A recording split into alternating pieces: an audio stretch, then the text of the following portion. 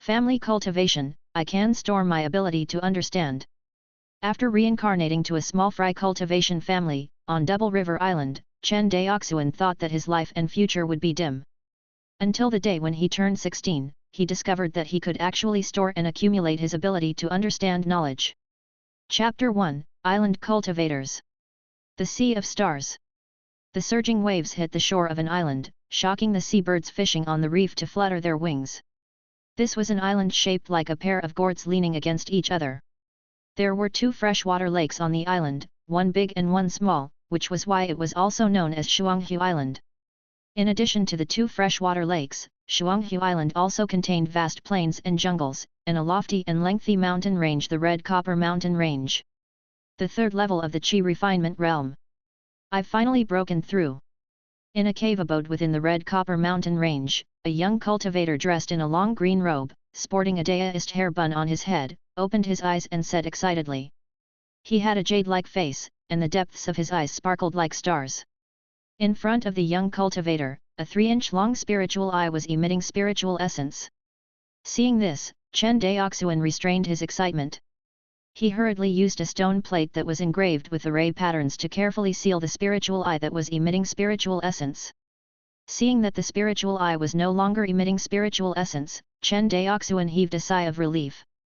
This spiritual eye was the last spiritual eye the Chen clan owned. It supported the cultivation of the only 2 cultivators in the Chen clan. Once the spiritual eye was exhausted, Chen Daoxuan and his 13th uncle, Chen Zianhe, could only refine the spiritual essence in the air. At that point, their cultivation progress would definitely be hindered, and it would be difficult for them to advance an inch. After tidying up, Chen Daoxuan stood up and walked out of the cave abode. He had just left the cave abode when a maid with a graceful figure ran over, dripping with sweat. She called out softly, "Young master, the clan leader is inviting you over." After she finished speaking, the maid looked at Chen Daoxuan with an expression of reverence on her pretty face. "Got it. You can go down first." "Yes." After the servant girl left, Chen Daoxuan used the wind control spell and flew toward another mountain within the Red Copper Mountain Range. Chen Daoxuan was 16 years old this year. He had been in this unfamiliar world for a full 16 years. In his previous life, Chen Daoxuan was a mechanical engineer from China on Earth. Because of a factory accident, he died and was reborn into this world. Since he retained the memories of his previous life, when Chen Daoxuan learned that this world was a cultivation world from the novels and movies of his previous life, he had been really excited. However, his passion was quickly extinguished by the harsh reality of this world. In Chen Daoxuan's view, the cruelty of the cultivation world far exceeded that of the civilization of his previous life. This cruelty was not only reflected in fighting and killing, but also in the absolute monopoly of cultivation resources by the major forces. In this world, the cultivation sects and clans controlled almost all of the cultivation resources. Small clans and itinerant cultivators could only get their hands on some scraps and leftovers that the cultivation sects and clans looked down upon. For example, the Chen clan of Shuanghu Island, of which Chen Daoxuan was a part of, was a typical small cultivation clan. At its peak, the Chen clan once had 13 Qi refinement realm cultivators. Although they did not possess any spiritual veins, they had a total of 7 spiritual eyes for cultivators to cultivate with. In addition, the Chen clan also occupied a miniature level 1 spirit mine, the Red Copper Mine. While his thoughts were in turmoil, Green Pine Mountain Peak soon appeared in front of Chen Daoxuan. This was the cave abode of Chen Zianhe, another cultivator of the Chen clan of Shuanghu Island. As one of the only 2 remaining cultivators of the Chen clan of Shuanghu Island, Chen Zianhe's cultivation was much higher than Chen Daoxuan's. He was already a 6th level Qi refinement realm cultivator. 13th uncle. Outside the cave abode, Chen Daoxuan called out respectfully. "Come in." An aged voice could be heard from inside the cave abode. Chen Daoxuan responded affirmatively and walked into the cave abode. He saw an old man dressed in a grey-white robe with his hair tied up in a Daoist bun. He sat on the jade bed and looked at Chen Daoxuan. This old man was Chen Daoxuan's uncle, the current patriarch of the Chen clan of Shuanghu Island, Chen Zianhe. 13th uncle, were you looking for me? When the old man saw Chen Daoxuan, his eyes flashed with joy. Then, he quickly stood up from the jade bed and walked over to Chen Daoxuan. he said excitedly, Daoxuan, your cultivation just broke through to the third level of the Qi refinement realm. Chen Daoxuan nodded. When he spoke about his cultivation, Chen Daoxuan's face was full of joy. Good. Good. Good. Chen Xianhe said good thrice, and continued, I didn't expect you to break through the Hushan realm, Xiantian realm, and now third level of the Qi refinement realm, in just 10 years after you started cultivating at the age of 6. God has really blessed our Chen clan. Chen Xianhe's face darkened when he said that. It's a pity that our Chen clan is in decline. If our clan brothers were still around, we would have bought you a meridian opening pill no matter what. That way, you wouldn't have to waste 5 years in the mortal realm. In this world, regardless of whether it was mortals without spiritual roots or cultivators with spiritual roots, they all had to go through the cultivation of the mortal realm. This was what Chen Xianhe referred to as the Hushan realm and Xiantian realm. For mortals, the 9th layer of the Xiantian realm was the end of their road. Without spiritual roots, mortals would never be able to refine spiritual essence and step onto the immortal path. For cultivators, the greatest significance of the mortal realm was to nourish the body and connect all the meridians in the body in order to lay a good foundation for refining spiritual essence in the Qi refinement realm. Chen Daoxuan started cultivating at the age of 6 and only broke through to the first level of the Qi refinement realm at the age of 11. After that, he cultivated for 5 years before he advanced to the third level of the Qi refinement realm. On average, he advanced past each level of the Qi refinement realm every 2.5 years. To be honest, this kind of cultivation speed was nothing in comparison to the Sex and Great Immortal clans. However, in a small clan like the Chen clan of Shuanghu Island, it was a rare and precious occurrence. After all, compared to the Great Immortal clans, the Chen clan of Shuanghu Island's cultivation resources were extremely scarce, even when compared to itinerant cultivators, they were not much better off. Inside the cave abode, Chen Daoxuan saw his uncle Chen Xianhe's guilty expression and quickly comforted him, Why are you acting like this, 13th uncle?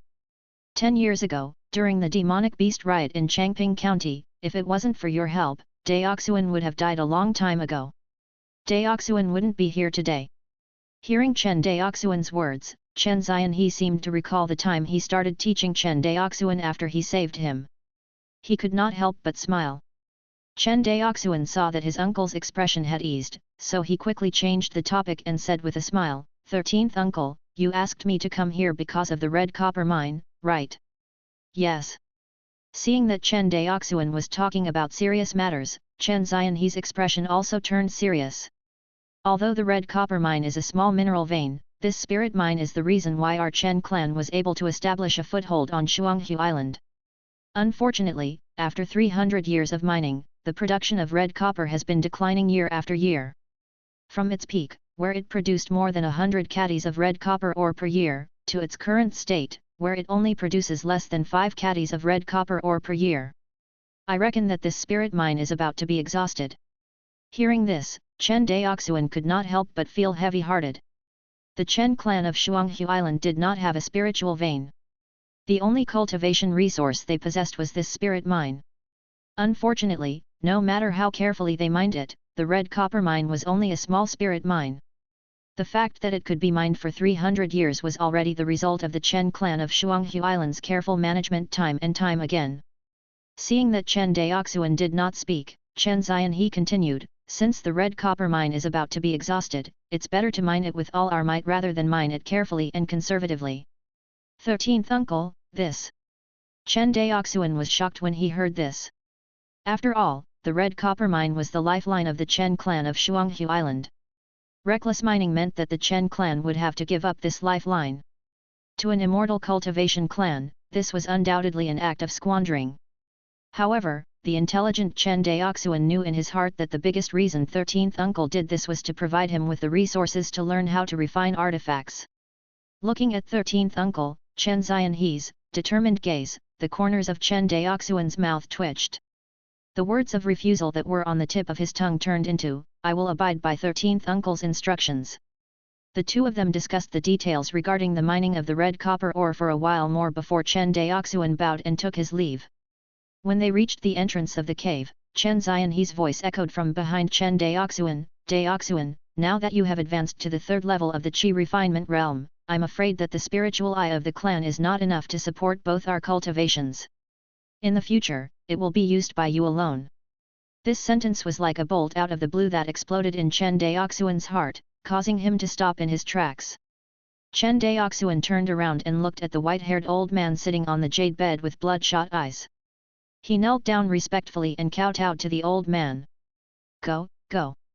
Chen Zianhe waved his sleeves and a gratified smile appeared on his face. Chapter 2, Red Copper Mine. As he walked out of the cave, Chen Daoxuan's mood was heavy. In order to support his cultivation, 13th uncle had even given up on his own path of cultivation. This kind of favor, from someone who was trying to attain the Dao, was truly shocking. Chen Daoxuan had reincarnated into this life, and all he had heard was about how all cultivators were sinister and cunning, robbing and killing others for the sake of their own cultivation. He had never heard of anyone giving up their own path of cultivation for the sake of their juniors. This kind of self-sacrificing behavior was extremely rare in this world, and even back on Earth in his previous life. However, when he thought about Chen Zianhe's earnest teachings over the years, Chen Daoxuan could not help but feel relieved. Using the wind control spell, Chen Daoxuan traveled through the mist and the clouds between the mountains like a celestial being. He was silent the entire journey. In about the time it took for half an incense stick to burn, a brown mountain appeared in front of Chen Daoxuan. Compared to Chen Daoxuan and Chen Zianhe's cave abode, this mountain was bald and looked like a hairless vulture. It was exceptionally ugly. This was the small spirit mine owned by the Chen clan of Shuanghu Island, the Red Copper Mine. The Red Copper Mountain Range was also named after this spirit mine.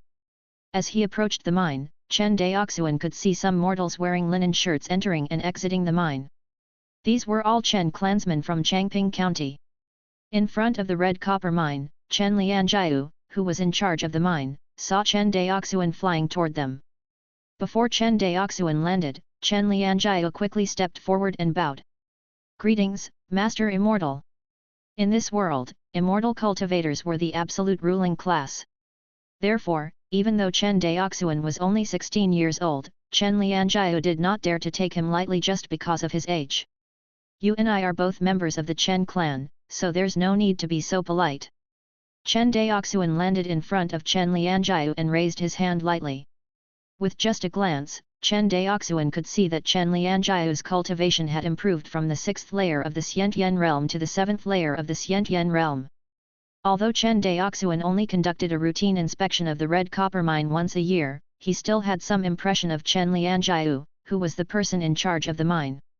However, whether it was the 6th or 7th layer of the Xiantian realm, in the eyes of cultivators, there was not much difference. The Xiantian realm and the Qi refinement realm were not on the same level at all. After a brief pause, Chen Daoxuan said with a smile, "I came here to check on the output of the Red Copper Mine for this year." Hearing this, Chen Lianjiu's old face, which was full of smiles, immediately darkened. He carefully said, "Master Immortal, this year's output of red copper ore has decreased again. It's only a little more than 3 catties." Sure enough, after hearing this, Chen Daoxuan frowned slightly. The situation was even worse than what Chen Zianhe had predicted. The supply of red copper ore might already have been exhausted. Even if they decided to mine at full capacity, they might not be able to squeeze out much more from the spirit mine. As he pondered the matter, Chen Daoxuan took a deep breath. "Let's go, bring me inside to take a look." "Master Immortal, this way please." Chen Lianjiu bowed and made an inviting gesture. Chen Daoxuan walked toward the building where the ores were stored. At the Red Copper Mine, there were the 3 mining caves, while the miners and stewards usually lived in makeshift simple wooden houses. Located among these simple wooden houses was a 3-story building that stood out. It was a structure built to temporarily store the mined red copper ore. Chen Lianjiu usually lived inside, ostensibly to ensure the safety of the red copper ore. In truth, he did not want to squeeze in with the miners inside their stinky simple wooden houses. Undoubtedly, the living and working conditions of the red copper mine were difficult, but the Chen clansmen were still willing to work here. This was not due to pressure from the immortal masters, but rather due to the generous remuneration offered by the clan. The clan stipulated that anyone who was willing to voluntarily work as a miner at the red copper mine would only have to serve for 3 months, and that their families would be exempted from a year of tax. Moreover, while working in the red copper mine, they would be paid 1 tael of silver per month. Given such generous remuneration, employment at the red copper mine was much sought after by members of the Chen clan of Shuanghu Island. It was a well-paid role. If one had to compare this job with his previous life, it would probably be similar to working for a state-owned enterprise. Walking over to the building where the red copper ore was stored, Chen Lianjiao quickly took out the key to the bronze lock on the door. He then led Chen Daoxuan into the building. After turning left and right for about the time it took to brew half a cup of tea, Chen Lianjiao handed an exquisite wooden box over to Chen Daoxuan. After that, he cupped his hands and said, "Master Immortal, the red copper ores that have been mined since last year are all in this box." "Okay." Chen Daoxuan nodded noncommittally and waved his hand lightly, causing his true energy to surge forth. Clack! The wooden box was opened, and 3 large pieces, and 1 small piece, of red copper ore lay quietly inside the wooden box. Different from ordinary copper ores, this red ore had an indescribable aura emanating from it. Even mortals could see the peculiarity of these ores. Spiritual essence. This was the biggest difference between spirit ores and ordinary ores. Generally speaking, the grade of a spirit ore was determined by the amount of spiritual essence it contained. After checking and finding that there were no problems, Chen Daoxuan patted the storage bag on his waist and put the 4 pieces of red copper ores into the storage bag. Seeing this, Chen Lianjiao let out a slight sigh of relief.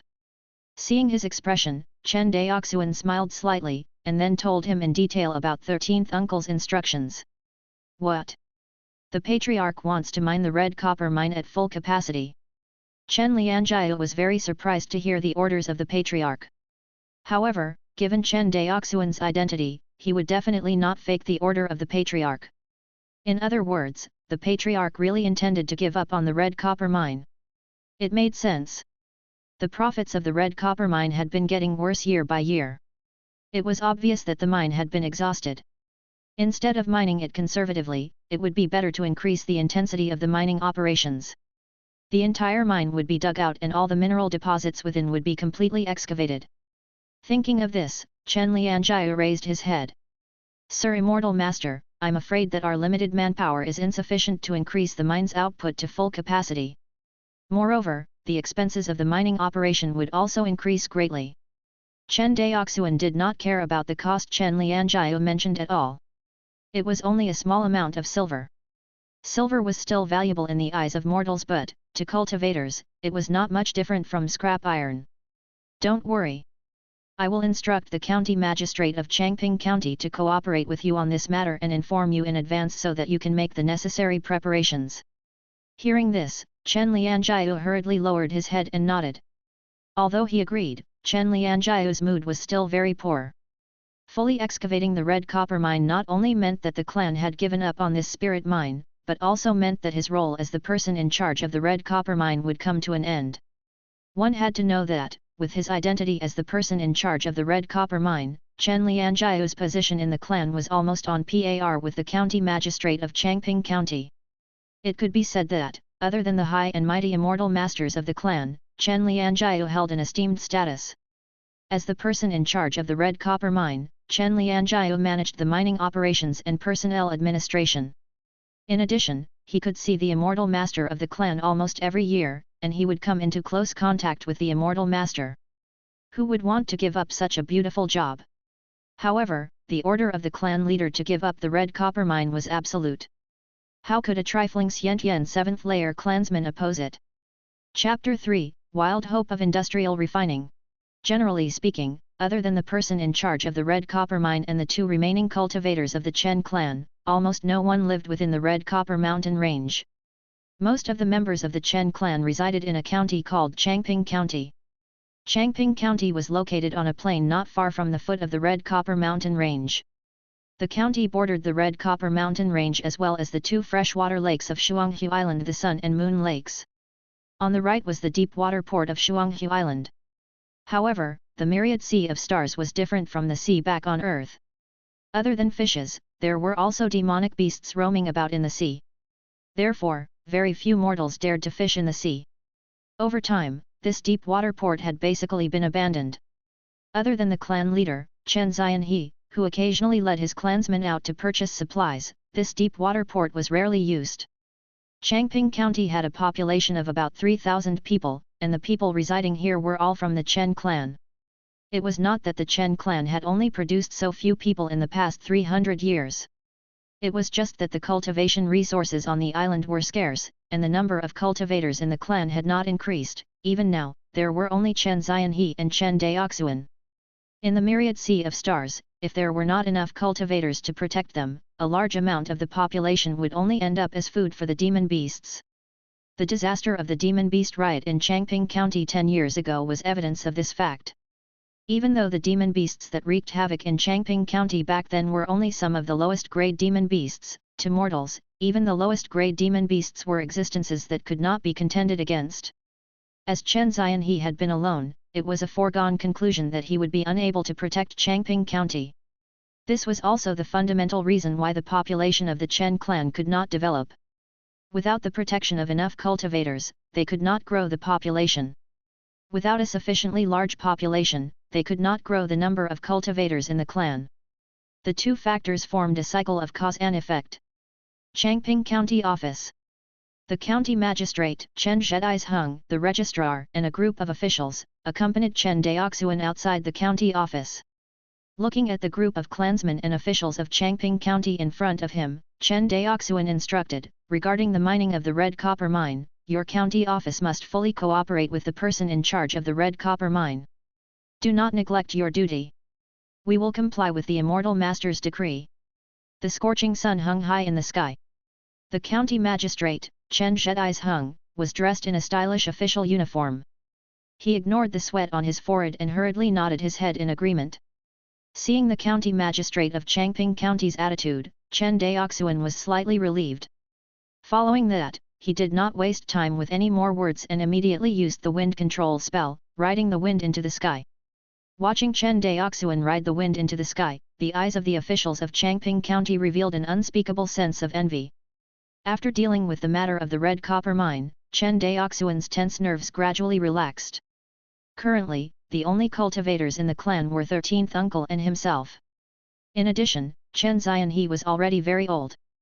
The pressure and responsibility that Chen Daoxuan had to bear was far beyond what the cultivators of other cultivation clans could imagine. Unless he was willing to abandon the clan and become an itinerant cultivator. However, when he thought about how 13th uncle had cared for him for so many years, and had even been willing to selflessly give up the path of cultivation for his sake, no matter what, Chen Daoxuan would never do something like abandoning the clan. Very soon, Chen Daoxuan's figure landed on a mountain peak not far from his cave abode. This mountain was the second most important place of the clan apart from the red copper mine, the earth fire chamber. When the Chen clan's patriarch established the Chen clan's foundation on Shuanghu Island, apart from discovering the red copper mine, he also discovered that this island was actually connected to an earth fire vein. One had to know that, for a cultivation force, the importance of the earth fire vein was not inferior to a small spirit mine. However, it was not easy to utilize an earth fire vein. One had to construct a building called the earth fire chamber. Unfortunately, the Chen clan's patriarch was only an itinerant cultivator back then. He did not have the ability or the resources to construct the earth fire chamber. It was not until the clan's immortal generation of cultivators rose up that the number of cultivators in the clan reached 13. Only then did they obtain the resources to build the earth fire chamber, relying on their battle merits. In other words, the building in front of Chen Daoxuan had only been built around 100 years ago at most. Of course, Chen Daoxuan did not know the exact year because there were no records of it in the clan. Taking a deep breath, Chen Daoxuan pushed open the heavy bronze door of the earth fire chamber. Accompanied by a series of teeth-aching creaks, the bronze door slowly opened. As the door opened, a wave of heat rushed out toward his face. It felt similar to when he had stood in front of the smelting furnace of the steel factory in his previous life. This place was the place where Chen Daoxuan had stayed the most over the past 5 years. When the clan built this earth fire chamber, their greatest wish was to nurture an artifact refiner for the clan. However, the cultivators of the immortal generation had spent their entire lives, until their souls were extinguished, without seeing this come to pass. Of course, their sacrifice was not meaningless. It was due to their hard work on the battlefield that they were able to construct a building like the earth fire chamber and obtain a second-tier artifact refiner's inheritance. Without their sacrifice, the Chen clan of Shuanghu Island would never be able to cultivate an artifact refiner. There were 3 buildings located where the earth fire chamber of the Chen clan was. The main building was the one that Chen Daoxuan had entered. It was the place where the earth fire vein converged upon. The 2 buildings that were slightly shorter next to it had been built on Chen Daoxuan's instructions. The words blueprint room and laboratory were written on their plaques respectively. After routinely examining the array in the earth fire chamber, Chen Daoxuan walked out of the earth fire chamber and pushed open the door to the laboratory next to it. Compared to the extreme heat of the earth fire chamber, the temperature in the laboratory was much cooler. However, compared to the clean and tidy chamber, the interior of the laboratory was a mess. All kinds of materials were piled up everywhere. Most of them were spirit ores that Chen Daoxuan had used in refining. In addition, in the most eye-catching spot of the laboratory, a cylinder-shaped object about 10 feet in diameter stood quietly. It looked a little out of place inside the ancient-looking laboratory. If this object was seen by steel factory workers back on Earth, they would find that the object in front of them resembled, 70 to 80%, a modern steel furnace. However, compared to the steel furnace on Earth, this cylinder-shaped object was engraved with array patterns, giving it a more mysterious aura. Chen Daoxuan walked into the laboratory and stared at the huge object in front of him. His eyes were filled with a complicated expression. After 5 years of failure, he had to admit that he had taken things too lightly. 5 years ago, when he first came into contact with the artifact refining inheritance, as a mechanical engineer in his previous life, Chen Daoxuan could not help but think, could he use modern industrial production methods to increase the output of artifact refining? According to the second-tier refining inheritance, artifact refining was generally divided into 3 stages, which were refining, shaping, and fusing arrays. According to Chen Daoxuan's knowledge, the most time-consuming stage of the refining process of a first-grade spiritual artifact was precisely the refining stage. Take the first-grade flying sword, the Red Shadow Flying Sword, as an example. The main material used to refine the Red Shadow Flying Sword was the spirit ore, red copper ore, which the Chen clan had a large amount of. It would take 3 days and 3 nights just to refine the red copper ore needed to refine the Red Shadow Flying Sword. On the other hand, the subsequent shaping and fusing arrays stages did not take too long. Normally, it would only require about 2 hours to complete. This meant that even if a refiner wanted to refine the most basic and lowest first-grade flying sword, they would have to labor inside the earth fire chamber for 3 days and 3 nights without rest. This greatly affected production efficiency. In the eyes of Chen Daoxuan, who was a mechanical engineer, this purely manual production method was simply akin to killing oneself slowly. Chapter 4, Enlightenment Scripture of Hong Meng. All these years, in order to develop the steel furnace that he had envisioned, Chen Daoxuan had exhausted most of the resources that should have been used to learn how to refine artifacts. Unfortunately, things did not turn out as he had hoped. Chen Daoxuan, who possessed the wisdom of another lifetime, knew that his scientific research on this subject might not yield results. However, as long as he succeeded, the rewards would be astonishing. Fortunately, with the help of Hongmeng Wu Daojing, the progress of my study of artifact refining is far beyond anyone's imagination. Chen Daoxuan muttered. The Hongmeng Wu Daojing that he was talking about was discovered inside his own sea of consciousness when he broke through to the Qi refinement realm 5 years ago and opened his sea of consciousness. At that time, it had been quietly wandering about in the middle of Chen Daoxuan's sea of consciousness. It was mysterious, peaceful, and emitted a faint golden light. Chen Daoxuan had never seen the words written on the scripture before, but he knew their meaning, so he could still meditate on the words. The name of this scripture was loosely translated as Hongmeng Enlightenment Sutra. This scripture was not long, and Chen Daoxuan only needed exactly the time it took for an incense stick to burn to finish reciting it completely. When he started meditating on the scripture, he did not notice anything unusual. It was just that after meditating, he felt that his spiritual sense was full, his mind was clearer, and he felt refreshed.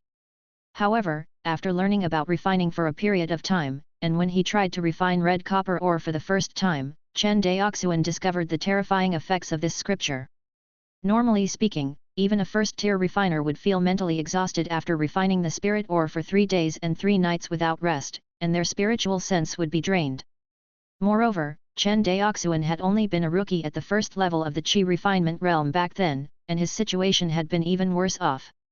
He recalled that the first time he finished refining the red copper ore in the earth fire chamber, he had simply collapsed to the ground, and his entire sea of consciousness seemed to have been crushed flat by someone or something.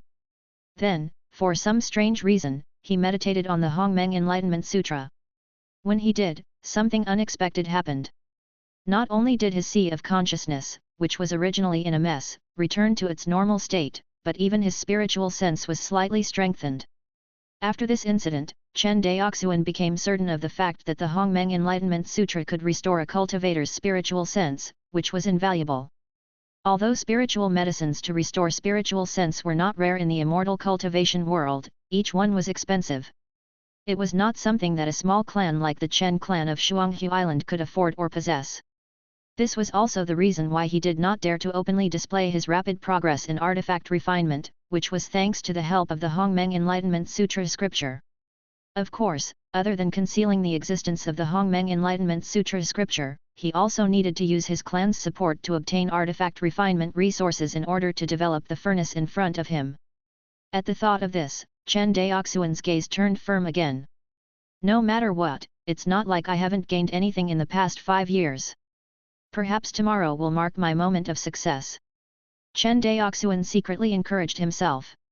According to his assumption, this furnace in front of him should be able to replace the manual process of refining spirit ores by cultivators, just like the smelting furnace back on Earth.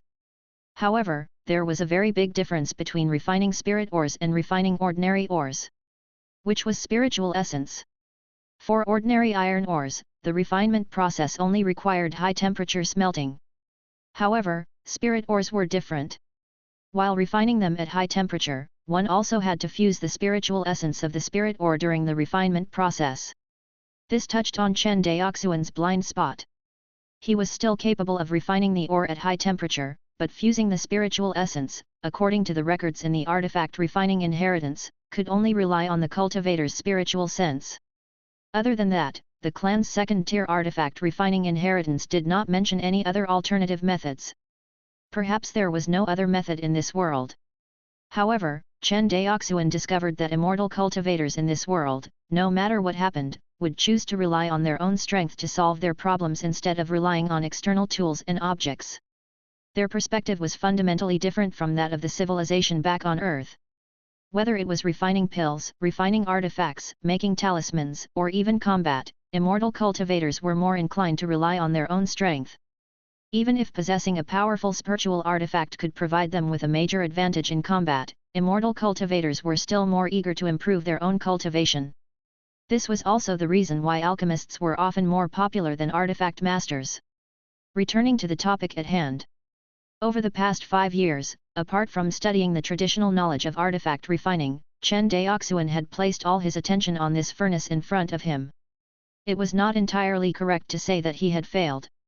Chen Daoxuan had categorized the furnace in front of him into 5 components according to their respective functions. These were the control system, the intake port, the heating refining system, the floating system, and the discharge port. The core of the system was the control system. Chen Daoxuan was most proud of his efforts when it came to the control system. This was because the core of the control system was the driving array, which was created by Chen Daoxuan based on the knowledge of arrays recorded in the second-tier refining inheritance, as well as his own ideas. In addition, he could control the distance between the spirit stones and the driving array using the slider, which meant that he could control the amount of spiritual essence that the driving array received, and thereby control the temperature of the furnace. In other words, with the help of this furnace, a few mortals would be able to operate this furnace to smelt the red copper ore.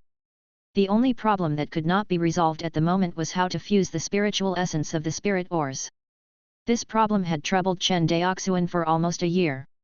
As he had completed the driving array, he was more inclined toward creating a new array to fuse the spiritual essence of the spirit ores. Unfortunately, he had yet to succeed. Chen Daoxuan stood in front of the furnace with a bunch of blueprints in his hand. Upon closer observation, the blueprints were all 3-dimensional, detailed blueprints of the furnace in front of him. There was only one blank blueprint, which corresponded to the bottom section of the furnace. According to Chen Daoxuan's assumption, there should be an array that could fuse the spiritual essence of the spirit ore engraved there. Sigh. After a long time, Chen Daoxuan sighed. The feeling of being one step away from the door to success was too unbearable. After thinking for a long time, Chen Daoxuan gradually put his thoughts aside when he felt his head start to faintly ache. He put down the blueprints in his hand.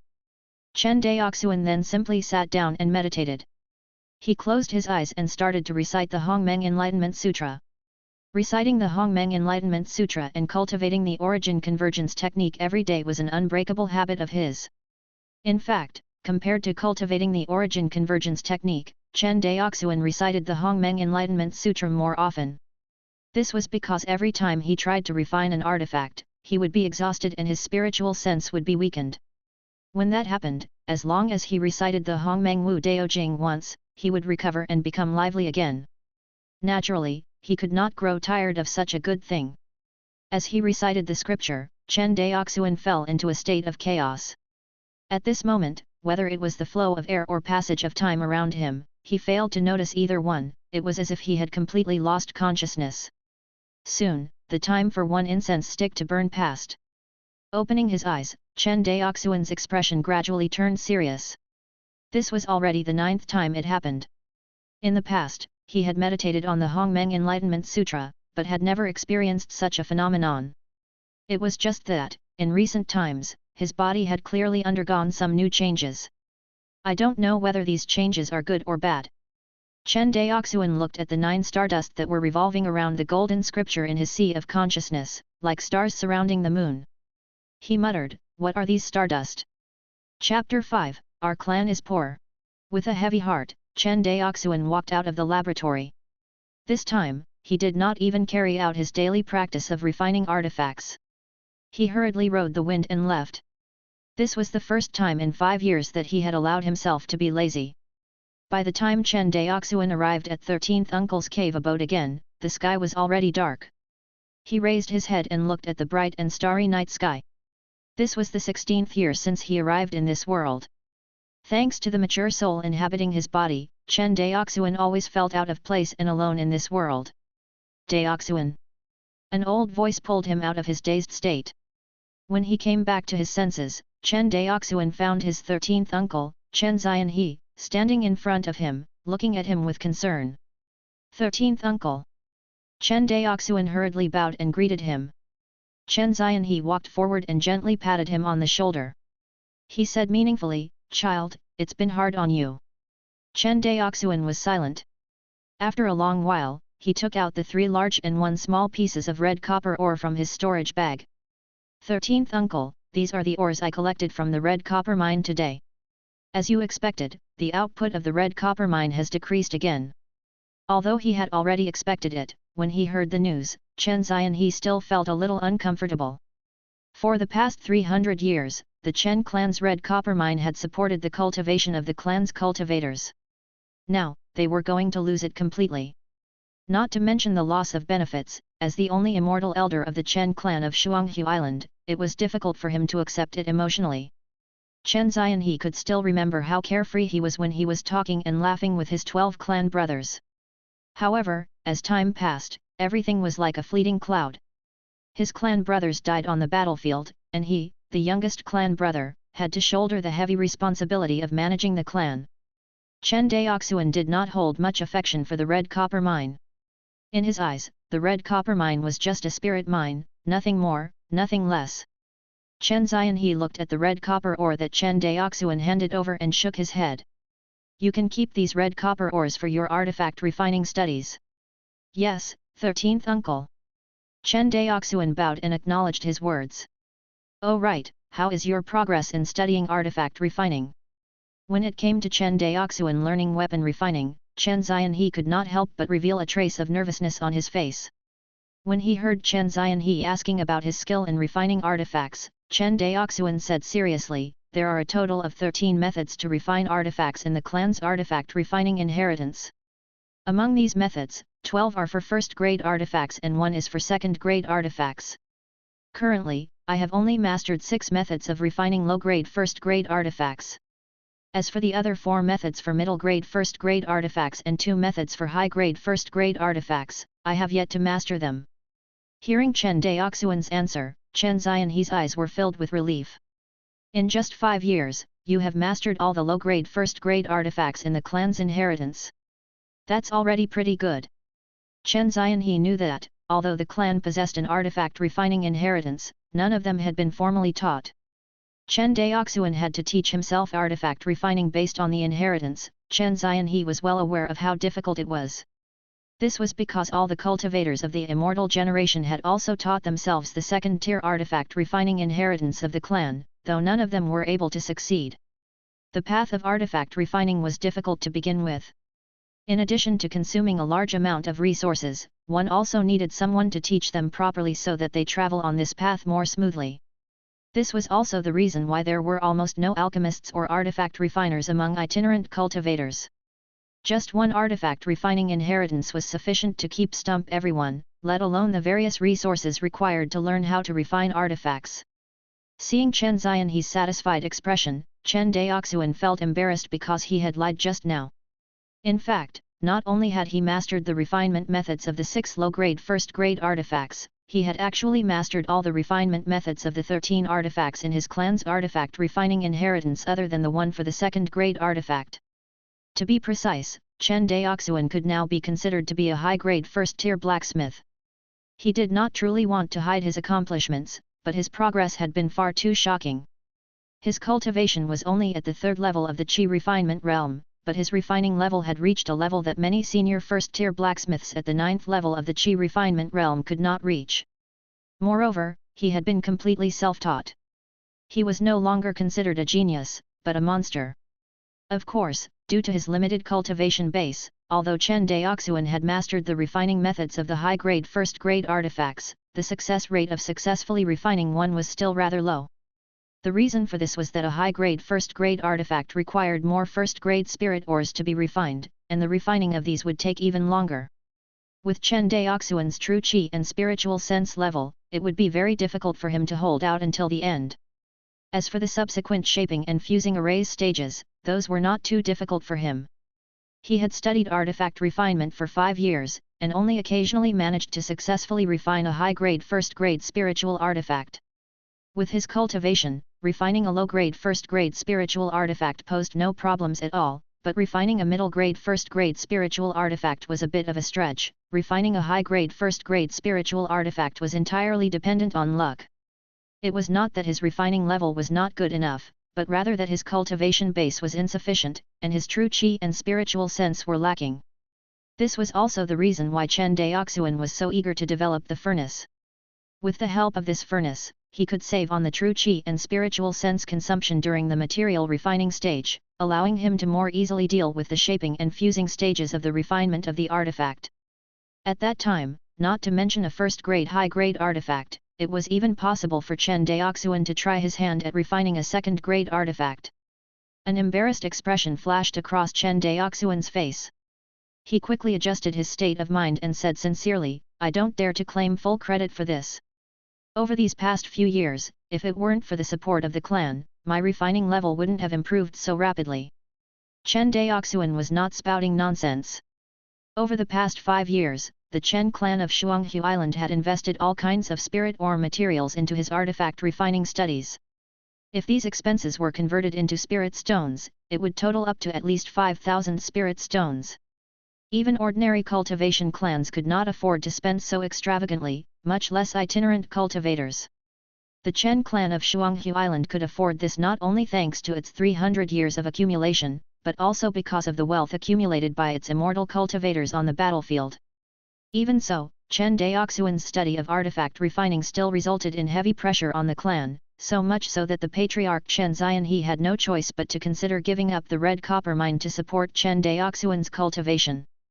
Hearing Chen Daoxuan's words, Chen Daoxuan smiled and nodded. "Not taking credit for yourself and not being arrogant, very good." As he said that, Chen Daoxuan changed the topic. "Daoxuan, you know that our clan is poor, so you must cherish the opportunity our clan is giving you to study artifact refinement. Nephew, always remember this." After that, Chen Daoxuan finished his report to Chen Daoxuan regarding the matter of fully excavating the red copper mine, and then left riding on the wind. Chen Daoxuan watched Chen Daoxuan leave before walking back into his cave abode. As the current leader of the Chen clan, although the spiritual eyes in Chen Daoxuan's cave abode were exhausted, the size and grandeur of the cave abode far exceeded that of Chen Daoxuan's cave abode. Of course, the reason why Chen Daoxuan did not build Chen Daoxuan's cave abode with such grandeur was to prevent Chen Daoxuan from becoming overindulgent and reliant on such luxuries at a young age. His painstaking effort was destined to be forgotten by others. After pacing a few rounds, Chen Daoxuan walked over to a wall made of broken dragon stone. He stretched out his palm and, with the activation of his true qi, the array patterns on the wall suddenly lit up. Then the wall made of broken dragon stone slowly slid to the side, revealing a secret chamber behind it. As Chen Daoxuan walked into the secret chamber, spiritual light shone brightly, and there were densely packed spirit stones inside that were all the size of a baby's fist. Chapter 6, Epiphany. Naturally, Chen Daoxuan, who had returned to his cave abode, was not aware of this. His 13th uncle, who had previously claimed that the clan was poor, was now counting his wealth in a secret chamber filled with spirit stones. Inside his cave abode, Chen Daoxuan opened the stone plate that sealed his spiritual eye. Immediately, spiritual essence began to gush out again. Upon seeing this, he did not dare to waste any of it. He quickly activated the origin convergence technique and absorbed the spiritual essence into his body to refine it. In the cultivation world of the myriad sea of stars, a cultivator's spiritual root was generally divided into 4 grades, based on their efficiency in refining spiritual essence. These were lower spiritual root, middle spiritual root, upper spiritual root, and heavenly spiritual root, which only could be found in 1 in 10,000 cultivators. Normally speaking, when a cultivator with lower spiritual root absorbed 10% of spiritual essence into his body, he could only refine 1% of it, which was very inefficient. Therefore, given identical cultivation resources, compared to the other grades of spiritual roots, the cultivation speed of a cultivator with lower spiritual root was the slowest. Middle spiritual root cultivators were much more efficient in refining spiritual essence. Generally speaking, they were twice as efficient as lower spiritual root cultivators. 2 of the 10% of spiritual essence absorbed could be successfully refined. The speed at which upper spiritual root cultivators refined spiritual essence was double that of middle spiritual root cultivators. 4 of the 10% of spiritual essence could be refined. The most terrifying thing was that heavenly spiritual root cultivators could completely refine the spiritual essence they absorbed into their bodies. Given identical cultivation resources, their cultivation speed was 10 times faster than lower spiritual root cultivators. As for Chen Daoxuan, he did not know what grade of spiritual roots he possessed. Since the Chen clan of Shuanghu Island did not have a spiritual artifact to test his spiritual roots, the clan's cultivators could only vaguely judge the grade of their spiritual roots based on the speed at which they refined spiritual essence. In addition, there was no accurate reference standard, so they could only rely on their own judgment. Based on this, Chen Daoxuan, who was the clan leader, possessed the lower spiritual root. The clan leader started cultivating at the age of 10.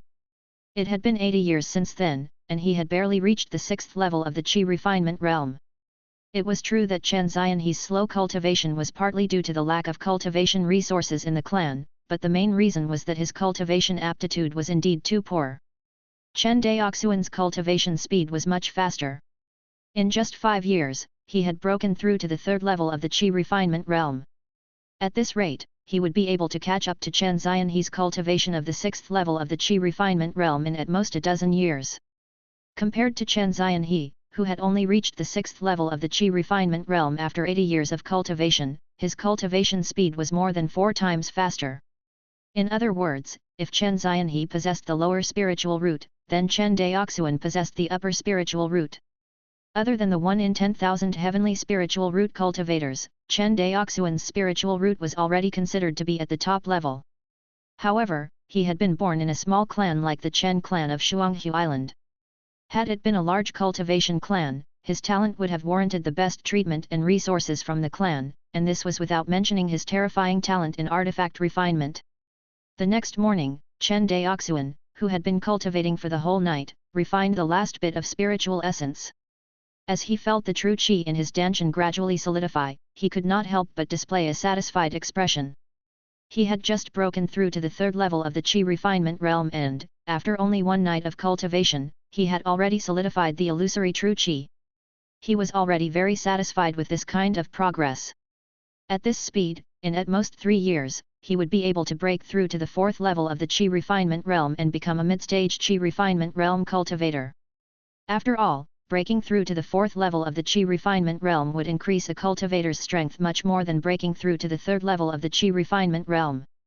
According to the records of the origin convergence technique, when a cultivator broke through to the mid-stage of the Qi refinement realm from the early stage of the Qi refinement realm, their true Qi would be strengthened by at least 50%, far exceeding the 20% increase when they broke through to the 3rd level of the Qi refinement realm. After finishing his cultivation, Chen Daoxuan used the stone plate to seal the spiritual eye in the cave abode again to prevent the spiritual essence from overflowing.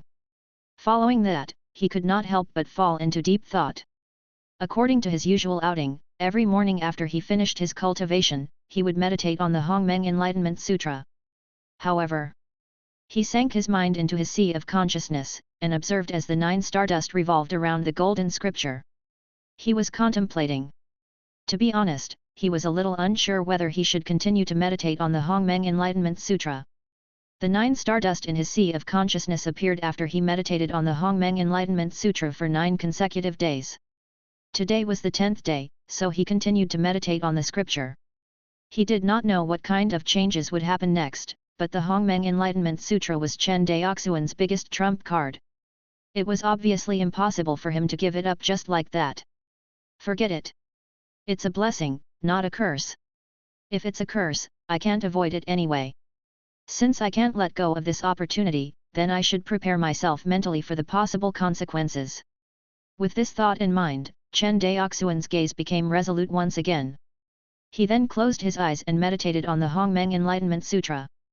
Very soon, a Dao verse circulated in Chen Daoxuan's sea of consciousness. Following that, he fell into a state of chaos and lost consciousness, although his mouth continued to instinctively recite the Hongmeng Enlightenment Sutra. The time it took for an incense stick to burn passed in the blink of an eye. When Chen Daoxuan opened his eyes again, he discovered that another stardust had appeared in his sea of consciousness. It's the 10th one, Chen Daoxuan said in a low voice, but... He frowned. It seems to be a little different this time. Chen Daoxuan discovered that the 10 stardust revolving around the golden scripture in his sea of consciousness seemed to be attracted to each other. If Chen Daoxuan did not deliberately control them, the 10 stardust would have been combined into one. Do you guys want to combine? Chen Daoxuan muttered, after which his eyes turned firm. Then I'll fulfill your wish.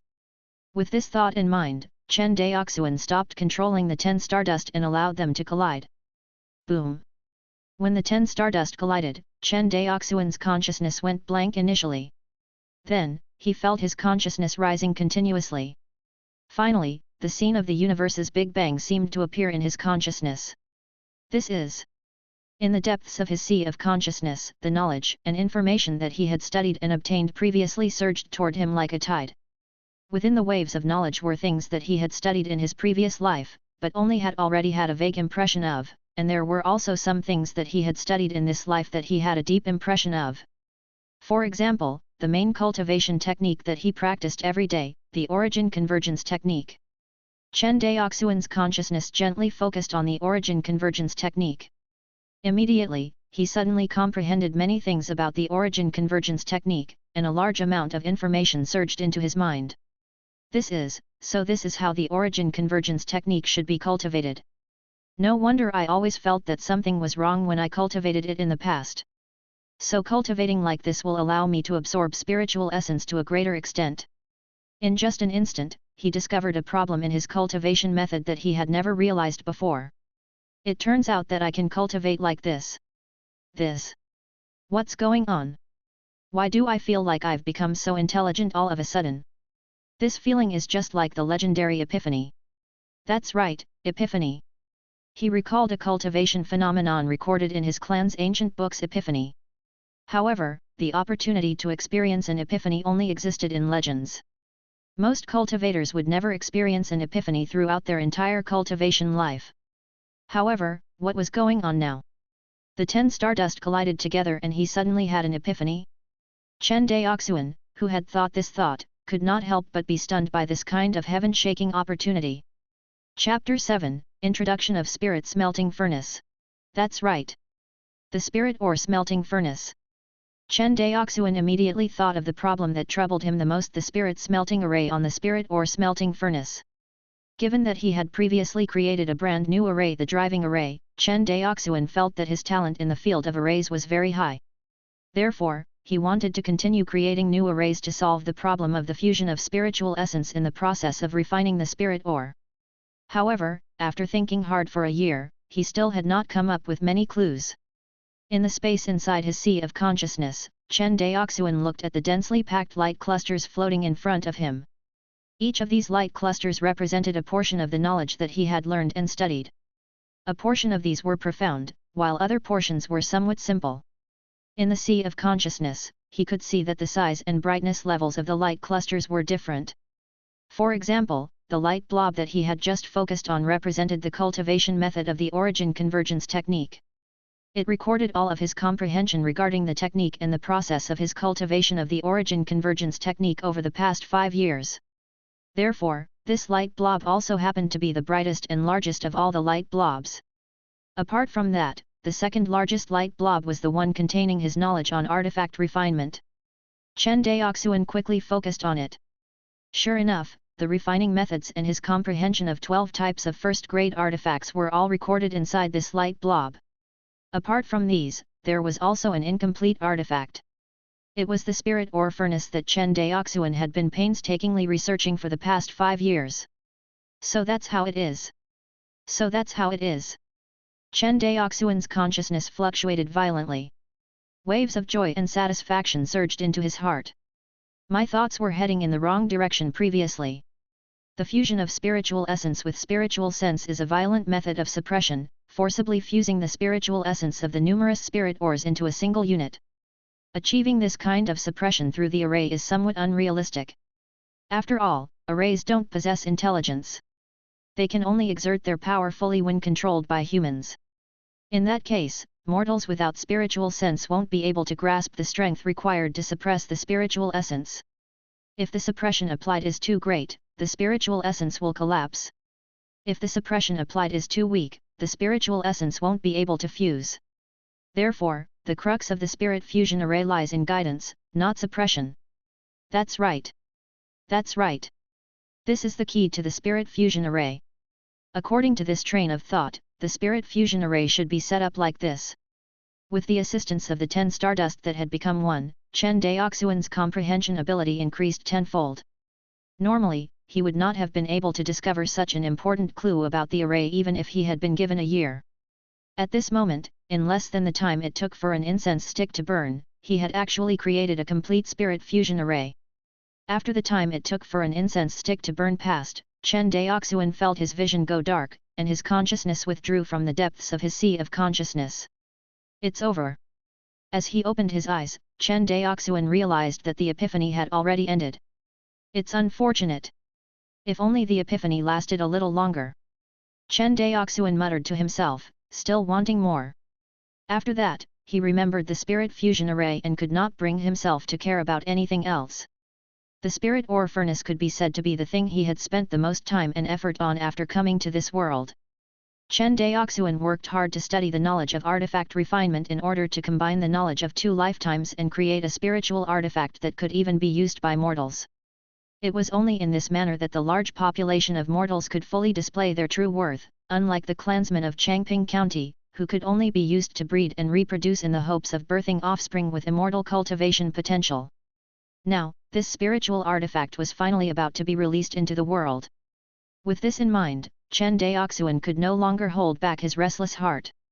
He immediately used the wind control spell and flew directly from his cave abode toward the earth-fire chamber. As he hastened his movements, Chen Daoxuan's wind-controlling speed became 2 to 3 times faster than usual. In less than 10 minutes, the 3 buildings around the earth-fire chamber came into view. Chen Daoxuan quickly landed and pushed open the door of the laboratory. Seeing the huge silver-white metal furnace placed in the center of the laboratory, he fell into deep thought. According to the refining method of the spirit ore furnace that he had just come up with, the furnace in front of him was obviously a failure. In fact, according to the description of the artifacts in the clan's refining inheritance, one could also judge this furnace as a failure. This was because it was impossible to see the patterns of the array on the surface of a successful refined artifact. All the patterns of the array would fuse into the artifact itself at the final stages of the refining process. However, the surface of the furnace in front of him was covered in array patterns. Forget it. I'll just refine it again. Chen Daoxuan sighed. He knew that it was impossible to add another array onto this furnace.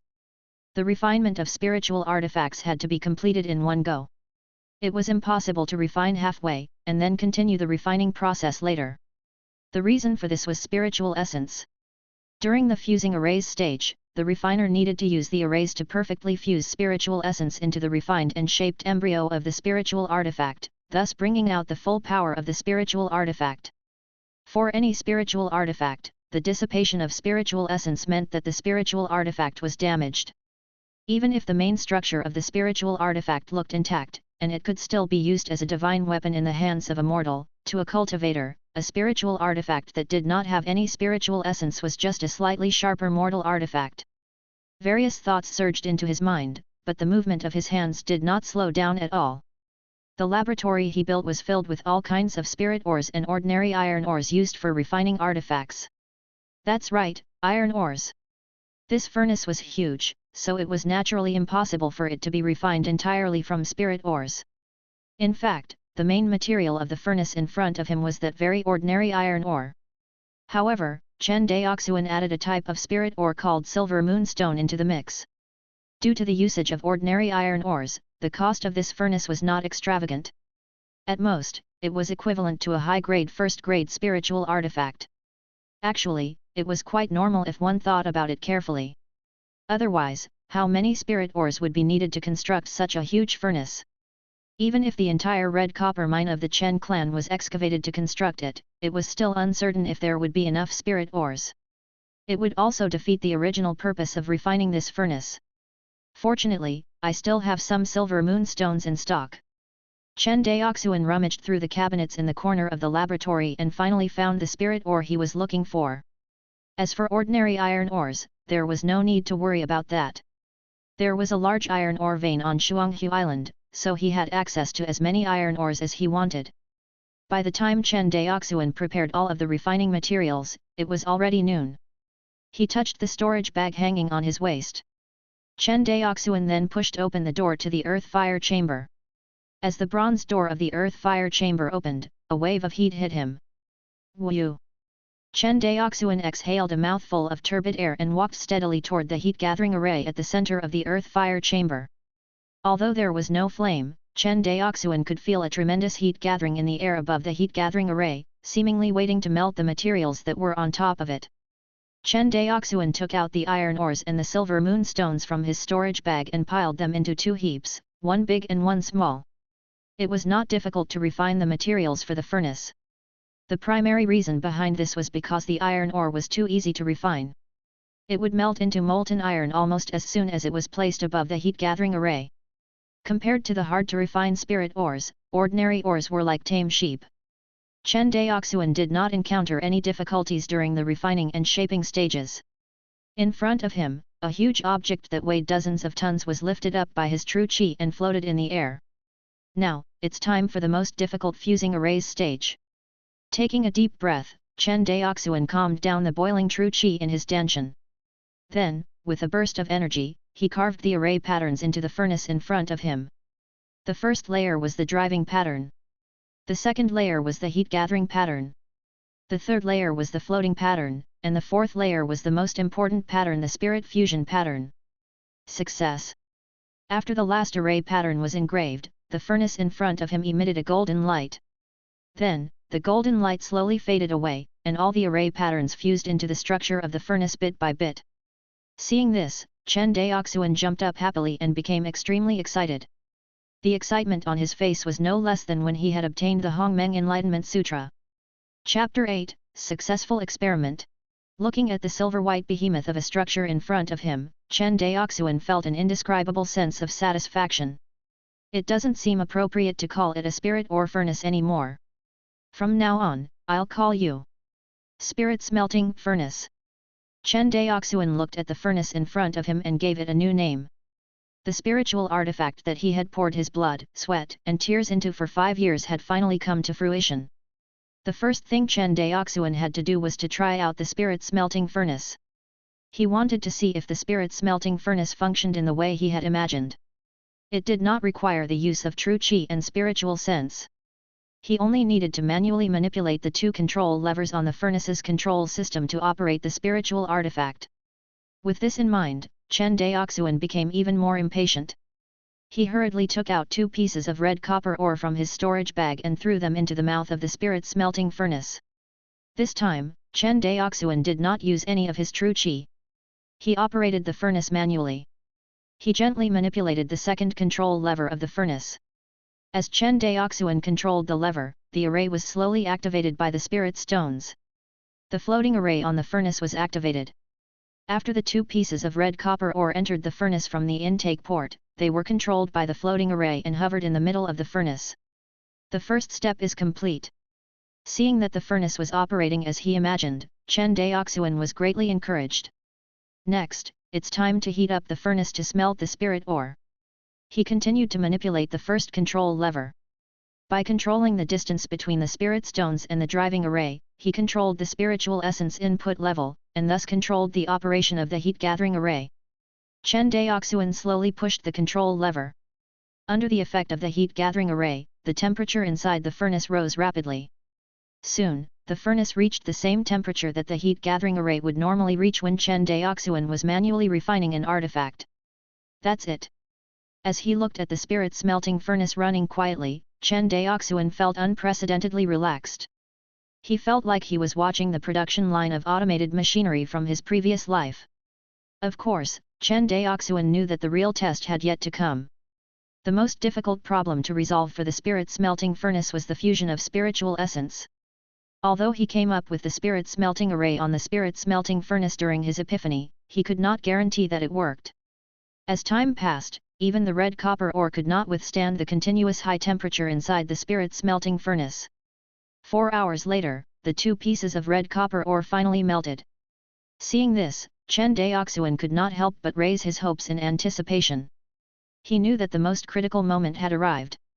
Under the keen observation of his spiritual sense, Chen Daoxuan discovered that, within the spirit smelting furnace, the 2 blobs of red liquid were slowly fusing together under the effect of the floating array. Not only that, the spiritual essence of these 2 blobs of liquid was also slowly fusing together. He was not using his spiritual sense to suppress and fuse the spiritual essence. In fact, other than observing the interior of the furnace, his spiritual sense did not come into contact with the spiritual essence in the red copper ores, much less suppress and fuse the 2. Clearly, this was taking place due to the effect of the spirit fusion array. Woo woo woo. The moment the spiritual essence fused, a flash of white light was emitted from the top of the spirit smelting furnace, which was accompanied by a rapid burst of what sounded like the release of high-pressure steam. This was a design choice that Chen Daoxuan had implemented based on the changes in the spiritual pressure caused by the fusion of the spiritual essence of the spirit ores. It was equivalent to a feedback system used to remind the operator that the spirit ores had been successfully refined. Without it, how could mortals without spiritual sense know when the spirit ore had been successfully refined? When Chen Daoxuan heard this brief whining noise, he became even happier. To him, this sound was even more pleasing than celestial music. He quickly manipulated the control lever, and the refined liquefied spirit ore slowly floated out from the discharge port. Good. Chen Daoxuan was extremely excited. He used his true qi to drag the refined red copper liquid in front of him, after which he used his spiritual sense to examine it carefully and found that there was no difference between it and the red copper ore that he had refined previously. He could not help but exclaim, "Great! With this, as long as I have enough spirit smelting furnaces, my refining efficiency will increase by at least dozens of times." For example, to refine the red shadow flying sword, Chen Daoxuan had to refine the materials for 3 days and 3 nights. Now, he only needed to complete the shaping and fusing arrays stages of the spiritual artifact refining process. However, the process of shaping and fusing arrays of a first-grade spiritual artifact was relatively simple. Even if the fusing arrays stage was a little more difficult, it would only take him an hour at most. In other words, the process that would normally take him 3 days and 3 nights had now been compressed to 2 hours, increasing his work efficiency by 36 times. Now, Chen Daoxuan alone was equivalent to 36 artifact refiners in the outside world. What was even more terrifying was the fact that this efficiency could be replicated. Once this revolutionary spiritual artifact was popularized, as long as the clan gave birth to one artifact refiner in the future, it would be equivalent to giving birth to 36 artifact refiners in the outside world. With this thing, would he still be worried about not having any spirit stones? Would he still be worried about not having any cultivation resources? At this moment, Chen Daoxuan felt unprecedentedly relaxed. The clan had declined and the cultivators in the clan had withered away. This situation was like a huge mountain pressing down on his heart, creating a situation where he did not dare to relax for even a moment. However, at this moment, he finally saw the light at the end of the tunnel, and all the pressure was washed away. However, in order for the spirit smelting furnace to work, the earth-fire chamber's connection to the earth-fire vein is essential. Otherwise, the heat-gathering array will not work properly.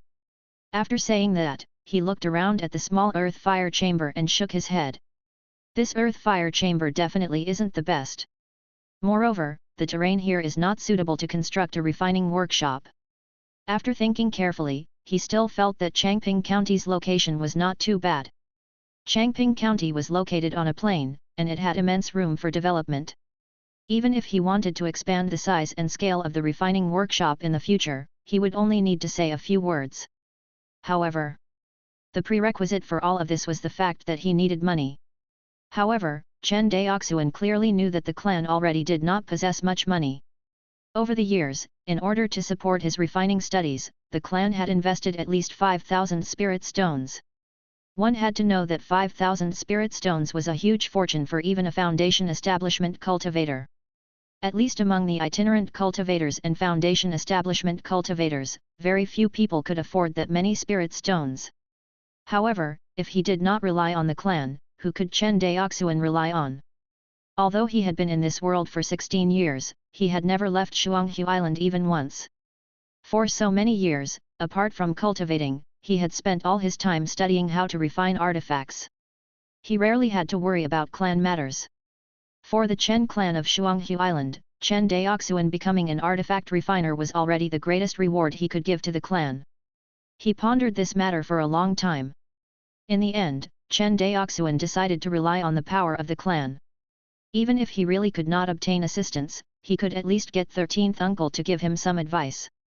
After all, compared to Chen Daoxuan, who was a rookie in the cultivation world, Chen Xianhe, who had participated in cultivator wars, and had lived in the cultivation world of the myriad sea of stars, and even the immortal cloud continent, was much more experienced than him.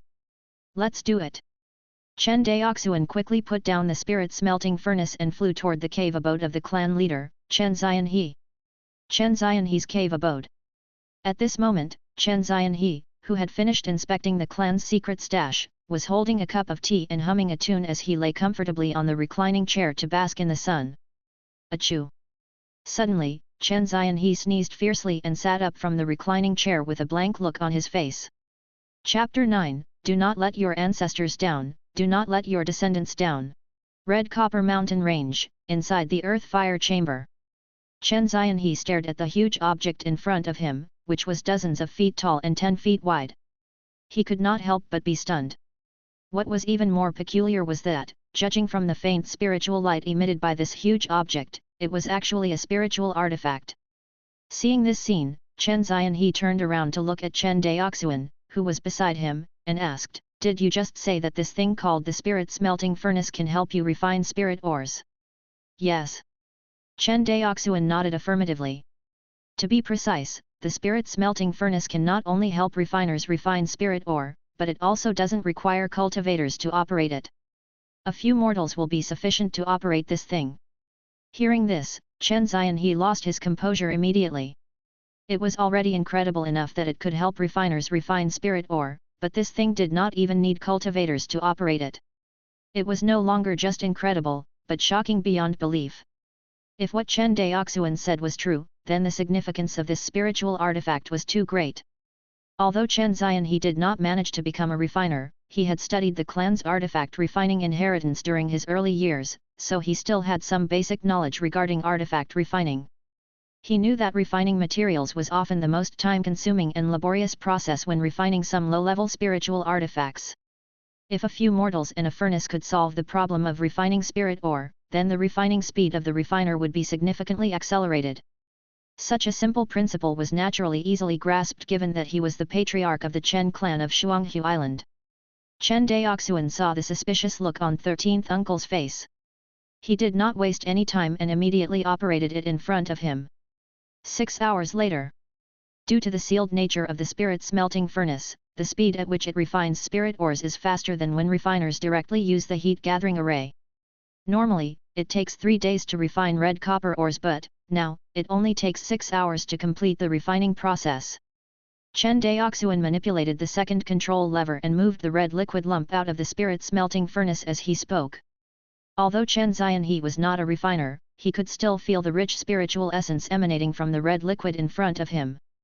Then, he brought the red liquid in front of him and blinked his eyes. He looked at the red liquid, and then at the spirit smelting furnace. His old face turned redder and redder. Finally, he could not help but burst out into laughter. Ha ha ha! Ha ha ha ha! After the time it took to brew half a cup of tea passed, Chen Xianhe's laughter finally died down. Chen Xianhe seemed to realize that he had lost his composure in front of his nephew, and could not help but blush. However, he soon forgot about this little gaffe. Daoxuan, how much does it cost to refine this spirit smelting furnace? Seeing the serious expression on Chen Xianhe's face, Chen Daoxuan could not help but speak seriously. Clan leader, refining the spirit smelting furnace requires 2 materials, iron ore and silver moonstone. Iron ore is not valuable, so the main cost of its production comes from the silver moonstone. He paused for a moment before continuing. The furnace in front of us utilized a total of 39 jin of silver moonstones. Converted to spirit stones, it would be around 195 spirit stones. Although silver moonstones and red copper ores were both grade 1 spirit ores, the price of the former was much higher than the latter, costing about 5 spirit stones per jin. The main reason this was so was because the supply of silver moonstones in the myriad sea of stars was relatively scarce. Of course, as the Qian Yuan sword sect continued to wage war against the Izumo country over the years and plundered large amounts of the Izumo country's resources, the price of the silver moonstones continued to drop. If one were to really count, the most widespread and cheapest spirit ore in the myriad sea of stars was neither silver moonstone nor red copper ore. Instead, it was a grade 1 spirit ore called black iron. Not only could it be found abundantly in the myriad sea of stars, it was even easier to find in the immortal cloud continent's immortal cultivation world. As a result, many low-level cultivators who did not know how to refine artifacts, and could not afford to buy spiritual artifacts, would often use black iron as a spiritual artifact after haphazardly refining it, which would only make people laugh. 195 spirit stones. It's actually cheap. Not expensive at all. Chen Xianhe stroked his goatee and said with a smile. He knew clearly in his heart that, compared to how much it benefited artifact refiners, these 195 spirit stones were simply not worth mentioning. When Chen Daoxuan heard this, he shook his head and then said, "Ahem, clan leader, 195 spirit stones is just the cost of this furnace. You haven't calculated the cost of building the earth fire chamber yet." Hearing this, Chen Xianhe was stunned. "Why do you want to build another earth fire chamber? Doesn't the clan already have this earth fire chamber?" Hearing that Chen Daoxuan wanted to build an earth fire chamber, Chen Xianhe could not remain calm. Chen Xianhe knew very well how expensive it was to build an earth fire chamber because the earth fire chamber they were in had been built during his time. Back then, it took more than 2,000 spirit stones to build it. Seeing Chen Xianhe's expression, Chen Daoxuan had a thought. It seemed that the clan still had a lot of reserves. Thinking this, Chen Daoxuan said without batting an eyelid, "Clan leader, although this earth fire chamber is good, it's too small. Moreover, there are many unreasonable aspects with regard to the original design and layout of the chamber. For example, the heat gathering array here. With the spirit smelting furnace, this heat gathering array would be useless, and this place." Chen Daoxuan started to point out the deficiencies of this earth fire chamber. It was not until Chen Xianhe's old face turned green that Chen Daoxuan finally stopped. "Humph!"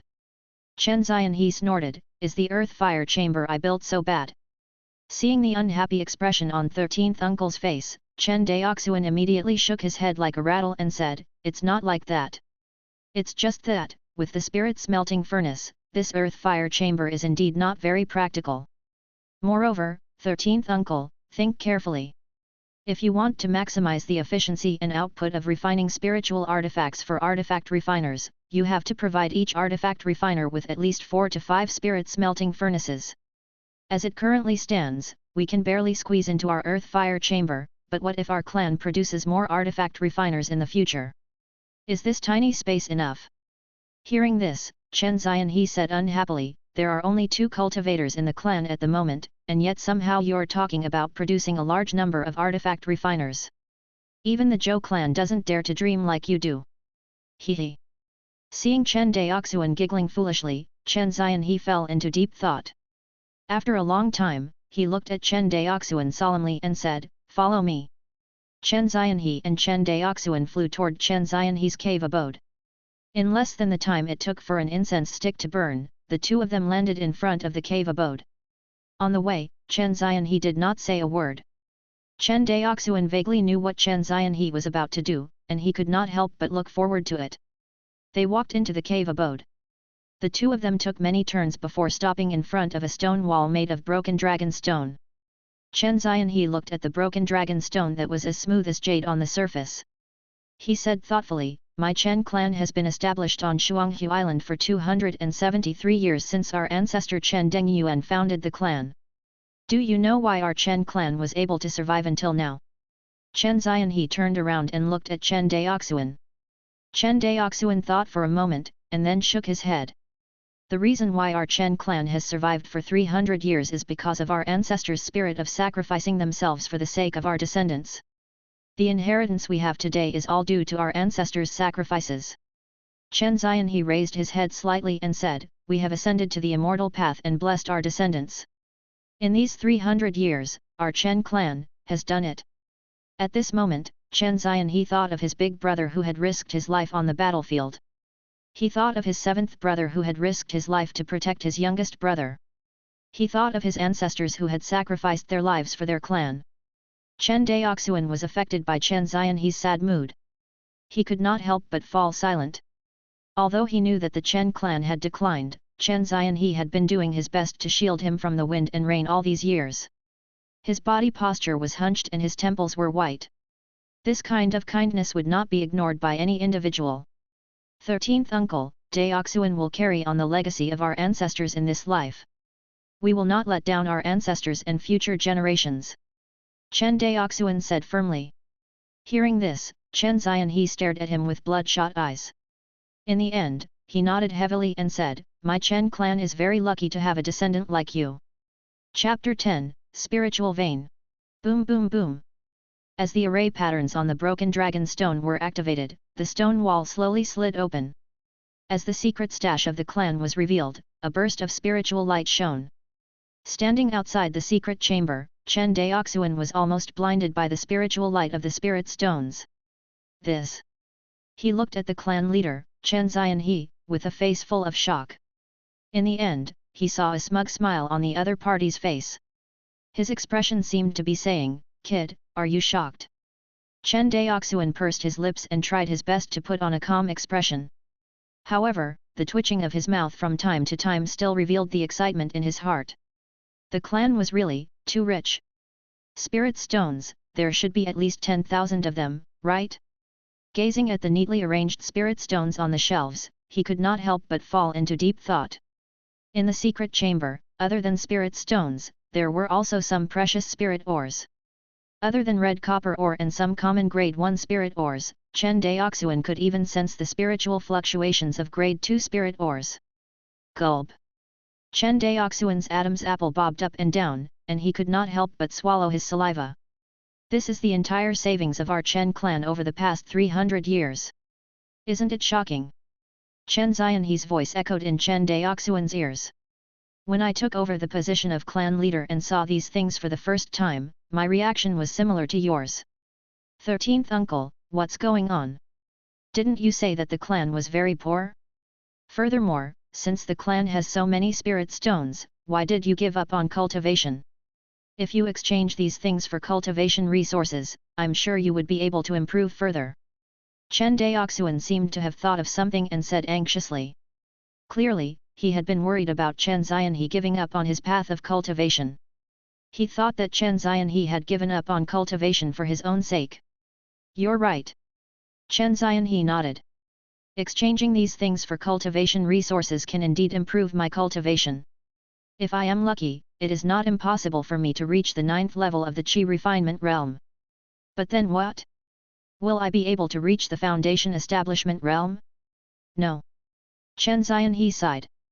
It's not wise to waste 300 years of my ancestors' accumulation on a clan member with such low potential like me.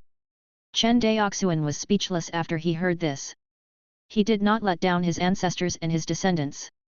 Chen Daoxuan was using his actions to set the best example for his descendants. What else could Chen Daoxuan say? Faced with such a 13th uncle and clan leader of the Chen clan, Chen Daoxuan did not say a word. He bowed to Chen Daoxuan respectfully. Chen Daoxuan accepted Chen Daoxuan's bow calmly. After a while, he waved his hand and said, "There are a total of 8,743 spirit stones here. There are 635 jin of all types of grade 1 spirit ores. The most precious things in here are the 3 pieces of grade 2 spirit ore." Chen Daoxuan pointed at an exquisite wooden box in the corner of the secret chamber. "With these 3 pieces of grade 2 spirit ore, we can barely refine a 2nd grade spiritual artifact. However, our Chen clan has not produced a single artifact refiner other than you. Now, I will hand all these things over to you." After saying that, Chen Daoxuan looked straight into Chen Daoxuan's eyes. After receiving his affirmation, he nodded with satisfaction. "Clan leader, I have a question." "Speak." After organizing his thoughts, Chen Daoxuan continued, "Since the clan has so many spirit stones, why didn't you nurture more disciples?" Hearing his question, Chen Daoxuan first nodded, and then shook his head. "I understand what you're getting at. Such a large amount of wealth can indeed nurture a few more cultivators for the clan, allowing the clan to regain its prosperous state. However, have you ever thought about how the Chen clan, which would then have no red copper mine and no clan savings, would continue after this generation of cultivators passes away?" Seeing that Chen Daoxuan did not say anything, Chen Daoxuan knew that this kid definitely did not agree with the thoughts of the older generation. However, after thinking about it, Chen Daoxuan felt relieved anyway. Chen Daoxuan was different from them.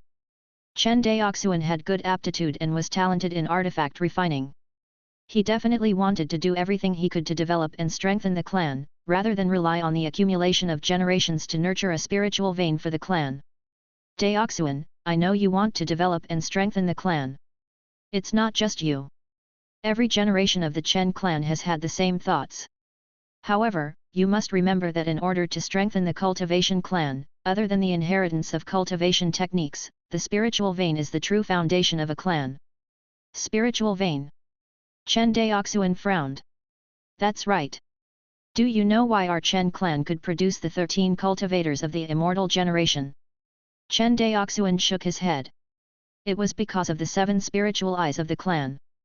At this point, Chen Daoxuan could not help but sigh. Perhaps it was the blessing of the ancestors or perhaps it was pure luck. The previous clan leader, Chen Xianzhou, discovered 4 spiritual eyes in a row in the Red Copper Mountain range. It was only after adding these to the original 3 spiritual eyes of the clan that the 13 cultivators of the Chen clan were born. However, spiritual eyes are just rootless duckweeds after all. They appear at random, and they are also exhausted over time. Chen Daoxuan was deeply moved by what 13th uncle said. This was because, at the beginning of his cultivation, the clan possessed 2 spiritual eyes, he and Chen Daoxuan each had 1. However, when he cultivated to the 2nd level of the Qi refinement realm, 13th uncle's spiritual eye inexplicably dried up. At that point, there was only 1 spiritual eye left in the clan.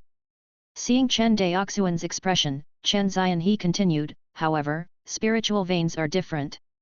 As long as the cultivators in the clan don't push it beyond its limits, it will not dry up. As long as a cultivator clan controls a spiritual vein, that clan has developed the foundation of their inheritance. Unfortunately, although the myriad sea of stars has a vast amount of spiritual veins, none of those spiritual veins are ownerless." Hearing this, Chen Daoxuan thought for a while and said, "So the clan's accumulations were in order to artificially create a spiritual vein?" "That's right." Seeing that Chen Daoxuan was dumbfounded, Chen Daoxuan said with a smile, I know. You might think that our ancestors are a little silly. Artificially creating a spiritual vein not only requires more than 100,000 spirit stones, but also requires the creation of a spirit nurturing array. However, if our Chen clan wants to truly establish a foothold in the myriad sea of stars, we have no other choice but to gain control of a spiritual vein. Hearing this, Chen Daoxuan fell silent. He knew that Chen Daoxuan was right. It was only with a spiritual vein could one cultivate a spiritual field, grow spiritual herbs, and nurture spiritual beasts. Most importantly, it was only with a spiritual vein that the Chen clan cultivators would have enough spiritual essence to cultivate. With a spiritual vein, they would not be in Chen Daoxuan's current situation, wherein every day of cultivation was filled with fear and trepidation. He was afraid that the spiritual eye in the cave abode would dry up suddenly. Just like 13th uncle said, this feeling was akin to being a rootless duckweed. Chen Daoxuan hated this feeling of not being able to control his own fate. He wanted to change everything. Chapter 11, Clan Development Plan. Putting the spirit stones into his storage bag, Chen Daoxuan and Chen Daoxuan walked out of the secret chamber. In the living room of the cave abode, uncle and nephew sat opposite each other. A tea set was placed on the tea table in front of them. Chen Daoxuan was making tea for Chen Daoxuan. The refreshing tea flowed into the teacup from the mouth of the teapot. Immediately, the fragrance of the tea filled the air. Chen Daoxuan smelled the fragrance of the tea and felt that his spiritual sense had become more active. Obviously, this was not an ordinary tea, but rather a type of spirit tea. Seeing the greedy look on Chen Daoxuan's face, Chen Daoxuan smiled and handed the teacup over. Have a taste. This spirit-nourishing tea is one of the few good things that your 13th uncle has. This nephew receives it respectfully.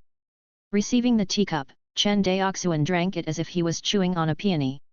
After drinking it, he smacked his lips. How is it? Chen Daoxuan asked as he sipped the tea. Fragrant. Seeing 13th uncle glaring at him, Chen Daoxuan said embarrassedly, it feels like my spiritual sense has been soaked in warm water. It's very comfortable. That's right. Spirit-nourishing tea is very beneficial to a cultivator's spiritual sense. Drinking it over a long period of time has the effect of increasing a cultivator's spiritual sense. At this point, Chen Daoxuan laughed self-deprecatingly. Ordinary people think that we cultivators live in the wilderness and abstain from food. What would they think if they knew that it's not that we cultivators don't eat, but rather that we're poor and can't afford to eat? He looked at the spirit-nourishing tea on the table and continued, just this small pot of spirit-nourishing tea is worth 50 spirit stones. Pft! Cough, cough, cough. Chen Daoxuan had just drunk his second cup of spirit-nourishing tea.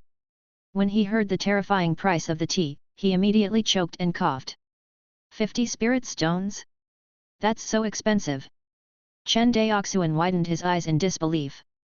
Chen Daoxuan said to himself, let's not talk about the spirit tea. Cultivators from big clans usually eat spirit rice. You should know that long-term consumption of spirit rice can nourish the body.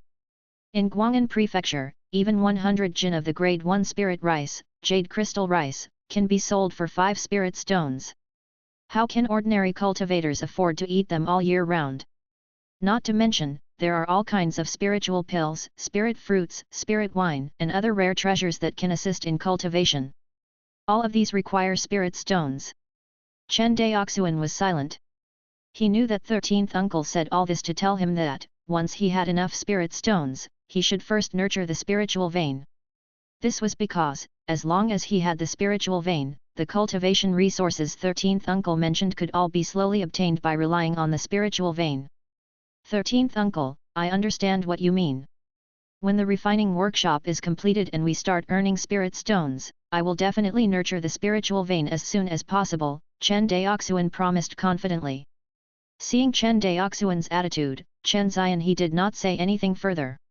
He then changed the topic and said, Daoxuan, do you have any thoughts regarding the future development of the clan? This was the first time that Chen Daoxuan had taken the initiative to talk to Chen Daoxuan about the development plan for the clan. In the past, Chen Daoxuan did not really let Chen Daoxuan worry about the matters of the clan. He told Chen Daoxuan then that his most important task was to learn how to refine artifacts and to strive to become a refiner as soon as possible. Now that Chen Daoxuan was already a first-tier refiner, the increasingly aged Chen Zianhe had no choice but to consider the issue of grooming a successor. Hearing this question, Chen Daoxuan knew that his 13th uncle was testing him. After sorting out his thoughts, Chen Daoxuan said, "Patriarch, I think that the most important thing for the clan right now is to build a refining workshop and, while we establish the refining workshop, we need to make preparations for 3 things." "What 3 things?" "First, investigate the market for spiritual artifacts in Guangan prefecture. Second, purchase the raw materials required to construct a refining workshop and refine spiritual artifacts and, third, rent a shop to sell the finished spiritual artifacts in Guangan prefecture." Chen Daoxuan explained his thoughts on how to develop the clan over the next few years. Chen Zianhe listened to his explanation while sometimes tapping his fingers on the table, sometimes praising, and at other times interrupting and correcting. As the uncle and nephew continued their discussion, the Chen clan's rough development plan for the next few years was gradually finalized by the 2 of them.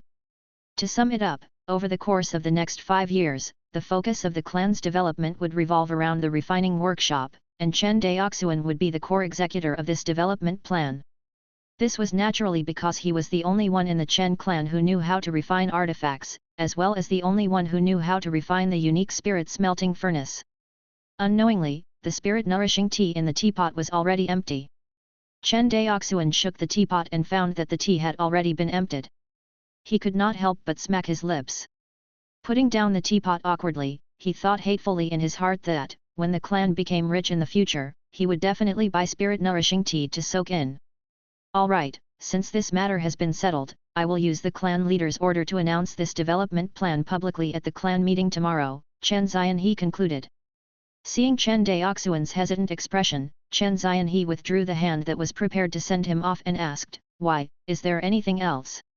Hearing his question, Chen Daoxuan said with a serious expression, "Clan leader, Daoxuan thinks that while we should focus on developing the artifact refining workshop, the cultivation of the clan members should also keep up. Our Chen clan can't always rely on the 2 of us, right?"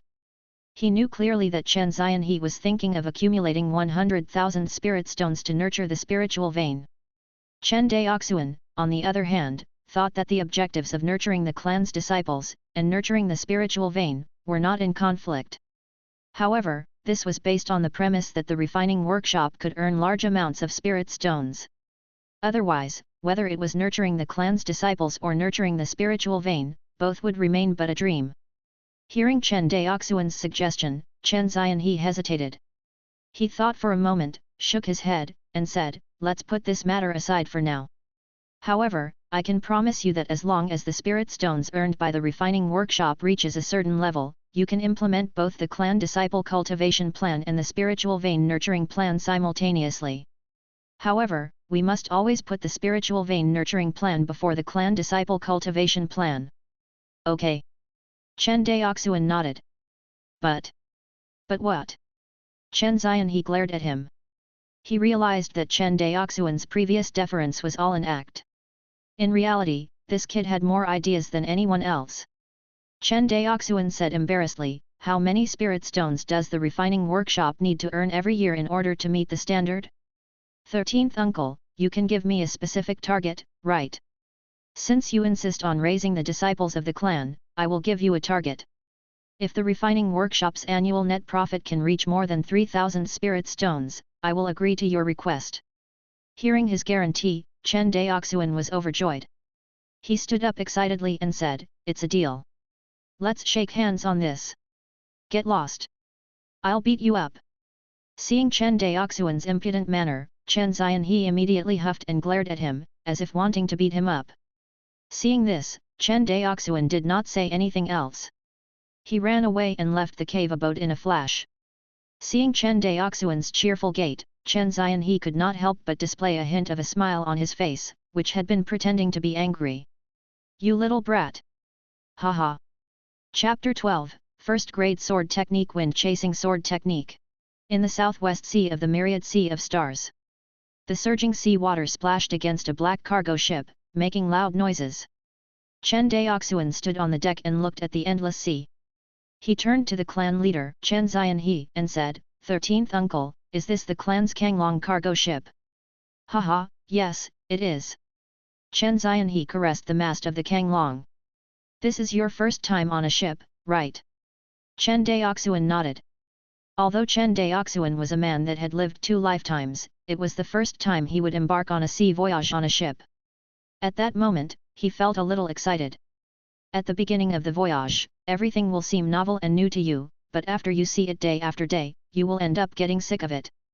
We have a long journey ahead of us to Ling Bay Island. Even with the speed of the Kanglong, it will take us at least a month to arrive. Chen Daoxuan was right. After looking around for less than the time it took for an incense stick to burn, Chen Daoxuan felt bored. In his eyes, all he could see around him was azure blue sea water, there was nothing unusual or exciting about it. He suddenly thought of something, and asked, 13th uncle, didn't you always say that the myriad sea of stars is dangerous, and that demonic beasts often appear in the sea? That's if you run around randomly.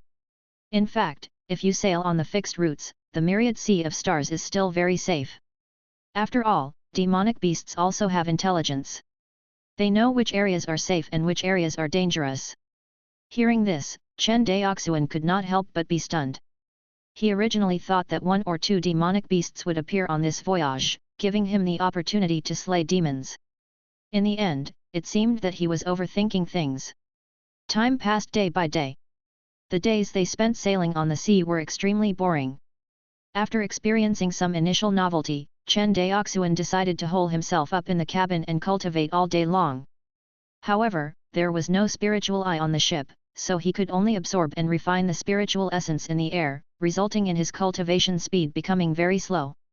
In the end, Chen Daoxuan, who could not stand this kind of slow cultivation speed, gave up on cultivating and instead studied and learned spells.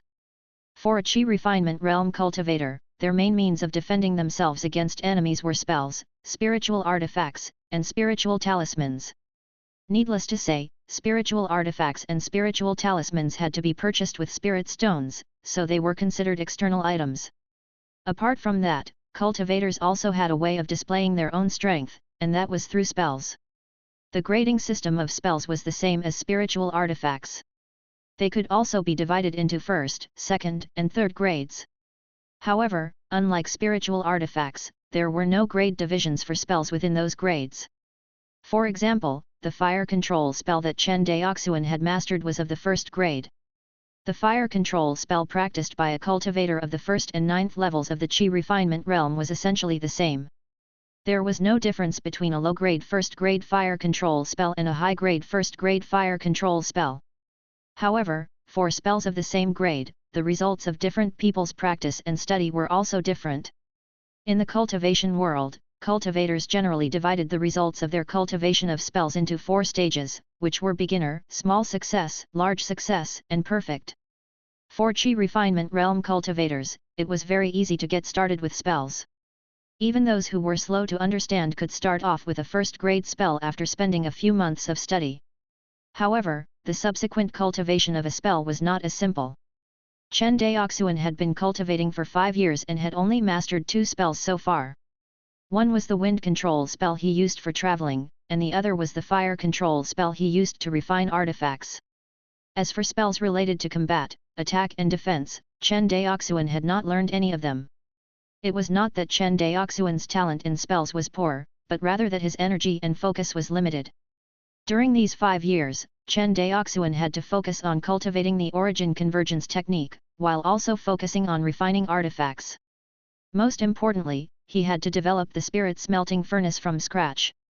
No matter how talented he was, he really did not have the energy or focus to also cultivate battle-type spells. Of course, this did not mean that Chen Daoxuan did not have any means of dealing with his enemies. Apart from using spells in combat, cultivators mainly used spiritual artifacts to fight their enemies. As an artifact refiner who had once refined a high-grade 1st grade spiritual artifact, how could Chen Daoxuan be lacking in spiritual artifacts? In his storage bag was a high-grade 1st grade spiritual weapon. It was the only high-grade 1st grade spiritual weapon he had refined. It was a water attribute flying sword called the Flying Snow Sword. Ever since he refined the Flying Snow Sword, it had become his trump card. He had kept it in his storage bag at all times. Even his uncle, Chen Daoxuan, did not know that Chen Daoxuan possessed such a trump card. However, while the flying snow sword was powerful, it also consumed a lot of true qi. Chen Daoxuan had tried it out before. If he, who was in the second level of the qi refinement realm back then, used the flying snow sword with all his strength, he could only use the sword 3 times at most before his true qi would be almost fully exhausted. Although his cultivation had now reached the third level of the qi refinement realm, he could only use the sword 1 extra time at most, after which his true qi would be exhausted and he would be left at the mercy of others. On the 10th day of sailing, Chen Daoxuan, who was sitting cross-legged in the cabin, closed his eyes tightly. He looked at the 10 stardust revolving around the golden scripture in his sea of consciousness, and he could not help but feel extremely excited. As expected, as long as he meditated on the Hongmeng Enlightenment Sutra once a day, he would generate 1 stardust in his sea of consciousness. If he did so for 10 consecutive days, he would generate 10 stardust and would be able to exchange them for an opportunity to experience an epiphany. After some trial and error testing over these past few days, Chen Daoxuan had already figured out the rules behind the generation of stardust. First, no matter how many times he meditated on the Hongmeng Enlightenment Sutra every day, he could only generate 1 stardust at most. After that first meditation, any further meditation on the scripture would only restore the divine sense that he had consumed previously. Second, he could only generate and maintain 10 stardust at most. If he insisted on not using them, they would always revolve around the golden scripture. Thirdly, after the 10 stardust collided and merged into one, it greatly enhanced Chen Daoxuan's comprehension ability and produced an effect similar to that of an epiphany. He had a vague feeling that these 10 stardust represented the actual unknown words in Hongmeng Enlightenment Sutra. The meditation sessions forcefully stored his comprehension ability in the form of stardusts and until the 10th day, where it would be all used in one go. When this thought surfaced in his mind, Chen Daoxuan himself was shocked. He had heard of saving money and accumulating food, but this was the first time he had heard that one's comprehension ability could also be accumulated.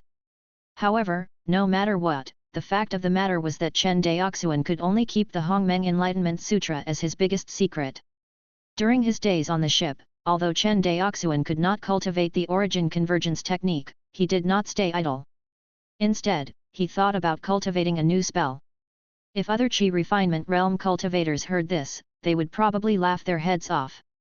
Although it was not difficult to cultivate a first-grade spell, 1 month was far from enough to cultivate it to an acceptable level. In fact, it was already quite good if a Qi refinement realm cultivator could even begin to properly cultivate a first-grade spell within 1 month. Even a heavenly spirit root cultivator would not be able to accomplish the feat of cultivating a spell to the small success stage within 1 month. Normally speaking, for a cultivator to cultivate a first-grade spell to the small success stage, it would require at least a year. However, if they wanted to cultivate the spell to the large success stage, it would require at least 5 years. As for the perfect stage, that was not something that could be achieved by spending time. This stage required the cultivator to have extraordinary comprehension. Generally speaking, when a cultivator was said to have completely mastered a spell, it meant that the cultivator had practiced the spell to the large success stage. Chapter 13, Sword Technique Small Success Stage. Inside the cabin, Chen Daoxuan opened his eyes and fiddled with the jade slip in his hand, deep in thought. This jade slip was something he had requested from his 13th uncle 10 days ago. It was said that his clan had used their military merits to exchange for a sword technique inheritance from the Qianyuan sword sect. It was called the wind-chasing sword technique. The level of this sword technique was not high. It was only comparable to a first-grade spell. However, it was one of the most basic sword techniques of the Qianyuan sword sect. It was said to be a sword technique that all disciples entering the sect had to learn. Ignoring the 10 stardust in his sea of consciousness, Chen Daoxuan immediately took out a red flying sword from his storage bag. It was the red shadow flying sword that he had refined the most of. As he infused it with true qi, the tip of the red shadow flying sword suddenly burst forth with sword light that was 3 feet long. Under the pressure of the sword light, the surrounding air was visibly distorted. This power of this sword light had almost reached the limit of what a low-grade first-grade flying sword could display. Looking at the flying sword that he had personally forged, Chen Daoxuan nodded with satisfaction and said, 3 feet of sword light, not bad. Although the grade of a spiritual weapon was determined by the number of superimposed arrays, after the fusing arrays stage, the array patterns of the spiritual weapon were restrained, outsiders could not tell how many arrays had been superimposed on this spiritual weapon. One could not judge its grade accurately from the spiritual essence of the spiritual artifact either. Sometimes, even if the spiritual artifact differed by only one small grade from another, it was easy to tell the difference. The most accurate method of judging the grade of a spiritual artifact was through its power. After all, spiritual artifacts were used for fighting, and combat power was the only proper criterion for judging the grade of a spiritual artifact. Compared to refiners, who used array patterns to determine the grade of a spiritual artifact, ordinary cultivators still preferred to use the power of a spiritual artifact to determine the grade of the spiritual artifact. For example, for flying sword-type spiritual weapons, 3 feet of sword light was the limit of the power of a low-grade first-grade flying sword. If it exceeded this limit, the flying sword could barely be considered a middle-grade first-grade spiritual weapon. As for Chen Daoxuan's flying snow sword, when he poured his true qi into it, the sword light even faintly exceeded 9 feet. If it was converted to a unit of length of his previous life, it was equivalent to a 3-meter-long sword light. Once a flying sword with this kind of power was unleashed, it would truly be extremely terrifying. Putting away the jade slip, Chen Daoxuan planned to use the wind-chasing sword technique to control the red shadow flying sword. Under his control, the red shadow flying sword flew up and down. Not long after, the cabin was filled with dense sword qi and sharp sword light. After half the time it took for an incense stick to burn, the red shadow flying sword flew back into Chen Daoxuan's hand like a swallow returning to its nest. Feeling the scorching aura emitted by the red shadow flying sword, Chen Daoxuan revealed a smile on his face. Not bad. I didn't expect to only use 10 days to learn the wind-chasing sword technique. The wind-chasing sword technique was the first offensive spell that he had ever cultivated. Chen Daoxuan was very satisfied after achieving such a good result. After all, he had relied on himself to master the wind-chasing sword technique in 10 days rather than on the golden scripture. Such a result would be considered genius level even among the Qi refinement realm disciples of the Qianyuan sword sect. After practicing it for a while, Chen Daoxuan found that when he used the wind-chasing sword technique, the speed of the red shadow flying sword was 3 times faster, and its overall power increased by 10%. One should not underestimate an increase of 10% power. After all, this was only the effect of the newly learned sword technique. According to the records of this sword technique, if the sword technique was cultivated to the small success stage, the power of the flying sword would magically increase by 30% and, when it was cultivated to the large success stage, it would increase by 60%. As for the perfect stage, the jade slip was vague. Perhaps even the person who created it felt that no one could cultivate this sword technique to the perfect stage during the Qi refinement realm. With this thought in mind, Chen Daoxuan took a deep breath. After 10 days of hard work, he had already cultivated the wind-chasing sword technique to the beginner stage. If he had an epiphany, what kind of exaggerated effects would there be?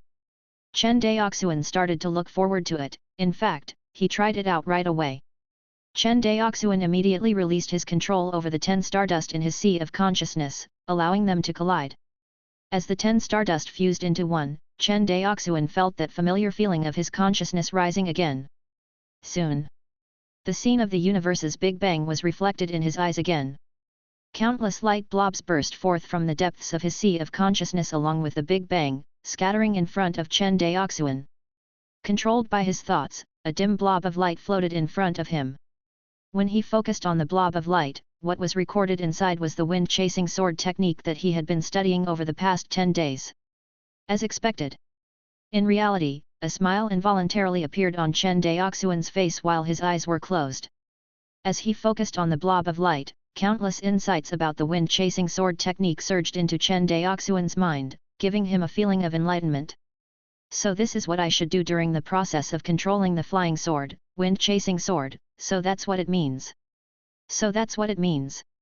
As his insights continued to accumulate, Chen Daoxuan's attainments in the wind-chasing sword technique also visibly increased. Soon, the time it took for an incense stick to burn passed. As the insights receded like a tide, Chen Daoxuan withdrew from his state of epiphany. Opening his eyes, a feeling of extreme disappointment flooded his heart. He had a premonition that, if this state of epiphany had continued on, he would have definitely been able to cultivate the wind-chasing sword technique to the perfect state, which almost no Qi refinement realm cultivator could achieve. What a pity! Soon after though, Chen Daoxuan adjusted his mental state. Anyway, he would experience this state of epiphany once every 10 days. He would just have to wait another 10 days. Thinking of this, his depressed mood became better again. Now, let me see the results of this epiphany. Chen Daoxuan could not wait to take out the red shadow flying sword from his storage bag again. As the red shadow flying sword's sword light was activated, the flying sword flew through the air like a rainbow. The sound of the flying sword cutting through the air has been reduced. Chen Daoxuan quickly discovered the differences in the flying sword he was controlling this time. Before his epiphany, when he was controlling the flying sword, there would be an obvious swishing sound.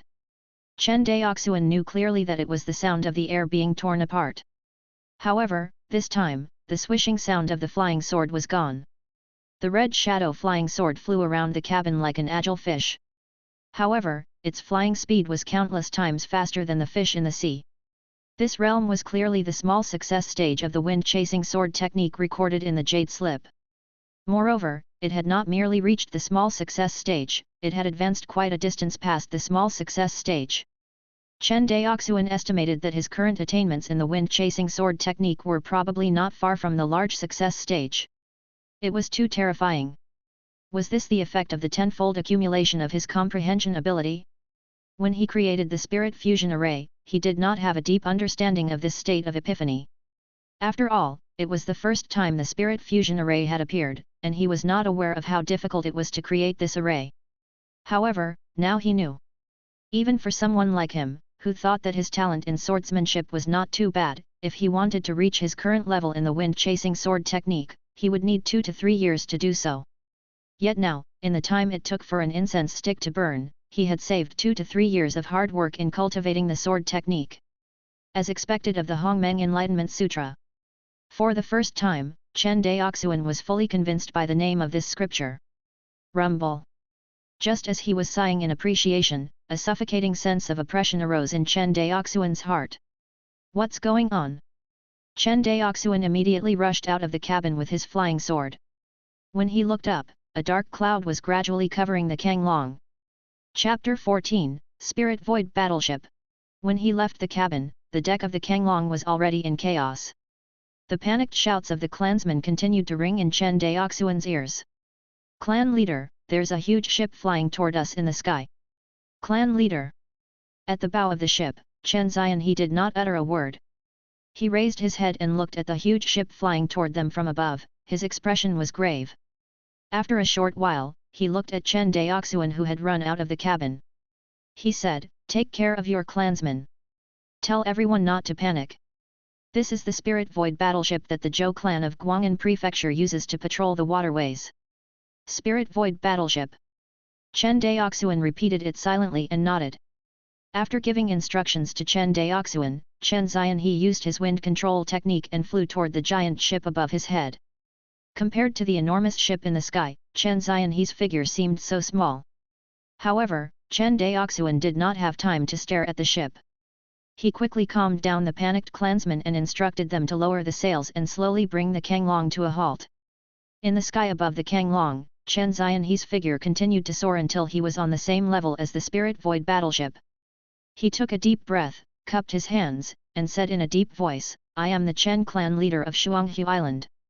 I am traveling to Guangan prefecture to purchase supplies. This is my passage token." After saying that, Chen Zianhe took out a black token from his storage bag, injected his true qi, and threw it at the Spirit Void battleship. The Spirit Void battleship was white, and it was made of an unknown material. Apart from its outer appearance, the interior of the battleship was completely shrouded in a dense fog, making it impossible to see into clearly. It exuded a tremendous aura of oppression. Chen Zianhe did not know which foundation establishment cultivator of the Zhou clan was in charge of this warship, so he could only obediently hand over the passage token according to the rules. In about the time it took to brew half a cup of tea, a black token flew out from the interior of the battleship. Chen Zianhe had just received the token when he heard a voice speaking into his ear, "Fellow Daoist, remember not to deviate from the safe route. If you encounter any danger, the Zhou clan of Guangan prefecture will not be held responsible for it." "I will remember that." Chen Zianhe quickly bowed in response. Rumble. Soon, as everyone watched, the spirit void warship rose into the air and disappeared into the sky with a boom. Who? Chen Xianhe could not help but heave a sigh of relief as he watched the giant ship depart. Returning to the deck of the Kanglong, Chen Xianhe issued orders again, "Get the clansmen to raise the sails. We will continue forward." "Yes, clan leader." Chen Daoxuan nodded and quickly ordered his clansmen to raise the sails and set sail once again. After the Kanglong started sailing normally again, Chen Daoxuan, who was full of questions, walked to Chen Xianhe's side and asked, "13th uncle, that was?" "It was the Zhou clan's spirit void battleship." Chen Xianhe said with a smile, "Didn't you ask me before why we didn't encounter any demon beast attacks on our way here?" "That's the reason." Chen Xianhe pointed in the direction where the spirit void battleship had disappeared into the clouds in the horizon. "You mean that the Zhou clan is protecting this sailing route?" "Of course. Otherwise, how do you think Guangan prefecture became so prosperous?" Hearing these words, Chen Daoxuan immediately understood. The Zhou clan was the largest clan in the sea region within 100,000 miles. It was rumored that the Zhou clan's patriarch had already reached the peak of the Zifa realm, and was just one step away from the legendary Jindan realm. Such a huge immortal cultivation clan naturally possessed the strength to protect the sailing route of this 10,000-mile sea region from the attacks of demon beasts. Moreover, it was only when sailing routes were safe that commerce could flourish and the Zhou clan of Guangan prefecture could obtain the greatest benefits. Rulers always wanted the world to be peaceful, while those below who were harboring ambition wanted the world to be chaotic. Of course, no one could guarantee absolute safety. After all, those lower-level demon beasts possessed low levels of intelligence, and were no different from wild beasts. They were unable to distinguish which areas were safe and which areas were dangerous. Without mentioning the so-called safe sailing route, these low-level demon beasts were easily stimulated by the blood and essence of mortals and would even dare to venture into places like the Zhou clan's main base camp, Spirit Shell Island. However, these demonic beasts would only end up feeding the mortal warriors there. A clan with a Zifa realm cultivator. Chen Daoxuan could not help but mutter softly, "How awe-inspiring! How majestic!" Chen Xianhe sighed. The ancestors of the Zhou clan established their clan at the right time. They chose to stand on the right side during the war 1,000 years ago when the Qianyuan sword sect conquered the myriad sea of stars. This laid the foundation for 1,000 years of prosperity for the Zhou clan of Guangan prefecture. In fact, during the chaos of the divine immortal in the myriad sea of stars 500 years ago, countless immortal cultivation clans were destroyed, but the Zhou clan still managed to survive. This shows how deep the foundation of the Zhou clan of Guangan prefecture is. Chen Xianhe's tone was full of envy when he talked about the Zhou clan of Guangan prefecture, which was the largest immortal cultivation clan in the sea region within 100,000 miles. In fact, he was not the only one. Every immortal cultivation clan in the sea region within 100,000 miles held the same attitude when they talked about the Zhou clan of Guangan prefecture. They were respectful and inwardly envious, but did not dare to openly display their jealousy. The chaos of the divine immortal. Chen Daoxuan's keen senses caught onto a new piece of information from Chen Xianhe's words. Seeing Chen Daoxuan's extremely puzzled expression, Chen Xianhe explained, "There was an itinerant cultivator from 500 years ago. He called himself the Divine Immortal Genren. I don't know where he obtained his great opportunity, but he caused chaos in the myriad sea of stars for 100 years. In the end, it was the Qianyuan sword sect that killed him. After that, the Qianyuan sword sect launched a war against the Cloud Nation of the Immortal Cloud Continent, which lasted 400 years. When he talked about the war between the Qianyuan sword sect and the Cloud Nation, Chen Xianhe seemed to have recalled some bad memories, and his voice gradually weakened. Chen Daoxuan saw that he had touched on 13th uncle's sad memories, so he did not dare to ask further. For the next 20 days, everything was peaceful. They did not encounter the Zhou clan's spirit void battleship, nor did they encounter any demonic beasts. 20 days later, an old voice spoke up from outside the cabin. Chen Daoxuan could tell that it was the voice of 13th uncle, Chen Xianhe. "Daoxuan, we have arrived at Ling Bay Island." When he heard this, Chen Daoxuan was very excited. Despite the fact that the Kanglong was not an ordinary cargo ship, it was a modified cargo ship with wind gathering and water avoidance arrays engraved on it, and its speed was far faster than any ship on Earth. After drifting about at sea for a whole month, Chen Daoxuan also could not stand it. It was not that the Kanglong was uncomfortable or that the voyage was boring, but rather due to the lack of spiritual essence. He was unable to cultivate the origin convergence technique for a month, and his cultivation had not advanced an inch. For cultivators, the most uncomfortable feeling was their cultivation not advancing an inch. Chen Daoxuan finally understood what Chen Xianhe felt. He had only been unable to cultivate for a month, but Chen Xianhe had completely given up on his path of cultivation. The two were completely incomparable. With this thought in mind, Chen Daoxuan could not help but admire 13th uncle even more. He walked out of the cabin. The scene of sails blotting out the sky appeared in front of him. Before his eyes were countless, densely packed white sails. In the sky, there were cultivators flying on swords from time to time, creating streaks of lights in the air.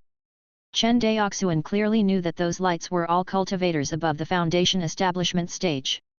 As for Qi refinement realm cultivators, they were all waiting on their respective ships, obediently lining up to enter the port. The Chen clan did not have any foundation establishment realm cultivators, so, naturally, they were like most Qi refinement realm cultivators, obediently lining up. Chapter 15, Guangan Prefecture. 4 hours later, the Kanglong docked at the port. After a month of drifting about at sea, Chen Daoxuan finally stepped onto solid ground. Is this Guangan Prefecture? Looking at the crowd of pedestrians around him, Chen Daoxuan could not help but ask. Yes, this is Guangan Prefecture. Looking at the most prosperous prefecture within 100,000 miles, Chen Xianhe could not help but feel excited. In Chen Daoxuan's eyes, the prosperous Guangan Prefecture looked more like a coastal city from modern civilization of his than the ancient cities of previous generations. First of all, this city did not have walls similar to the ancient cities, it was a completely open concept city. Secondly, there were too many buildings in the city. One after another, there were residences, restaurants, inns, and various businesses, there was no end to them. He got off the ship. Chen Daoxuan discovered that, at the dock, there was a group of oddly dressed mortals carrying sacks around. They were moving goods onto the cloud-treading beast carriage without stopping. They were wearing ankle cuffs, so it was difficult for them to move quickly. Behind each of the dozens of porters, there was a mortal warrior with a whip in his hand. It seemed like he was keeping watch over them. Chen Daoxuan scanned them with his spiritual sense. He found that the sacks were actually filled with food. Chen Xianhe, who was walking beside him, followed Chen Daoxuan's gaze and explained, "Those are mortal prisoners of war from the Cloud Nation. They were bought by some itinerant cultivators and small clans and used as slaves." Using mortals as slaves. All along, Chen Daoxuan had thought that mortals were only used as breeding vessels to produce more immortal cultivators. He did not expect that there would be cultivators who would use mortals as slaves. It was as if Chen Xianhe could see through his doubts. He smiled and said, "Of course, we cultivators can go without eating or drinking, but not mortals." Aside from the large number of cultivators in the great cultivation clans, the population of mortals in their clans is extremely large as well. Take the Zhou clan as an example. Their population of mortals surpasses tens of millions. With such a large number of mortals, they cannot survive on the food produced by Spirit Shell Island alone. Hearing this, Chen Daoxuan instantly understood. Most of the slaves of the Cloud Nation in front of him were the servants of the cultivators of the myriad sea of stars. Itinerant cultivators relied on these servants to develop barren islands and grow food. The great immortal cultivation clans used small sums of their spirit stones to purchase this food to feed their huge population. Both sides took what they needed. This was also one of the sources of spirit stones for itinerant cultivators. As for why the Chen clan of Shuanghu Island did not develop this business, Chen Daoxuan took one look at his 13th uncle and immediately understood the reason. It was not because the Chen clan was kind-hearted, but rather because they could not spare the extra energy and time. The number of cultivators in the Chen clan was too few. Chen Xianhe usually had to deal with clan matters, while also protecting the safety of Changping County's clansmen. How could he have the time or energy to run this side business? Moreover, most of the mortal prisoners of war from the Cloud Nation were martial artists and, if there were no cultivators around to suppress them and they only relied on ordinary members of the Chen clan to oversee them, it was impossible to guarantee that these servants would not rebel and escape. Moreover, the income from selling ordinary food for spirit stones was too low, and as such rather pointless. Therefore, the Chen clan chose not to develop this business. As he thought of something, Chen Daoxuan continued to ask, these slaves were originally members of some of the cultivation clans in the Cloud Nation, right? Upon hearing this, Chen Xianhe fell silent at first, and then nodded. That's right. The war between the myriad sea of stars and the Cloud Nation has been going on for more than 400 years. Fortunately, we have always been on the offensive, so the ones who ended up suffering were mostly the mortals of the Cloud Nation. Among these mortals, most of the men were sold into slavery, while the women became the vessels for the great immortal clans to reproduce. With just a few sentences, Chen Xianhe sketched out an extremely cruel cultivation world for Chen Daoxuan. There had never been anything beautiful about life here. There were only crueler battles than in his previous life. In order to fight for resources, the methods of the cultivators were even crueler than the humans of his previous life. Chen Daoxuan thought to himself, this was the tragedy of the week. No matter whether it was his previous life or in this life, it was all the same. Despite seeing Chen Daoxuan's ugly expression, Chen Xianhe did not stop talking. As the future clan leader of the Chen clan of Shuanghu Island, there were some things that he had to bear. In the past, he did not tell him about these things because he wanted him to focus on learning how to refine artifacts. It did not mean that Chen Daoxuan could escape this world's cruel reality. Being weak is a sin. When Chen Xianhe heard this, he was stunned at first. Then, he nodded and said affirmatively, that's right. In this world, being weak is a sin. The group continued forward. Chen Xianhe arranged for his clansmen to stay behind at an inn in Guangan prefecture. Then, he led Chen Daoxuan toward the inner city of Guangan prefecture. As the two of them headed toward the inner city, Chen Daoxuan discovered that the number of cultivators was increasing. In the end, he could hardly see any mortals around. All he could see around him were cultivators. Although you can find both immortals and mortals in Guangan prefecture, cultivators and mortals don't actually live together. The inner city of Guangan prefecture that we're going to now is the true immortal city of Guangan prefecture. Along the way, Chen Xianhe spoke as he walked. It was as expected. As the group continued to move forward, a tall city wall appeared in front of the two of them. At the city gate, a cultivator wearing a long green robe, embroidered with a fiery red spirit pearl, blocked their path. Stop, please pay the city entrance fee. Hearing this, Chen Xianhe took out 2 spirit stones from his storage bag and handed them over. You may enter. The Zhou clan cultivator waved his hand and let the two enter the city gate. Chen Daoxuan turned around and looked behind him. He could not see the end of the long line. He had just stepped past the city gate, but Chen Daoxuan felt as if he had entered another world. The concentration of spiritual essence suddenly increased by more than 10-fold. This is... Seeing Chen Daoxuan's shocked look, Chen Xianhe, who was beside him, explained, this is their spiritual vein. There is a 3rd-grade spiritual vein buried underneath the immortal city of Guangan prefecture. Therefore, we can feel the presence of the spiritual essence just by stepping into the territory. Looking at the sky, Chen Xianhe said, let's find an inn to stay the night first. Every night in the immortal city of Guangan prefecture, there will be Zhou clan cultivators coming to clean up the cultivators who don't have the right to stay, so that itinerant cultivators don't come here to obtain spiritual essence. The rental of houses in the immortal city of Guangan prefecture was divided into 2 types, which were short-term rental and long-term rental. The short-term rental was at the inns, and the normal rental period was for less than a month. If the rental period was for more than a month, the cultivators would often choose to rent an immortal cave abode from the Zhou clan, because the price was cheaper than the short-term rental rates offered at the inns.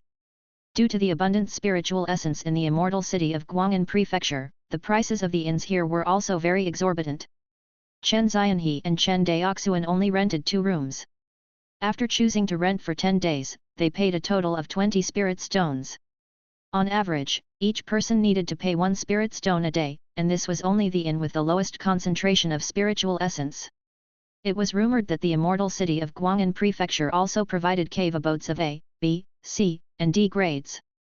The living environment and spiritual essence concentration of each grade of cave abode were different. It was unknown how many spirit stones were required to rent the A-grade cave abodes, which were of the highest grade. Of course, cultivators who could afford to rent A-grade cave abodes were either disciples of other immortal cultivation clans, or itinerant cultivators with special skills. Ordinary itinerant cultivators and disciples of small clans would not even dare to think about such extravagance. Chapter 16, Itinerant Cultivator Market. The next day, Chen Daoxuan, who had finished his cultivation early, began to survey the market for spiritual artifacts in Guangan prefecture according to the plan. The immortal city of Guangan prefecture is mainly divided into 4 areas, which are the central business district, the itinerant cultivator market, the cave abode rental district, and the Zhou clan cultivators' residence, who are in charge of this immortal city. Today, we are mainly surveying 2 areas. The first is the central business district, while the second is the itinerant cultivator market. The central business district was, needless to say, the most prosperous district in the entire Guangan prefecture immortal city. Every inch of land here was precious, and most of the shops there could not even be purchased. If one wanted to purchase a shop in this bustling business district, it was not enough to only have spirit stones, someone had to be willing to sell it in the first place. Most of the shops in the central business district were in the hands of the Zhou clan and several large foundation establishment cultivator clans. It was difficult for ordinary cultivators to get their hands on one. As for the itinerant cultivator market, it was a business district that mainly comprised itinerant cultivators and small clans. There were very few shops here, and most of them were stalls set up by itinerant cultivators. As common knowledge dictated, itinerant cultivators were generally very poor. Their pockets were cleaner than their faces, and their spending power was naturally far inferior to that of the disciples of large cultivation clans. However, although the personal wealth of itinerant cultivators could not compare to that of the disciples of large cultivation clans, the number of itinerant cultivators was numerous. In terms of population, the number of itinerant cultivators within 100,000 miles was dozens of times greater than the number of the disciples of large cultivation clans. Therefore, the seemingly messy itinerant cultivator market was the second most prosperous place in the entire Guangan prefecture immortal city, second only to the central business district. 13th Uncle, why don't we split our clansmen into 2 groups? This way, we can also speed up the survey process. Hearing this, Chen Daoxuan thought for a moment before saying, all right. They discussed it and, in the end, Chen Daoxuan chose to survey the central business district while Chen Daoxuan went to the itinerant cultivator market that the 2 of them were more optimistic about. They rode on a cloud-treading beast carriage. Chen Daoxuan headed to the itinerant cultivator market in Guangan prefecture's immortal city. As soon as he stepped into the itinerant cultivator market, before he even got off the carriage, he heard a cacophony of noises outside. After paying the fare, he got off the carriage. Only then did Chen Daoxuan carefully size up the largest itinerant cultivator gathering place in the surrounding 100,000-mile sea region. Compared to the streets in the central business district, the ones here were much more spacious. Rather than calling it a street, it was more accurate to call it a square. On both sides of the street, countless itinerant cultivators had spread out carpets lined with their goods, and were selling and hawking them to passers-by. It looked quite similar to the flea markets from his previous life. In comparison, the actual shops on both sides of the street were much quieter. Itinerant cultivators seemed to prefer to exchange items at the street stalls as opposed to the shops.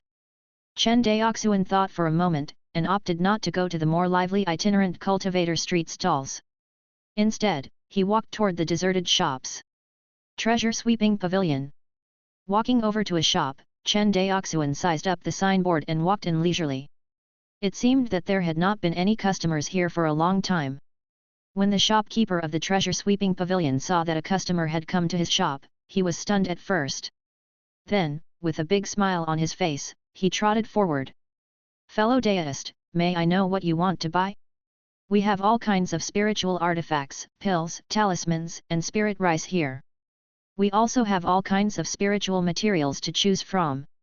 Seeing a customer, the shopkeeper of the Treasure Sweeping Pavilion gave a brief introduction, as if afraid that Chen Daoxuan would run away. After listening to the shopkeeper's introduction, Chen Daoxuan gained a rough idea of how it operated. This shop basically sold anything and everything. However, he did not know the exact details or types of wares it sold. Shopkeeper, you're too kind. Chen Daoxuan cupped his hands and said in a low voice, may I know what spiritual artifacts you have for sale in your shop? Spiritual artifacts. Hearing the words spiritual artifacts, the shopkeeper's eyes lit up. It was a big deal. The prices of different spiritual artifacts vary. May I know what grade of spiritual artifacts you wish to purchase? First grade spiritual artifacts. High, middle, and low first grade flying swords, one of each. Chen Daoxuan said straightforwardly. Hearing this, the shopkeeper nodded. Fellow Daoist, please follow me upstairs. After saying this, he made a gesture of invitation. They went up to the second floor. The shopkeeper asked the waiter in the shop to serve tea while he personally brought the spiritual artifacts over for Chen Daoxuan to examine. In about half the time it took to brew a pot of tea, the shopkeeper brought over 3 sword cases according to Chen Daoxuan's request. Inside the sword cases were 3 flying swords, ranging from low-grade first grade to high-grade first grade. Fellow Daoist, please take a look. The shopkeeper first opened the sword case on the far left, and a green flying sword with a cold glint appeared in front of his eyes. This is a low-grade first-grade flying sword, Qingfeng sword. This sword is incomparably sharp. If you inject true qi into it, its sword light will reach 2 feet. Chen Daoxuan took the flying sword and injected true qi into it. Immediately, a sword light that was longer than 2 feet shot forth from the tip of the sword. How is it? Chen Daoxuan did not comment. He looked at the other 2 sword cases. The shopkeeper did not care. He opened the second sword case. Immediately, a silver light appeared in front of his eyes. This is a middle-grade first-grade flying sword, Silver Moon Sword. Its entire body is made of silver moonstone. This sword can not only trigger 5 feet of sword light, but it also has the characteristic of being fire-resistant. It is the bane of fire element spells. Seeing that Chen Daoxuan was dissatisfied with the first flying sword, the shopkeeper quickly introduced the second flying sword. However, when Chen Daoxuan saw the second flying sword, he already had a vague idea of the type of spiritual artifacts sold in this shop. Without waiting for the shopkeeper to continue, he opened the third sword case. It was as expected. Chen Daoxuan's face was full of disappointment, but he was extremely happy in his heart. Shopkeeper, why are all the spiritual artifacts you sell second-hand items? Seeing that Chen Daoxuan had revealed his secret, the shopkeeper's face flashed with an awkward expression. Chen Daoxuan did not spout nonsense. These 3 flying swords were all second-hand flying swords that had been previously used by others. Moreover, they had all been used for at least 5 years, and the spiritual essence on the flying swords had begun to dissipate. It had to be known that the lifespan of a first-grade spiritual artifact was only about 10 years. A flying sword that had been used for 5 years had already expended half of its lifespan. Unless the price of this kind of flying sword was extremely low, even itinerant cultivators would be unwilling to buy it. Fellow Daoist, you have good eyesight. Seeing that Chen Daoxuan had seen through his trick, the shopkeeper no longer concealed it. The flying swords in our shop are indeed flying swords that the disciples of the large cultivation clans have previously used but replaced. Hearing that, Chen Daoxuan took a sip of tea and waited for the next part. Seeing that Chen Daoxuan's attitude was indifferent, the shopkeeper continued, Fellow Daoist, you should know that the myriad sea of stars and the cloud nation have been in a constant state of war. The demand for spiritual artifacts at the front lines has reached the point of crisis. Within the myriad sea of stars, if we were to go to the 7 immortal cities at the front lines, flying swords of this quality, even if they are second-hand items, would have been sold out long ago. Hearing this nonsense, Chen Daoxuan could not help but laugh. Then, why don't you go over to the front lines to sell these flying swords? The shopkeeper said that the front line lacked spiritual artifacts, and Chen Daoxuan believed his words. After all, spiritual artifacts would not last forever, and intense battles would sharply decrease the lifespan of spiritual artifacts. The myriad sea of stars and the cloud nation had been fighting for hundreds of years, so it was obvious that the front lines lacked spiritual artifacts. However, it would be a complete lie to say that the cultivators on the front lines were willing to settle for second-hand spiritual artifacts. This was because cultivators fighting on the front lines would have higher requirements for the quality of the spiritual artifacts they used. After all, no one wanted to lose their lives on the battlefield because the quality of the spiritual artifacts they used was too poor. After all, even if the Qianyuan sword sect wanted the cultivators from the myriad sea of stars to contribute to and participate in the war against the cloud nation, they could only rely on various cultivation techniques and cultivation resources to motivate them. Who would dare to force cultivators on the front lines to use these inferior second-hand items? Would they not be afraid that the cultivators would rebel and turn on them at any moment? Seeing that he could not trick Chen Daoxuan, the shopkeeper had no choice but to lower the price of the flying sword repeatedly. In the end, he lowered the price of the Qingfeng sword to 50 spirit stones, but Chen Daoxuan still refused to budge. Since your shop doesn't have the spiritual artifacts that I want, then I won't bother you anymore. After saying that, Chen Daoxuan turned around to leave. Fellow Daoist, don't waste your time. Seeing that Chen Daoxuan was unwilling to buy the spiritual artifacts in his shop, the shopkeeper's attitude also became cold.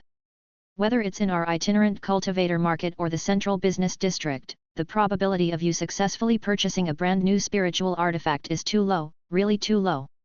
After that, the shopkeeper did not say anything further. Hearing that, Chen Daoxuan paused, cupped his hands, and left the shop. Chapter 17, The Market Where Demand Exceeds Supply. Fellow Daoist, you must be joking. If you have the connections to buy brand new spiritual artifacts from a refiner, our shop is willing to purchase them at market price.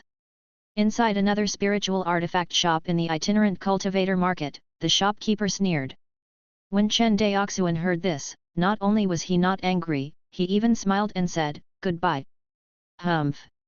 After watching Chen Daoxuan leave, the manager of this spiritual artifact shop had an unfriendly look on his face. Were it not for the fact that they were in Guangan prefecture, the manager might have taught this mere third-level Qi refinement realm cultivator a lesson because of his contemptuous attitude. After spending an entire morning, Chen Daoxuan had almost gone through all the spiritual artifact shops in the itinerant cultivator market. He reached a single conclusion. The market for spiritual artifacts in Guangan prefecture was in a state of severe shortage. Not to mention brand new spiritual artifacts, even second-hand goods that were of slightly better quality would be snapped up by the itinerant cultivators very quickly, and at the normal market price of a spiritual artifact to boot. Generally speaking, the price of a first-grade spiritual artifact ranged from dozens of spirit stones to hundreds of spirit stones. Even the best high-grade first-grade spiritual artifacts usually sold for less than 1,000 spirit stones. In short, according to Chen Daoxuan's morning survey, opening a spiritual artifact shop in the itinerant cultivator market to sell new spiritual artifacts was a very promising venture. Moreover, the problem of the difficulty of purchasing and renting shops in the central business district did not exist in the itinerant cultivator market at all. Along the way, he even saw several shops that were waiting to be rented out and sold. The reason behind this was that the itinerant cultivators who set up the stalls on the streets had seized a large amount of business from the shops. If the goods in the shops were worth it, things would still be fine. However, the key point was that the goods sold in the shops were mostly second-hand items and inferior goods. Therefore, most itinerant cultivators felt that they might as well try their luck at the street stalls, at least the prices there were cheaper there. If they were lucky, they might even be able to get their hands on some treasures at a low price from the itinerant cultivator sellers who were not aware of the quality of the goods they sold. After surveying the spiritual artifact shops in the itinerant cultivator market, it was already noon. Since there were still a few hours left before the appointed meeting time with Chen Xianhe, Chen Daoxuan decided to visit the street stall market in the itinerant cultivator market. He then stepped into the area that housed the street stalls. Chen Daoxuan almost felt like he was visiting the flea markets of his previous life. Were it not for the items displayed at the street stalls being all kinds of spirit talismans, array discs, spirit ores, and other items used by cultivators, he really would have believed that he had returned to Earth. Shaking his head, Chen Daoxuan tossed out the unrealistic thoughts in his mind and walked over to one of the stalls. Fellow Daoist. Chen Daoxuan cupped his hands toward the itinerant cultivator who was hawking his wares at the stall. I wonder how much you are selling this array disc for. The itinerant cultivator manning the stall was a middle-aged man with a full beard. He looked quite honest and simple. Seeing that a guest had arrived, the bearded middle-aged man hurriedly got up from the mat on which he was meditating. He rubbed his hands and said, "Fellow Daoist, you have good eyesight. This array disc is called the Wind and Thunder Array Disc. It houses a small wind and thunder array inside. Once activated, it can set up a wind and thunder array within a radius of 100 feet. It can trap and kill enemies, and has certain protective effects. It can be said to be a very comprehensive spiritual artifact." He pointed at an 8 trigram array disc with cracks all over its surface and said with a smile, "It can be yours for 100 spirit stones." Hearing that, Chen Daoxuan said without batting an eyelid, "Can I try it?" "Go ahead." The bearded middle-aged stall owner was rather magnanimous as he waved his hand and allowed it. Chen Daoxuan nodded, picked up the wind and thunder array disc and injected a stream of true qi into it. Unexpectedly, the wind and thunder array disc, which was spoken so highly of by the bearded stall owner, flickered a few times and then suddenly extinguished. Not only that, the entire array disc directly shattered along the crack lines, transforming it into a pile of debris that scattered all over the ground. Chen Daoxuan. Bearded stall owner. The atmosphere was slightly awkward. Chen Daoxuan wanted to buy this array disc purely because he was interested in this kind of array disc type spiritual artifact that was not recorded in the clan's refining inheritance. He did not expect that a dignified artifact refiner like him would actually make such a mistake. This was not a slightly damaged spiritual artifact, but a spiritual artifact that was on the verge of being thrown away. The bearded stall owner in front of him was clearly fishing for victims. As expected, when the bearded stall owner saw that Chen Daoxuan had damaged his spiritual artifact, he immediately shouted righteously, "Fellow deist, what do you mean by this? Why did you destroy my spiritual artifact that is worth 100 spirit stones for no reason? I didn't expect that this fellow deist would do such a thing given his young age and dignified appearance." Very soon, the bearded stall owner's loud voice attracted the attention of the pedestrians and stall owners around him. A crowd gradually gathered around him, pointing at and watching the show. "This son of a bitch Zhang San is scamming people again. This little fellow deist does look rather unfamiliar. There will be a good show to watch." There was also a cultivator with a slightly higher cultivation realm who jeered, "Zhang San, I'm afraid that your array disc doesn't cost just 100 spirit stones. It should at least cost 1000 spirit stones, am I right?" When the bearded stall owner called Zhang San heard someone jeering at him, he was very angry. He looked toward the source of the voice and found that it was a nearby stall owner, Old Ghost Wei, who was a 9th level Qi refinement realm cultivator, and immediately gave up on pursuing the matter. Slightly cowed, Zhang San's words were no longer as firm as before. He waved his hand, putting on a magnanimous look, and said, "Forget it, forget it. Looking at how young you are, I'm afraid that you are also a junior who has just entered the immortal path. I won't make things difficult for you."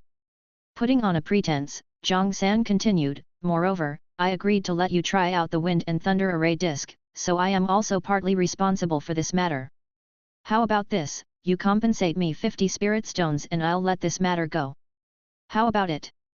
After saying that, he put on an expression that looked as if he was being taken advantage of by Chen Daoxuan. Chen Daoxuan was almost angered by the look on this scoundrel and laughed. He shook his head and said, "It's not worth that much. Hey brat, don't refuse a toast only to drink a forfeit." The bearded man threatened, "Don't think that I can't teach you a lesson just because we're inside Guangan prefecture." After saying that, he rolled up his sleeves and pretended to go over to teach Chen Daoxuan a lesson. However, Chen Daoxuan looked at him quietly and did not move at all. Seeing him like this, the bearded man called Zhang San was in a difficult position. Making a move in the immortal city of Guangan prefecture meant provoking the authority of the Zhou clan of Guangan prefecture. Even if the bearded stall owner had 180 times more courage, he would still not dare to do so. Now, he could neither make a move nor not make a move, he was stuck in a dilemma. In addition to the constant heckling from the people around him, Zhang San felt like he was riding a tiger. The situation had entered a stalemate. Soon, the patrolling law enforcement disciples of the Zhou clan rushed over. "Make way! Make way! Make way! The law enforcement team is here! Make way!" A moment later, 2 cultivators from the law enforcement team of the Zhou clan wearing green robes adorned with the fire spirit pearl design pushed through the crowd and squeezed in. "What's going on? What are you two doing?" Seeing the cultivators of the law enforcement team, the bearded stall owner's face suddenly changed. He quickly bowed and begged for mercy, "It's nothing, it's nothing. I'm just playing around with this little brother." "Is that so?" The cultivator of the law enforcement team looked at Chen Daoxuan and asked. Chen Daoxuan glanced at the bearded stall owner and saw that he was begging for mercy. He nodded and said, "We had a little dispute over the price of a spiritual artifact. It's nothing serious." Seeing that the stall owner had calmed down, the cultivators of the law enforcement team did not want to pursue the matter any further. Before leaving, the older cultivator of the law enforcement team warned the bearded stall owner, "Zhang San, don't cause trouble here. Otherwise, your luck won't be as good as last time." "Yes, yes, yes. This Zhang San understands." Nodding and bowing, Zhang San sent the two cultivators of the law enforcement team away. Seeing that there was no more excitement to be had, the crowd gradually dispersed, and the surrounding stalls resumed hawking their wares. "Brother, thank you so much for earlier." The bearded stall owner solemnly cupped his hands toward Chen Daoxuan. "Don't thank me just yet. Let me ask you, where did you get this wind and thunder array disc?" Chen Daoxuan pointed at the scattered remains on the ground and asked. Chapter 18, Water Spirit Pearl. Upon hearing his question, the bearded stall owner looked troubled for a moment. After a long while, he shook his head and said, "I'm sorry, but I can't tell you that." "But..." The bearded stall owner paused for a moment, before continuing, "If I'm not mistaken, you're not an itinerant cultivator, are you?" "Oh." Chen Daoxuan's interest was piqued when he heard this. He said noncommittally, "How did you figure it out, fellow deist?" A novice itinerant cultivator would have definitely panicked during that situation earlier. "I noticed that fellow deist was not afraid at all." "Clearly, you possess extraordinary confidence." "Fellow deist, seeing that you possess such confidence at such a young age, I imagine that you must be a disciple of some clan. I wonder if you are a member of the Wu clan, Zhao clan, or Yang clan." Although this bearded man called Zhang San had a rough appearance, his thoughts were very meticulous. At this moment, he was actually inquiring about Chen Daoxuan's background. The three cultivation clans he mentioned just now were the most famous foundation establishment cultivation clans in the 100,000-mile sea region, apart from the Zhou clan. Chen Daoxuan shook his head. "There's no need to be so cautious, fellow deist. I'm not from a foundation establishment cultivation clan, but a disciple of a small clan. It's not worth mentioning." As his thoughts were seen through by Chen Daoxuan, Zhang San's face revealed an embarrassed expression. He thought for a while, before making up his mind, after which, the bearded man spoke into Chen Daoxuan's ear using voice transmission, "Are you interested in the refining method of the wind and thunder array disc?" Hearing this, Chen Daoxuan was delighted. He did not expect to receive an unexpected harvest. "I'm indeed interested. Our clan has been planning to cultivate a refiner in recent years. We are collecting the refining methods of all kinds of spiritual artifacts." Hearing this, Zhang San could not help but feel a sense of respect. Clans that could cultivate a weapon refiner were all clans that were not weak. After all, it was not that easy to obtain an artifact refining inheritance. An ordinary Qi refinement realm cultivation clan simply would not have the strength or resources to cultivate an artifact refiner.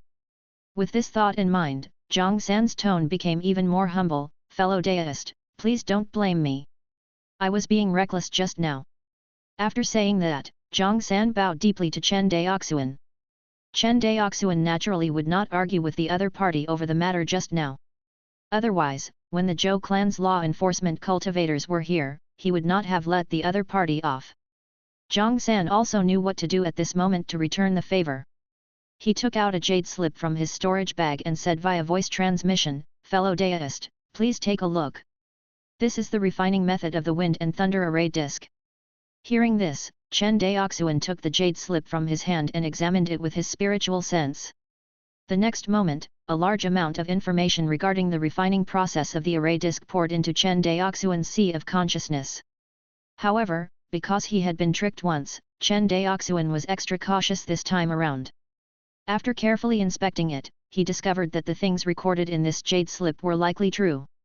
Chen Daoxuan asked without batting an eyelid, "May I know the price of this jade slip?"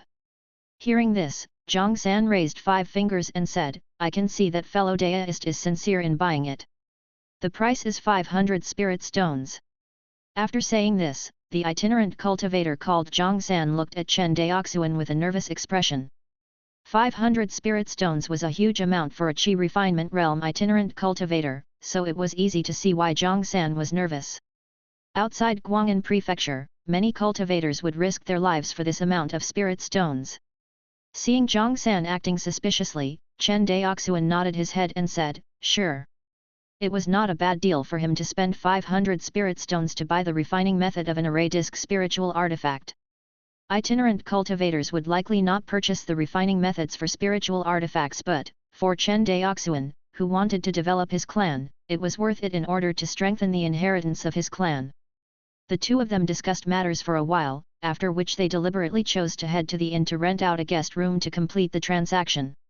Openly trading in the street market was unwise. Not to mention Zhang San, even Chen Daoxuan also did not dare to participate in such foolishness. 500 spirit stones was not a small sum. If it was placed on the ground, it could be piled into a small hill. If they had openly traded such a sum, they would inevitably attract the attention of thieves and scoundrels. Acting on the principle that it was better to have less trouble than more trouble, the two of them cautiously chose to complete the transaction in the inn. After Zhang San completed the transaction, he cupped his hands toward Chen Daoxuan and left the itinerant cultivator market. With such a large sum of spirit stones in hand, Zhang San was probably more worried than anyone else. After all, in terms of cultivation, he was only slightly ahead of Chen Daoxuan, being only at the 4th level of the Qi refinement realm. On the other hand, Chen Daoxuan was in a wonderful mood.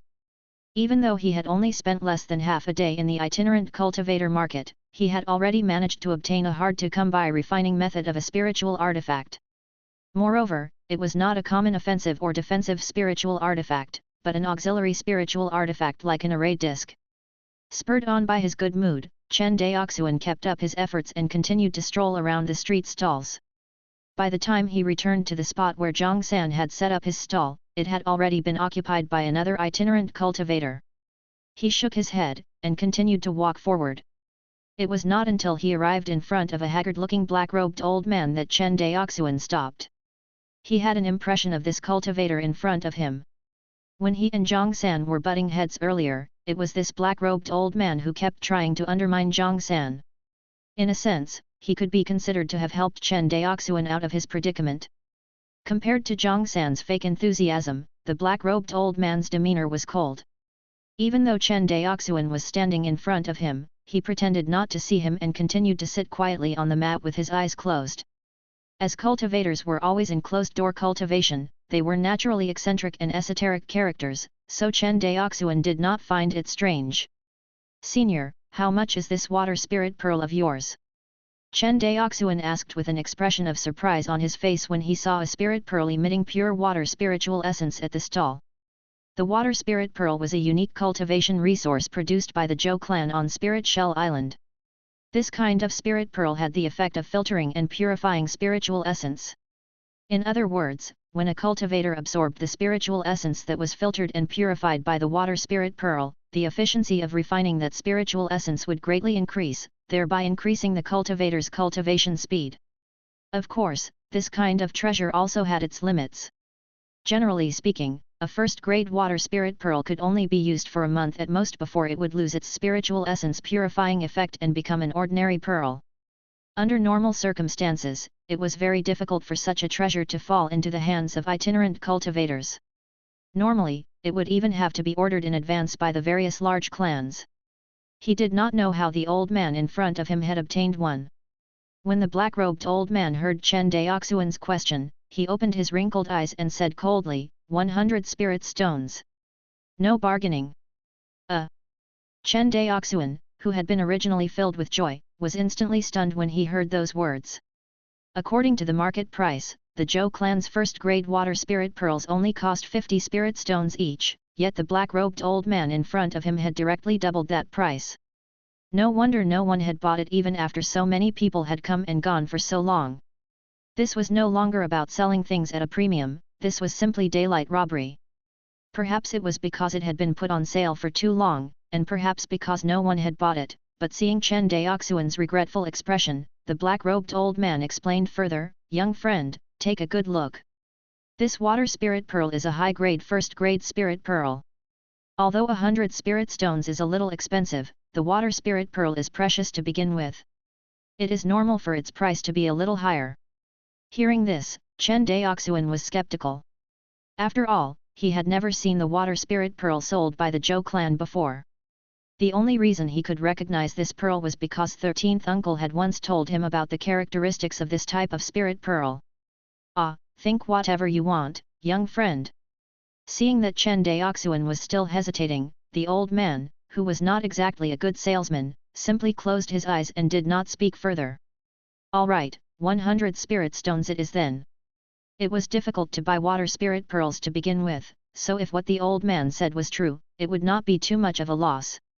In addition, the old man had helped Chen Daoxuan a little just now, so buying one of his spirit pearls at a premium would be considered as returning the favor to him. Just as the two of them were about to complete the transaction. Woo woo woo! A shrill alarm suddenly sounded throughout the entire Guangan prefecture immortal city. Chapter 19, Demon Beasts Attacking the City? He heard the shrill and urgent sound of the alarm in his ear. Chen Daoxuan unconsciously raised his head and said, "Senior, this is... It's the alarm for demon beasts attacking the Guangan prefecture." The black-robed old man, who had been sitting cross-legged, stood up and replied in a deep voice. "Demon beasts attacking the city." Upon hearing this, Chen Daoxuan's expression suddenly turned ugly. It was obvious that his words had brought up some unpleasant memories deep in his heart. Back then, Changping County of Shuanghu Island had been attacked by demon beasts. In this life, his parents had lost their lives to the demon beasts. If he had not been lucky enough to have been saved by his 13th uncle, Chen Zianhe, his soul would have long since returned to the netherworld. Therefore, when Chen Daoxuan heard that the Guangan prefecture was being attacked by demon beasts, his first reaction was not that of fear, but rather deep-seated hatred. Seeing Chen Daoxuan's expression, the old man seemed to misunderstand that he was afraid. He comforted him, "Don't worry. Guangan prefecture is attacked by demon beasts fairly often. You'll be fine once you get used to it." When he heard this, Chen Daoxuan was rather surprised. "Senior, why is it this way? Isn't Guangan prefecture the Zhou clan's territory? Given the Zhou clan's strength, why would they be attacked by demon beasts?"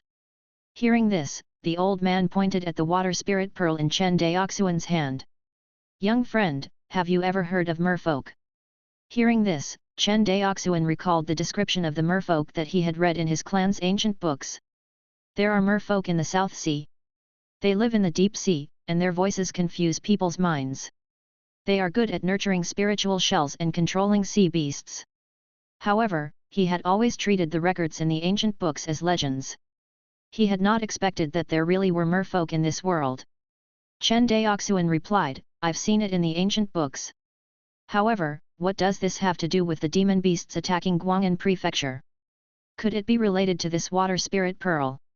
Seeing the black-robed elder point at the water spirit pearl in his hand, Chen Daoxuan had a vague speculation in his heart. "You're right." The black-robed elder nodded. "It's indeed because of this spirit pearl. Spirit Shell Island is the largest spirit shell farm of the Zhou clan of Guangan prefecture. However, in order to breed spirit shells, you have to capture female merfolks. Every year, the Zhou clan's fishing fleet will capture mermaids in the nearby waters. It seems that, this year, the Zhou clan has poked a hornet's nest by going after another merfolk tribe." At this point, the black-robed elder's tone faintly revealed a hint of schadenfreude. Itinerant cultivators had always been hostile toward the large immortal cultivation clans. It was not that they were not used to it, but rather that the large cultivation clans hoarded much of the region's cultivation resources, and there were long-standing conflicts between the two sides. Were it not for the fact that the Qianyuan sword sect had chosen to attack the Cloud Nation back then, and distracted everyone from these conflicts, the myriad sea of stars might have been thrown into chaos by now. Chen Daoxuan could not be bothered about his gloating. He immediately remembered that the Kanglong was still docked at the port of Guangan prefecture. Since these demon beasts were from the sea, would not their clan's cargo ship be the first to suffer? With this thought in mind, Chen Daoxuan took his leave and said, "Senior, this junior will take his leave first. This junior's ship is still docked at the port. Thank you for helping me out just now."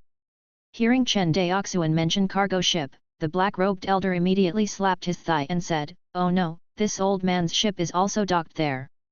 There was a reason for his anxiousness. The black-robed elder's ship was of a much higher grade than the Chen clan of Shuanghu Island's cargo ship. It was a spirit ship that he had spent a lot of money to purchase from the Yang clan. It had cost him more than 800 spirit stones. How could he not be anxious? Consumed by his anxiousness, the black-robed elder did not pay Chen Daoxuan any mind. He immediately put the stall's goods into his storage bag and used his wind control spell to fly toward the outer city of Guangan prefecture. He was not the only one, the other cultivators reacted to his words and all flew into the air toward the outer city of Guangan prefecture. Due to the attack of the demon beasts, the anti-flying array of the immortal city of Guangan prefecture had been disabled. At this moment, Chen Daoxuan witnessed the most spectacular scene he had ever seen in his life. Hundreds of thousands of cultivators flew toward Guangan prefecture's port one after another. It was a scene that could be said to blot out the sky and cover the sun. Chen Daoxuan did not have time to admire the scene. He followed behind the crowd closely and flew toward the port. When Chen Daoxuan found the cargo ship, he discovered that his 13th uncle was already standing on the deck of the Kanglong. 13th uncle. Chen Daoxuan descended and cupped his hands toward Chen Xianhe. You're here. Seeing his nephew, Chen Xianhe nodded with a smile. Then, he looked at the black mass of demon beasts on the sea with a serious expression. He said worriedly, it seems that the merfolk tribe that the Zhou clan provoked this time is not small.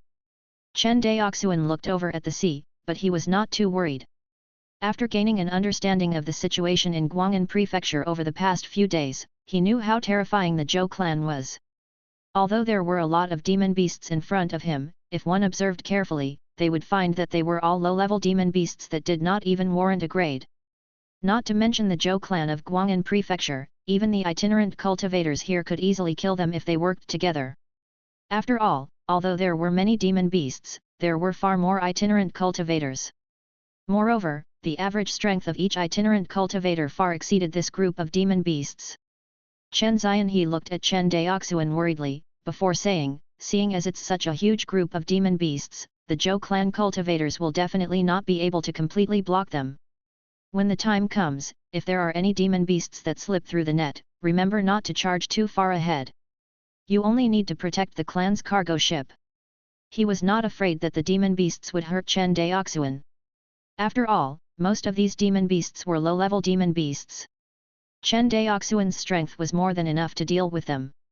He was only afraid that Chen Daoxuan would rush into the group of demon beasts because he was young and impetuous. If that happened, once his true chi was exhausted, even a low-level demon beast could pose a threat to his life.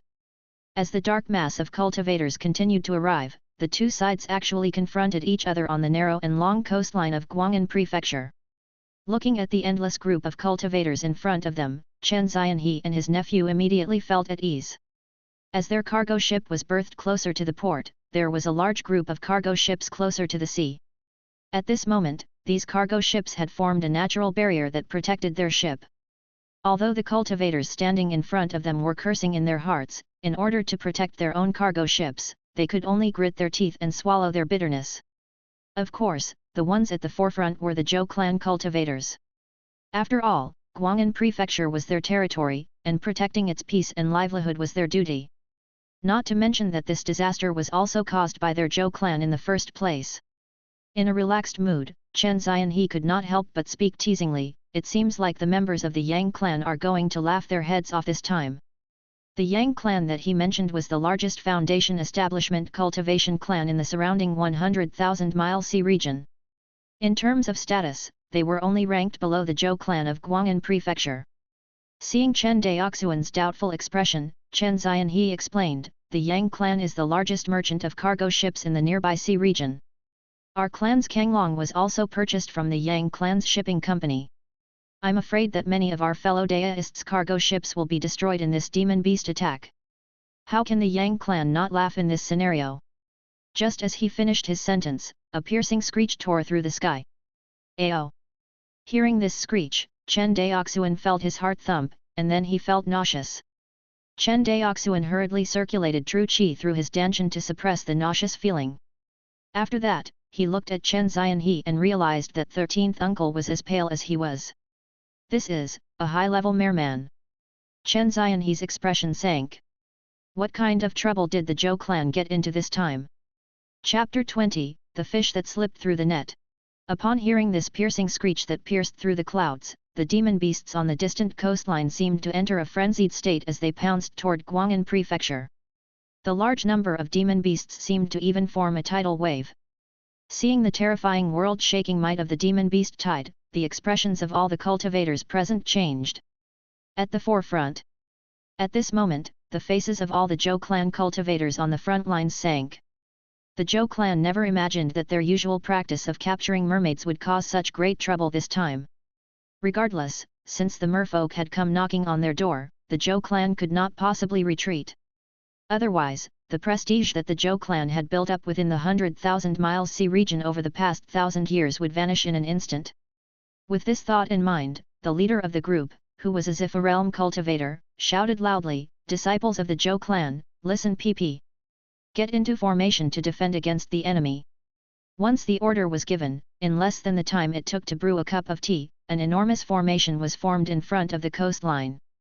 All of the members of the Zhou clan held their breaths, waiting for the inevitable charge and clash against the demon beasts. Sword array! Rise! At this order, one flying sword after another pierced through the heavens, forming an incomparably powerful sword array that charged toward the charging demon beasts. At this moment, it was as if the only two things left in the world were the surging demon beasts, and the resplendent sword array that had arisen from the ground. Boom! In the blink of an eye, the sword array and the demon beast tide collided, resulting in a loud noise that felt like the collision of heaven and earth. In just an instant, the seawater was dyed blood red, and large swathes of demon beast corpses floated on the surface of the sea. This scene was also witnessed by the itinerant cultivators further behind, causing everyone's expressions to relax. Low-level demon beasts are indeed low-level demon beasts. Even if their numbers are shocking, they won't cause any waves in the end. Chen Daoxuan, who was floating in the air, witnessed the scene of the Zhou clan cultivators fighting against the demon beasts in the sea and sighed with emotion. The Zhou clan's strength is really strong. What Chen Daoxuan saw was the Zhou clan's strength. This kind of strength was not only reflected in the Zhou clan's disciples' individual strengths, but also reflected in how well trained the Zhou clan's disciples were overall. They were completely different from the itinerant cultivators who could only showcase their individual courage. At present, the most powerful attack wave of the demon beasts had been defeated by the Zhou clan. All that remained was to kill the scattered leftover demon beasts. The defeated demon beasts were scared out of their wits and fled in all directions. No matter how hard the merfolk behind them howled and issued commands, it was useless. We won. Seeing this scene, Chen Daoxuan, who had been in many battles throughout his lifetime, instantly assessed the situation. As expected, just like Chen Daoxuan's assessment, the seemingly large number of demon beasts were not a match for the Zhou clan. After just one engagement, they were utterly defeated. After that, it was the Zhou clan cultivators and the local Guangan itinerant cultivators who cleaned up the demon beasts that had fled in all directions.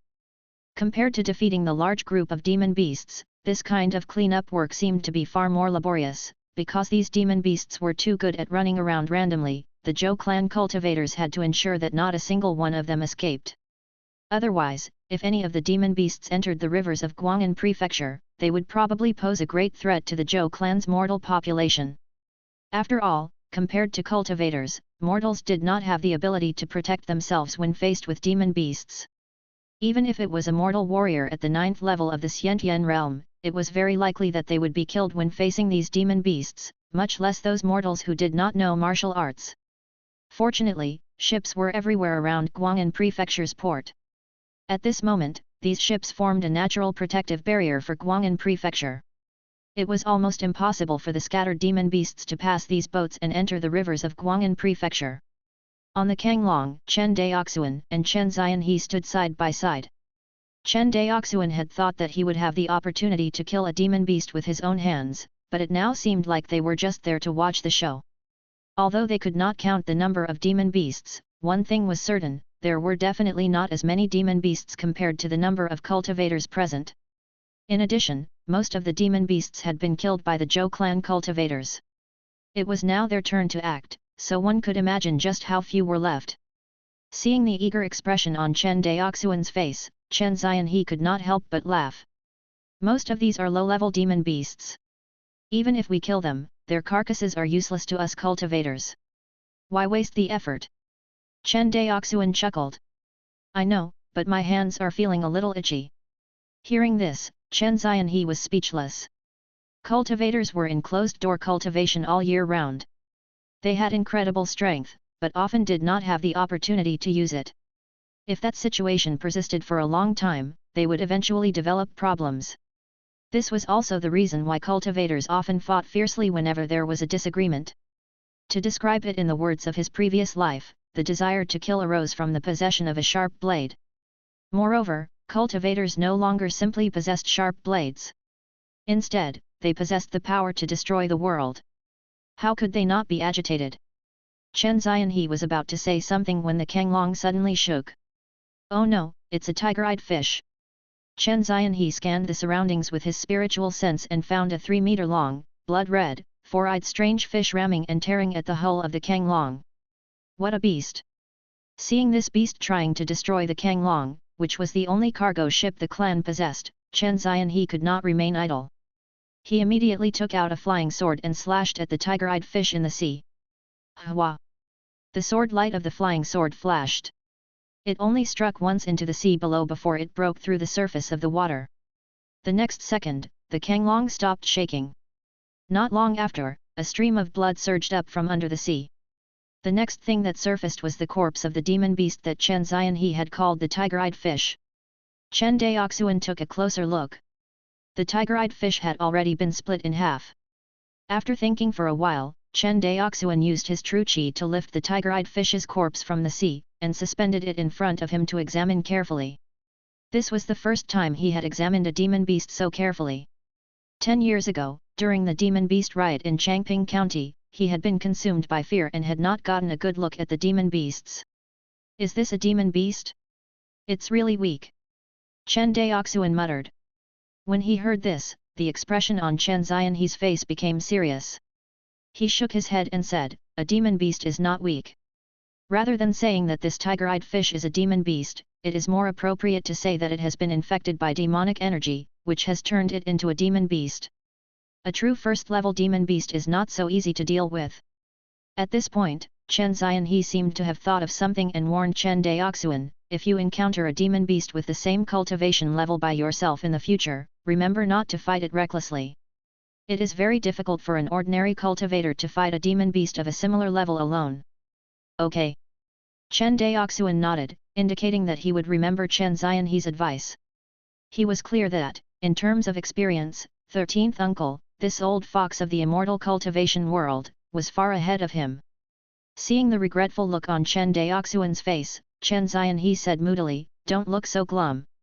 I'll let you kill the next demon beast. I'll help you keep watch, okay? Okay. Chen Daoxuan nodded with a smile. Then, he threw the tiger-eyed fish's corpse into the sea. What? Just as Chen Daoxuan finished speaking, a demon beast that exuded a strong demonic aura swam toward the Kanglong. A first-level demonic beast. Not far away, some cultivators also noticed the demon beast in the sea and cried out in surprise. Damn it, what happened to the Zhou clan and the people in front? How could they allow a first-level demon beast to come all the way here? The surrounding cultivators complained endlessly. As if attracted by the blood of the tiger-eyed fish, the first-level demon beast swam toward the vicinity of the Kanglong ship and actually stopped moving. It began to munch on the tiger-eyed fish's corpse. The Kanglong was about 500 zhang in length, which was about 160 meters long. Although it was not a large cargo ship, it was still humongous compared to a low-level demon beast like the tiger-eyed fish. However, the length of the back of this first-level demon beast which was exposed to them was longer than the mast of the Kanglong. The length of its entire body probably exceeded 200 feet. This was the largest creature that Chen Daoxuan had ever seen in his 2 lifetimes as a human. Even with his temperament, he could not help but feel a sense of fear. Fortunately, this demon beast was eating and did not seem to have any intention of attacking the Kanglong. Chapter 21, Temporary Team? Seeing this, Chen Daoxuan also became nervous. The tiger-eyed fish's corpse was less than 10 feet long. Given the size of this first-level demon beast, it would take no more than a minute to finish eating it. He originally thought that, this time around, he would only be cheering and supporting the Zhou clan from behind. He did not expect to encounter such a crisis. Thinking this, Chen Daoxuan instructed, this demon beast shouldn't be able to fly. If you aren't a match for it later, abandon the ship and run for your life. At this time, Chen Daoxuan would not try to show off. After all, his cultivation was only at the third level of the Qi refinement realm. Even though he had experienced 3 epiphanies on the way to Guangan prefecture, which had resulted in his mastery of the wind-chasing sword technique reaching beyond the large success stage, it was still far from enough to deal with this huge demon beast. Unless he was willing to use the flying snow sword, which was his trump card. However, using the flying snow sword would consume too much true qi. If he did not succeed, his true qi would be exhausted, and he might even lose the ability to escape. That would quickly turn into a tragedy. While he was hesitating, a familiar voice entered the ears of Chen Daoxuan and the others. Everyone, this is a late-stage first-level demon beast, the blood-spotted sea snake. Its cultivation is equivalent to a late-stage Qi refinement realm cultivator. If we don't stop it in time, given the destructive power of this demon beast, I'm afraid that our ships will soon be destroyed by it. As he spoke, an old man in a black robe floated in mid-air. Chen Daoxuan recognized at a glance that this person was the black-robed elder who sold him the water spirit pearl at the itinerant cultivator market. He did not expect that his cargo ship was also nearby. After listening to the black-robed elder's explanation, everyone understood that the only way to protect their ships was to kill this blood-spotted sea snake. Very soon, including the black-robed elder, the 7 Qi refinement realm cultivators nearby came to an agreement to work together to kill this demon beast. However, among the 7 Qi refinement realm cultivators, only the black-robed elder had reached the 9th level of the Qi refinement realm. As for the others, the one with the highest level of cultivation was actually Chen Xianhe, who was a mid-stage Qi refinement realm cultivator who had reached the 6th level of the Qi refinement realm. It was hard to say whether such a team, assembled at the last minute, could kill this demon beast. However, for the sake of their own cargo ships, these itinerant cultivators had no other choice but to give it their best shot. Glancing at the crowd, the black-robed elder seemed to recognize Chen Daoxuan. After nodding slightly at him, he set up the strategy to kill the blood-spotted sea snake. Everyone, not only is the blood-spotted sea snake huge, it is also a kind of poisonous snake commonly seen in the sea. When we attack the demon beast later, remember to take an antidote pill in advance. Hearing this, a cultivator who was only at the 2nd level of the Qi refinement realm said with an embarrassed expression, "Senior, I don't have an antidote pill." Hearing this, the black-robed elder took out a jade bottle, took out a green transparent pill, and threw it into the hands of the 2nd level Qi refinement realm cultivator. "Thank you for your kindness, Senior." The black-robed elder nodded, glanced at the crowd, and asked, "Who else doesn't have an antidote pill?" I don't." "And me." Everyone chimed in. In the end, other than Chen Xianhe and Chen Daoxuan, this uncle and nephew pair, no one else in this team had antidote pills.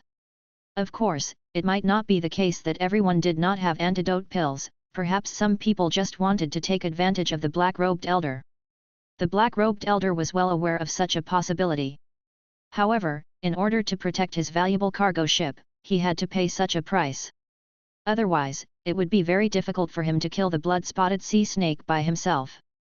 After a brief pause, the black-robed old man continued, "In a moment, I will use the ice-binding spell with all my strength.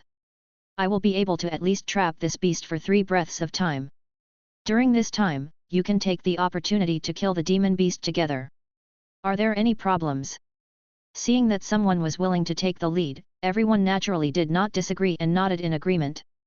After reaching an agreement, the black-robed elder did not waste any time and immediately cast the ice-binding spell. Once the spell was cast, everyone saw a huge ice vine, that was nearly 1,000 feet long, appearing from the black-robed old man's hand. It directly froze the blood-spotted sea snake that was still eating. The power of the ice-binding spell was shocking. Not only did it freeze the demon beast, but it also froze the surrounding seawater as well. "Why aren't you all attacking?" The black-robed elder's face turned red as he shouted. Without waiting for him to speak further, Chen Daoxuan took out his red shadow flying sword and slashed at the frozen demon beast. As he used the wind-chasing sword technique, the red shadow flying sword emitted a terrifying aura, causing Chen Xianhe to briefly glance at it. This is the wind-chasing sword technique at the large success stage. Chen Xianhe was shocked. Chen Daoxuan's attainments in the wind-chasing sword technique seemed to be even greater than his, but how was this even possible? He clearly remembered that his nephew had only obtained the wind-chasing sword technique from him before he came to Guangan city. Chen Daoxuan had only been in contact with this sword technique for a month. Within just a month, he had actually managed to cultivate this sword technique to this level, to the large success stage? Impossible. This was the only thought that buzzed in Chen Xianhe's mind. Since he was distracted, the speed of his sword attack even slowed down a little. The others were not aware of Chen Xianhe's thoughts. Everyone tried their best and used their unique skills to attack the blood-spotted sea snake. For a moment, the air was filled with flashing sword lights, dancing fireballs, and bursts of lightning. The scene looked extraordinary. However, other than Chen Daoxuan, Chen Xianhe, and a few others who could cause some damage to the blood-spotted sea snake, because the cultivation levels of the other cultivators were too low, and the quality of their spiritual artifacts was too poor, it was difficult for them to cause any damage to the late-stage first-level blood-spotted sea snake. The most exaggerated one was the cultivator with the lowest cultivation level in the team, whose cultivation was at the second level of the Qi refinement realm. It seemed that not only were his skills inadequate, but the spiritual artifact he used was a black iron flying sword that he had crudely made and refined himself. When Chen Daoxuan saw the flying sword, he was nearly stunned senseless. All along, he had treated the crude refining of black iron by itinerant cultivators as a joke, truly believing that no one would actually do something like that in real life. When the second-level Qi refinement realm cultivator controlled the black iron flying sword to slash at the body of the blood-spotted sea snake, it did not even scratch its skin, leaving only a string of sparks in its wake. It really shocked everyone.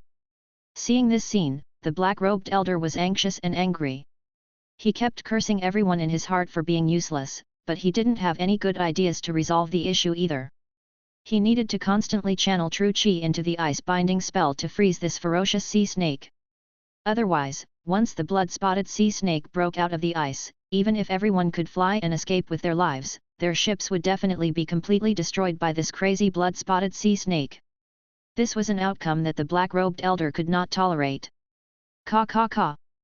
Perhaps because he was concerned about the battle situation, the black-robed elder's speed of channeling true Qi slowed down slightly. Cracks actually started appearing on the layer of ice that covered the blood-spotted sea snake. Not good. This demon beast is about to break free. Everyone, attack with all your might, otherwise we won't be able to save any of our ships. Just as he finished speaking, the layer of ice covering the blood-spotted sea snake's tail cracked and fell off. A cylindrical black shadow broke out of the layer of ice on the surface of the sea. Chen Daoxuan could even see the blood-colored stripes that were the size of a human head on its tail. Boom! The huge tail of the blood-spotted sea snake smashed into a cargo ship next to the Kanglong. Instantly, the cargo ship was broken into two pieces by the demon beast. Countless bits of sawdust and shattered debris floated on the surface of the sea. Ah, my ship! Go to hell, you vile beast! Go to hell! A cultivator in the team saw the situation unfold and went crazy. He controlled his flying sword and attacked the blood-spotted sea snake crazily. However, his cultivation was only at the third level of the Qi refinement realm. In addition, the power of his flying sword was insufficient. No matter how angry he was, he lacked the ability to deal significant damage to the demon beast. Seeing this scene, Chen Daoxuan's expression darkened. Chen Xianhe even made preparations to retreat. In his eyes, the Kanglong was important, but it was far less important than the safety of his nephew. If Chen Daoxuan suffered any damage, it would be a devastating blow to the Chen clan of Shuanghu Island. With this thought in mind, Chen Xianhe shook his head slightly at Chen Daoxuan and gave him a look, indicating that he should retreat when the time came. Chen Daoxuan understood the meaning of Chen Xianhe's gaze. However, he thought about the fact that he still had to rely on the Kanglong to transport the supplies. Without the Kanglong, without even mentioning the loss of spirit stones, the process of returning home would become very troublesome. After weighing the pros and cons for a moment, Chen Daoxuan's gaze became firm. 13th Uncle, I want to give it a try. Chapter 22, Flying Snow Demon Slayer. Give it a try? How? His nephew's attainments in the wind-chasing sword technique was already enough to shock Chen Xianhe. Now, he actually said that he wanted to kill this late-stage first-level demon snake. How could Chen Xianhe believe this? Just as he was about to dissuade him, the black-robed elder's roar reverberated in everyone's ears again. Everyone, Be careful. The beast is about to escape. He had just finished speaking when the layer of ice on the blood-spotted sea snake's rigid body gradually cracked open. Ice shards fell off its body into the sea, creating huge splashes in the water. Hiss! The blood-spotted sea snake let out an earth-shattering hiss. Everyone felt a wave of cold air rush to their heads. Chen Daoxuan even noticed that the cultivator with the lowest cultivation level, the cultivator at the second level of the Qi refinement realm, was so frightened by the demonic snake's might that he was trembling in fear. It's over! The black-robed elder cried out in grief. However, no matter how unwilling he was, he could only run for his life. The blood-spotted sea snake shook its huge body. Countless ice shards fell into the sea, some into the water and others onto the still frozen surface of the sea, creating loud crashing noises. It seemed that the demonic snake was about to escape. Just as everyone was feeling despair, a sword light pierced through the air. The snow-white sword emitted a sword light that was almost 3 meters long. Even though they were hundreds of meters away from it, everyone could still feel the cold aura and terrifying power emanating from the flying sword. 9 feet of sword light. A high-grade first-grade flying sword. Is that a high-grade first-grade spiritual artifact? It's dead. The demonic snake is dead. Go to hell. Go to hell. Haha. When the black-robed elder saw this sword, a sense of fear arose in his heart. Obviously, the power of this sword was sufficient to threaten his life. At this moment, Chen Daoxuan felt that the air in front of the flying sword had become extremely sticky, as if something was hindering him from unleashing the full power of the flying sword. However, this feeling only lasted for a fraction of a second. In the eyes of others, not only was the flying snow sword terrifying, but its speed was also as fast as a ray of light. Compared to their own flying swords, Chen Daoxuan's flying sword was more than twice as fast. This was also due to the usage of the wind-chasing sword technique that had reached the large success stage. Not only was the speed of the flying sword doubled while wielding the sword, but its power had also increased by nearly 70%. The high-grade flying snow sword, coupled with the wind-chasing sword technique which increased the power of the flying sword by 70%, created this astonishing sword attack. Hiss! Faced with this sword attack, the blood-spotted sea snake also felt a fatal threat. It twisted its snake body desperately in an attempt to avoid the sharp edge of the flying snow sword. However, it had just escaped from the confines of the black-robed elder's ice-binding spell, so, at this moment, its body was still stiff. In addition, the flying snow sword was too fast, so there was no way for it to dodge the attack. Chi! A sound similar to a hot knife slicing through butter could be heard. The head of this blood-spotted sea snake, which was more than 20 feet long and about 10 feet in diameter, was chopped off by Chen Daoxuan. Seeing this scene, the black-robed elder was stunned at first, but he then immediately became overjoyed. After regaining a portion of true Qi in his dantian, he immediately cast the ice-binding spell again, freezing the demon snake's body that was still swaying about randomly after losing its head. After the time it took to brew half a cup of tea passed, the last bit of the demon snake's life force faded away under the effect of the ice-binding spell, and the surface of the sea finally became quiet again. Is it dead? The cultivator with the lowest cultivation level in the crowd asked cautiously. It's dead. Chen Daoxuan nodded and then glanced at Chen Daoxuan's pale face with a complicated expression. Great! It's finally dead! It's dead! It's finally dead! Haha, we've succeeded! In the air, other than the cultivator whose cargo ship had been destroyed, everyone was celebrating with joy. After all, getting rid of the blood-spotted sea snake not only meant that their cargo ships were safe, but that they would also gain something unexpected. As a late-stage first-level demon beast, the blood-spotted sea snake's body could be said to be full of treasures. Of the corpse it left behind, other than the most precious inner core and poison sac, the snake meat could be used for consumption, its fangs could be used to forge special spiritual artifacts, and its skin could be crafted into a set of tight-fitting defensive soft armor. Earlier, despite everyone's concentrated firepower, they were unable to cause much damage to the demon snake. The toughness of the snake skin was responsible for at least 80% of their attacks' ineffectiveness. Although the snake's skin had been greatly damaged after the group's attacks, there was still enough of it to be crafted into a few soft armor sets. After the black-robed elder carried the demonic snake's corpse onto his ship, he invited everyone to board his cargo ship. When everyone heard his invitation, their ears all perked up. Everyone knew that it was time to divide the spoils of war. The black-robed elder's cargo ship was 3 times bigger than the Chen clan's Kanglong. There were also many more array patterns on the ship than on the Kanglong. No wonder the black-robed elder was so nervous about his cargo ship, everyone thought to themselves. Everyone. The black-robed elder was not aware of what everyone was thinking. His usually quiet face was flushed beet red. He was obviously very satisfied with the outcome of this battle. According to the rules of the Qianyuan sword sect, those who directly kill the enemy will be recognized as the primary contributor, and they will receive 60% of the spoils. Those recognized as the primary support will receive 30% of the spoils. As for the remaining 10%, the 5 of you will split it equally. Does anyone have a differing opinion? The black-robed old man looked around, before his gaze finally landed on Chen Daoxuan. Rather than asking for everyone's opinion, it was more appropriate to say that he was asking for Chen Daoxuan's opinion.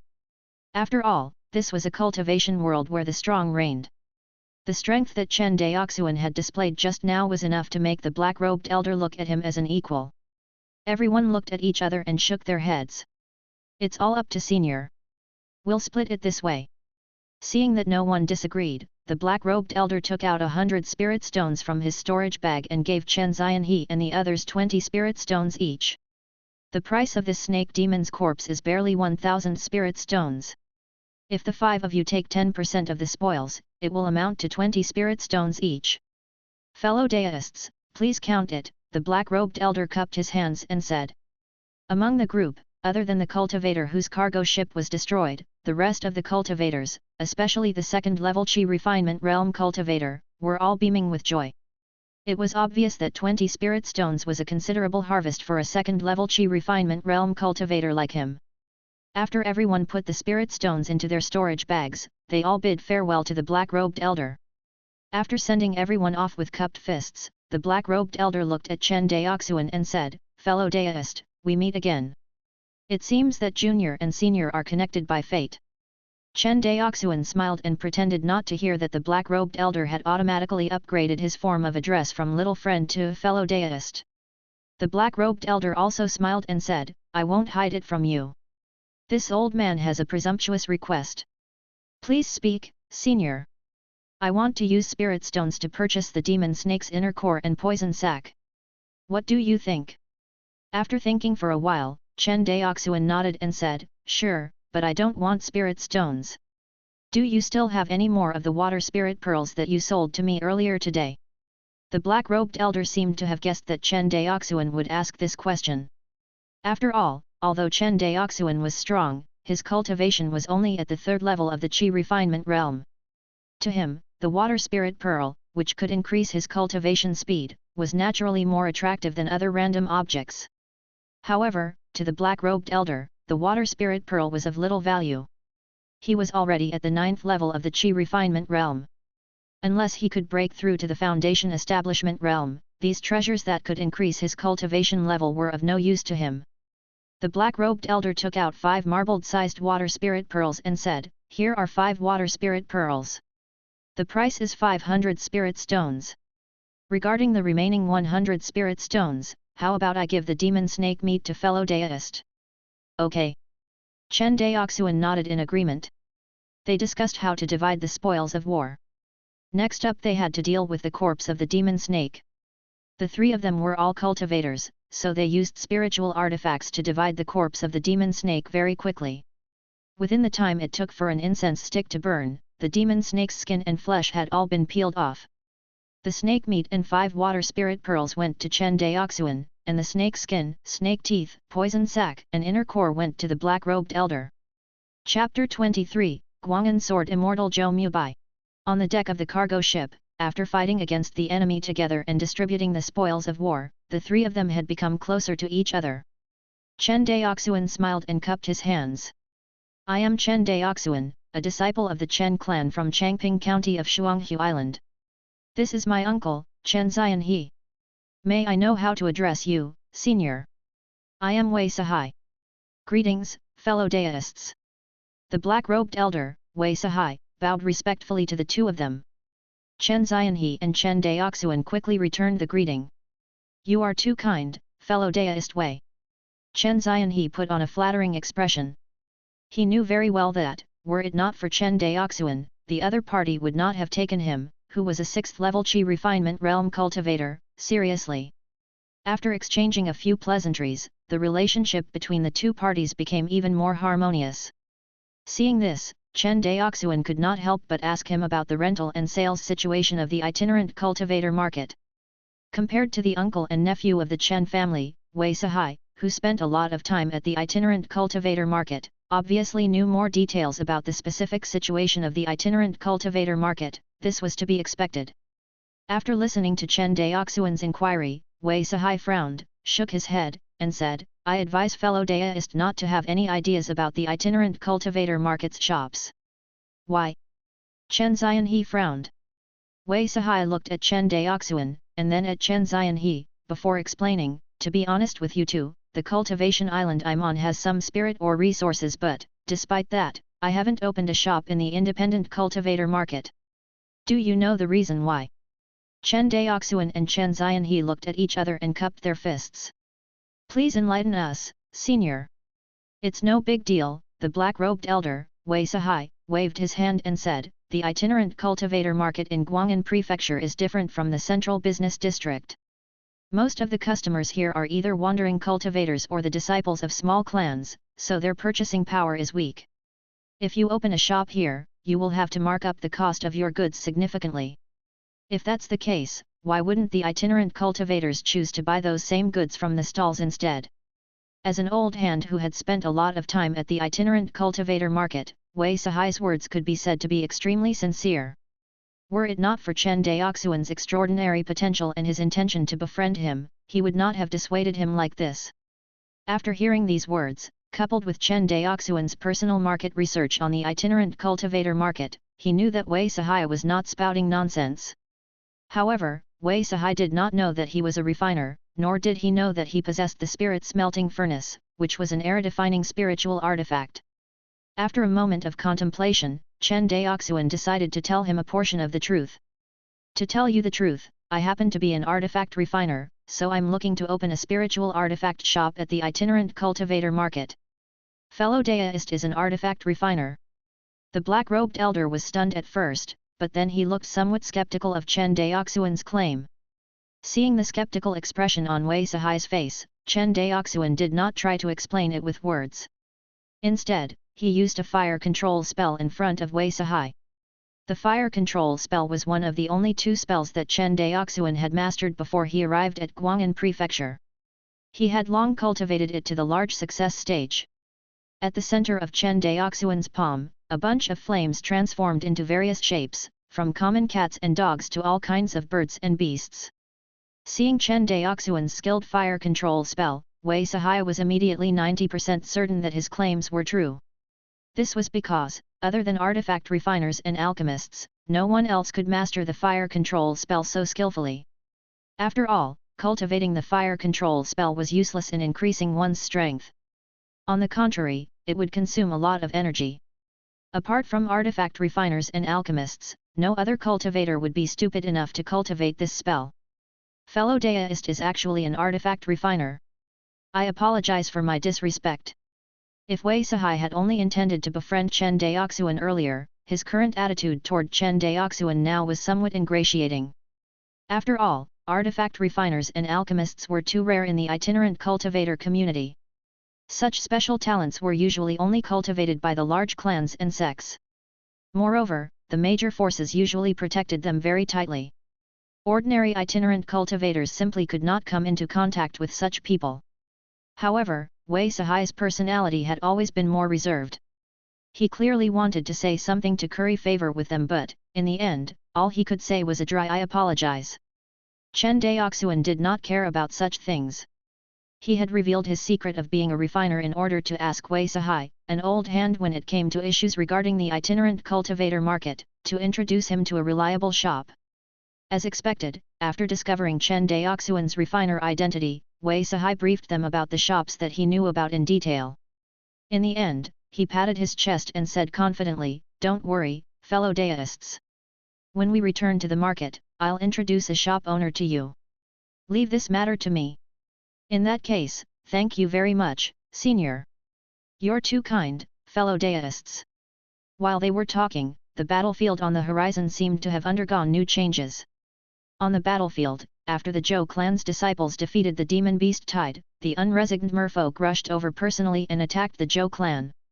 Thanks to the cultivators' amazing eyesight, and the fact that Chen Daoxuan and the others were looking down on the scene from above, they could clearly see the appearance of the merfolk even though they were hundreds of miles away.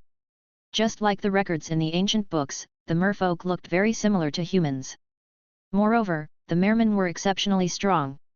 Each of their exposed muscles emitted a bronze-colored luster under the glaring sunlight. The mermaids, on the other hand, were exceptionally beautiful. They looked adorable, and each of them could be considered a beautiful lady. Of course, this was only true if one did not look at their lower bodies. Regardless of gender, from the waist down, the merfolk completely lacked human characteristics. Instead, they had a fishtail that was about 10 feet long. Seeing this scene, Wei Sahai could not help but sigh. It's said that merfolk possess the bloodline of human ancestors. I didn't believe it before, but now that I've seen their appearance, I can't say that the theory is entirely groundless. Chen Daoxuan did not care about whether the merfolk had human ancestors or not.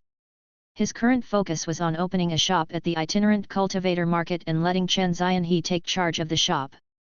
Then, he would go home and set up a refining workshop to mass-produce spiritual artifacts.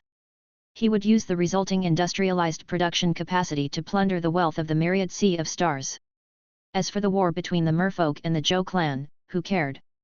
The Zhou clan should easily crush the attacking merfolk. However, even if the Zhou clan could not win, was there still not the state capital above them? If the state capital was defeated, there would still be the Qianyuan sword sect. In this world, the human race was the absolute overlord. Neither the demon beasts nor the foreign creatures could contend with human cultivators. Otherwise, if the humans had a common enemy, the Qianyuan sword sect would not have been embroiled in a war against the Cloud Nation for 400 years. In the midst of their conversation, among the merfolk, a middle-aged merman with a strong body and resolute face stepped out of the group, riding on the waves. On the opposite side, a handsome young man in a white robe with a jade-like face stood in front of him. The man in white stood upright with a 3-foot-long sword on his back. Even though they were hundreds of miles away, Chen Daoxuan could still feel the indifferent and otherworldly aura emanating from the man, as if he was an immortal that descended from heaven. Who is that? Hearing his question, Wei Sahai had a complicated expression on his face. Guangan Sword Immortal, Zhou Mubai. Chapter 24, Zifa Prodigy List. He's Zhou Mubai. Zhou Mubai's name was like thunder in Chen Daoxuan's ears. He was not the only one. Zhou Mubai's name was well known throughout the entire Guangan prefecture, and was even an idol in the hearts of the younger generation of cultivators in the myriad sea of stars. He reached the foundation establishment stage at the age of 21, and then broke through to the Zifa realm in less than 50 years, becoming a Zifa cultivator who was less than 100 years old. One had to know that a Zifa realm cultivator had a lifespan of 500 years. This also meant that Zhou Mubai had over 400 years to break through to the Jindan realm. If nothing went wrong, Zhou Mubai's chances of breaking through to the Jindan realm were extremely high. He was also known as the most promising cultivator in Guangan prefecture over the past 500 years. It was not just that. Zhou Mubai's true strength was that he was a cultivator on the Zifa Prodigy list in the myriad sea of stars. The Zifa Prodigy list was one of the lists set up by the Qianyuan sword sect in order to attract cultivators to fight against the Cloud Nation. There were 3 complete lists, which were namely the Foundation Establishment Hidden Dragon list, the Zifa Prodigy list, and the Jindan Realm Cultivator list. In Chen Daoxuan's view, what the Qianyuan sword sect accomplished by doing this was to latch on to the desire of cultivators who wanted to make a name for themselves. In the myriad sea of stars, the largest group of cultivators were itinerant cultivators, closely followed in number by the disciples of the major cultivation clans. Although the Qianyuan sword sect was the ruler of the myriad sea of stars, it was impossible for them to order all of the cultivators to fight to the death for them on the battlefield. Therefore, the Qianyuan sword sect came up with a way to use fame and fortune to attract cultivators to the battlefield. The Chen clan of Shuanghu Island relied on battle merits to obtain the artifact refining inheritance from the Qianyuan sword sect, the method to build the earth fire chamber, and even the wind chasing sword technique and the rainfall sword technique. These were all benefits that they had obtained from the battlefield.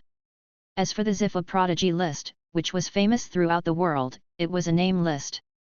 What was the goal of cultivators cultivating? The primary goal was, of course, immortal ascension. However, it had been hundreds of thousands of years since a Mahayana true immortal cultivator had ascended to the upper realm. To the vast majority of cultivators, immortal ascension was nothing more than an illusory dream. Apart from becoming an immortal, the second goal that cultivators pursued was naturally immortality and, if one wanted to live forever, one could not escape the pursuit of cultivation techniques and various cultivation resources. Unfortunately, most of these things were in the possession of the large immortal cultivation clans and the Qianyuan sword sect of the myriad sea of stars. If ordinary cultivators wanted to obtain large amounts of cultivation resources, other than trying to compete with the large immortal cultivation clans and the Qianyuan sword sect, which was akin to snatching food from the tiger's mouth, there was only one path left for them, which was to enter the battlefield and obtain battle merits. After a cultivator achieved their goal of immortality, they could not just live an empty life and cultivate all day for the sake of cultivation, right? Naturally, cultivators would start to pursue other things. For example, beauty, material enjoyment, and, the thing that cultivators valued the most, which was reputation. In the immortal cultivation world, generally, the higher the level of a cultivator, the more they valued things like reputation. And the three lists that the Qianyuan sword sect had created just happened to satisfy cultivators' desire for reputation. Using the twin weapons of reputation and rewards, the Qianyuan sword sect tied all of the cultivators in the myriad sea of stars to its war chariot. Over the past 400 years, the Qianyuan sword sect had driven this war chariot and rampaged all over the immortal cloud continent, turning the cloud nation upside down. Even from Chen Daoxuan's modern-day perspective, the leader of the Qianyuan sword sect was still an impressive figure. When he saw Zhou Mubai standing on the front lines with his white robe fluttering in the wind, Chen Daoxuan's heart was still rather calm. After all, he was much younger than Zhou Mubai. In terms of potential, Chen Daoxuan believed that he was not inferior to Zhou Mubai. Wei Sihai and Chen Xianhe's eyes, on the other hand, were filled with longing. After all, in terms of age, both of them were already close to 100 years old. In terms of cultivation, the white figure in the sky was on a completely different level to them. As cultivators from the same generation, it was impossible for the two of them to not feel anything. However, the gap between them was so huge that the two of them did not even dare to feel jealous. Only they themselves could understand the complex feelings in their hearts. While everyone was occupied with their differing thoughts, the battle on the front lines began.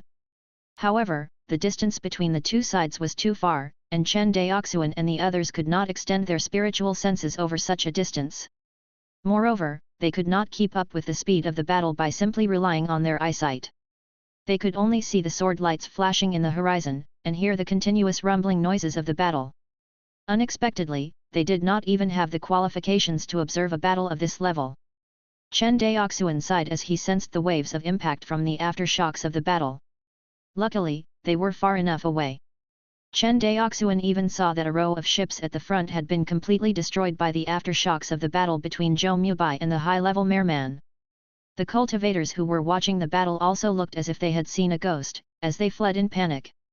With Zhou Mubai and the high-level merman at the center, no one dared to approach them within a 10-mile radius. In the end, after being struck by a sword light that was 100 meters long, the high-level merman fled, wounded, together with the entire merfolk tribe. The other Zifu disciple of the Zhou clan was about to give chase, but he was stopped by the pale-faced Zhou Mubai. "Third granduncle, there's no need to chase them. Mubai, are you all right?" Seeing Zhou Mubai's pale face, the cultivator he addressed as third granduncle immediately became nervous. Zhou Mubai was the most talented cultivator of the younger generation of the Zhou clan. Not only had he broken through to the Zifu realm at such a young age, he was also a genius in the Dao of the sword, who had successfully comprehended sword intent at the Foundation establishment realm.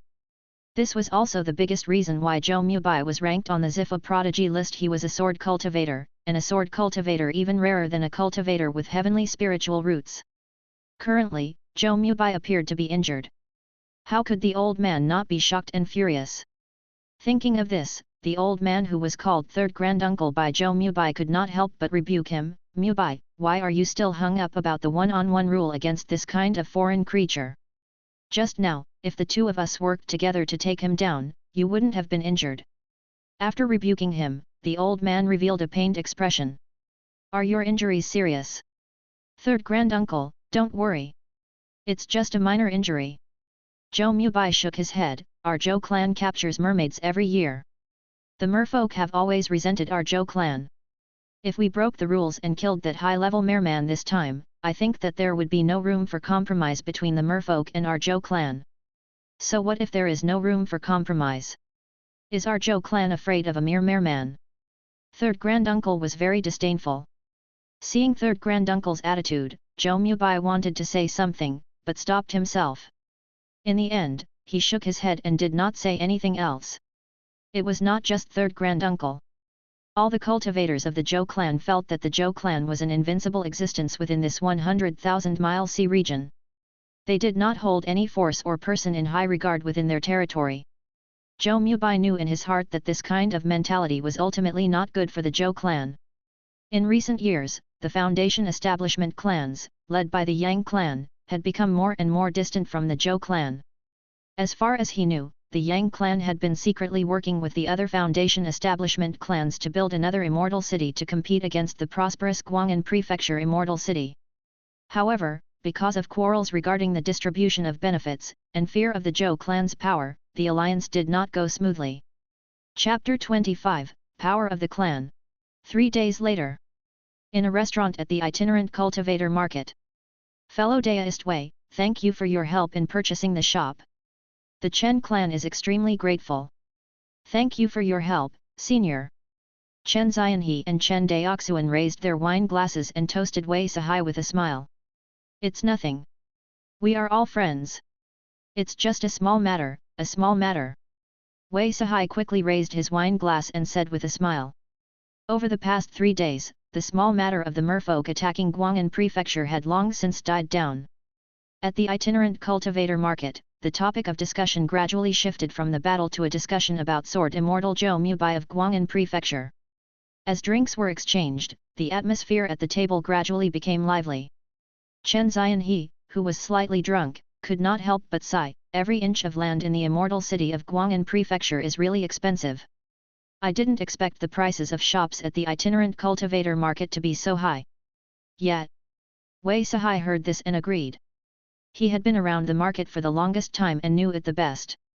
Actually, the shops at the market are quite good. A medium-sized shop can be purchased for at most 1,000 spirit stones. The most exaggerated shop prices are in the central business district. Speaking of the exaggerated shop prices in the central business district, Wei Sahai shook his head. Hearing this, Chen Daoxuan asked without batting an eyelid, are the shops in the central business district very expensive? Expensive? Wei Sahai smiled. The word expensive can no longer be used to describe the shops there. Even though the prices on the market are only 10 times more expensive than the shops in the itinerant cultivator market, the truth is that these shops cannot be bought even if you had the money. They are all controlled by the Zhou, Yang, Wu, and other large immortal cultivation clans. If ordinary cultivators and small clans want to grab a piece of the pie, it's as difficult as ascending to the heavens. Perhaps he had drunk a little too much, as Wei Sahai gradually began to talk more candidly. In addition, he was deeply dissatisfied with the large immortal cultivation clans. At this moment, he actually decided to vent his frustrations to Chen Daoxuan and Chen Zianhe. The restaurant under our feet is the property of the large immortal cultivation clan, the Wu clan. In addition, in the itinerant cultivator market, more than 90% of the restaurants, inns, stores, and shops are controlled by the large immortal cultivation clans. In the central business district, this proportion of ownership is even more exaggerated. We itinerant cultivators and the disciples of small clans make up the majority of cultivators, but somehow we get the least in terms of benefits and resources. How unfair! At the end of his speech, Wei Sahai slammed his wine cup heavily on the table. Hearing this, everyone fell silent. After a long while, Chen Zianhe said softly, Brother Wei, you're drunk. Hearing this, Wei Sahai immediately broke out into a cold sweat and sobered up. It was not a wise thing to loudly criticize the large cultivation clans here. Although almost all of the itinerant cultivators were dissatisfied with the large cultivation clans, none of them dared to openly air their grievances. This was because all the itinerant cultivators with such courage had disappeared without a trace. Seeing this, Chen Daoxuan quickly brought up another topic to avoid the awkward silence. An hour later, the banquet was over, and it was already late. Chen Daoxuan and his 13th uncle, Chen Zianhe, walked back to the inn side by side without saying a word. Back at the inn, just as Chen Daoxuan was about to start cultivating, Chen Zianhe knocked on the door. 13th uncle, what's the matter? It's pretty late. Well, let's talk inside. Hearing this, Chen Daoxuan hurriedly made an inviting gesture. The two of them entered the room. Chen Daoxuan thought for a moment and carefully set up a soundproof array. Daoxuan, since the matters regarding the shop have been finalized, I'll be staying at the shop to oversee things. I'll leave the matters regarding the clan to you. Speaking of this, Chen Zianhe's gaze was complicated. Chen Daoxuan's growth was far beyond his imagination. It was not just limited to his personal strength, but also his refining level. Over the past few days, Chen Zianhe had figured out that Chen Daoxuan was not a low-level first-tier refiner, but a high-level first-tier refiner. Although he did not know exactly why his nephew was hiding his skills from him, looking at things from another perspective, Chen Daoxuan was only 16 years old, and he already knew so many things. It proved that he was far more mature than he had imagined. Thinking of this, Chen Zianhe felt a little more at ease about handing over the authority of the clan to Chen Daoxuan. After he finished speaking, Chen Zianhe took out a seal from his storage bag. This seal was completely black and exuded a strong spiritual essence. It was actually a high-grade first-grade spiritual artifact. This is the seal of the clan leader. Now, I'll hand it over to you. Chen Zianhe handed over the black seal and said solemnly. Understood. Chen Daoxuan received the seal and nodded solemnly. After he finished talking about this matter, Chen Zianhe then asked, by the way, how are you doing with regard to the procurement of materials? Everything is ready. We just have to wait for the shipment tomorrow and we'll be able to return to Shuanghu Island. Chen Daoxuan paused. This time, we took out a total of 8,743 spirit stones from the clan treasury. I spent 100 spirit stones on the water spirit pearl, 500 spirit stones on the refining method of the wind and thunder array disc, 1,000 spirit stones on the shop, and 6,721 spirit stones on various items. I still have 422 spirit stones left. At this point, Chen Daoxuan had a wry smile, and he said, that accounts for all of our clan's assets. Hearing that the clan's 300 years of savings had been used up, even though Chen Zianhe was mentally prepared, he still felt a pang of heartache. Seeing Chen Zianhe's ugly expression, Chen Daoxuan quickly comforted him, 13th uncle, these are all necessary expenses for the clan's development. Besides, we will definitely be able to earn it all back 10, or even 100, times in the future. Hearing this, Chen Zianhe sighed, I hope so. As if he had thought of something, Chen Zianhe took out a jade bottle from his storage bag. Oh right, this is a little gift I bought for you a few days ago in the central business district. Take it. Chen Daoxuan received the jade bottle curiously and opened it to take a look. A strong medicinal fragrance wafted out from the jade bottle. Seeing this, Chen Daoxuan quickly sealed the bottle. Qi Gathering Pill. It was a Qi Gathering Pill, which was a mid-grade first-grade spirit pill that assisted Qi refinement realm cultivators in their cultivation. According to Chen Daoxuan's understanding, a Qi Gathering Pill was sold for 50 spirit stones, which was almost equivalent to a low-grade first-grade spiritual artifact. The Qi Gathering Pill was really expensive, and there were actually 10 of them in the bottle. Daoxuan, back then, the clan clearly had the ability to buy meridian opening pills for you, but I didn't buy them for you. Did you ever resent me for it in your heart? Why do you say that, 13th uncle? Daoxuan has never thought that way. Meridian opening pills cost as much as 500 spirit stones. If it were me, I wouldn't buy such an expensive spirit pill for the younger generation, seeing that the clan's income was in such dire straits. Chen Zianhe shook his head. However, do you know? A few days ago, when I saw you use the wind-chasing sword technique, I regretted not doing so. Although 500 spirit stones is a lot, I wasted 5 years of the cultivation time of a genius cultivator in my clan. Chen Daoxuan did not know how to respond to this. Daoxuan, I can see that your future path will go farther than mine or any of the ancestors of the Chen clan. However, 13th uncle wants to ask something of you. Chen Zianhe looked at Chen Daoxuan with bloodshot eyes. I will do as you instruct. No matter what happens in the future, don't abandon the clan. Because this place is your foundation. Hearing this request, Chen Daoxuan felt a surge of indescribable emotions fill his heart. He felt his heart ache and his eyes tear up. Chen Daoxuan nodded heavily with bloodshot eyes. No matter what happens in the future, Daoxuan will never abandon the clan. Very good, very good. Chen Zianhe displayed a gratified smile on his face. Chapter 26, Encounter. The next day. At the port of Guangan Prefecture. As numerous cloud-treading beast carriages transported and loaded all kinds of spirit ores onto the Kanglong cargo ship, Chen Zianhe looked at the busy clansmen on the cargo ship and turned to look at Chen Daoxuan. He said, "It's a long journey back to Shuanghu Island. I wish you a safe journey." "Thank you." Chen Daoxuan nodded. 13th uncle, you take care too. When the clan's refining workshop is completed and the output of spiritual artifacts stabilizes, I will bring the refined spiritual artifacts over to you. Don't worry. With the spiritual artifacts you gave me yesterday, the spiritual artifact shop will be able to hold on for a while. Chen Zianhe touched the storage bag on his waist and said with a smile. Chen Daoxuan glanced at 13th uncle's storage bag and thought to himself, these spiritual artifacts are probably far from sufficient. The spiritual artifacts he gave Chen Zianhe yesterday were some high-quality spiritual artifacts that he had refined during his 5 years of artifact refining studies. Among them were 23 low-grade first-grade spiritual artifacts, 11 mid-grade first-grade spiritual artifacts, bringing the total number of spiritual artifacts to 34. In Chen Zianhe's opinion, these spiritual artifacts were worth a huge sum of spirit stones. Their market value was probably around 3,000 spirit stones. In fact, due to the shortage of high-quality spiritual artifacts on the market, their actual value might be even higher.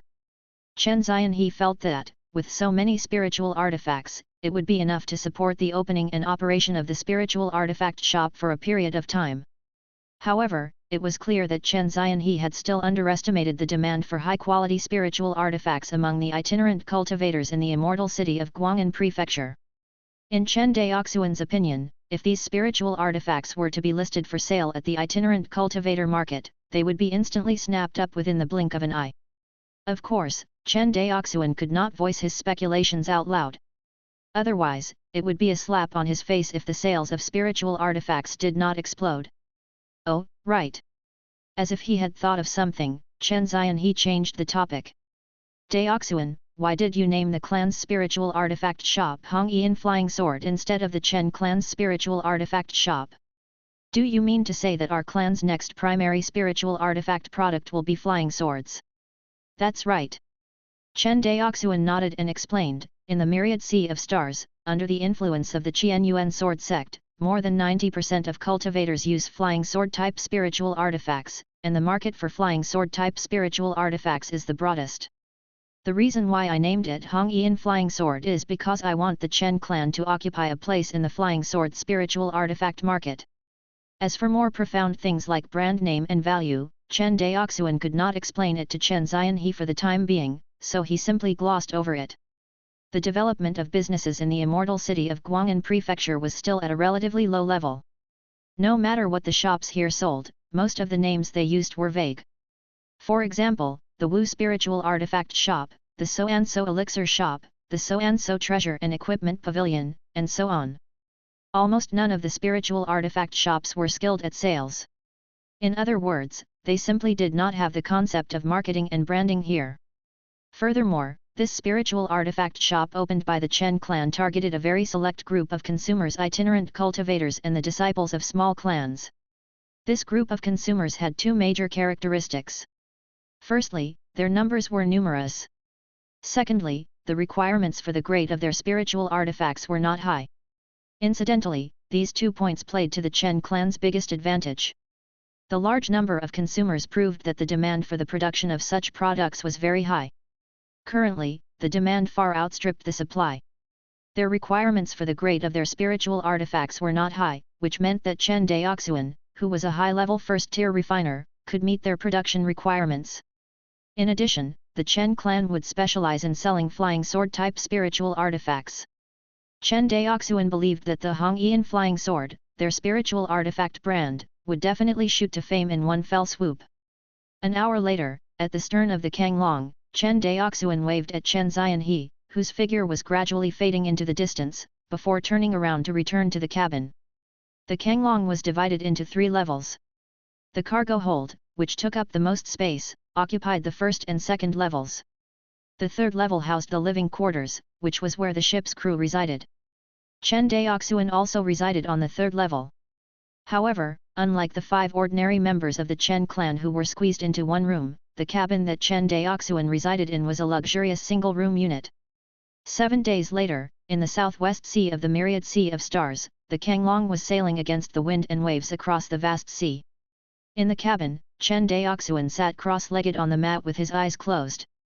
Since he was unable to cultivate the origin convergence technique during the voyage, Chen Daoxuan focused all his energy into cultivating the wind-chasing sword technique. It had to be said that his breakthrough in the wind-chasing sword technique to the large success stage that time had greatly increased his strength. Otherwise, even with the high-grade flying snow sword, he would at most be able to severely injure the blood-spotted sea snake, and he would not have been able to kill it with a single blow. Therefore, Chen Daoxuan became even more focused on cultivating the wind-chasing sword technique now.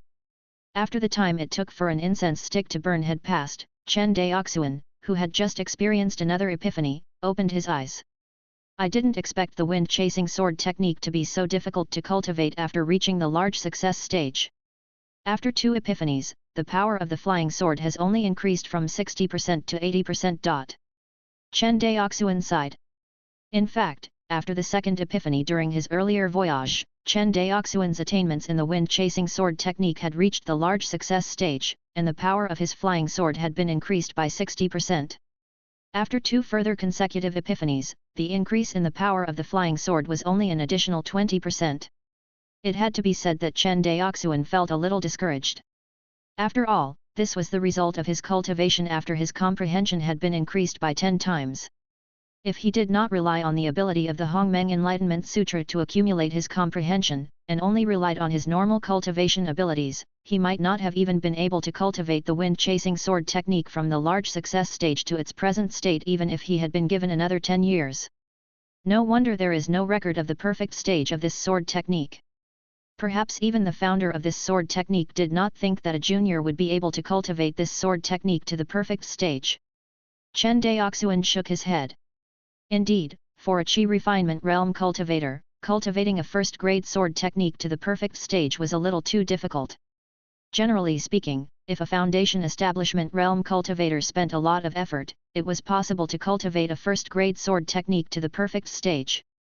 However, there was no need for them to do so, because they were already qualified to cultivate a more advanced second-grade sword technique or second-grade spell. A foundation establishment realm cultivator only needed to spend a few years in order to cultivate a second-grade sword technique to the small success stage, and the increase in the power of the flying sword would be no weaker than the first-grade sword technique at the perfect stage. Why would a cultivator forsake the near for the far? After practicing the wind-chasing sword technique that he had just comprehended, Chen Daoxuan got up and walked out of the cabin. At this time, a mournful and beautiful song could be heard, and Chen Daoxuan felt a wave of dizziness hit his head. Not good. Chen Daoxuan bit the tip of his tongue, and his consciousness instantly returned to him. When he rushed up to the deck of the Kanglong, he scanned the ship with his spiritual sense and discovered that, except for him, all of the clansmen on the ship had collapsed on the ground and fainted. Looking down from the high sky, in the sea water below the Kanglong, one after another black shadows were swimming in the water, densely packed and innumerable. Most of these black shadows were more than 10 feet long. They were obviously not human. Hearing the mournful and beautiful singing voice, Chen Daoxuan took out the flying snow sword and recited the Hongmeng Enlightenment Sutra, as he attempted to resist the effects of the song on his sea of consciousness. However, the next moment, Chen Daoxuan's will to resist instantly disintegrated. In the water, a robust half-human figure with a fishtail glided across the surging waves and appeared in front of him. Next to this merman was another petite figure. "It's you." Seeing this person in front of him, Chen Daoxuan's heart sank bit by bit. Chapter 27, Conversation and Cooperation. On the surface of the sea, the Kanglong was controlled by an invisible force and had stopped moving. The waves continued to beat on the bow of Kanglong, making loud noises. At the bow of the Kanglong, a muscular middle-aged merman with bronze-colored muscles and a resolute face glided across the waves and stared down at Chen Daoxuan, who was standing on the deck of the ship. A merman. However, the merman before him seemed to be seriously injured. There was a huge wound on his chest, and the remnant sword chi was so strong that it was difficult for the wound to heal. The merman in front of him was the one who had fought with Zhou Mubai, the favored son of the Zhou clan, at Guangan prefecture 10 days ago. Seeing this scene, Chen Daoxuan's eyes were filled with a hint of despair, and this was without mentioning the tens of thousands of merfolks that were undoubtedly lurking below the surface of the sea. Just like that, the two sides looked at each other quietly. A long while later, Chen Daoxuan resisted the tremendous psychological pressure and lowered the flying snow sword. He cupped his fists and said, "I am Chen Daoxuan, the young patriarch of the Chen clan from Changping County of Shuanghu Island, a recognized clan of the Qianyuan sword sect. Greetings, senior." He did not truly want to use the name of the Qianyuan sword sect. It was just that this merman in front of him was too powerful, and was not someone that Chen Daoxuan could contend against. He speculated that this merman's cultivation was at least equivalent to a mid-stage human Zifa realm cultivator. Otherwise, it was absolutely impossible for him to fight toe-to-toe against Zhou Mubai, who was on the Zifa prodigy list. On the other hand, it was obvious why he did not mention the name of the Zhou clan of Guangan prefecture. Would he not be asking to die even faster? As expected. Upon hearing the name of the Qianyuan sword sect, a hint of fear flashed through the eyes of the merman in front of him. Although the change in his expression was fleeting, it was still caught within Chen Daoxuan's peripheral vision. Humph! Human cultivator, you don't have to use the Qianyuan sword sect to scare me. His life was saved. Seeing that the middle-aged merman was willing to converse, Chen Daoxuan secretly heaved a sigh of relief. What he was most afraid of was that the other party was not even willing to talk and simply directly killed him. "Senior, you've misunderstood. This junior definitely has no such intentions." Chen Daoxuan said with fear and trepidation, "It's only because that detestable Zhou clan has taken advantage of the disciples of our small clans too much. I really don't wish to be associated with them." Chen Daoxuan drew a clear line between himself and the Zhou clan while explaining that he was definitely not threatening the other party. As expected, after hearing the name of the Zhou clan, the middle-aged merman's face was filled with rage. It was obvious that he hated this clan to the core. Seeing the other party lose control of his emotions, Chen Daoxuan's heart beat rapidly. "Please don't accidentally kill me in a fit of rage, otherwise that will be the end of me," Chen Daoxuan thought to himself. Luckily, the middle-aged merman in front of him was, after all, the leader of a merfolk tribe. Although he was extremely angry, he quickly tempered his emotions. He slowly lowered his gaze and stared at Chen Daoxuan. "Are you from Guangan prefecture?" "Senior, this junior sailed here from Guangan prefecture 7 days ago." Chen Daoxuan bowed. The middle-aged merman nodded noncommittally. Then, as if he had discovered something, he waved his hand lightly. A red spirit ore flew out from the Kanglong's cargo hold and was caught in his palm. It was a spirit ore that Chen Daoxuan had purchased from the immortal city of Guangan prefecture, the red copper ore. Although he did not know what the other party wanted, Chen Daoxuan did not dare to resist at all. He could only lower his head and wait for the other party to act. "Human cultivator, what is this?" The middle-aged merman held out the red copper ore and asked. "Reporting to senior, this is called red copper ore. It's a type of spirit ore." Chen Daoxuan answered all the questions he was asked and behaved very obediently. "Is the weapon in your hand refined from red copper ore?" The middle-aged merman pointed at the flying snow sword in Chen Daoxuan's hand and continued asking. "Senior, the flying sword in my hand is indeed made of spirit ore, but it was not made with red copper ore. Instead, it was made using several other types of spirit ore." Hearing this, the middle-aged merman and the petite mermaid looked at each other and nodded. "You are quite honest, unlike the other human cultivators who are cunning and cannot be trusted." Chen Daoxuan immediately bowed even lower. "Thank you for your praise, senior. All right, stand up straight and speak." The middle-aged merman waved his hand. Hearing this, Chen Daoxuan heaved a sigh of relief. He knew that his life was safe today. "Let me ask you, don't the disciples of small clans like yours usually go to Guangan prefecture to sell spirit ores? Why did you buy so many spirit ores? Hearing this, Chen Daoxuan struggled in his heart, but, in the end, he chose to tell the partial truth. Senior, because I have an artifact refiner in my clan, I need to buy spirit ores so that he can refine spiritual artifacts. Is the weapon in your hand the spiritual artifact you mentioned? He pointed at the flying snow sword in Chen Daoxuan's hand and asked. Chen Daoxuan decisively handed the flying snow sword over and said, "That's right. Senior, please take a look." The middle-aged merman waved his hand, and the flying snow sword flew toward him. He took the flying snow sword and handed it to the mermaid beside him. He instructed, "Luoer, come over and try it." "Yes, father." The mermaid named Luoer took the flying snow sword and injected a stream of demonic power into it. Instantly, the flying snow sword's spiritual light burst forth. From the tip of the sword, a 9-foot-long sword light appeared, and even the surrounding air was slightly distorted. What a sharp weapon! The mermaid sighed, if our tribe possessed such sharp weapons, the Zhou clan wouldn't be able to capture our sisters so easily. Speaking of the mermaids who were captured by the Zhou clan's hunting squad, the face of the mermaid named Luoer in front of him turned cold. Chen Daoxuan did not utter a word. He tried his best to make himself appear transparent so that he would not suffer from any unexpected disasters. "Father, do you think we can?" "You mean?" Chen Daoxuan could only wait quietly in front of the two of them. After the time it took to brew a cup of tea passed, the middle-aged merman spoke again, "Human cultivator, we have business to discuss with your clan. I wonder if you are interested." Chen Daoxuan guessed what it was, and said reluctantly, "What kind of business is senior talking about?" The middle-aged merman was the leader of a tribe after all. He could see the reluctance in Chen Daoxuan's eyes at a glance. He frowned and said, "Human cultivator, our merfolk clan is not like your human race. We will not do such a thing. You can rest assured about that." "Please forgive me, senior. This junior did not mean that," Chen Daoxuan hurriedly explained. However, the other party waved his hand and said, "Take a look at the price we are offering first." As he said that, he shot a glance at the mermaid beside him, Luoer. The mermaid named Luoer immediately nodded in understanding and dived into the sea. In the time it took for half an incense stick to burn, Luoer reappeared from beneath the waves and rushed over to the two of them.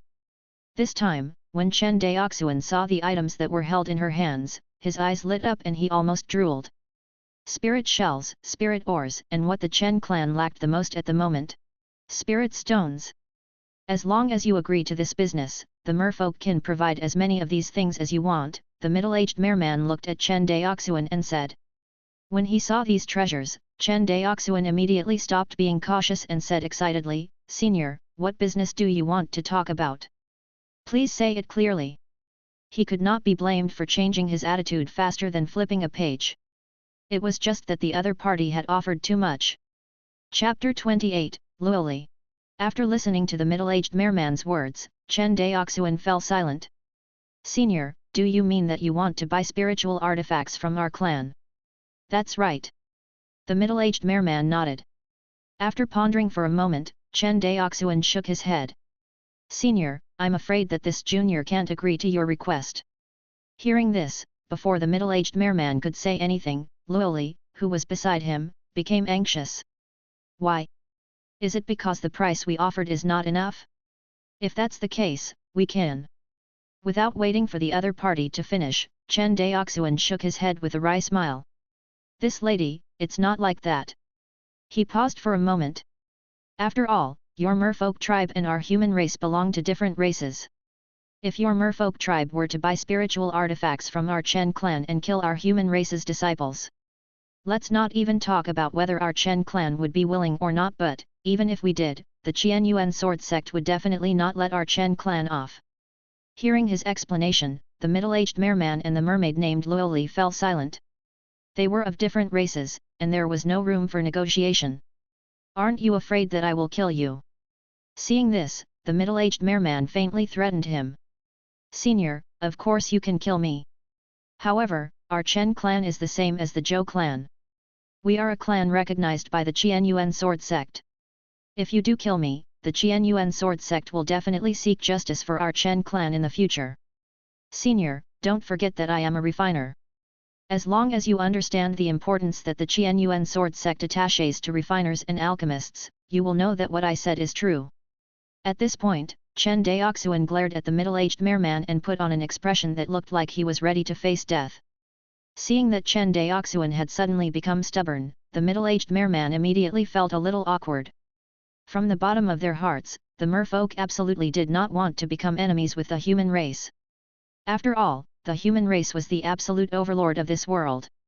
The merfolk could not even defeat the small Zhou clan, let alone contend with a behemoth like the Qian Yuan sword sect. However, sometimes, even if you did not want to become enemies with others, others would still go out of their way to humiliate you. Take the Zhou clan of Guangan prefecture for example. In order to breed spiritual shells, they did not hesitate to capture the mermaids of the merfolk tribe. They even captured and imprisoned the mermen of the merfolk tribe as stud horses, allowing them to reproduce and live as slaves of the Zhou clan. For hundreds of years, the merfolk had fought back countless times, but every time they were defeated. This time, the merfolk tribe's attack was their largest to date, but it was still easily defeated by the Zhou clan. Left with no choice, the middle-aged merman could only lead his tribe to relocate in order to avoid the Zhou clan's capture. It was precisely because of this that they encountered Chen Daoxuan's cargo ship along the way. After a long while, the middle-aged merman said faintly, "I can swear on behalf of the Luo tribe's merfolk that I will never use the artifacts sold to us by your Chen clan to kill any human race disciples." It was the oath of the great Dao. Upon hearing this oath, Chen Daoxuan was moved. In this world, the oath of the great Dao was one of the strictest oaths possible for cultivators. A similar oath was the Netherworld Blood Oath.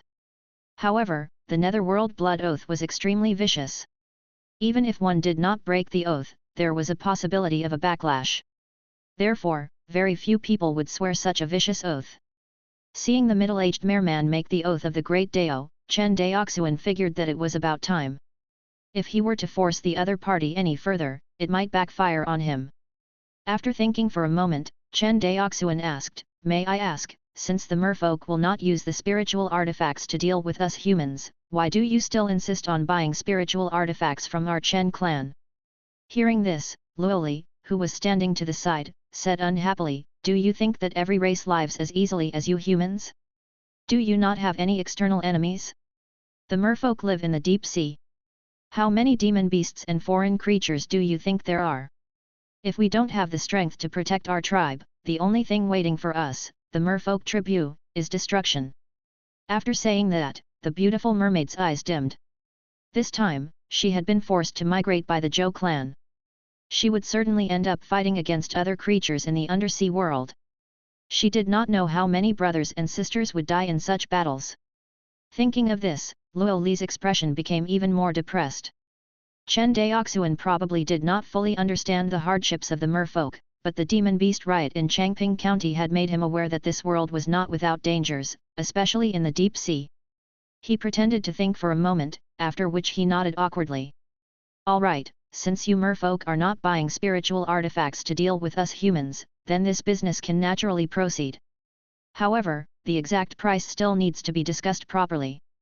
As he spoke, Chen Daoxuan took out 2 flying swords from his storage bag. They were low-grade and mid-grade first-grade flying swords. "Take a look." Chen Daoxuan handed the flying swords over. The 2 of them took the flying swords and examined them carefully. Luo Li frowned and said, "These 2 weapons are not as good as the one you showed us earlier." Chen Daoxuan smiled and said, "Of course. The different grades of spiritual artifacts affect their pricing." He looked at the middle-aged merman and said, "For example, the spiritual artifact that injured Senior is absolutely priceless."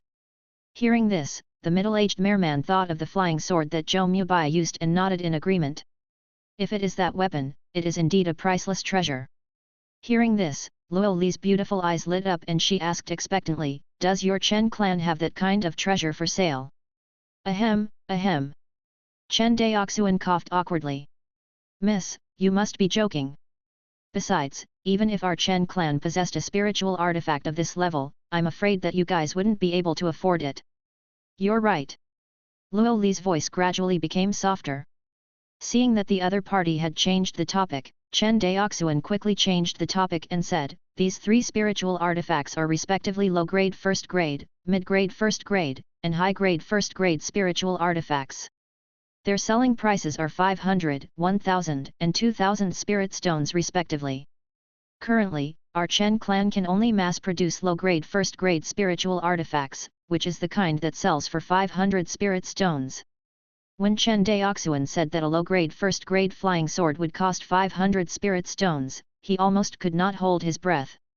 Just as he was about to accept that he would have to negotiate with them, Luo Li said happily, this weapon can be bought for only 500 pieces of this lousy stone? This is too cheap. And this weapon only costs 2000 pieces of stone. You aren't so afraid of us that you deliberately set the price so low, right? Hearing this price, Luo Li immediately had a good impression of Chen Daoxuan. She felt that certain humans were different from other humans. Compared to those evil people of the Zhou clan, this young man in front of her was simply an amazingly good man. Hearing these words, Chen Daoxuan felt that he had probably underestimated the wealth of the undersea world. Not only him, but it was likely that all of the cultivators in the myriad sea of stars had overlooked the enormous wealth of the undersea world. However, thinking about it carefully, there was nothing he could do about it. Cultivators boasted that they were capable of anything, but Chen Daoxuan was clear that low-level cultivators simply did not have the ability to dive into the undersea world to mine for resources. According to Chen Daoxuan's understanding, this world was obviously different from the spherical world of his previous life. In terms of vastness, this world was many times larger than Earth. Similarly, the depth of the sea in this world was many times deeper than the seas of his previous life. As a result, the pitiful levels of true chi of low-level cultivators could not withstand the terrifying water pressure of the depths of the sea. Therefore, the development of the undersea world could only remain a pipe dream. However, merfolk were different. They possessed special racial talents that allowed them to roam and live freely in the undersea world. This was something that other terrestrial races could only stare at with envy. Thinking of this, Chen Daoxuan's gaze toward Luo Li suddenly became extremely fervent. Chapter 29, Convening the Clan Meeting. You. Why are you looking at me like that? Did I say something wrong? Luo Li felt a little scared by Chen Daoxuan's gaze and spoke angrily out of embarrassment. Ahem, Miss Luo, you've misunderstood me. Chen Daoxuan coughed and cleared his throat. Perhaps in the eyes of Senior and Miss Luo, the prices of these spiritual artifacts are low, but we would already make a profit by selling them to you at this price. Therefore, Miss Luo, don't worry.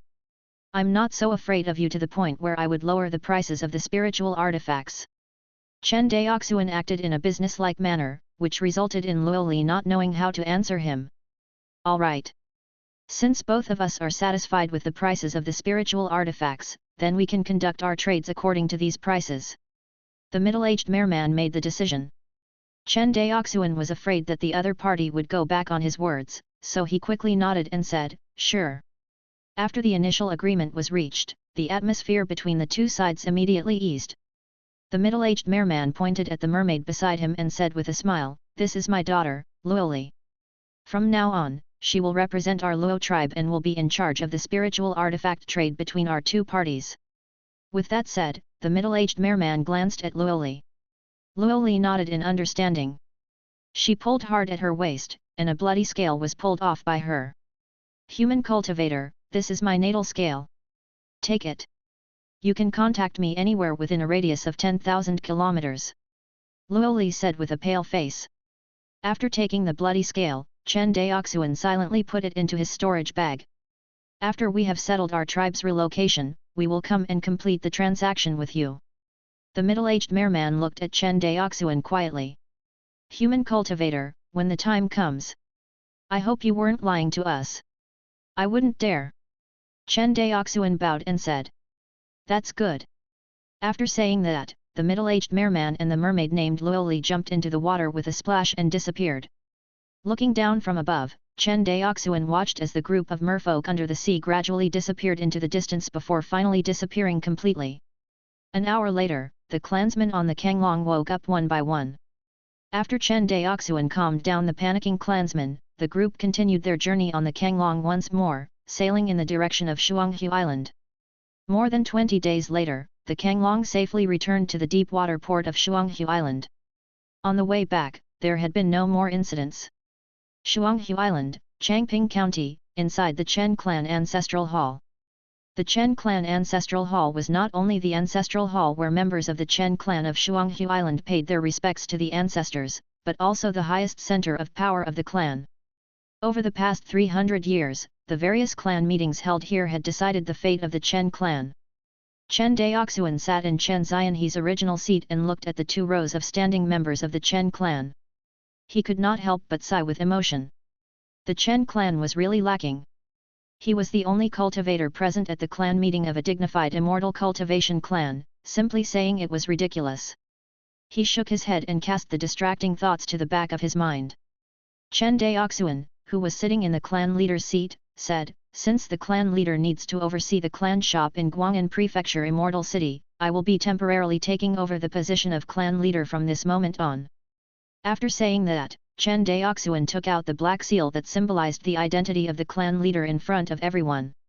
Everyone was not surprised to hear Chen Daoxuan's words.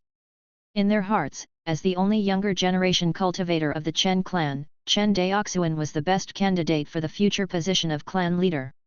In addition, the old clan leader was already very old, so they were already mentally prepared for Chen Daoxuan to take over his position as clan leader. Everyone looked at each other and whispered to each other.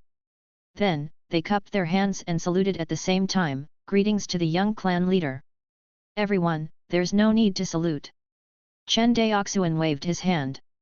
"During the early years, because I was focused on cultivation, I did not participate much in the matters of the clan, so I am not familiar with everyone here. However, in the future, I hope that everyone can work together to assist me and develop the Chen clan of our Shuanghu Island." After hearing this, the county magistrate of Changping County, Chen Ji, who was first person standing on the right, stepped forward and cupped his hands first to express his stance. "Our Changping County office will definitely cooperate with young clan leader to organize the affairs of the clan and develop the clan." "Great!" Chen Daoxuan nodded with satisfaction. Seeing this, the former person in charge of the red copper mine, Chen Lianjiu, who was standing first in line on the left, was secretly angry. Such a good opportunity to display his loyalty had actually been snatched away by Chen Ji. Thinking of this, Chen Lianjiu was unwilling to accept it. He quickly said, "Our red copper mine is also willing to listen to the orders of the young clan leader." "Very good. I can see everyone's intentions." Chen Daoxuan smiled and said, "Right now, there are indeed a few important things for you all to do."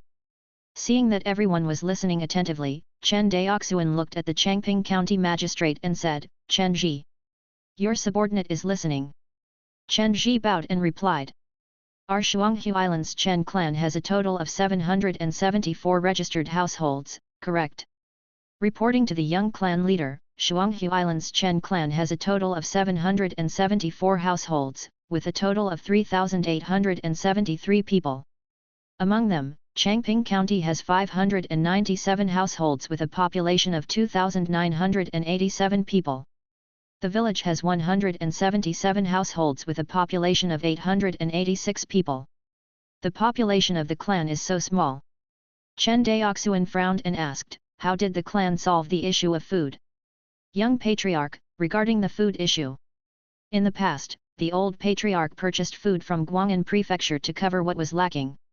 Seeing Chen Daoxuan's unhappy expression, Chen Ji replied carefully. "Then, what about the specific demographics of the clan's population?" Hearing this question, Chen Ji was momentarily stunned, and he was somewhat confused. "May I ask the young clan leader, what does demographics mean?" Chen Daoxuan knew that, in a rush, he had actually uttered a word from his previous life. Thus, he explained without changing his expression, "It details the clan's population categorized according to gender and age." This. Chen Ji's forehead was covered in sweat, and he did not know what to do. He really did not know what to do with this request. However, waiting for death was clearly not the style of this county magistrate, as he cupped his hands and said, reporting to the young clan leader, "The clan's specific demographics have not been surveyed by the county office, but, as far as I know, our Chen clan's population has always had enough young and able men." Chen Ji thought that Chen Daoxuan was worried about the Chen clan's lack of men, so he emphasized that the Chen clan's population consisted of more men. However, When Chen Daoxuan heard this answer, not only was he not happy, but his mood turned even heavier. The abundance of men meant that the number of women was insufficient, and that the gender ratio was unbalanced. This meant that the Chen clan could not expand its population within a short period of time. The clan's population was directly correlated to the increase in the number of clan cultivators. It could be said that it was the lifeblood of the clan. Rubbing his aching head, Chen Daoxuan finally knew how much pressure Chen Zianhe had to bear single-handedly over the years in order to allow him to fully focus on cultivating and learning how to refine artifacts. Putting the matter aside, Chen Daoxuan continued to ask, how much land does the clan possess? Hearing this question, Chen Ji heaved a sigh of relief. Reporting to the young clan leader, our Chen clan has a total of 4,657 mu of fertile land. With so much land, and there being only 177 households in the village, can the farmers even farm all of it? This. Chen Ji wiped the beads of sweat off his forehead, not knowing how to answer. He could not say that most of the land here belonged to the rich families, right? Even in the cultivation world, the problem of land annexation within the cultivation clans had always existed. Even the small Chen clan had this problem. However, cultivators were usually high and mighty, so they did not care about these problems at all. If the mortals caused a serious disturbance, the cultivators would use their extraordinary power to forcibly break up the class difference and redistribute the wealth. Seeing that the other party could not answer, Chen Daoxuan continued to ask, then the county magistrate should know how large Shuanghu Island is, right? I don't know. Sensing the growing sense of oppression from Chen Daoxuan, the county magistrate, Chen Ji, did not even dare to raise his head. Chapter 30, Industrial Zone. At the clan meeting, Chen Ji was sweating profusely. He found that, compared to the old clan leader who did not care about such mundane things, the young clan leader gave him a greater sense of oppression. At least when the old clan leader was managing the affairs of the clan, he would not ask all these questions. Chen Zianhe did not care about the population demographics of the mortals or the distribution of fertile land of the clan. In Chen Zianhe's eyes, the most important goal of the Chen clan of Shuanghu Island was to nurture a spiritual vein that belonged to the Chen clan. Only in this way would the Chen clan be able to nurture the younger generation and increase the number of cultivators in the clan. Otherwise, even if they discovered members of the younger generation with spiritual roots, the Chen clan would not be able to support them on the path of cultivation. Since the clan only had one spiritual eye now, it could not support the cultivation of more cultivators. Based on probability, the chances of a mortal giving birth to a child with spiritual roots was about 1 in 100. In other words, there were at least 30 potential immortal cultivators with spiritual roots hidden in the Chen clan. However, the clan had no cultivation resources to spare, so they could not set foot on the path of cultivation. Even if they were forcefully brought onto the path of cultivation, they would only end up betraying the clan and becoming itinerant cultivators due to the lack of support. After a long time, Chen Daoxuan said, "There are 3 things you need to do." He raised 3 fingers. First, order the county office to immediately survey the clan's population demographics.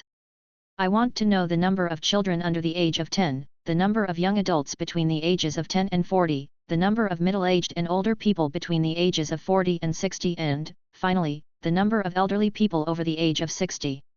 Also, I want to know how many couples the clan has and how many unmarried males there are. Hearing this, Chen Ji nodded his head rapidly. Second, who is in charge of the public infrastructure in Changping County?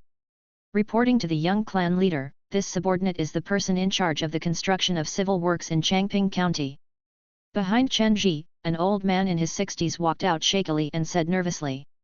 Very good, take note. From today onward, survey and calculate the total landmass of Shuanghu Island, as well as the approximate distribution of freshwater and mineral resources. Draw a detailed map and send it to me once it's done. Your subordinate will obey. After the old man left. This third matter. Chen Daoxuan looked at the old man who was about to leave, is still under your jurisdiction. The old man who had just retreated immediately stopped in his tracks. Then, he walked out of the group once more and bowed in response. How many craftsmen are there in the clan now? Reporting to the young clan leader, the clan now has a total of 271 craftsmen of various types. Among them, there are 184 construction craftsmen, 26 carpenters, 41 blacksmiths, and 20 other craftsmen from various other fields. When it came to the craftsmen of the clan, the older ones would know everything. When he heard that there were 184 construction craftsmen, Chen Daoxuan's expression finally became a little lighter. Very good. The third matter is that the clan is going to build an industrial zone. Regarding the Shuanghu Island industrial zone, Chen Daoxuan had already come up with this idea 5 years ago. It was just that, at the time, the spirit smelting furnace had not yet been developed by him. In addition, the most important thing in this world was immortal cultivation. Chen Daoxuan could not give up on his cultivation in lieu of trying to industrialize the Chen clan step by step from the steam engine. Moreover, even if he wanted to successfully develop the industrialization achievements of his previous life, it would still take him hundreds of years. By then, Chen Daoxuan, who had devoted his heart to this, would have long become an ice-cold corpse.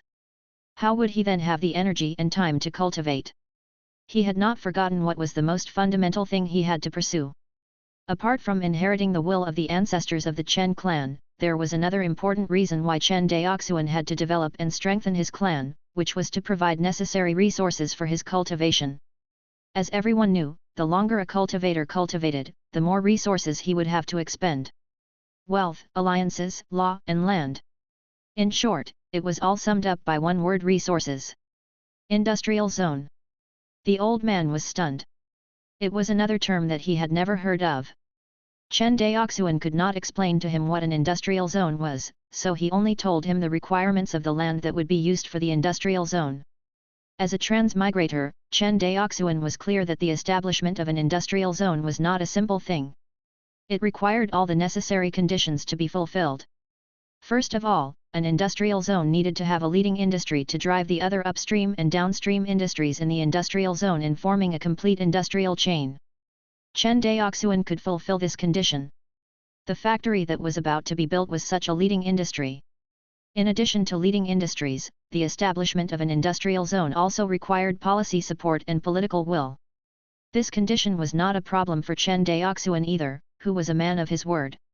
As for the remaining conditions of industrial land, the perfect social service system, and the construction of the factory, these were also not a big problem for the Chen clan, who could focus all their efforts on the industrial zone. The only problem now was that the Chen clan did not have qualified industrial workers. Although the factory that was about to be built was only a small one, Chen Daoxuan estimated that he would need at least 12 to 15 trained spirit smelting furnace operators to cooperate with him in order to produce spiritual artifacts with the greatest efficiency. Thinking of this, Chen Daoxuan waved his hand and said, "You and Chen Lianjiu stay behind. The others can leave first." Everyone looked at Chen Daoxuan, then looked at each other and said in unison, "Young clan leader, your subordinates will take their leave." After everyone left, only Chen Daoxuan, Chen Lianjiu, and the old man whose name was unknown were left in the ancestral hall.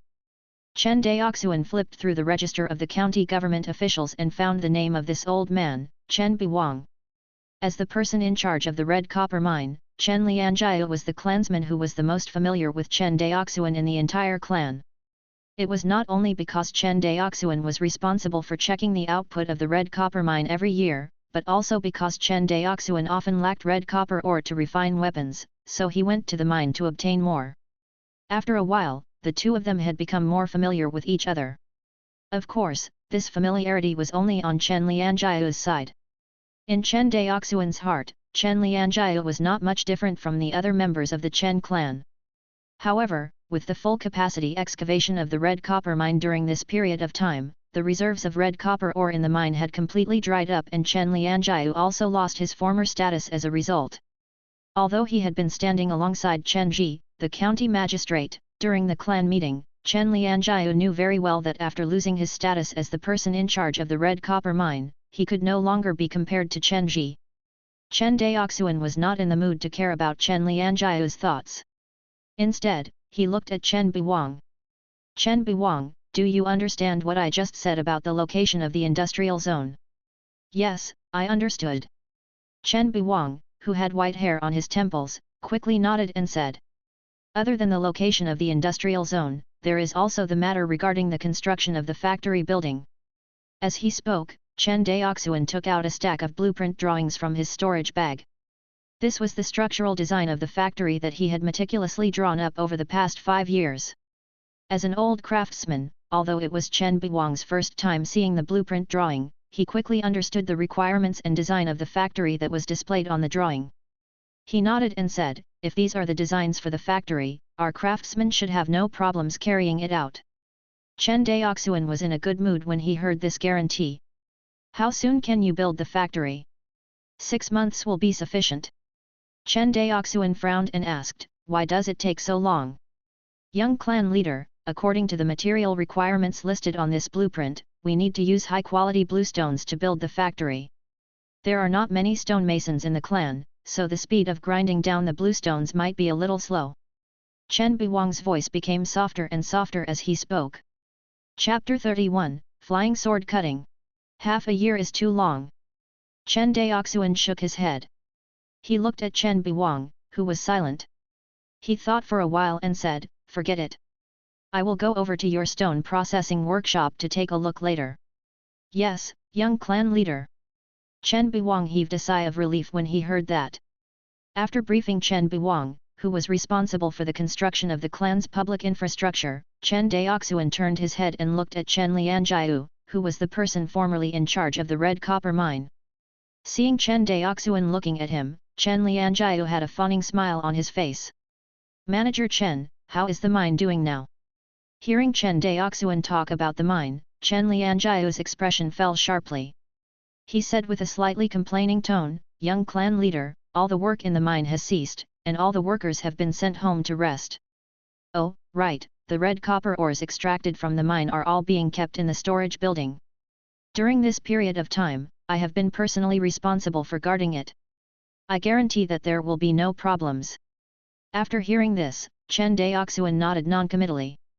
This was Shuanghu Island, and all the people living on the island were all part of the Chen clan. In addition, only cultivators could use the red copper ores, so ordinary clansmen would naturally not steal the red copper ores. However, Chen Lianjiu's insistence on guarding the red copper mine, even though it had ceased operations, made Chen Daoxuan very satisfied. Thinking of this, his gaze became a bit more amiable. "Manager Chen, you've worked hard during this period of time." Hearing this, Chen Lianjiu displayed an expression of fear and trepidation as he said, "It's all for the clan. I wouldn't dare to receive praise from the young clan leader." After pondering for a moment, Chen Daoxuan continued, "How about I give you a new task? If this task is done well, in the future, it will definitely not be worse than being the manager of the red copper mine." Chen Daoxuan saw through Chen Lianjiu's thoughts from a glance and said with a smile, "What do you think about this?" Hearing that there was a new task for him, Chen Lianjiu almost jumped up in joy. He suppressed the excitement in his heart and said in a trembling voice, "Chen Lianjiu is willing to go through fire and water for the clan. I will do anything. There is no need for you to go through fire and water." Chen Daoxuan smiled and waved his hand. Then, his face turned serious. "I want you to pick a group of men from the clan who are between 16 to 18 years of age. They must be literate and intelligent. You should choose 15 people first. They will gather at the clan's earth fire chamber tomorrow morning." "Understood." Chen Lianjiu cupped his hands and replied excitedly. After watching Chen Lianjiu leave, Chen Daoxuan looked at Chen Daoxuan, who was waiting at the side, and said, "Let's go. We will go to the stone processing workshop to take a look first." "Yes, young clan leader." Changping County, Stone Processing Workshop. As the only stone processing workshop in Changping County, the stone bricks produced here were divided into 3 categories. They were red stone bricks, white stone bricks, and the best quality blue stone bricks. When they arrived, Chen Daoxuan, who was an old craftsman, introduced the workshop to Chen Daoxuan as they walked around. "This is the clan's stone processing workshop. Every household in Changping County gets their stone bricks from here." The workshop was only a few hundred square meters in size, and there were only a dozen craftsmen working here. Although everyone was perspiring from exhaustion, their work efficiency was still shockingly low. Chen Daoxuan continued to elaborate, "The stone first needs to be extracted from the mountains by quarrymen, and then processed into this finished brick by the workshop." As he spoke, Chen Daoxuan took a completed green brick from the basket beside one of the craftsmen and handed it to Chen Daoxuan, young clan leader, please take a look. The green brick in front of him was about 7 inches long, 3 inches wide, and 2 inches thick. It was green and faintly glowed with a jade-like luster. It did not resemble a stone, but looked more like a piece of jade. This was the best stone brick that the Chen clan could produce. Compared to the people of ancient times from Earth, the Chen clan of Shuanghu Island did not seem to have mastered the method of making clay bricks. Of course, this also had to do with the fact that the cultivation world's resources were much more abundant than Earth's.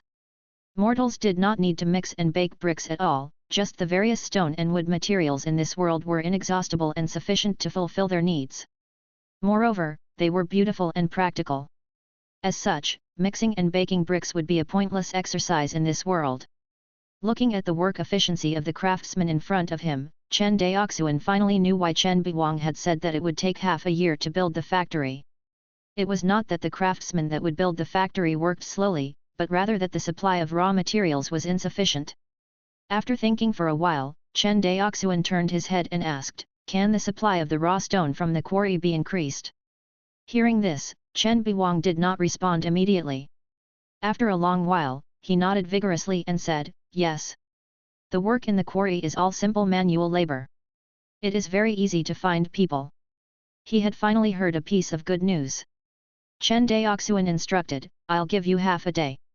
Go look for Chen Ji and ask him to organize his clansmen to transport all the raw stones back from the quarry. Although he did not know what Chen Daoxuan was up to, Chen Daoxuan did not dare to disobey the orders of the young clan leader, who had just taken over the mantle of authority.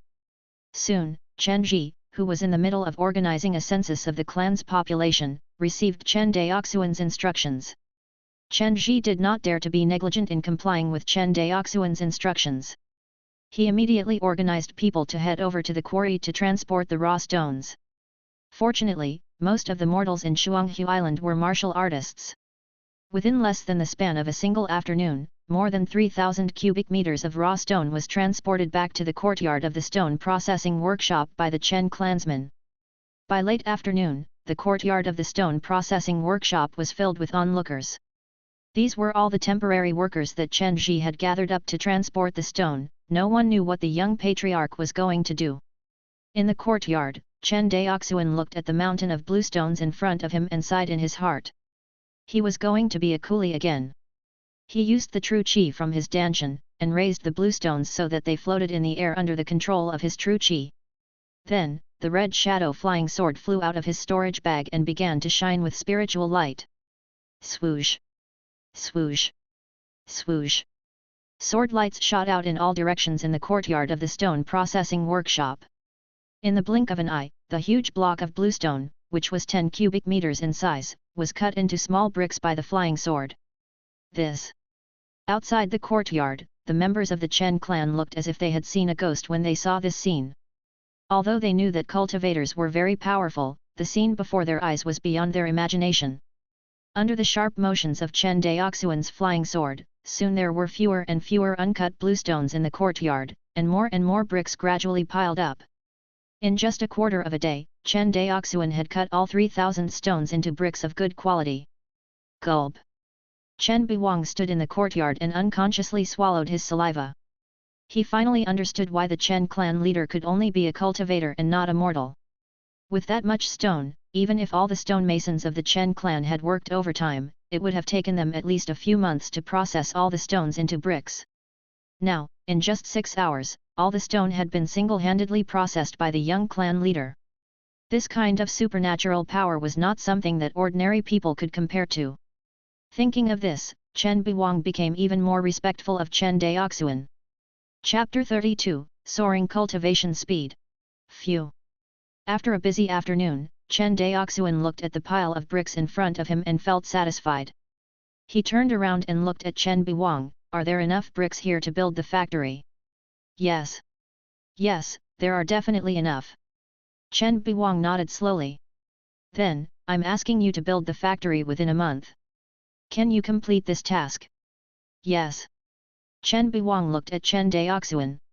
He was afraid that Chen Daoxuan would not believe him, so he emphasized once again, definitely. That's good. Chen Daoxuan nodded in satisfaction. He immediately used his wind control spell and flew away in front of everyone. Before he left, his voice rang in Chen Buwang's ears, "Don't forget the map of Shuanghu Island." "Yes, young clan leader." Chen Buwang bowed deeply and said. After the time it took for an incense stick to burn, Chen Daoxuan rode the wind and returned to his cave abode in the Red Copper Mountain range. This time, he had been in Guangan prefecture for over 2 months, yet the cave abode was still spotlessly clean. He knew that this was the result of his clan sending someone over to clean the cave abode daily. He walked into the training room of the cave abode. After carefully inspecting the spiritual eye, he found that it was intact and did not appear to have run out of spiritual essence. Chen Daoxuan heaved a sigh of relief. As dusk gradually approached, the night on the mountain range was as cold as water, but Chen Daoxuan simply ignored it. He could be seen sitting cross-legged on the mat, his face full of concentration. In front of him was a brocade box and a jade bottle. They were the 2 treasures that he had obtained from Guangan prefecture to aid his cultivation, the water spirit pearls and the qi-gathering pills. According to the records in the clan's ancient books, the qi-gathering pill can help a cultivator double their efficiency of refining spiritual essence. It allows a cultivator with upper spiritual roots to cultivate at a speed comparable to a cultivator with heavenly spiritual roots. I wonder if the records are true. Chen Daoxuan fiddled around with the jade bottle in his hand gently, and then placed it in front of him. He then opened the brocade box, and a water spirit pearl the size of a marble, which exuded endless vitality, appeared in front of him. The water spirit pearl can purify spiritual essence, thus allowing a cultivator to increase the speed of refining spiritual essence. What's even rarer is that the water spirit pearl is not like a medicinal pill, and does not contain any pill poison. It will always be beneficial to one's cultivation.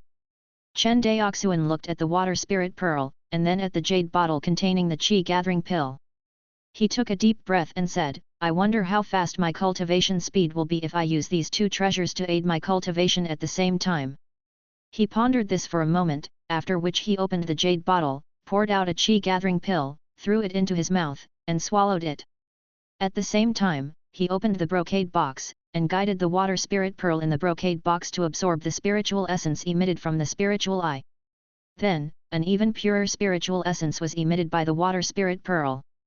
Seeing the scene in front of him, Chen Daoxuan did not dare to waste the pure spiritual essence in front of him. He immediately activated the origin convergence technique and absorbed the pure spiritual essence emitted by the water spirit pearl. As the pure spiritual essence entered Chen Daoxuan's body, instantly, every cell in his body cheered and jumped for joy. The spiritual essence first entered a human body's meridians from the heavenly spirit Baihui point. Then, as it traveled through the entire body's meridians, it was slowly refined into true qi and stored in the cultivator's danshan. Chen Daoxuan had been refining spiritual essence this way for more than 5 years. Chen Daoxuan was confident that, even if he did not control the process consciously, he could still refine the spiritual essence instinctually. However, today, Chen Daoxuan felt that things were different. The speed of cultivation was too fast. If Chen Daoxuan's usual speed of refining spiritual essence was rated as 1 point, then today's speed of refining spiritual essence was 5 points. He was not exaggerating at all, it was just that fast. It was so fast that he vaguely felt that the spiritual essence provided by the spiritual eye was somewhat insufficient. How can it be so fast? After a while, Chen Daoxuan opened his eyes and said with a shocked expression, "No wonder cultivators are so eager to get their hands on spiritual pills and value spiritual pills more than spiritual artifacts. If it were me, I would have made the same choice." It was not his fault that he was this shocked, after all, the sudden increase in his speed of cultivation was too great. Compared to the past, the results of his cultivation over the past 4 hours were comparable to the 2 to 3 days of his usual cultivation. His cultivation speed was now 4 to 5 times faster. Which cultivator in the world could resist such a temptation? Thinking of this, Chen Daoxuan did not dare to waste time. He closed his eyes and continued to refine the spiritual essence. The next day, after feeling a dull ache in his meridians, Chen Daoxuan ended his cultivation session. "I actually cultivated for 2 extra hours than I normally do." After opening his eyes, Chen Daoxuan calculated the time that had passed with his fingers and said softly. It should be known that cultivators did not cultivate without eating, drinking, sleeping, or resting every day. While it was true that the more time they cultivated, the better, for cultivators, the amount of time they spent cultivating every day should be appropriate. The so-called appropriate amount of cultivation time was based on the constitution of the different cultivators. For example, Chen Daoxuan's optimal duration for cultivating every day was about 4 hours, to a maximum of 8 hours. It was about the same duration as a mortal would sleep at night. Therefore, Chen Daoxuan usually chose to cultivate at night. After this extended cultivation session, there might not be any problems in the short term. However, if it continued over a long period of time, it would cause irreversible damage to the cultivator's body and meridians, hindering their path of cultivation. Last night, Chen Daoxuan obviously exceeded his usual cultivation duration. However, the reason why this happened was because he was too absorbed in his cultivation last night, so he neglected to keep track of the time. Of course, the results of such engrossed cultivation were also gratifying. Chen Daoxuan discovered that, given his current cultivation speed, he was confident of breaking through to the 4th level of the Qi refinement realm in at most half a year. After his cultivation had broken through to the 4th level of the Qi refinement realm, Chen Daoxuan's strength would presumably experience another qualitative leap. At the very least, he would no longer be stuck in the early stage of the Qi refinement realm, wherein he could only use a few sword attacks before he exhausted his true Qi, after which he would be at the mercy of his enemies.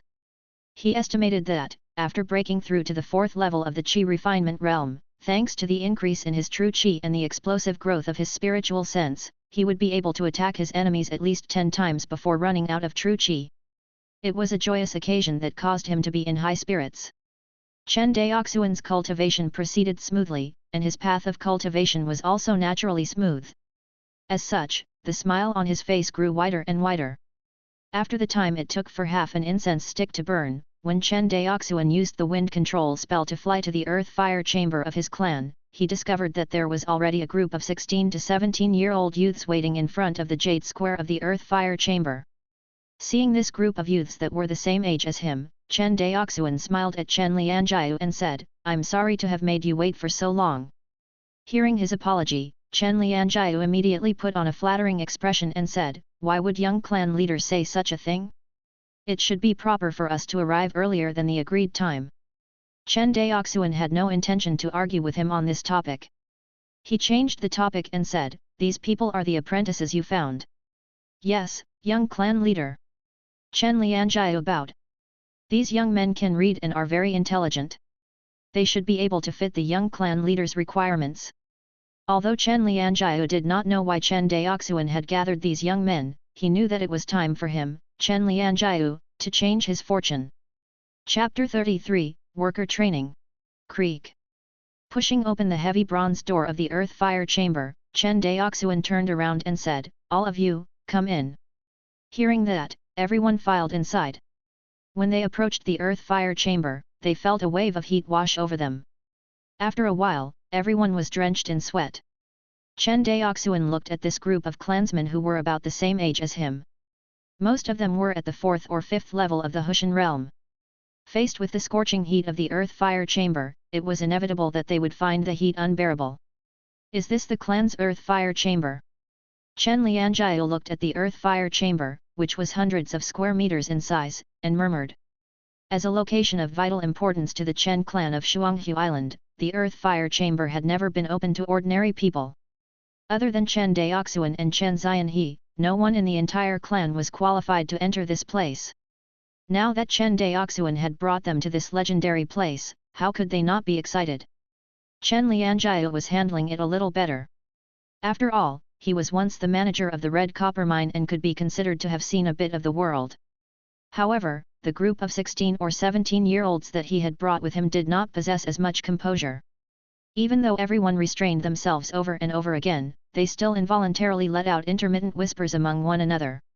After glancing at the group, Chen Daoxuan walked straight to the silver-white spirit smelting furnace that had been placed at the center of the earth-fire chamber.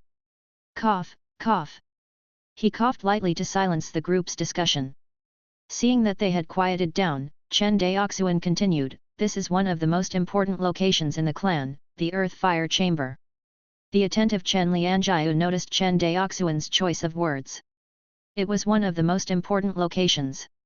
He restrained his curiosity and continued listening. The earth fire chamber is where cultivators refine spiritual artifacts. Today, I'm going to teach you how to use this spirit smelting furnace to assist cultivators in refining spiritual artifacts. What's a spiritual artifact? Are they treasures used by immortals? I don't know. Do you know, Chen Daoxuan? The young man named Chen Daoxuan was the oldest among them at 18 years old. Judging from his appearance, he looked somewhat similar to the former manager of the red copper mine, Chen Lianjiu, who was standing in front of them. Hearing his clansman's inquiry, Chen Daoxuan pondered for a moment and said, "Spiritual artifacts are weapons used by immortals. Did you hear about what the young clan leader did at the stone processing workshop yesterday? The young clan leader used a spiritual artifact that time." "Ah? So that immortal sword was a spiritual artifact. Brother Daoxuan, you are really amazing. You know so much." Hearing the discussions of the group again, Chen Daoxuan did not say anything, but Chen Lianjiu's face darkened. "What are you all arguing about? Listen carefully. And you, Chen Daoxuan, if you continue to talk, I will teach you a lesson when we return." Chen Lianjiu lowered his voice and reprimanded the group. Seeing this scene, Chen Daoxuan did not care too much. After all, they were young men. If all the youngsters in his clan were as mature as him, then it would be unusual indeed. After Chen Lianjiu reprimanded them, the scene once again became silent. Seeing that everyone had quieted down, Chen Daoxuan began to explain the operational principles of the spirit smelting furnace to everyone. Fortunately, Chen Lianjiu had chosen young people who were talented and intelligent, so the principles of the spirit smelting furnace were quickly understood by everyone. Chen Daoxuan had just finished explaining the principles of the spirit smelting furnace when he saw a youth raise his hand. He pointed at the youth who had raised his hand and said, "Do you have any questions?" Young clan leader. Although he had already prepared himself mentally repeatedly, Chen Daoxuan still felt an inordinate amount of pressure when he was called out by the young clan leader. Enduring this pressure, Chen Daoxuan took a deep breath and said, "What you are trying to tell us is that we need to send the spirit ore into the furnace from this intake port and then use the control lever to manage the temperature of the furnace to refine the spirit ore, right? Your comprehension is not bad." Chen Daoxuan nodded. "In that case, only 2 people at most would be needed to operate this spirit smelting furnace. Why do you need so many of us then?" These words could be considered to represent the question in the hearts of all the youths present. They were not the only ones who would receive honor by working under the young clan leader. Everyone also carried with them the expectations of the elders in their families. If they were eliminated in less than a day, they would not be able to raise their heads among their family members when they returned. Seeing everyone's expressions, Chen Daoxuan knew everyone's worries and reassured them, "Don't worry. There will be more than just this one spirit smelting furnace. There will only be more and more spirit smelting furnaces in the clan in the future." However, Chen Daoxuan changed the topic. "Don't think that you'll be allowed to slack off just because we will have more spirit smelting furnaces in the future. If you don't perform well, you will still be eliminated." Hearing this warning, everyone's relaxed mood became nervous again. Seeing that everyone had regained their focus, Chen Daoxuan continued, "Just now, someone said that only 2 people are needed to operate a spirit smelting furnace. In a nutshell, what he said was correct." He paused for a moment. "A spirit smelting furnace will be operated by 2 workers. One will be the loader, and the other the operator. The loader is responsible for sifting, weighing, and portioning out the spirit ores before putting it into the intake port. The operator is responsible for controlling the temperature of the spirit smelting furnace, refining the spirit ores, and removing the finished product out of the furnace in time." Everyone can see from the operation process that the job of the loading worker is relatively simple. Basically anyone can become competent in that role, but the role of the operator is the difficult one. The furnace operator not only needs to adjust the temperature of the furnace according to the situation, but also needs to watch the timing and remove the finished products from the furnace. Otherwise, the spirit ores will turn into a waste product if they are refined in the furnace for too long.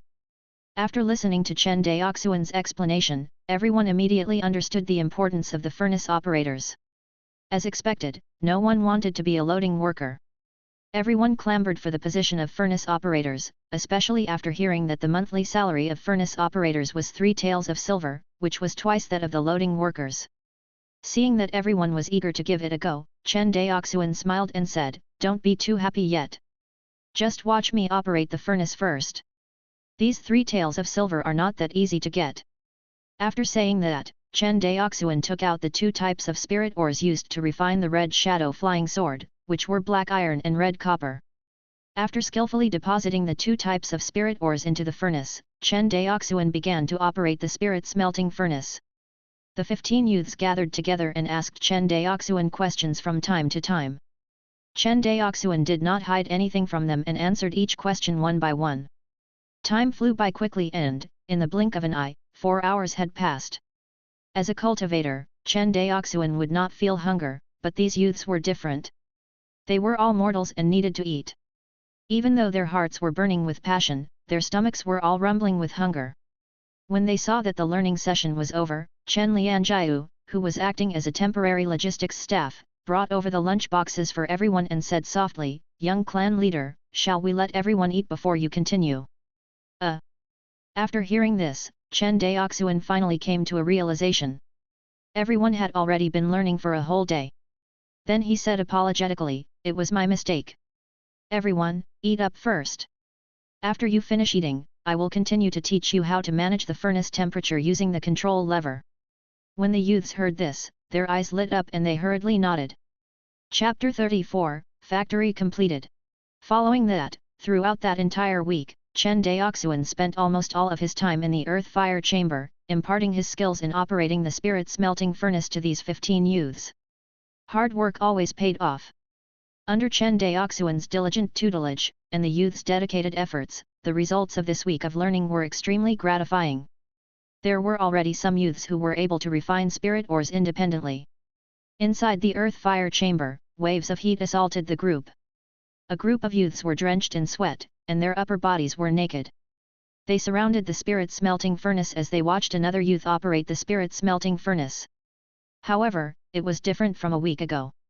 The youth operating the spirit smelting furnace this time was not Chen Daoxuan, but that youth named Chen Yunzheng. Chen Yunshen's eyes were focused on the spirit smelting furnace. From time to time, he would turn his head and take a look at the hourglass used to measure the refining time. Unlike cultivators, who could use their spiritual sense to observe the state of the materials in the spirit smelting furnace and adjust the temperature accordingly, when mortals used the spirit smelting furnace, they could only use a timed and quantitative approach and would have to strictly follow the production steps to adjust the temperature in the furnace so that the spirit ore would not be wasted. Although he had practiced repeatedly in his mind, Chen Yunzheng still felt a large amount of pressure when he had to physically try it out. He glanced at Chen Daoxuan, who was standing not far away, and found that the other party was pursing his lips and not saying a word. Chen Daoxuan did not have any intention of providing him with any pointers. Seeing this, Chen Yunzheng gritted his teeth and made up his mind. He directly followed the operation manual given by Chen Daoxuan and restrained his wayward thoughts. Time passed minute by minute. As the spirit smelting furnace ran smoothly, Chen Yunshen's worried heart gradually relaxed. Seeing that the other party was no longer nervous, the corners of Chen Daoxuan's mouth curled up slightly. He had originally planned for Chen Yunzheng to fail the first refinement, but he did not expect that the other party would actually succeed on his first attempt. Using the spirit smelting furnace to refine spirit ores was not an easy task for mortals, who did not possess spiritual sense. One had to absolutely follow the instructions in the operation manual to the letter without the slightest error. Obviously, Chen Yunzheng had done so. Using his spiritual sense, Chen Daoxuan saw a lump of red liquid fusing together. The spiritual essence of the spirit ore was also slowly fusing under the effect of the spirit fusion array. When the spiritual essence of the red liquid had completely fused, the spiritual pressure in the furnace suddenly increased. As if guided by the increased spiritual pressure, the spirit smelting furnace immediately let out an urgent cry. Wu! Hearing this familiar cry, Chen Yunzheng was ecstatic. He knew that he had succeeded. He immediately manipulated the control lever and, under the effect of the floating array, the red liquid was transferred out of the spirit smelting furnace. Seeing the red liquid fly out from the discharge port of the spirit smelting furnace, Chen Daoxuan smiled slightly, and immediately circulated his true qi to pick up the red liquid. Then, he began to shape and fuse arrays onto it. 2 hours later, a bright red flying sword appeared before everyone's eyes. It was the low-grade first-grade flying sword recorded in the clan's artifact refining inheritance, the Red Shadow Flying Sword. Oh! That's great! We did it! Haha! Seeing this scene, all the youths present were dancing and cheering. As for Chen Yunzheng, who had successfully operated the spirit smelting furnace, he was surrounded by them like a hero. Even Chen Lianjiu, who had been accompanying them to class for a week, had a smile on his serious face. When his gaze landed on Chen Yunzheng, a hint of pride could be seen in his eyes.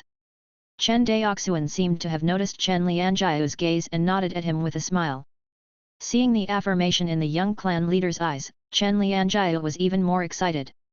After these 7 days, Chen Lianjiu clearly knew that, compared to the red copper mine that he was once in charge of, this spiritual artifact factory that was about to be built was many times more important. It could even be said that this spiritual artifact factory was the future lifeline of the Chen clan of Shuanghu Island. During this period of time, Chen Daoxuan observed how he handled logistics, arranged for everyone to study and eat, and how hard he worked. If nothing unexpected happened, he might very well be the future workshop manager. Chen Lianjiu thought for a moment, recalling that the young clan leader seemed to have used this term. Just as he was daydreaming about the future, Chen Daoxuan's voice rang in everyone's ears. Well done! It seems that you have been working very hard during this period of time. You have not let down my expectations or that of the clan. Chen Daoxuan patted Chen Yunshen's shoulder and praised him. After spending time together, everyone's attitude towards Chen Daoxuan had transformed from awe into reverence. In everyone's eyes, not only did Chen Daoxuan possess unimaginable power, he was also an immensely knowledgeable person. It seemed like there was nothing in this world that he did not understand. During this period of time, no matter what kind of questions everyone raised, they seemed to be able to obtain the correct answer from Chen Daoxuan. This made everyone recognize this successor from the bottom of their hearts. They praised Chen Yunzheng. He then appointed Chen Yunzheng as the teacher of the 15 youths, who would continue to teach them how to operate the spirit smelting furnace. After that, he withdrew from the tedious teaching task. After instructing everyone, Chen Daoxuan turned to look at Chen Lianjiu and said, Manager Chen, I have something to talk to you about. When Chen Lianjiu heard these words, it was as if he had heard the sound of heavenly music. All of the bones in his body felt a little weak. He hurriedly lowered his head and said, Yes, young clan leader. The two of them walked out of the earth-fire chamber, one behind the other. Chen Daoxuan used the wind control spell and swept up Chen Lianjiu and himself, flying down the mountain. This was Chen Lianjiu's first time flying in the sky, and he could not help but feel a little panicked. However, he was still a 7th level Xiantian realm warrior, so he quickly adjusted himself and stood respectfully by Chen Daoxuan's side. Seeing his behavior and temperament, Chen Daoxuan nodded with satisfaction and said, Manager Chen, I have observed your performance during this period of time. Now, on behalf of the clan, I will appoint you as the first factory manager of the spiritual artifact factory. From now on, your primary responsibility is to manage the production time of the workshop's spirit smelting furnace according to my working period and increase the production output of the workshop's spiritual artifacts. Yes. Lianjiu promises to complete the task. Chen Lianjiu said excitedly.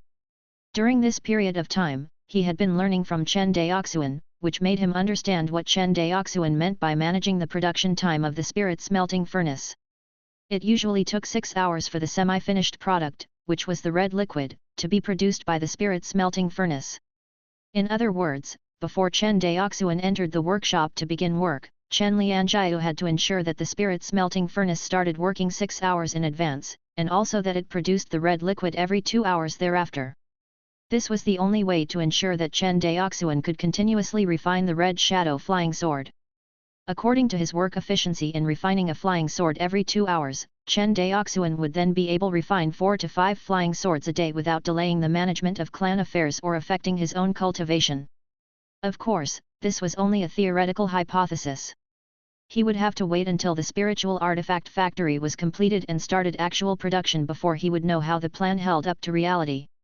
However, no matter what, the production efficiency using this method and process was dozens of times faster than that of traditional refiners who refined each spiritual artifact personally.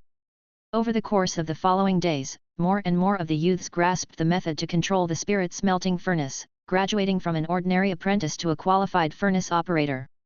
Of course, during this process, it was inevitable that some of the spirit ore they refined as practice would be wasted. It could even be predicted that, in the future, when the spiritual artifact factory started production, the furnace operators would also waste some of the spirit ores. However, these losses were negligible for the Chen clan, who had graduated from manual production to machine-assisted production. 1 month later, just as Chen Daoxuan finished refining the 5th spirit smelting furnace, another piece of good news reached his ears. The clan's spiritual artifact factory was completed. Chapter 35, Smooth Flowing Production. The industrial zone planned by Chen Daoxuan was located in the vast plains to the east of Changping County. Traveling from here to the east, one could reach the only deep water port of Shuanghu Island. The reason why Chen Daoxuan situated the industrial zone here was not only to make advance preparations for the expansion of the industrial zone in the future, but also to facilitate the import and export of spiritual artifacts and spirit ores. The only inconvenience was that this district was outside the main district of Changping County. It was surrounded by plains and wasteland and, other than a dilapidated official road leading straight to Changping County's main district, there were no other buildings in sight. Obviously, the environment here was not very conducive to the workers of the spiritual artifact factory who were about to work here. However, these kinds of problems could not be completely solved even in the modern world, let alone the Chen clan of Shuanghu Island, whose conditions and resources were in an even worse state. If they wanted to solve these problems, they had to do a good job in planning and building the surrounding infrastructure. For example, in the industrial zone, in addition to the factory, they also had to build dormitories for employees, medical centers, and all kinds of ancillary structures for shopping and recreation. After all, humans were not machines. Even if the Chen clansmen could endure hardship, Chen Daoxuan did not want to squeeze them too much. Perhaps everyone would be able to endure a painful and difficult environment when the conditions were tough, but when the clan grew stronger, if Chen Daoxuan still continued to work them to the bone, it would inevitably make the Chen clansmen unhappy. Although ordinary mortals did not dare to resist the power of cultivators, they could not be faulted for slacking and cutting corners in such situations. Therefore, Chen Daoxuan had to consider the various benefits and welfare of the workers in the spiritual artifact factory in advance, to prevent situations in which poor work quality or ethic in the production process caused unnecessary losses to the clan. The moment Chen Daoxuan learned that the factory was completed, he rode the wind and rushed over. When he arrived at the scene, everyone was already waiting in the factory area. Chen Daoxuan hovered in the air and looked down from above. The factory area measured about 1,000 square meters, which was much more spacious than the clan's old earth fire chamber. Descending in front of everyone, Chen Daoxuan looked at Chen Buwang, who had a tired expression on his face, and said, "Chen Buwang, thank you for your hard work." Upon hearing this compliment, Chen Buwang had an inexplicably excited expression on his face. He cupped his hands and said, "I am 62 years old this year and already have 1 foot in the grave. I did not expect to have the fortune to build such a wonderful spectacle for my clan. I am so happy even though it only happened this late in my life. How could I call it hard work?" Hearing these words that came from the bottom of Chen Buwang's heart, Chen Daoxuan nodded and said, "However, those who are capable will still have to strive hard for the clan. I'm afraid that you will not be able to stay idle even after accomplishing this. Other than the factory, we also need to construct the dormitory area for the employees, various buildings in the factory area, and the road connecting Changping County to the industrial zone and deep water port. All of these are waiting for you." As expected, Chen Buwang's face fell slightly when he heard this. Then, his hunched body was filled with fighting spirit again. He said, "As long as my clan does not mind me being useless, I'm willing to die from exhaustion serving in my position." Hearing this, Chen Daoxuan could not help but respect this old man in front of him. In the Chen clan of Shuanghu Island, even ordinary mortals were focused on developing and strengthening their clan. Such a clan would not be worried about not being strong. After encouraging the crowd, Chen Daoxuan stepped into the factory building under the adoring gazes of the crowd. The internal structure of the factory building was exactly the same as the blueprint design he had given them. There were a total of 10 separate sections and, measured by area, each section was about 100 square meters. All the sections were connected to each other, making it easy for Chen Daoxuan to move from one section to the next. After some inspection, Chen Daoxuan realized that all he needed to do now was to install the spirit smelting furnaces. As for the array to guide the earth fire vein, which was the core array required to build an earth fire chamber, Chen Daoxuan had already finished setting it up not long after the outer structure of the factory was built. Therefore, when everyone entered the factory, they felt waves of heat assaulting them, similar to the ones felt in the earth fire chamber. Fortunately, both Chen Lianjiu and the others, as well as Chen Biwang and his team, were used to this kind of environment. No one complained about being tired. After touring the factory, Chen Daoxuan nodded his head in satisfaction. Very good. I now announce that the first phase of the Chen Spiritual Artifact Factory has been officially completed. After that, he took the lead in applauding. Although they did not know what Chen Daoxuan meant by this action, they still imitated the applause. Seeing everyone's unfamiliar movements, Chen Daoxuan sighed in his heart. Somehow, it felt that, if he did not set off firecrackers or cut the opening ribbon, something was missing. He shook his head and threw out the absurd thoughts clouding his mind. Chen Lianjiu, who had been standing at the side, came over at this time and asked in a low voice, "Young clan leader, what should we name our spiritual artifact factory? It isn't called the Chen clan's spiritual artifact refining workshop, right?" Hearing this, Chen Daoxuan glanced at him and pondered for a moment, before saying, "Let's call it the Honyan Flying Sword Workshop. Our factory will only produce one type of spiritual artifact for a very long time, which is the flying sword." As for the red shadow flying sword, it was not just Chen Lianjiu. The many workers and apprentices who had learned how to control the spirit smelting furnace from Chen Daoxuan had also seen the refining process of the red shadow flying sword many times. Although they were all mortals and could not understand the engraving of the arrays, and the various refining methods, they were still very familiar with the red shadow flying sword itself.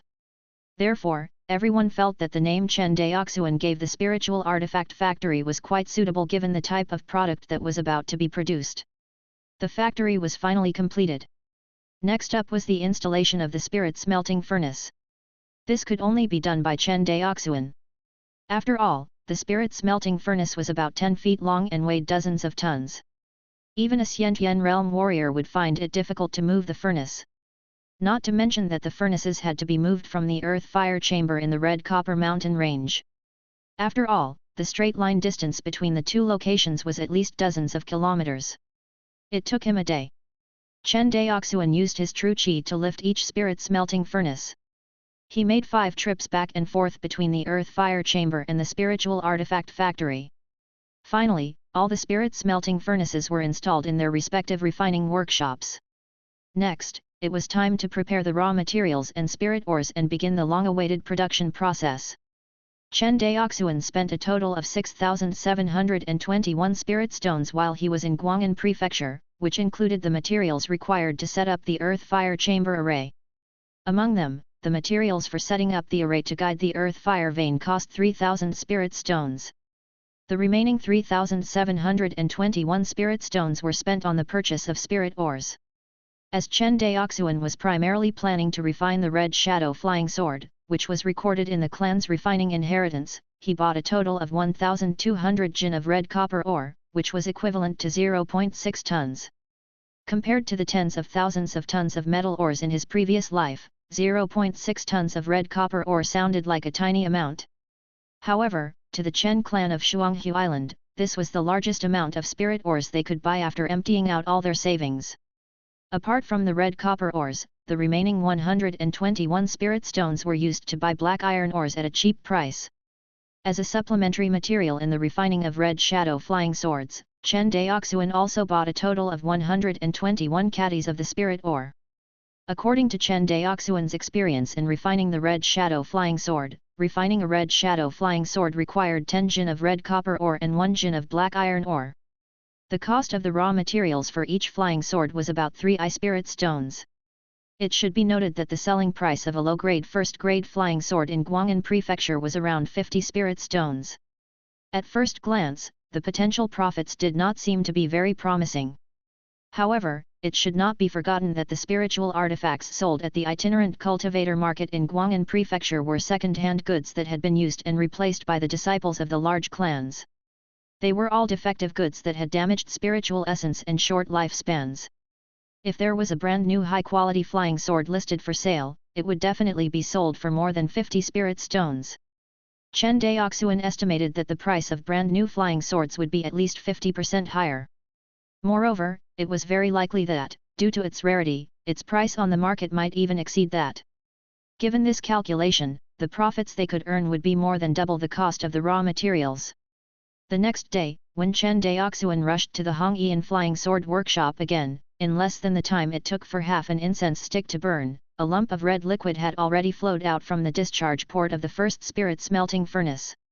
He scanned it with his spiritual sense. The other 4 furnaces were either refining, or preparing to refine, spirit ores. Seeing this scene, Chen Daoxuan could not help but think of the factory assembly lines of his previous life. Although the assembly line of the Hongyan flying sword workshop was a little slow, it was more than 10 times faster than that of an ordinary refiner. Suppressing his excitement, Chen Daoxuan walked into the first refining workshop. Chapter 36, Daily Production of Flying Swords. Shaping and fusing arrays, rinse and repeat. Very soon, 10 hours had passed. Phew! Exhaling a mouthful of turbid air, Chen Daoxuan felt very refreshed. He had never felt so refreshed as he was today. He found that when he replaced the most complicated and laborious part of the refining process with the spirit smelting furnace, refining became abnormally easy. It was like a burly man, who was originally carrying several hundred kilograms of goods, had suddenly been relieved of 99% of his burden. He felt as if he was flying. Under normal circumstances, even if Chen Daoxuan had the cheat-like assistance of the Hongmeng Enlightenment Sutra in refining, every time he finished refining a spiritual artifact, he would still feel completely exhausted, and it would take him at least a few days to recover. It was even more so for ordinary refiners. According to what Chen Daoxuan knew, even if a high-grade first-tier refiner wanted to refine a low-grade first-grade spiritual artifact, the fastest he could do so was only in 7 days. It was not that ordinary refiners really needed 7 days to refine a spiritual artifact. Rather, after refining for 3 days and 3 nights, refiners needed to meditate to recover their true qi and spiritual sense. The replenishment of true qi was still acceptable. After all, pills that replenished true qi were relatively common, but spiritual sense was different. Every single pill that could recover spiritual sense was expensive and, if one was unlucky, they would not even be able to buy it. Therefore, in summary, it was already considered pretty good that ordinary refiners could refine one low-grade first-grade spiritual artifact in 7 days. Moreover, refining artifacts so frequently would inevitably delay their own cultivation. One had to know that the most painful thing for cultivators was to delay their own cultivation. Therefore, the clans and sects in the immortal cultivation world could only use medicinal pills and other auxiliary treasures to make up for the lost cultivation time of their artifact refiners. This was a large expense on their part, and was also the reason why immortal cultivation clans and sects clearly had the ability to train more artifact refiners, but often chose to only train enough artifact refiners to meet their own clan or sect needs. This was because it was simply unrealistic to rely on refiners to refine low-grade spiritual artifacts to make money. The profits of low-grade spiritual artifacts were low to begin with, and the resources needed to nurture a refiner were high, not to mention their consumption. Thus, no cultivation faction was willing to do something like this. The consumption here did not only refer to the consumption of spirit ores and other raw materials, but also the consumption of cultivation resources such as the pills to restore true qi and medicinal pills to assist in cultivation. Furthermore, it was almost impossible for an itinerant cultivator to become a refiner or an alchemist. First of all, they did not possess an inheritance. Secondly, there was no one who could or would teach them. Most importantly, itinerant cultivators were so poor that they could not even get their hands on enough spiritual essence to cultivate. How could they have the spare energy or resources to try and learn something as resource-intensive as refining artifacts? It was much more feasible for them to learn how to be a spirit planter than a refiner. At the very least, studying to be a spirit planter would not require such a large consumption of resources. Therefore, this was also the reason why the majority of itinerant cultivators lacked spiritual artifacts and had no choice but to use spiritual artifacts that had been used and replaced by others. However, this situation would be completely upended by the spirit smelting furnace, which was an era-defining object. Today, in just 10 hours, the newly built Hongyan flying sword workshop had produced 5 flying swords. Everything was in a better state than Chen Daoxuan had expected. The people at the factory worked an average of 10 hours each, but not a single worker made a single mistake. Producing 5 flying swords in one day was an excellent start for the Hongyan Flying Sword Workshop. Compared to an ordinary refiner, who could only refine a spiritual artifact every 7 days, Chen Daoxuan's production efficiency was exactly 35 times that of the other party. This was the power of industrial production. Chen Daoxuan was clear that his current achievements were considered laughable compared to the fully intelligent and automated factories of his previous life. However, in this world where refiners had to refine everything manually and personally, and alchemists were reliant on their flames, he was already this world's top achiever in terms of productivity. Even though the quality of the spiritual artifacts produced by their factory was still relatively low and the variety was also very limited, based on the current results and output, he firmly believed that the direction he chose to develop in was completely correct. After examining all of the red shadow flying swords, he found that there were no problems. Chen Daoxuan's face was full of smiles. Inside the factory, for a whole day, Chen Lianjiao had been busy resolving logistical issues and managing everyone's work schedules without rest. It could be said that Chen Daoxuan had managed to work together with everyone very well today, resulting in the factory's smooth production process and output. Chen Lianjiao's contribution to this outcome was indispensable. Otherwise, regardless of which segment encountered problems, it would delay the entire assembly line and affect the production process. Wiping the sweat off his forehead, Chen Lianjiao moved closer to Chen Daoxuan and said, "Young clan leader, you've worked hard." Seeing that the young clan leader was personally working on the production line for the sake of the development of the clan, Chen Lianjiao sincerely admired him. Of course, Chen Daoxuan did not want to work in a factory after transmigrating, even if that factory belonged to the clan, and the clan was under his control. However, he was the boss, and who would be willing to work if he did not? Chen Daoxuan had no choice but to go to the front lines personally. After all, he was the only refiner in the Chen clan. Looking at Chen Lianjiao's sweaty face, Chen Daoxuan shook his head and smiled. "It's not hard at all. By the way, how are the materials for tomorrow's refining?" Chen Daoxuan asked casually. "They're all ready, but..." Chen Lianjiao looked like he wanted to say something, but stopped himself. "If you have something to say, just say it. Don't hesitate." Chen Daoxuan frowned and said with slight dissatisfaction. Hearing this, Chen Lianjiao made up his mind and said, "Young clan leader, we only have about 1,800 kilograms of red copper ore in the factory's warehouse. According to the rate of consumption today, it will all be used up in a month at most." As he said this, he secretly raised his head and glanced at Chen Daoxuan. Seeing that there was no strange expression on his face, he felt slightly relieved. "Sigh." Chen Daoxuan sighed. "There's nothing we can do about it. Our clan only had about 600 kilograms of red copper ore in storage. In addition, the spiritual stones in our clan's treasury were only enough to buy 1,200 kilograms of red copper ore. That's why we are short on raw materials." Chen Daoxuan frowned when he said this. It was a pity that Guangan prefecture did not have a financial loan business. Otherwise, he would have borrowed a large sum of money to invest into production. However, this is also a good thing. Our products will be sold in Guangan prefecture in a month's time. When we receive a return on our investment, we will definitely be able to further expand production. After learning under Chen Daoxuan for a month, not only did Chen Lianjiao have a strong immunity to some of the new terms that he would occasionally come up with, but he could also roughly guess the meaning of these terms. It had to be said that a person's ability to adapt was extremely terrifying. "Forget it, let's not talk about this anymore." Chen Daoxuan waved his hand. "Have you recorded the consumption of raw materials and the production output of flying swords today?" Reporting to the young clan leader, "Your subordinate has recorded them all." That's good." Chen Daoxuan nodded his head in satisfaction. "Right now, our shop is still relatively small, but one day, our shop will become bigger and bigger.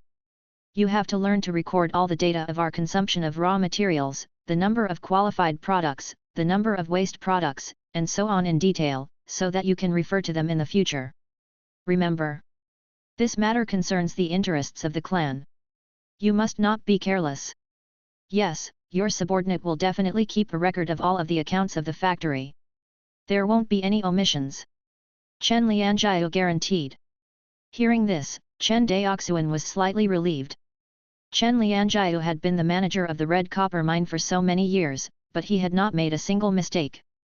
Chen Daoxuan was still more at ease with him handling matters. Seeing the smile on Chen Daoxuan's face, Chen Lianjiu bowed slightly and said, "Young clan leader, today is the big day that marks the beginning of our factory's production. I have prepared a banquet at the residence. Young clan leader, please come and join us." Hearing this, Chen Daoxuan glanced at the other party and nodded, "Then, I'm sorry to bother you. I don't dare, I don't dare. Young clan leader's presence at my humble abode really brings light to my humble abode." Chen Lianjiu said with a smile. Chapter 37, Chen Nianchu. In Changping County. At this moment, it was already midnight, which was equivalent to about 7 o'clock in the evening in his previous life. Unlike the brightly lit streets in the immortal city of Guangan prefecture, although there was no curfew in Changping County, at night, only a few wealthy families had their lights on. Chen Lianjiu's family was one of them. As a luxurious carriage slowly approached a wealthy family residence, it stopped in front of it. Chen Daoxuan got off the carriage under everyone's gaze. Chen residence. Chen Daoxuan raised his head and looked at the two large characters on the weathered plaque. He nodded and praised, "Good calligraphy." Hearing Chen Daoxuan's praise, Chen Lianjiu's face immediately revealed a proud expression. "This is the signboard that our Chen clan's ancestor personally wrote and gifted to my family's ancestor." Oh! Upon hearing that it was the Chen clan's ancestor, Chen Dengyuan, who personally wrote the words, Chen Daoxuan could not help but take a few more glances at the plaque. Creak! Just as he was admiring the plaque, the Chen residence's main doors suddenly opened. A group of people filed out of the residence and rushed out together. Taking a closer look, they were led by a woman who was close to 40 years old.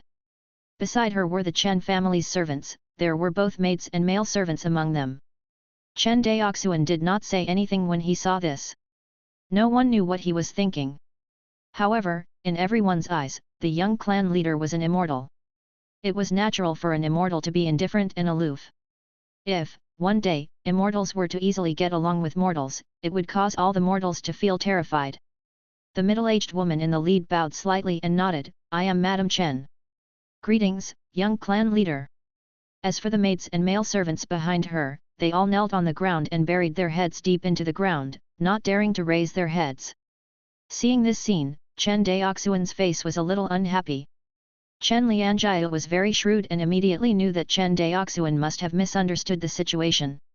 He immediately took a step forward and explained softly, "Young clan leader, these maids and male servants are not from our Chen clan, but rather slaves that the old patriarch purchased from Guangan prefecture."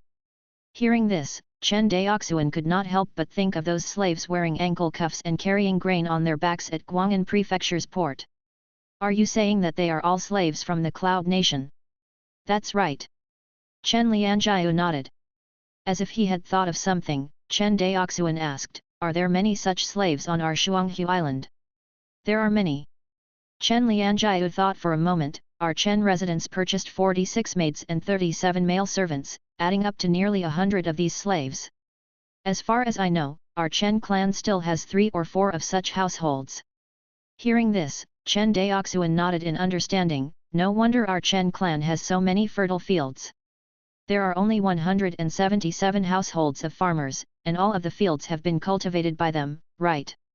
Seeing Chen Daoxuan point at the servants kneeling on the ground, Chen Lianjiu smiled embarrassedly. In his heart, this was not a big deal. In fact, to the current Chen clan, this was not a big deal either. In fact, many members of the Chen clan were not very willing to farm the land because the clan would provide members of the Chen clan with a minimum living wage. In other words, as long as you were a member of the Chen clan, even if you did not work, the clan would not let you starve to death on the streets.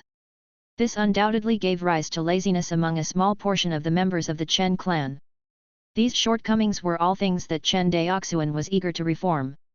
However, due to the fact that the survey of the clan's population, farmland and land mass had not been completed, in addition to the fact that Chen Daoxuan had been busy with the matter of the spiritual artifact factory for the past month, he simply had no time to deal with these trivial matters. However, just because he was busy did not mean that he did not care. As a transmigrator, Chen Daoxuan knew in his heart how important a relatively fair distribution system was to an organization. Land annexation, whether in the ancient era of Earth or in the cultivation world here, was a huge cancer. However, unlike Earth, there were cultivators in the cultivation world, and these cultivators relied on a large group of mortals. Therefore, once conflicts between mortals could not be reconciled, the cultivators would act as the adjudicator, forcefully crushing the inherent greedy nature of certain groups of mortals, allowing those at the bottom of the pecking order to catch a breather. However, Chen Daoxuan did not plan to do such a thing. Since the Chen clan was currently too weak, and he was about to take large strides in developing the clan, before that, he would definitely cut off all the potential issues and problems that might hinder the clan in advance. In other words, he would do away with the entire idea of unfair distribution in the first place.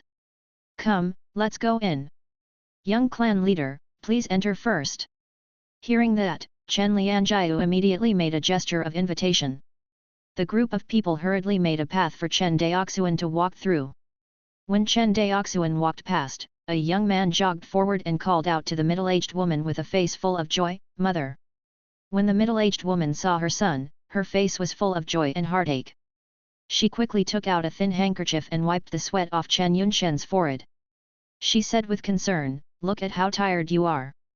You are covered in stinky sweat. What's going on?" Chen Yunsheng said indifferently, "Why don't I see second sister and third brother around? They are in the backyard with your second mother and third mother. There are important guests in the house today, so it's not convenient for them to appear," the middle-aged woman said without batting an eyelid.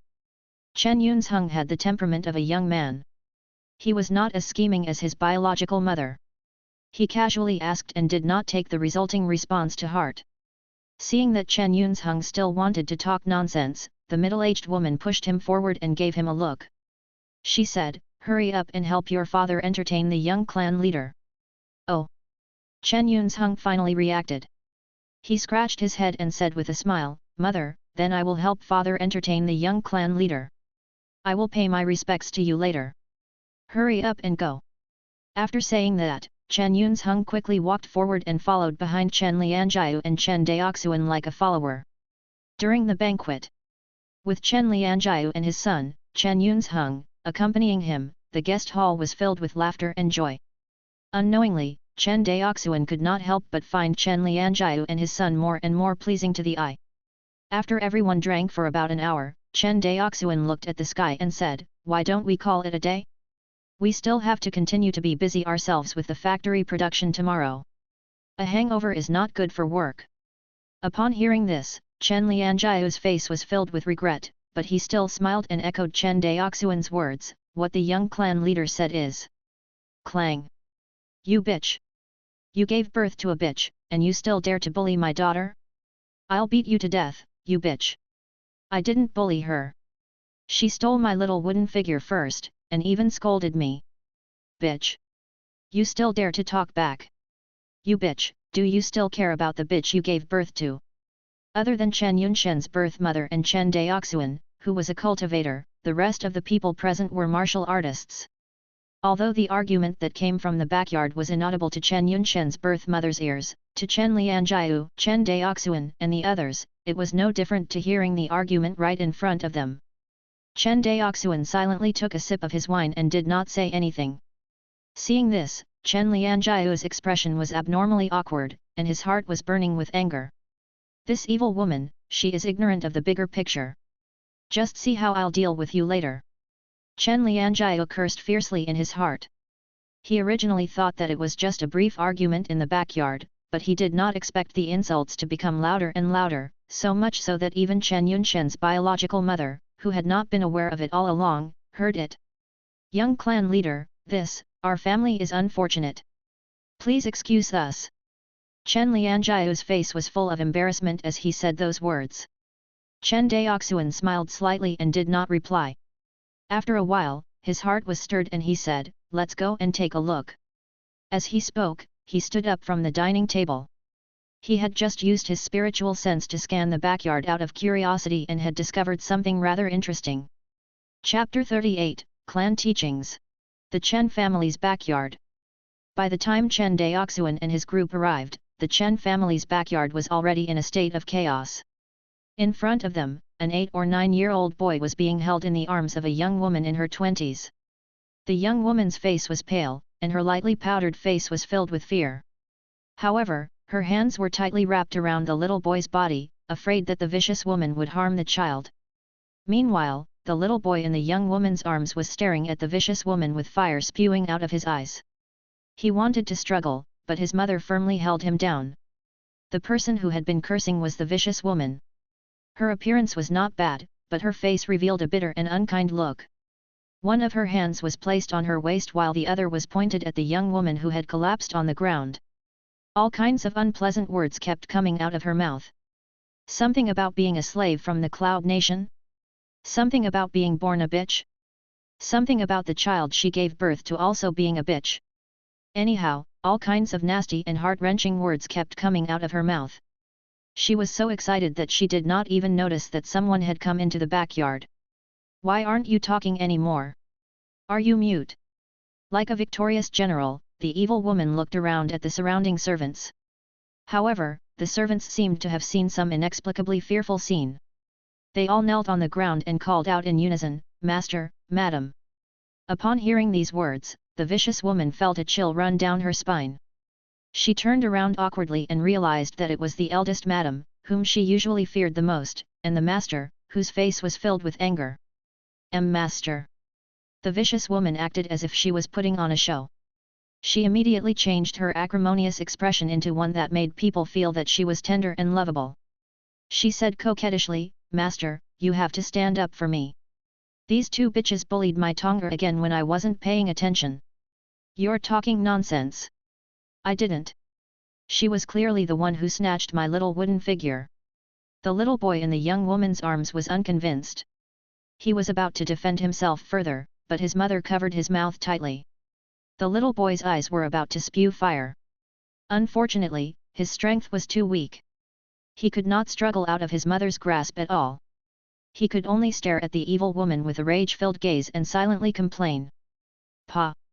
However, Chen Lianjiu, who was both angry and embarrassed, did not allow her to argue her way out of the situation at all. He immediately gave his second wife a slap. This slap threw the entire backyard of the Chen residence into chaos instantly. The cries of the little girl and the cries of the evil woman could be heard endlessly. "Enough!"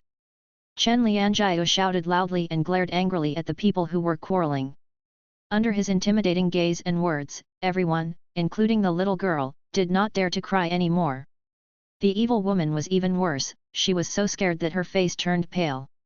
Seeing that the situation was finally under control, Chen Lianjiu bowed to Chen Daoxuan and said, "Young clan leader, this subordinate is really..." "Young clan leader."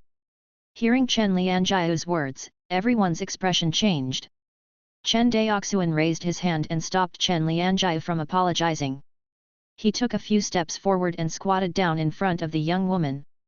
"Can I take a look at this child?" When she heard this, the young woman instinctively hugged the child a little tighter. However, when she thought of this person's identity, she could not help but let go of the child. The little boy wiggled himself out of his mother's grasp and gasped, "Mother, you're suffocating me. Your name is Chen Nianchu, right?" Hearing this, the little boy turned to look at Chen Daoxuan and said warily, "Who are you? What does my name have to do with you? Are you here to bully us too?" As he said this, he opened his little hand and shielded his mother behind him. "I'm here to help you." He shook his head, "Can you come over and let me take a look?" Hearing this, the little boy looked at his mother with an inquiring look. After receiving a positive response, he walked over unwillingly. "What do you want to do to me?" Chen Daoxuan smiled slightly and did not say anything. He directly placed his jade-like right hand on the little boy's head. A moment later, as Chen Daoxuan circulated his true qi in his danshan, a ray of multicolored light covered the little boy's head. This ray of multicolored light shone exceptionally brightly amidst the night. Even everyone who saw it from a distance felt that it was somewhat dazzling. Seeing this ray of multicolored light, Chen Lianjiu immediately thought of the records in the clan's ancient books. Multicolored light that reached the skies, it represented the bearing of an immortal. Chen Lianjiu had never thought that his son actually had the bearing of an immortal, and possessed the potential for immortal cultivation. However, he then thought of something else, and Chen Lianjiu's face turned pale again. As expected, after Chen Daoxuan finished inspecting Chen Nianchu's spiritual root aptitude, he turned his head to look at Chen Lianjiu and the evil woman who was covering her face after being slapped by him, and said, "Do you know your crime?" Even though that evil woman had been showing off in front of the little boy's mother, she did not dare to argue in front of the young clan leader who was even more terrifying than her husband. She immediately knelt on the ground and did not dare to utter a word. Chen Lianjiu. Seeing that the evil woman did not speak, Chen Daoxuan turned to Chen Lianjiu and called out his name. "Your subordinate is here." Chen Lianjiu immediately knelt down and lowered his head. What is the third rule of the Chen clan? When he heard this, before Chen Lianjiu could speak, the evil woman beside him was so frightened that she collapsed to the ground. Chen Lianjiu pursed his lips tightly. Suddenly, he stood up abruptly and kicked his second wife. He cursed loudly, "You bitch, I told you not to bully others for no reason. You've shamed the entire household. Bitch." Chen Lianjiu beat and cursed until the other party hugged her legs and begged for mercy. Seeing her like this, Chen Lianjiu's heart softened, but then he hardened his heart and continued to beat her. "Enough." Chen Daoxuan said, "Chen Lianjiu, I will ask you again. What is the third rule of the Chen clan?" Hearing this, Chen Lianjiu collapsed to the ground like a deflated rubber ball. His face was ashen as he replied, "Any member of the Chen clan who humiliates his clansmen for no reason shall be sentenced to 2 years of hard labor. Any person who humiliates a mortal with a spiritual root for no reason shall be sentenced to..." Sentenced to what? Death. The last word seemed to have exhausted all of Chen Lianjiu's strength. He looked at Chen Daoxuan with a face full of despair, hoping that Chen Daoxuan would show mercy. However, Chen Lianjiu knew very well that any qualified clan leader would definitely enforce the clan rules, and he had always thought of Chen Daoxuan as a qualified clan leader. As expected, Chen Daoxuan pointed at the evil woman and looked at the little boy. "Tell me, did she bully you?" The little boy was about to speak, but his mother stopped him. The young woman shook her head desperately at the little boy. She pleaded softly, "Chuer, don't." The little boy gritted his teeth. He looked at his mother, and then at the evil woman who had a look of despair on her face. He took a deep breath and said, "She didn't bully me. I was just playing with my sister." When she heard this, the evil woman felt that her soul had finally returned to her body and she fell to the ground. Hearing this, everyone present heaved a sigh of relief. Just when everyone thought that the matter was over, Chen Daoxuan walked up to the evil woman and said, "Tell me, why did you choose to bully them tonight? Didn't you know that I was going to be a guest at the Chen residence tonight?" Hearing this, Chen Lianjiu finally reacted. That's right. He had clearly told his wife that he was going to invite the young clan leader to his house today so that she would be well prepared. How could such a thing happen? Unless...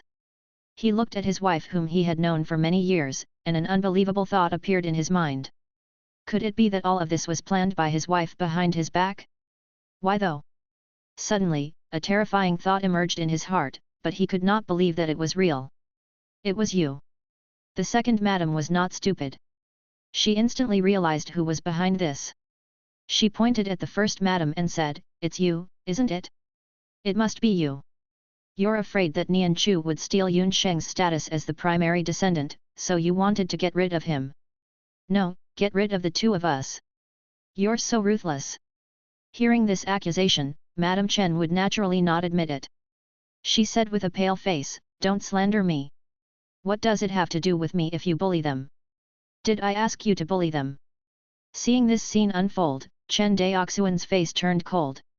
He had thought that since the Chen clan had Chen Xianhe, the clan leader who worked hard for the clan, and Chen Biwang, the pure-hearted clan member who was willing to sacrifice his life for the clan, the Chen clan was definitely a clan without any dirt.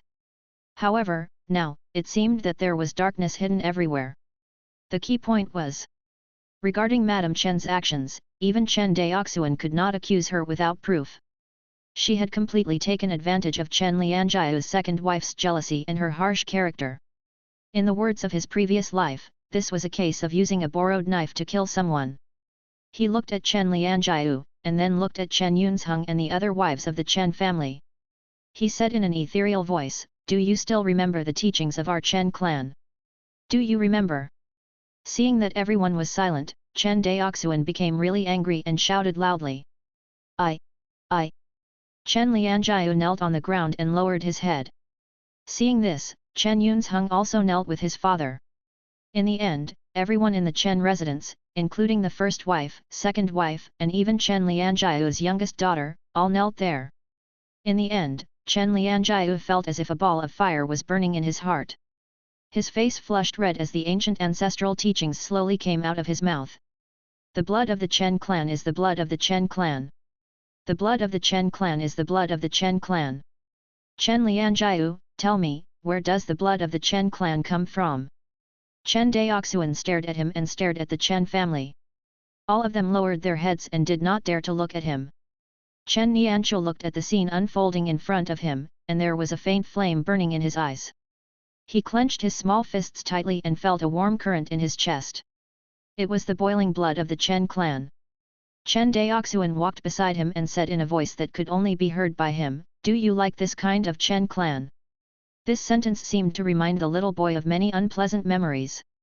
He shook his head and said, "I don't like it." "Then, together, let's change it so that you will like it, okay?" Chen Daoxuan lowered his head and just happened to meet Chen Nianqiu's small eyes. Chen Nianqiu seemed to see something different in the eyes of this big brother in front of him. It was something that he had been looking forward to for a long time, but had never been able to get his hands on. For some reason, he nodded. "Okay." He thought about it. "But, I have a request." "What?" "Why don't you become my father?" Chen Daoxuan. Chapter 39, 4th level of the Qi refinement realm. Time passed day by day while he busied himself. Soon, a month had passed. Chen Daoxuan had been both happy and worried during this period of time due to the fact that he had discovered an immortal seedling in his clan. Had it been any other clan, finding an immortal seedling would have been considered great news. However, the Chen clan was a small clan with a shallow foundation. They did not even possess a spiritual vein in their clan. They only had one spiritual eye, which was barely sufficient for Chen Daoxuan to cultivate alone. As a result, even if they found a seedling of immortal cultivation like Chen Daoku, the Chen clan would not be able to provide him with spiritual essence for his cultivation. Inside the cave abode, after Chen Daoxuan finished instructing Chen Daoku regarding the cultivation of the mortal realm, he urgently thought to himself, no matter what, he had to nurture the spiritual vein of his clan within this year. Chen Daoxuan's objective was not a pipe dream. He only made this his objective because of the confidence he had in the production capacity and output of the Hongyan Flying Sword Workshop, which had given him countless surprises over the past month. Within a month, excluding the flying swords that had been unsuccessfully refined due to the improper operation of the workers, Chen Daoxuan had refined a total of 148 flying swords.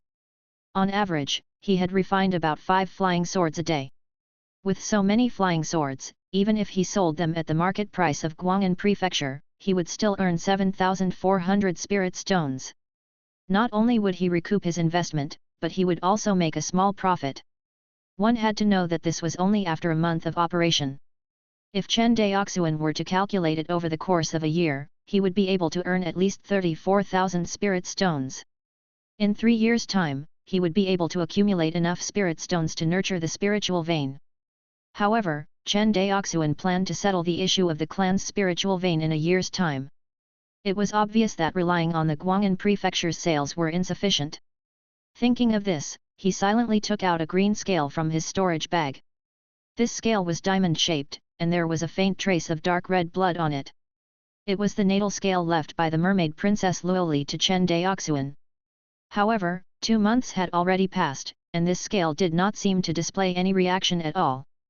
Chen Daoxuan had thrice tried to inject true qi into it but, in the end, all of it had been for naught. This made Chen Daoxuan wonder if the mermaid named Luoli had been lying to him. However, thinking about it carefully, the possibility of her lying to him was close to zero. This was because there was no reason for her to lie to Chen Daoxuan, and trading with him, whether it was from the standpoint of the merfolk tribe or the Chen clan, was a win-win situation. Sigh. Chen Daoxuan sighed. Chen Daoxuan no longer thought about it and immediately put the green scale back into his storage bag. He began his cultivation for the day. Of course, during this period of time, other than the explosion in the number of spiritual artifacts produced by his clan's spiritual artifact factory, the increase in Chen Daoxuan's cultivation had far exceeded his own expectations. Initially, he thought that he would need 4 to 5 months, or even half a year, to break through to the 4th level of the Qi refinement realm. However, after only 2 months of cultivation, he felt that he was on the verge of breaking through. Such a terrifying cultivation speed finally gave him insight on how and why Zhou Mubai was able to successfully reach the foundation establishment realm at the mere age of 21. Normally speaking, if a cultivator at the 9th level of the Qi refinement realm wanted to reach the foundation establishment realm, he would need to temper his true Qi for a very long time, allowing his true Qi to become so pure that there was no way to purify it further. Only then could he attempt to break through to the foundation establishment realm. Of course, this was only one of the most basic requirements for breaking through to the foundation establishment realm. As for the requirements of the spiritual vein, foundation establishment pill, and other resources, they were not included. It was precisely because of the various requirements of the foundation establishment realm that the number of cultivators who were able to break through to the foundation establishment realm could be counted on one's fingers. Basically, they had to rely on accumulating battle merits on the battlefield against the Cloud Nation in order to obtain the resources to break through. Those ordinary itinerant cultivators who were unwilling to go to the battlefield did not even have enough spiritual essence to cultivate normally, let alone break through to the foundation establishment realm. Inside the cultivation room of the cave abode, Chen Daoxuan's eyes were tightly shut, and pure spiritual essence kept gushing out from the water spirit pearl. With the help of the Qi gathering pill, at this moment, Chen Daoxuan's speed of refining spiritual essence was even beyond the reach of heavenly spiritual root cultivators. As the pure spiritual essence entered his meridians, it was continuously refined and converted into true Qi, which was then stored in his Danshan and Qi ocean bit by bit. In his Danshan and Qi ocean, the amount of true Qi was growing at a speed visible to the naked eye. Suddenly, at this moment, Chen Daoxuan felt that he would break through to the 4th level of the Qi refinement realm. His premonition was right. As the true Qi continued to accumulate in his Danshan and Qi ocean, the total amount of true Qi in his Danshan seemed to have reached the threshold. Boom! A loud explosion could be heard in Chen Daoxuan's sea of consciousness. He felt that his spiritual sense had suddenly become stronger. Not only that, his Danshan and Qi ocean had also undergone a transformation. When his consciousness returned the next second, he found that the great circle in his Danshan and Qi ocean had suddenly increased by 1 circle. Compared to before, the total amount of true Qi in his Danshan had increased by at least 50%. 4th level of the Qi refinement realm. Success! Chen Daoxuan opened his eyes, and his face was full of both surprise and excitement. He calculated carefully. From the time he broke through to the 3rd level of the Qi refinement realm to now, only 4 months had passed, it had not even been half a year. Compared to the time when he broke through from the 2nd level of the Qi refinement realm to the 3rd level of the Qi refinement realm, the time he took to break through did not increase, but had rather decreased by several times. This obviously did not conform to how cultivation would normally proceed. Under normal circumstances, the higher the level a cultivator cultivated to, the slower their speed of breakthrough. In other words, breaking through from the 3rd level to the 4th level should definitely be slower than breaking through from the 2nd level to the 3rd level. However, Chen Daoxuan somehow defied this convention. Chen Daoxuan knew clearly in his heart this achievement was not due to his talent, but rather due to the assistance of the water spirit pearl and the Qi gathering pill. In the end, it was all thanks to the cultivation resources. Thinking of this, he could not help but think of those great immortal cultivation clans, and even the core disciples of the Qianyuan sword sect. What kind of cultivation conditions and resources would they have? Those who could become core disciples of the Qianyuan sword sect were all geniuses among geniuses. According to what Chen Daoxuan knew, the Qianyuan sword sect disciples were divided into 3 categories, which were outer disciples, inner disciples, and personal disciples.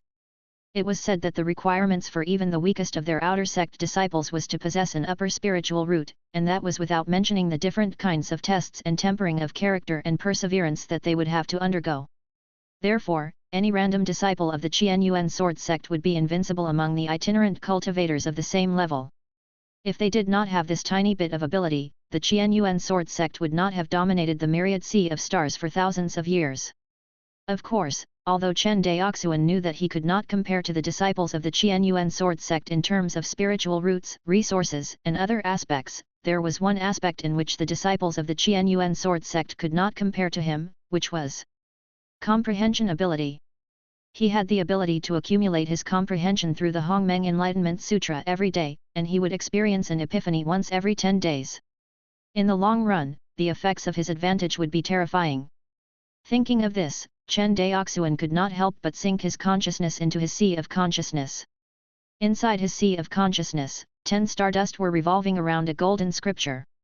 The 10 stardust were attracted to each other, but Chen Daoxuan deliberately restricted them and did not allow them to collide. Perhaps it was because he had just broken through to the 4th level of the Qi refinement realm, but Chen Daoxuan suddenly had the feeling that perhaps the breakthrough opportunity for the wind-chasing sword technique would also appear tonight. With this thought in mind, he no longer suppressed the 10 stardust and allowed them to collide to form an even bigger stardust. Finally, it exploded and spread throughout his entire sea of consciousness. Immediately after, Chen Daoxuan's consciousness kept rising, and all kinds of insights about the wind-chasing sword technique kept surging into his mind. Chen Daoxuan quickly immersed himself in the epiphany and forgot about the passage of time. Chapter 40, Business Visit. After the time it took for an incense stick to burn, Chen Daoxuan opened his eyes, and a bright light flashed from the depths of his eyes. Then, a wave of ecstasy flooded him. After careful calculation, it had only been 4 months since he had started cultivating the wind-chasing sword technique. Even among the sword Dao geniuses of the Qianyuan sword sect, the number of cultivators who could reach the small success stage of the wind-chasing sword technique, after cultivating it for only 4 months, could be counted on one's fingers. In addition, Chen Daoxuan had long surpassed the large success stage of the wind-chasing sword technique. After all, Chen Daoxuan possessed the freakish cheat-like ability of the Hongmeng Enlightenment Dao Sutra, which allowed him to accumulate his comprehension ability, and experience an epiphany once every 10 days. Even though the duration of each epiphany was not long, it only lasted for the time it took for an incense stick to burn, but, in 4 months, he had experienced a total of 12 epiphanies. What kind of crazy concept was this? One had to know that he had only used 2 epiphanies in order to cultivate the wind-chasing sword technique to the large success stage. It was only 10 full epiphanies later that he finally cultivated the wind-chasing sword technique to the perfect stage today. Based on the number of epiphanies, it seemed that cultivating the wind-chasing sword technique from the large success stage to the perfect stage was about 5 times more difficult than cultivating it from the beginner stage to the large success stage. However, in reality, it was 10 times harder, or perhaps even 100 times harder. This was because, even if an ordinary Qi refinement realm cultivator spent an entire lifetime, it was impossible to cultivate it from the great success stage to the perfect stage. After all, there were some things that you could not understand. No matter how unconvinced you were, no matter how much time you spent, you would not be able to understand it at all. Otherwise, there would not be so many world-class math problems that could not be solved in his previous life. The next day, after Chen Daoxuan broke through to the 4th level of the Qi refinement realm, his true Qi was still in a weak state. However, after a night of cultivation, it had become solid again. Walking out of the cave abode, Chen Daoxuan saw a small figure standing on the cliff, practicing the sword against the backdrop of the rising sun. Perhaps it was because the small figure had just started practicing martial arts, but he still looked a little awkward when he waved the sword around. He appeared even more unsteady given that he was wielding an iron sword that weighed 10 jin. Chen Daoxuan watched quietly and did not make a sound to disturb him.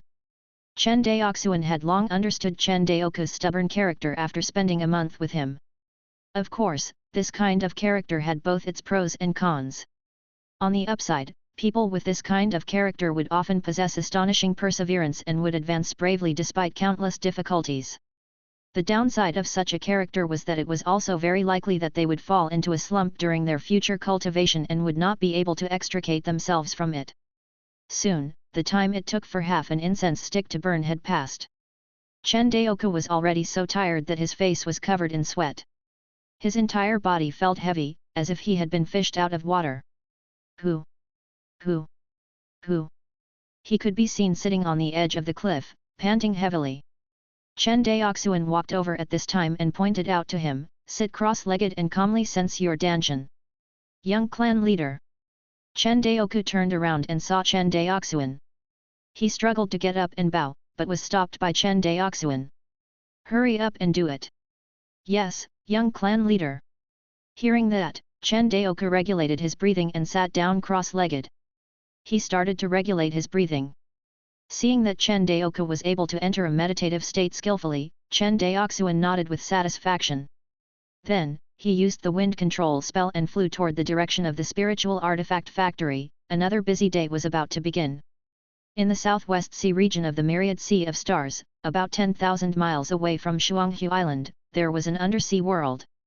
The undersea world of the myriad sea of stars was different from what Chen Daoxuan had imagined. It was also completely different from the undersea world on Earth. Under normal circumstances, because there was no light at the bottom of the deep sea, one would only sense darkness. The undersea world back on Earth was akin to a pitch-black space. However, the bottom of the myriad sea of stars was different. The undersea world of the myriad sea of stars was a world filled with dazzling starlight. Here, if one raised their head and looked up, they would find billions of stars floating in the dark sky layer of the undersea that was tens of thousands of meters high. These billions of stars illuminated the entire undersea world of the myriad sea of stars, allowing countless species to live and reproduce in the undersea world of the myriad sea of stars. This was also the origin of the name Myriad Sea of Stars. Father. At the bottom of the sea in the southwest sea region of the Myriad Sea of Stars, a mermaid whose left arm was injured and right shoulder had a gash, swam in front of a merman whose chest had a huge gash, and said in a mournful voice, "At this rate, even if we take down the water devil ape's territory, our clansmen will suffer heavy casualties." The mermaid who spoke was none other than Luoli, the mermaid princess whom Chen Daoxuan had met on his way back from Guangan prefecture. However, judging from her miserable appearance, it was obvious that she had not been having a good time recently. Cough, cough. Hearing this, the merfolk tribe leader coughed violently. "The injuries that Zhou Mubai inflicted on me are more serious than I thought." As he spoke, he lowered his head to look at the wound on his chest where the sword qi was wreaking havoc. He felt a headache coming on and said, "I have to use my power to suppress this sword qi at all times. Otherwise, my injuries will only end up getting worse." As he said this, the merfolk clan leader looked gloomy. "However, if I don't participate in the battle, you won't be able to deal with the leader of the water demon apes." Hearing this, Luoli fell silent. She knew that what her father said was the truth.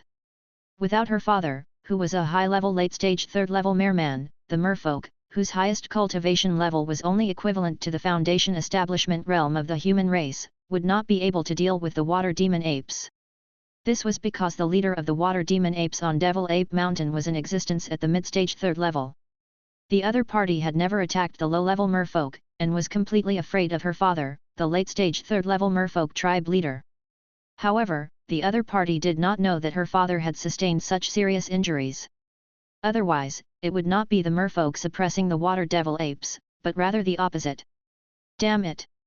Seeing her heavily injured father, Luoli felt for the first time that she was so useless, and unable to support the merfolk tribe. "Father, why don't we stop attacking Devil Ape Mountain and choose another territory?" As if he could see the frustration in Luoli's eyes, the merfolk tribe leader finally made a decision in his heart. He stroked Luoli's beautiful hair, and smiled. "Silly child, we have been searching for so long at the bottom of the sea. Which territory is more suitable for the merfolk to live and reproduce other than Devil Ape Mountain?" Hearing this, Luoli fell silent. She knew that her father was right. The competition between the creatures in the undersea world was more brutal and straightforward than the competition in the human world. "In 3 days, I will fight the leader of the water devil apes and kill this monster," the merfolk tribe leader said firmly. "But, father, your injuries." "It's okay. A mere leader of the water devil apes at the mid-stage of the third level is nothing to me."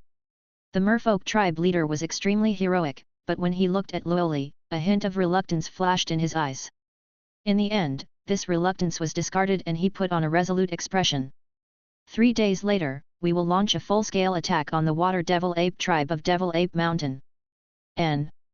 Hearing this, Luoli nodded excitedly, but then she seemed to have thought of something. "Oh right, father, didn't we agree to cooperate with the Chen clan of Shuanghu Island? Why don't we purchase a batch of weapons from them to increase the strength of our clansmen? With those weapons, our clansmen will definitely become much stronger." Luoli said excitedly as she seemed to recall the flying snow sword that Chen Daoxuan had. Originally, they had only launched probing attacks because of the leader of the water demon ape tribe. However, now that they were launching a full-scale attack, they definitely had to put all their chips on the table. Weapons that could increase the strength of their clansmen were obviously a very important chip. Hearing this, the merfolk tribe leader thought for a moment, and then nodded and said, "All right, I'll leave this matter to you." Obviously, he also felt that the spiritual weapons would result in an extraordinary increase in the strength of his tribe members. They would definitely be of great help in the upcoming battle. Chapter 41, The Deal. 5 days later, Rainbow Sound Flying Sword Factory. Chen Lianjiu approached Chen Daoxuan and said with a worried expression, "Young clan leader, the spirit ores in the warehouse are only enough for the factory to produce for a day. Was it used up so quickly?" "Phew." Chen Daoxuan raised his head and let out a breath of turbid air. "I'm aware of this matter. I will personally go to Guangan prefecture the day after tomorrow to sell these flying swords." As he spoke, he patted Chen Lianjiu's shoulder. "After I leave, I'll leave the Rainbow Sonar Flying Sword Factory in your care." Hearing this, Chen Lianjiu said solemnly, "I will not disappoint you." "Yes." Hearing this, Chen Daoxuan nodded his head in satisfaction. Just as he was about to give him a few more words of encouragement, he suddenly sensed a strange movement and immediately waved his hand. "You go ahead. This subordinate will take his leave." Watched Chen Lianjiu leave, Chen Daoxuan took out a green scale from his storage bag. At this moment, the green scales were flickering with red light and emitting traces of warmth. Chen Daoxuan immediately followed Luo Li's instructions and injected a stream of genuine qi into the green scale. Then, he sank his divine consciousness into it. In the next second, a message entered Chen Daoxuan's mind. 400 miles away, Redwood Island. Chen Daoxuan raised his head and looked towards the east of Shuanghu Island. According to the information sent by Luoli, she seemed to want to make a deal with Chen Daoxuan on Redwood Island. Redwood Island was a large deserted island near Shuanghu Island. It was only about 400 miles away from Shuanghu Island. However, compared to Twin Lake Island, the cultivation resources on Redwood Island were even poorer. At the very least, Shuanghu Island still had a copper mine and some spiritual cores for cultivators to cultivate, but on Redwood Island, other than a kind of redwood tree that grew all over the island, there were no mineral resources such as spirit ores, nor spiritual energy resources such as spirit cores. As for higher-level resources like spirit veins, that was even more impossible to think about. This was a completely deserted island. Other than the fact that the island was larger than Shuanghu Island, it was almost useless to cultivators. Not to mention cultivation clans, even itinerant cultivators were unwilling to choose such a place to establish themselves. In fact, it was near the waters of Shuanghu Island. There were still many island clusters, but there was almost no island that could have cultivation resources. At least in the Chen family's ancient records, other than Shuanghu Island, which had a few spiritual eyes, the other islands were basically deserted islands. They did not even have spiritual eyes. Of course, it was also possible that there were a few spiritual eyes in some secret place on these islands, but they were not discovered by anyone. Although there were many islands near Shuanghu Island, there were very few cultivators. It seemed that other than the Chen family of Twin Lake Island, there was only one place called Maple Valley Island where a 5th-level Qi practitioner resided. When Chen Daoxuan received Luo Li's message, he was overjoyed. Compared to going to Guangan prefecture to sell flying sword magic tools to itinerant cultivators, trading with the merfolk clan was clearly more profitable. In the wandering cultivator market in Guangan prefecture, no matter how expensive the rainbow sonar flying sword was, it would probably be very difficult for it to exceed 100 spirit stones per sword. The price offered by the merfolk clan was 5 times that of 100 spirit stones. From the perspective of benefits, it was obvious who to trade with first. During this period of time, Chen Daoxuan had been thinking about when the merfolk clan would rush over to trade with him. He did not expect to wait for more than 2 months before news came. Sorted out his thoughts, Chen Daoxuan counted the 178 flying swords in his storage bag and immediately used the wind manipulation technique. He flew alone in the direction of Redwood Island. It was different from the journey to Guangan prefecture, which required a distance of nearly 100,000 miles. Redwood Island was only 400 miles away from Shuanghu Island. With Chen Daoxuan's cultivation of the fourth chi layer, he could easily fly over this distance. Redwood Island. Looking down from the sky, Redwood Island was completely enveloped in a fiery red. Due to this obvious feature, even though it was Chen Daoxuan's first time on this island, he found it in the nearby waters at a glance, so he descended from the sky and landed on the cliff of the island. Chen Daoxuan took out the green scale again and injected a stream of genuine qi into it. Immediately after, another message was sent over. He identified the direction and flew toward the north of the island. In the sea area north of Redwood Island, led by Luoli, a group of mermen hid among the reefs hundreds of meters deep. If one observed carefully, they would discover that almost all of these mermen were holding a huge scallop in their hands. From the cracks of the scallop, one could see spiritual light overflowing. Clearly, these scallops contained spirit stones that the merfolk clan had prepared for the transaction. Your Highness, why isn't he here yet? A male merman with bronze muscles said in a low voice. Don't be anxious. Let's wait a little longer. Even though Luoli was feeling uneasy, she still patiently comforted her subordinates. Hearing the princess's words, everyone continued to wait in silence. He's here. Suddenly, a look of surprise flashed across Luoli's pretty face. Come, let's go up. Luoli gave her instructions and took the lead to swim toward the surface of the sea. The mermen were extremely fast in the sea. In just a few breaths, this group of mermen swam to the surface of the sea. As soon as Luoli swam out of the sea, she saw Chen Daoxuan standing in the air. She cautiously used her divine senses to scan her surroundings. When she realized that there was no one else around except Chen Daoxuan, Luoli could not help but heave a sigh of relief. Human cultivator, you're really bold to come here alone.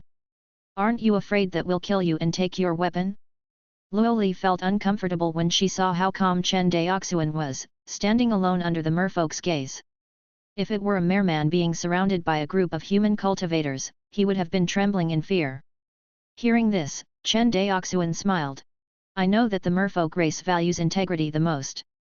I'm willing to come alone because I fancy the integrity of the merfolk race.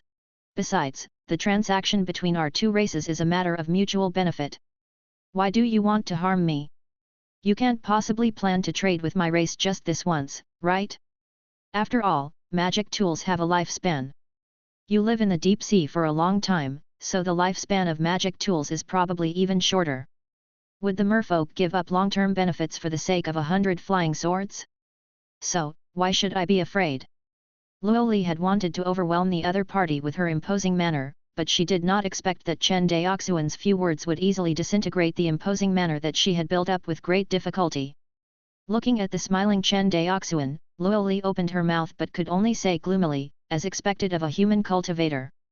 You're really eloquent. Thank you for your compliment, Miss Luo. Chen Daoxuan cupped his hands. However, let's trade as soon as possible. This way, our two races can be at ease.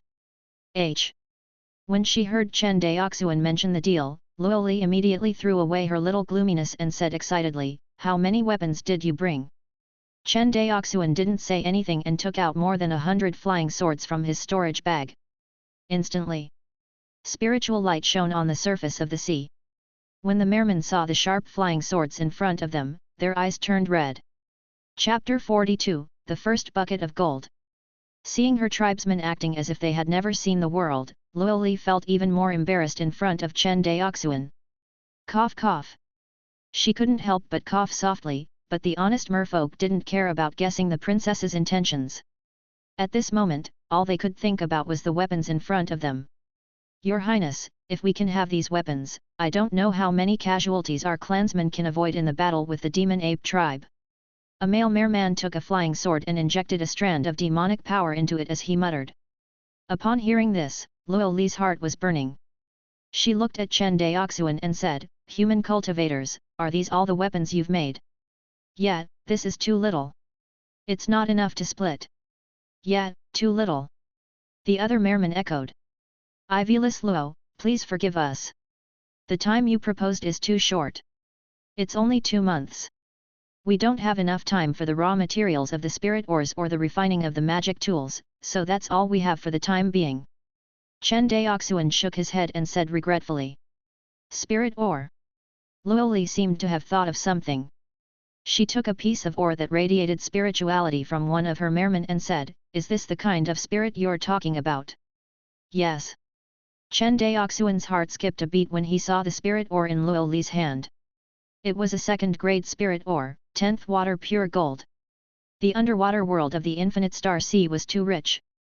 Unfortunately, the human race was a land race and could not survive in the deep sea.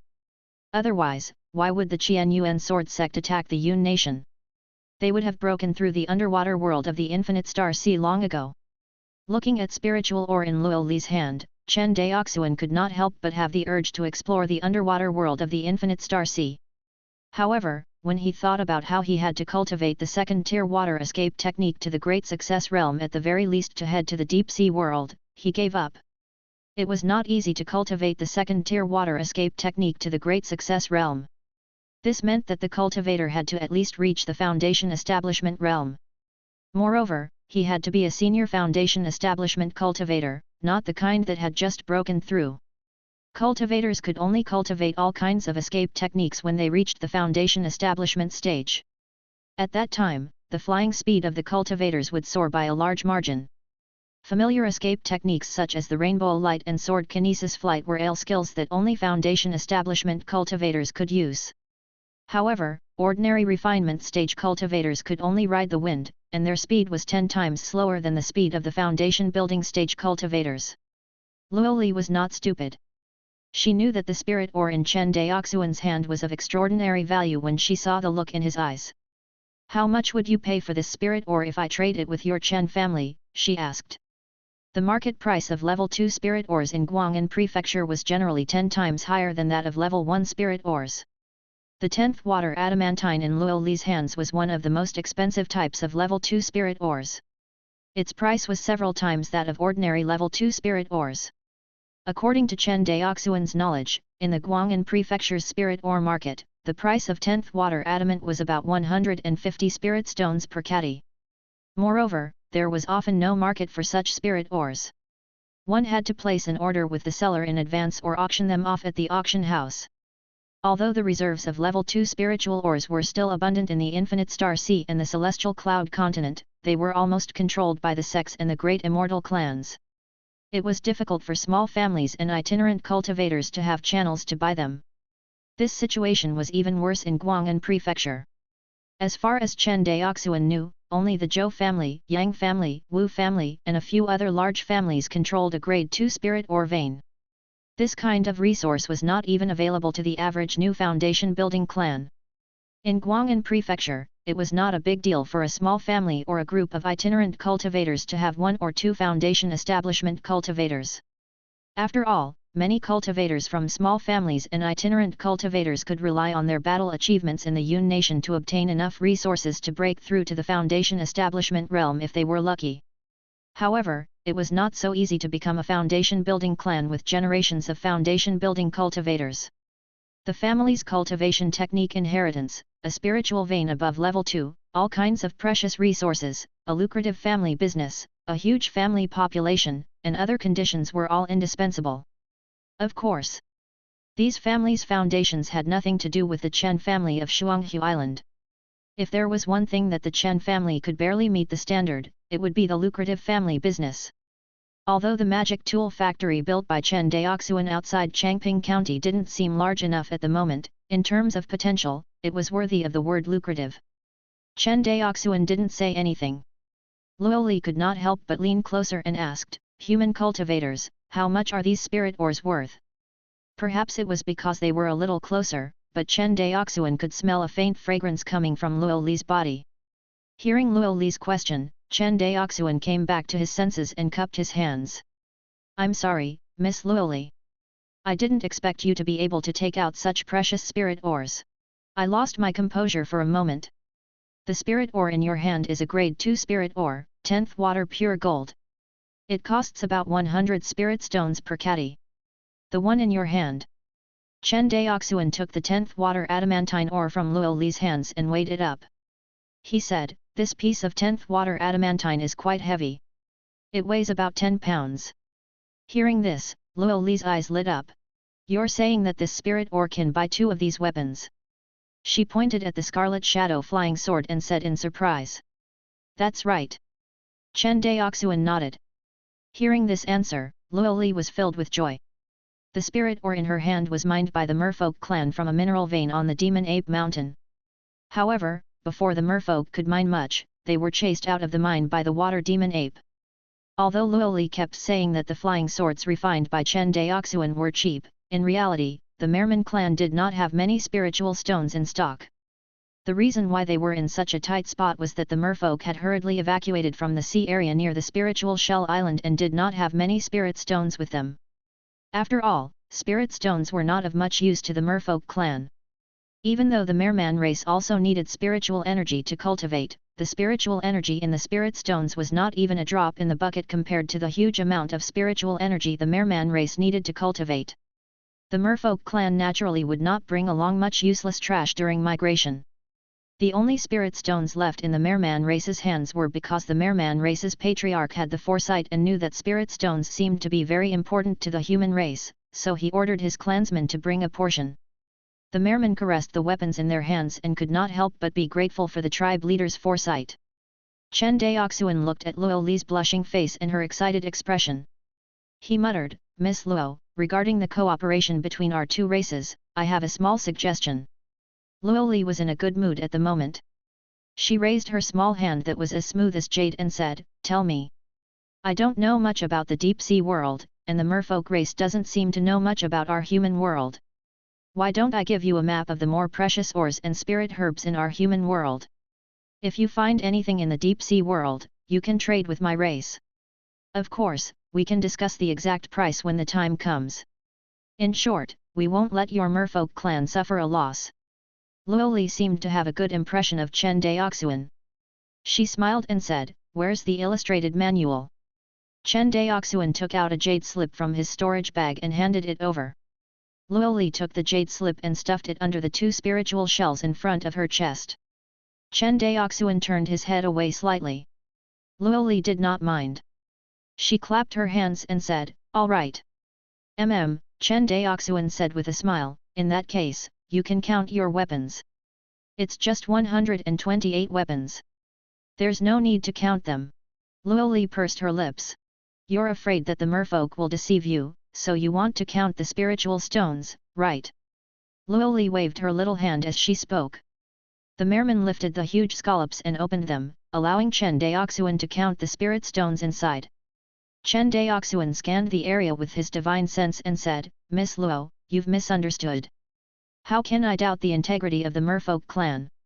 With that, he rolled up his sleeves and used his Genkai to put all the spirit stones into his storage bag until it was full. Chapter 43, Family Birth Plan, 1.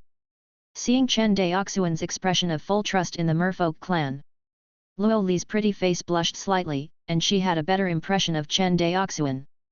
Thinking that she had misunderstood Chen Daoxuan, Luo Li felt a little shy and said, "Human cultivator, I've known you for so long, but I still don't know your name." These words stunned Chen Daoxuan. Didn't he tell her his name? "My surname is Chen and my name is Daoxuan. Miss Luo can just call me by my name." Chen Daoxuan cupped his hands. "Good." Luo Li took a deep look at Chen Daoxuan. She turned around and jumped into the sea. The rest of the Merman followed closely behind. "Chen Daoxuan, I remember your name." It was not until the merfolk clan had all disappeared that this soft voice sounded in Chen Daoxuan's ear. Sweeping his divine senses around, he found that the Merman race had really left. Chen Daoxuan immediately flew to Redwood Island and found a hidden cave. He immediately poured out all the spirit stones in his storage bag. Tens of thousands of spirit stones piled up on the ground, forming a small mountain. The overflowing spiritual light illuminated the entire cave as if it was daytime. 1, 2, 3, 4. Chen Daoxuan looked excited. Like a rich landlord, he carefully counted the spirit stones one by one. If Luo Li saw this scene, she would probably be so angry that her nose would be crooked, and her good impression of Chen Daoxuan would be gone. 63,999,64,000. Who? 64,000 spirit stones, just right. A satisfied smile appeared on Chen Daoxuan's face. "We'll make 2 transactions like this, and then go to Guangan prefecture to buy a set of spirit accumulation array. Then, the spirit vein of Shuanghu Island will be settled. Thinking of this, Chen Daoxuan became even happier. Indeed, smuggling with the alien races is the real windfall. But soon after, Chen Daoxuan felt a sense of vigilance. He believed that the Chen family was not the only one who was making such a huge profit in the infinite star sea. He had to be more careful. Why are you thinking so much? At least now, the merfolk clan only deals with my Chen clan. As long as they don't expose themselves, my Chen clan will be fine. Moreover, if we want the clan to develop and grow, how can we be afraid of wolves in front and tigers behind? Shaking his head and laughing at himself, Chen Daoxuan threw the matter to the back of his mind. He put away the mountain of spirit stones on the ground. Chen Daoxuan flew out of the cave, identified the direction, and flew back to Shuanghu Island. By the time Chen Daoxuan rushed back to Shuanghu Island, the sky was already bright. After thinking about it, he did not go to the cave abode to cultivate, nor did he go to the magic tool factory. Instead, he gathered all the higher UPS of the clan and held another clan meeting. Changping County. Chen Ancestral Hall. In the huge meeting hall, the higher UPS of the Chen clan stood with their heads lowered. On the left were the higher UPS of the magic tool factory led by Chen Lianjiu, and on the right were the officials of Changping County. Chen Daoxuan's gaze swept past Chen Lianjiu and finally landed on the county magistrate of Changping County, Chen Ji. County Magistrate Chen, have you finished investigating the details of the tribe's population that I ordered you to investigate? Young clan leader. Chen Ji cupped her hands. This subordinate has already completed the investigation 10 days ago. After the county government's review, it was found that our Chen clan has 1,039 children under the age of 10. The number of young adults between the ages of 15 to 40 is the highest, reaching 1,665. The number of people above the age of 40 is the lowest, only 969. Among them, there are 914 adult males and 751 adult females in the clan. The population of the county. Chen Ji skillfully reported the family's population data again. The results of this population review were the same as the data submitted by the county government 10 days ago. It proved that Chen Ji had not slacked off during this period of time and had investigated the details of the tribe's population. Chen Daoxuan was most interested in the adult population and children under the age of 10. In this world, men and women generally got married at a young age.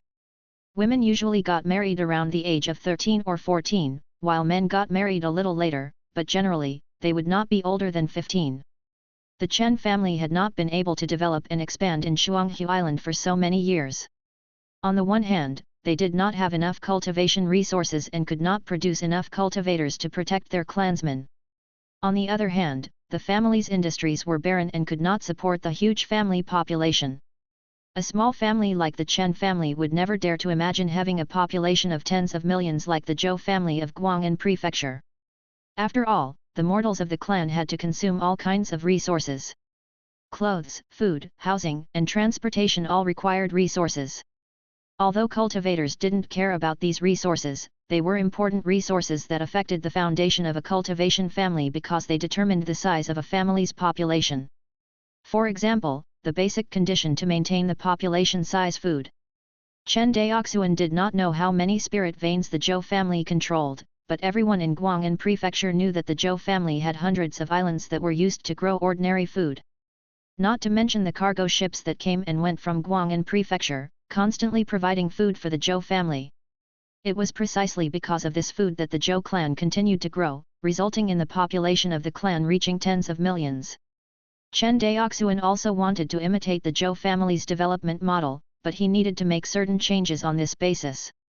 If the Chen family wanted to grow and expand, it was impossible to rely on the thousands of people on Shuanghu Island. All the higher UPS in the clan knew this. However, the family was in a difficult situation. They could not even guarantee the spiritual energy for the cultivators to cultivate. Blindly expanding the family population would only drag the family down completely. As a transmigrator, Chen Daoxuan knew that if the population could not be converted into productivity, it would eventually become a huge burden for the family, not a help. What was gratifying was that because of his existence, the Chen family had set off a little bit of industrialization in the suburbs outside Changping County. There was no doubt about the demand for population in the process of industrialization.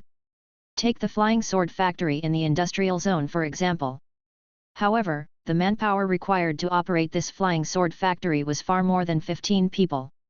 For example, the person who purchased the raw materials for the spirit ores, the person in charge of managing the factory, and the person in charge of packaging the Crimson Shadow flying sword, which was also the workshop that produced the sword case. Chen Daoxuan sold flying swords to human cultivators, unlike the mermen, who didn't even have packaging. All of these required a large population. Furthermore, as the flying sword factory expanded in the future, the population demand would also increase. Therefore, not only did the Chen family want to expand their population, but Chen Daoxuan was also not prepared to use the expanded population to grow food. However, food was also an important foundation for the family. The Chen family could not always rely on external purchases to maintain the family's food consumption. Chen Daoxuan already had a solution for this situation. However, for the time being, there were only two most important things for the Chen family. First, cultivate a spirit meridian. Second, expand the size of the family. Chen Daoxuan planned to do these two things together. The matter of the spirit vein had already been easily resolved. Now, and even in the future, expanding the clan's population would be the basic policy of the Chen clan. At least within 300 years. The matter of expanding the Chen clan's population would not stop.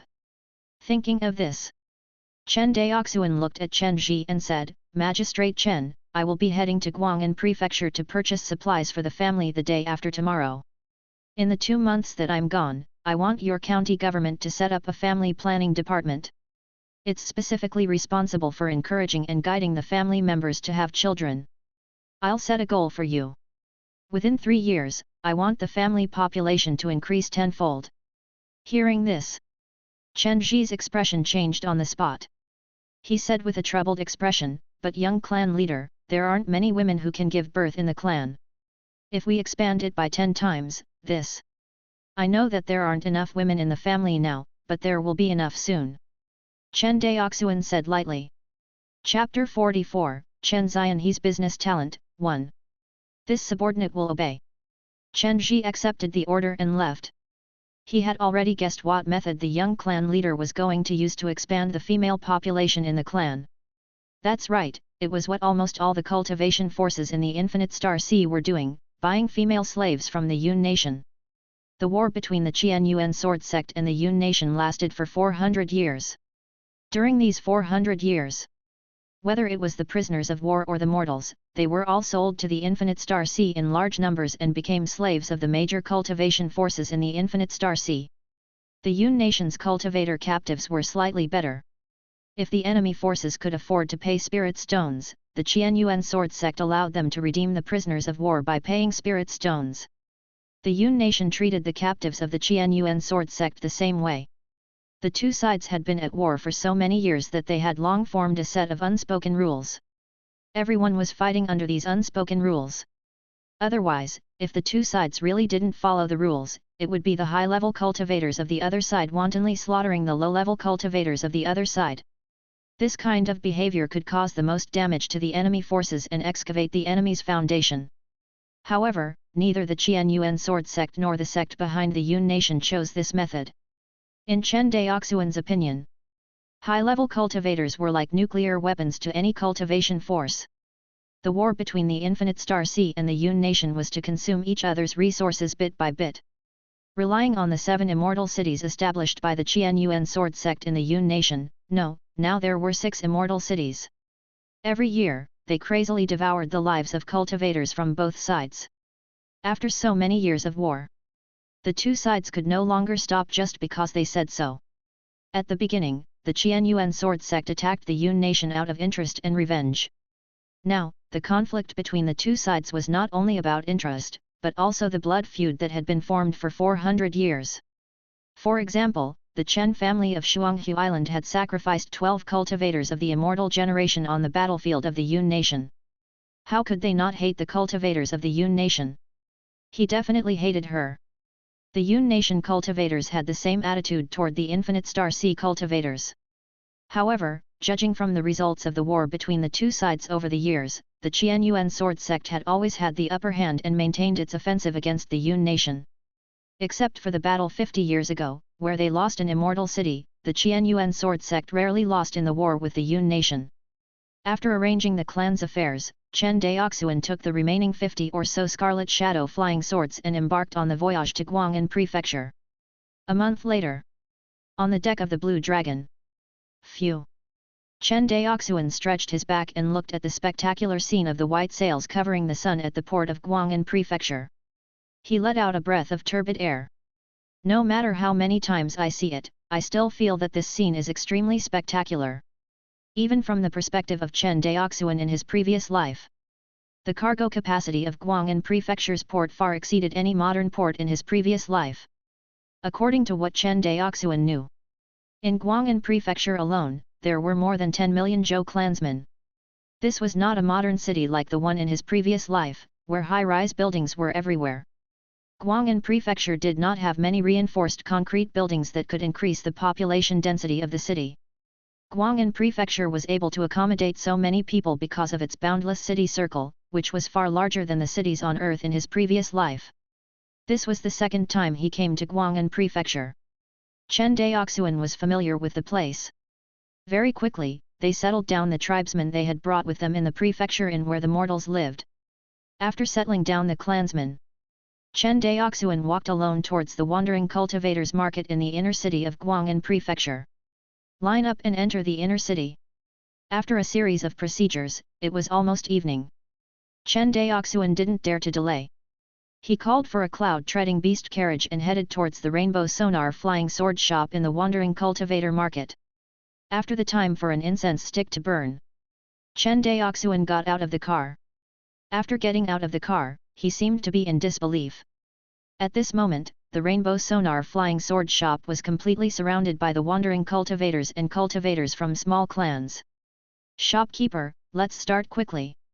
If we don't open it soon, the sky will turn dark.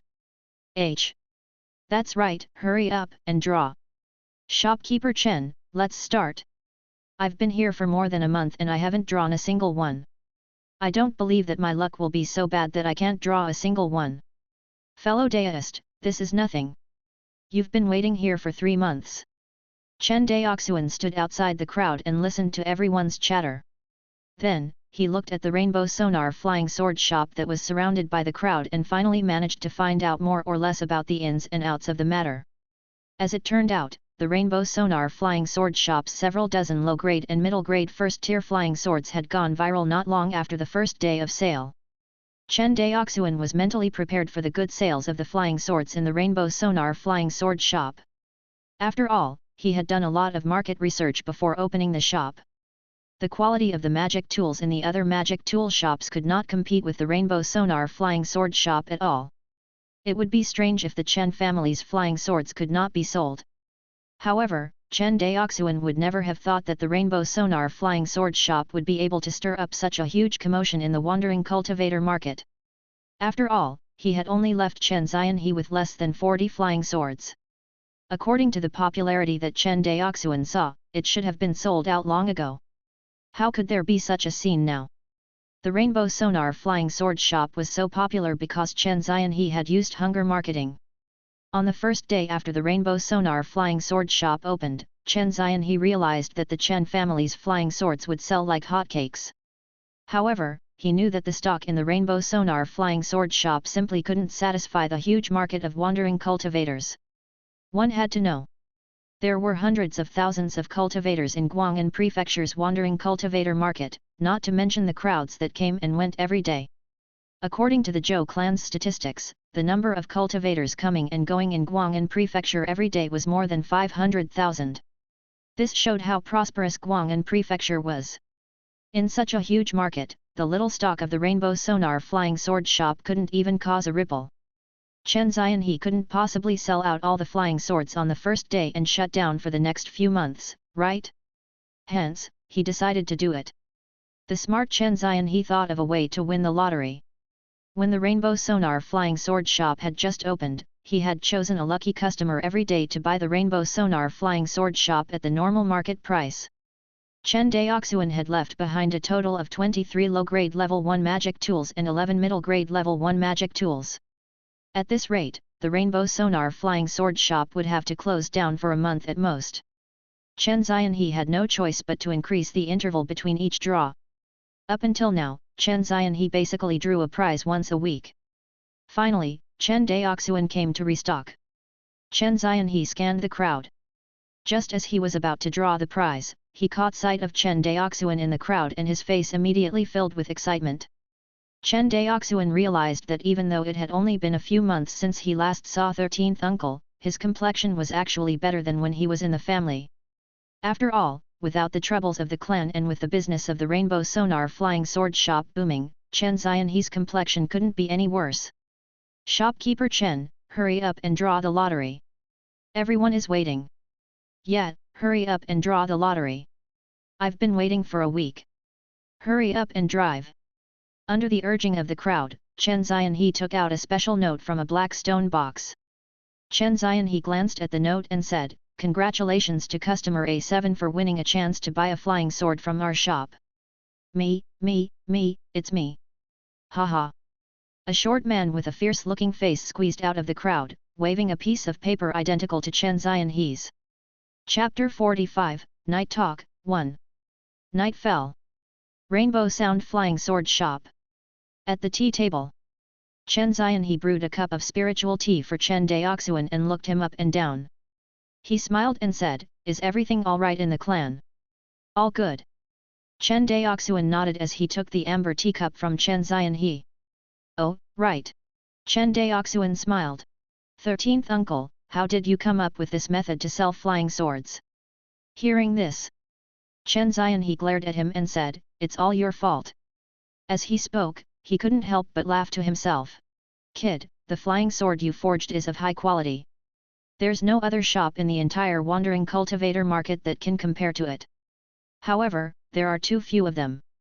It's not enough for those freelance martial artists to share." Chen Xianhe shook his head regretfully. "By the way, how many flying swords did you bring this time?" Chen Xianhe seemed to have thought of something and looked at Chen Daoxuan expectantly. Chen Daoxuan smiled and took out 55 flying swords from his storage bag. "All the flying swords produced by the clan during this period of time are here." Chen Daoxuan pointed at a pile of sword cases neatly placed on the ground. Seeing this, Chen Xianhe stepped forward and opened the sword cases one by one, carefully examining the flying swords inside. Good.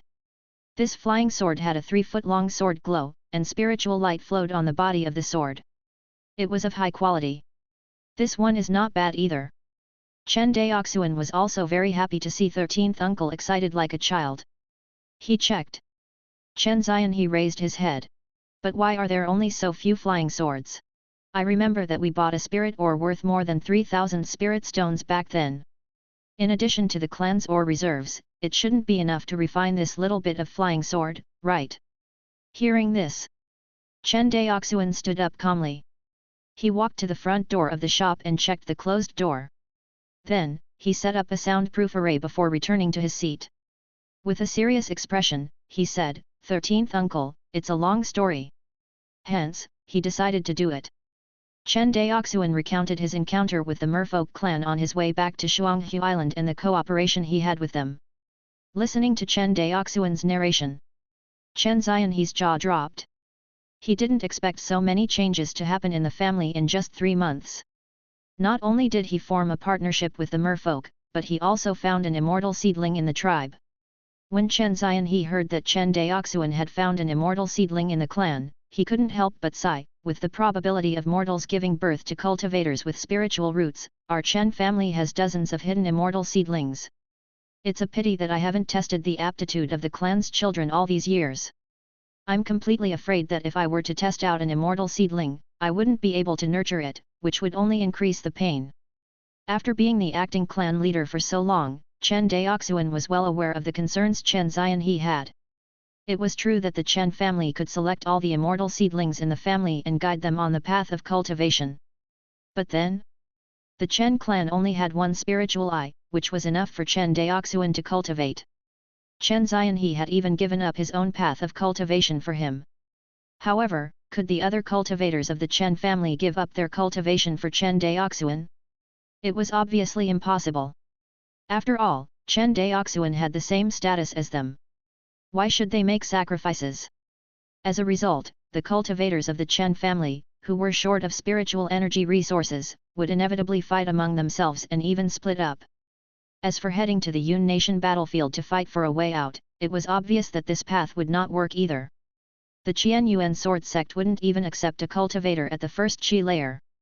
Back then, Chen Daoxuan had relied on the military merits of the Chen family's cultivators to open a backdoor for him to go to the battlefield. Otherwise, with Chen Daoxuan's third-level Qi refinement realm cultivation, he would not have been qualified to step into the Yun Nation's battlefield. This was also the reason why Chen Daoxuan had painstakingly cultivated a spirit vein for his family. The pain of seeing the clan's sapling unable to cultivate due to a lack of spiritual energy was indescribable. Actually, from the bottom of his heart, Chen Daoxuan didn't agree with Chen Daoxuan's way of managing the family. He felt that Chen Daoxuan was putting the cart before the horse. In Chen Daoxuan's eyes, the clan's cultivators or clansmen were the most important foundation of a clan. In fact, the Chen family could choose all the immortal seedlings and guide them on the path of cultivation. Even if these cultivators were only at the first Qi layer, the Chen family could let them open up a deserted island in the sea near Shuanghu Island. The Chen family only needed to take out the spirit stones in the clan treasury and buy slaves to open up a deserted island to farm. No matter what, it was definitely better than holding the spirit stones in the clan treasury and waiting for death. As such, after a few generations of hard work, the Chen family would definitely slowly get out of their predicament. Unlike when Chen Daoxuan was in his hands, the clan was in a state of despair. From this point of view, Chen Daoxuan was not qualified to be the clan leader. Actually, he was helpless. After all, Chen Daoxuan wasn't the real clan leader of the Chen clan back then. The reason he became the clan leader was that he had no choice but to accept the order after the clan's cultivators died in battle. The smile on Chen Daoxuan's face slowly disappeared and turned bitter again. Chen Daoxuan handed over a storage bag without batting an eyelid. This is... Chen Daoxuan looked at Chen Daoxuan in confusion. 13th uncle, open it and take a look. Hearing this, Chen Daoxuan extended his divine sense into the storage pouch. The next second, he suddenly jumped up from his seat and looked at Chen Daoxuan in shock. He lowered his voice and said, Daoxuan, did you intercept and kill the cultivators heading to Guangan prefecture? Chen Daoxuan was stunned at first, but then he smiled bitterly and said, 13th uncle, can we get so many spiritual stones to kill a rogue cultivator? That's true. Chen Daoxuan nodded. Then where did you get these spiritual stones? Although he didn't count them, according to Chen Daoxuan's experience, there were at least 50,000 spiritual stones in the storage bag. What kind of concept was this? In other words, this small storage bag contained at least half a grade 1 spirit meridian. How could Chen Daoxuan not be shocked? 13th uncle, these spirit stones are all earned from the transactions between me and the merman race. You mean, you sold most of the flying swords you refined to the merfolk clan? That's right. Chen Daoxuan nodded. Hearing this answer, Chen Daoxuan's heart skipped a beat. He looked at the flying sword on the ground and suddenly felt that it was not fragrant. Then why don't you sell all these flying swords to the merman race? Chen Daoxuan was heartbroken, as if he had lost hundreds of millions. I was just thinking about how tight the supply of flying swords is for you, 13th uncle. Besides, although the profits of the merfolk market are high, the scale of the market cannot be compared to Guangan prefecture. The human market is the biggest market for our Chen family. Chen Daoxuan agreed.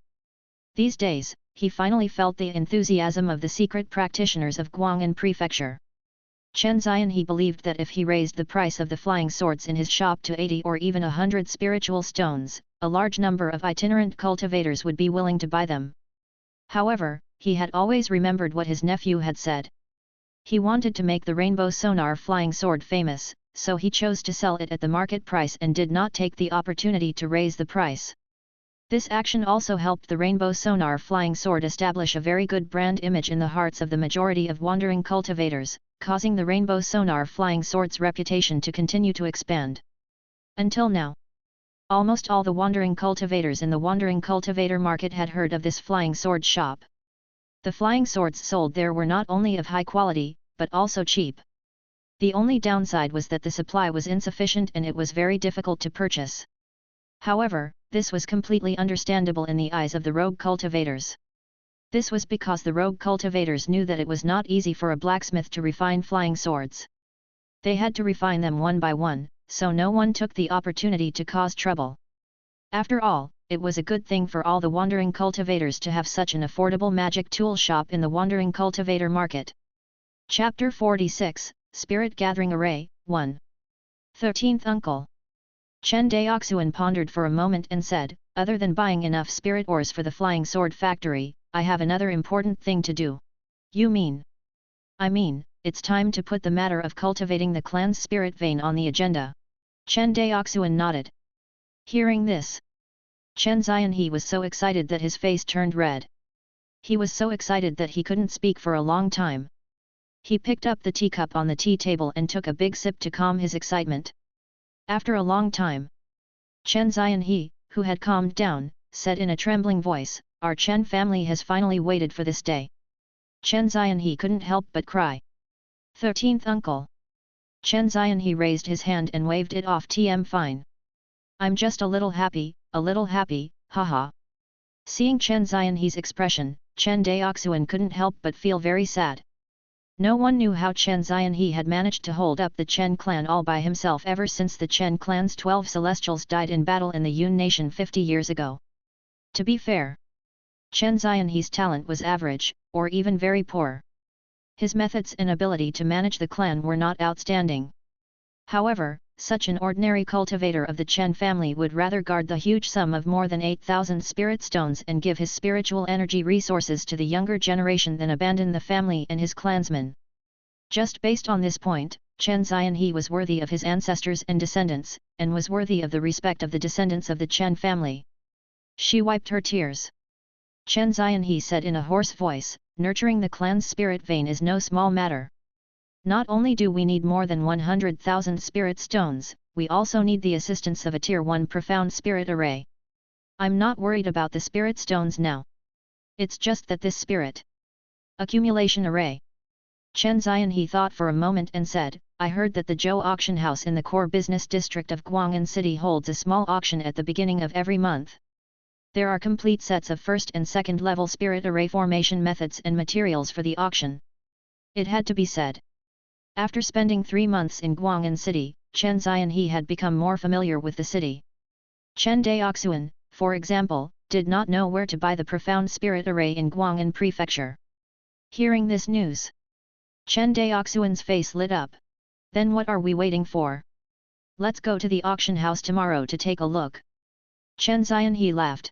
Look at you, impatient person. The Zhou auction house only holds an auction at the beginning of the month. Counting the days now, there should be 3 more days. During this period of time, you can first prepare the spirit ore materials for the flying sword factory. Hearing this, Chen Daoxuan flattered, 13th Uncle is really thoughtful. Alright, you brat, don't deliberately find an opportunity to flatter me. Tell me, what idea do you have in mind? Perhaps it was because he saw the hope of cultivating the spirit vein in his family, Chen Zianhe felt unprecedentedly relaxed. Even his tone was a little jumpy. 13th Uncle really has sharp eyes. He can't hide anything from you. Chen Daoxuan chuckled and his expression became serious again. 13th Uncle, I want to order a few cargo ships from the Yang family's shipping company. Order a cargo ship. Chen Zianhe frowned. Why do you want to order a cargo ship? My family's Blue Dragon is more than enough to transport the family's supplies. Besides, the flying sword factory doesn't need so many spirit ores for the time being, right? Ahem. Chen Daoxuan pretended to cough and lowered his voice. To be precise, it's not a cargo ship. It's a slave transporting ship. Hearing this, how could Chen Zianhe not know what Chen Daoxuan was planning? If he wanted to buy slave transporting boats from the Yang family, then he would definitely have to buy mortal female slaves from the Yun nation to help the Chen clan reproduce. In fact, Chen Zianhe had occasionally bought slaves from the Yun nation over the years, but not in large numbers. For example, the servants in Chen Lianjiao's house came from this. However, from Chen Daoxuan's tone, it was obvious that he was not just buying dozens or hundreds of female slaves. He was going to do something big. Otherwise, he wouldn't have gone to the Yang family boat shop to buy a slave transporting boat. Chen Xianhe hesitated. Seeing that the clan was about to save enough spirit stones to nurture the spirit vein, they were now buying female slaves and slave transporting boats in large quantities. In addition, they were also buying spirit ores and the funds to buy the grand spirit array from the auction house. Although the tens of thousands of spirit stones in his storage bag were a lot, they couldn't withstand such a commotion. Seeing Chen Xianhe's hesitation, Chen Daoxuan couldn't help but pull a long face and said, 13th uncle, you can't go back on your word. Chen Xianhe was stunned by Chen Daoxuan's question. He looked up and said, how did I go back on my word? Have you forgotten? You promised me that as long as my Chen family earns 3,000 spirit stones a year, you would let me nurture the descendants of the Chen family. How can you go back on your word now?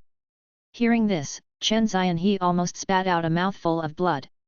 He had promised Chen Daoxuan that as long as the family's annual income reached 3,000 spirit stones, he would consider nurturing the descendants of the Chen family. However, he did not expect Chen Daoxuan to adopt such a nurturing method. If he knew that Chen Daoxuan meant this, he would never agree to the other party even if he was beaten to death. Seeing Chen Xianhe's dark face, Chen Daoxuan continued, 13th uncle, think about it. What does 100,000 spirit stones mean to our Chen family now? Do you know how many flying swords our clan's flying sword factory can produce in a day? A total of 5 mouthfuls. And this is only the amount I can produce in a day.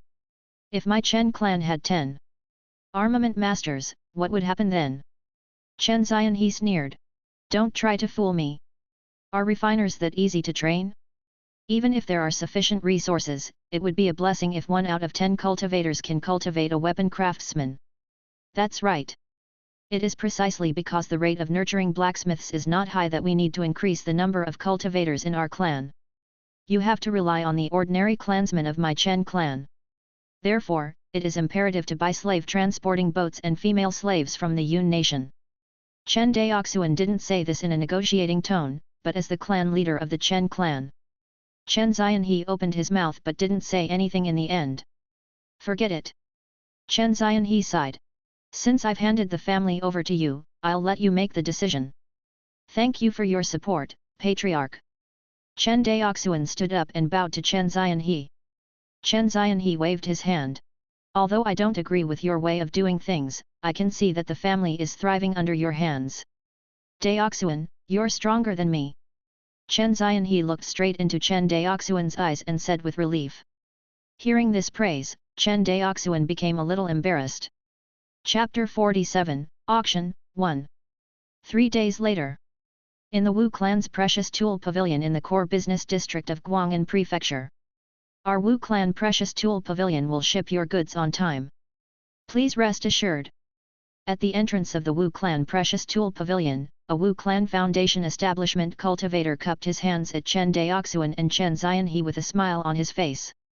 Then I'll have to trouble senior. Please wait. Chen Daoxuan cupped his hands in return and said humbly. The Wu family's foundation establishment cultivator nodded. Please take care. Amidst the pleasantries, Chen Daoxuan and Chen Xianhe walked out of the Wu clan precious tool pavilion. Not long after the two of them left, a young cultivator in the shop came forward and asked in a low voice, Uncle, why are you so polite to 2 aura refining cultivators? Wouldn't this be a loss of the Wu clan's dignity? However, when the foundation establishment cultivator heard this, he glanced at the young Wu clan cultivator and frowned.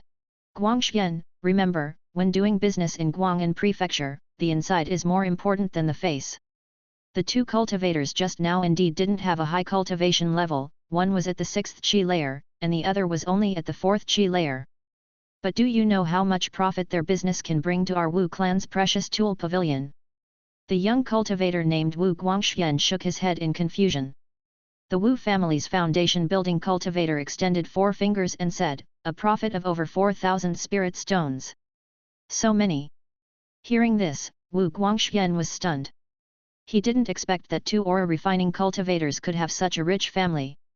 The fact that Wu clan's precious tool pavilion could earn a profit of 4,000 spirit stones proved that these two had at least negotiated a deal worth tens of thousands of spirit stones with Wu clan's precious tool pavilion. How could a fledgling cultivator like him not be shocked? Therefore, when doing business in Guangan prefecture, you can't judge a book by its cover, and you can't judge the size of a business based solely on the customer's cultivation. There are millions of cultivators in Guangan prefecture. Among them, there are at least tens of thousands of foundation establishment cultivators. With so many foundation establishment cultivators, how many of them can have the wealth of these two people? Besides, do you know the background of these two people? Uncle, what you mean is? What I mean is, you should be more open-minded in the future, the foundation-building cultivator of the Wu family said angrily. Don't bring the bad habit of looking down on others that you've picked up in the family to Wu clan's precious tool pavilion. Otherwise, I will definitely give you a failure in your experiential learning assessment. As expected, Wu Guangxuan's face turned pale when he heard this. Although the Wu family was a famous foundation establishment clan in Guangan prefecture, it was precisely because it was a large clan that the number of cultivators in the clan was exceptionally large. For a refining cultivator like him who came out to train, if he was beaten and failed in the experiential learning assessment, the impact on his personal future would be devastating. This was something that all the great clans did in the same way. It was true that a cultivator's spiritual root aptitude was very important, but compared to spiritual root aptitude, temperament was more important to a family's disciple. A cultivator with a bad temperament, even if he was nurtured to the foundation establishment or even the purple prefecture realm, not only would he not be able to bring much help to this family, but he might even invite a destructive disaster. There were countless examples of family disciples causing trouble for their families due to their bad temperament. Therefore, he had no choice. The longer a family had been passed down, the more they would pay attention to the cultivation of the character of the family's disciples. Whether it was the Yang family, the Wu family, or even the Zhou family, who had inflated their confidence, they had done a good job in cultivating the temperament of their descendants. He walked out of Wu clan's precious tool pavilion. The two of them walked in the bustling central business district, chatting as they walked. How long do you plan to stay in Guangan prefecture? Chen Daoxuan asked casually. After pondering for a moment, Chen Daoxuan smiled and said, the slave transporting boats ordered from the Yang family will only arrive in a few days. Plus, we need to choose a wife for our clansmen. We will have to stay for at least 10 days to half a month. Hearing this, Chen Daoxuan said regretfully, sigh, once you leave, the clan's flying sword production will stop. Just thinking about it makes my heart ache. That's why it's so important to increase the population of the tribe. Chen Daoxuan had no choice but to admit that there were too few cultivators in the clan. As a result, Chen Daoxuan, who was an important production force, had to abandon the production work of the family's flying sword factory and come over to be responsible for transporting goods and purchasing materials. If there was another cultivator in the family, he would not be able to run errands. Don't come to Guangan prefecture next time, Chen Daoxuan said. Didn't you order a ship from the Yang family? Next time, I will go back to Shuanghu Island to collect goods and transport spirit ores. In the future, leave all the errands to me, and you will focus on the production of the family's flying sword factory. This. Chen Daoxuan hesitated for a moment and nodded. That's good too. As they spoke, the two quickly arrived at the Zhou auction house.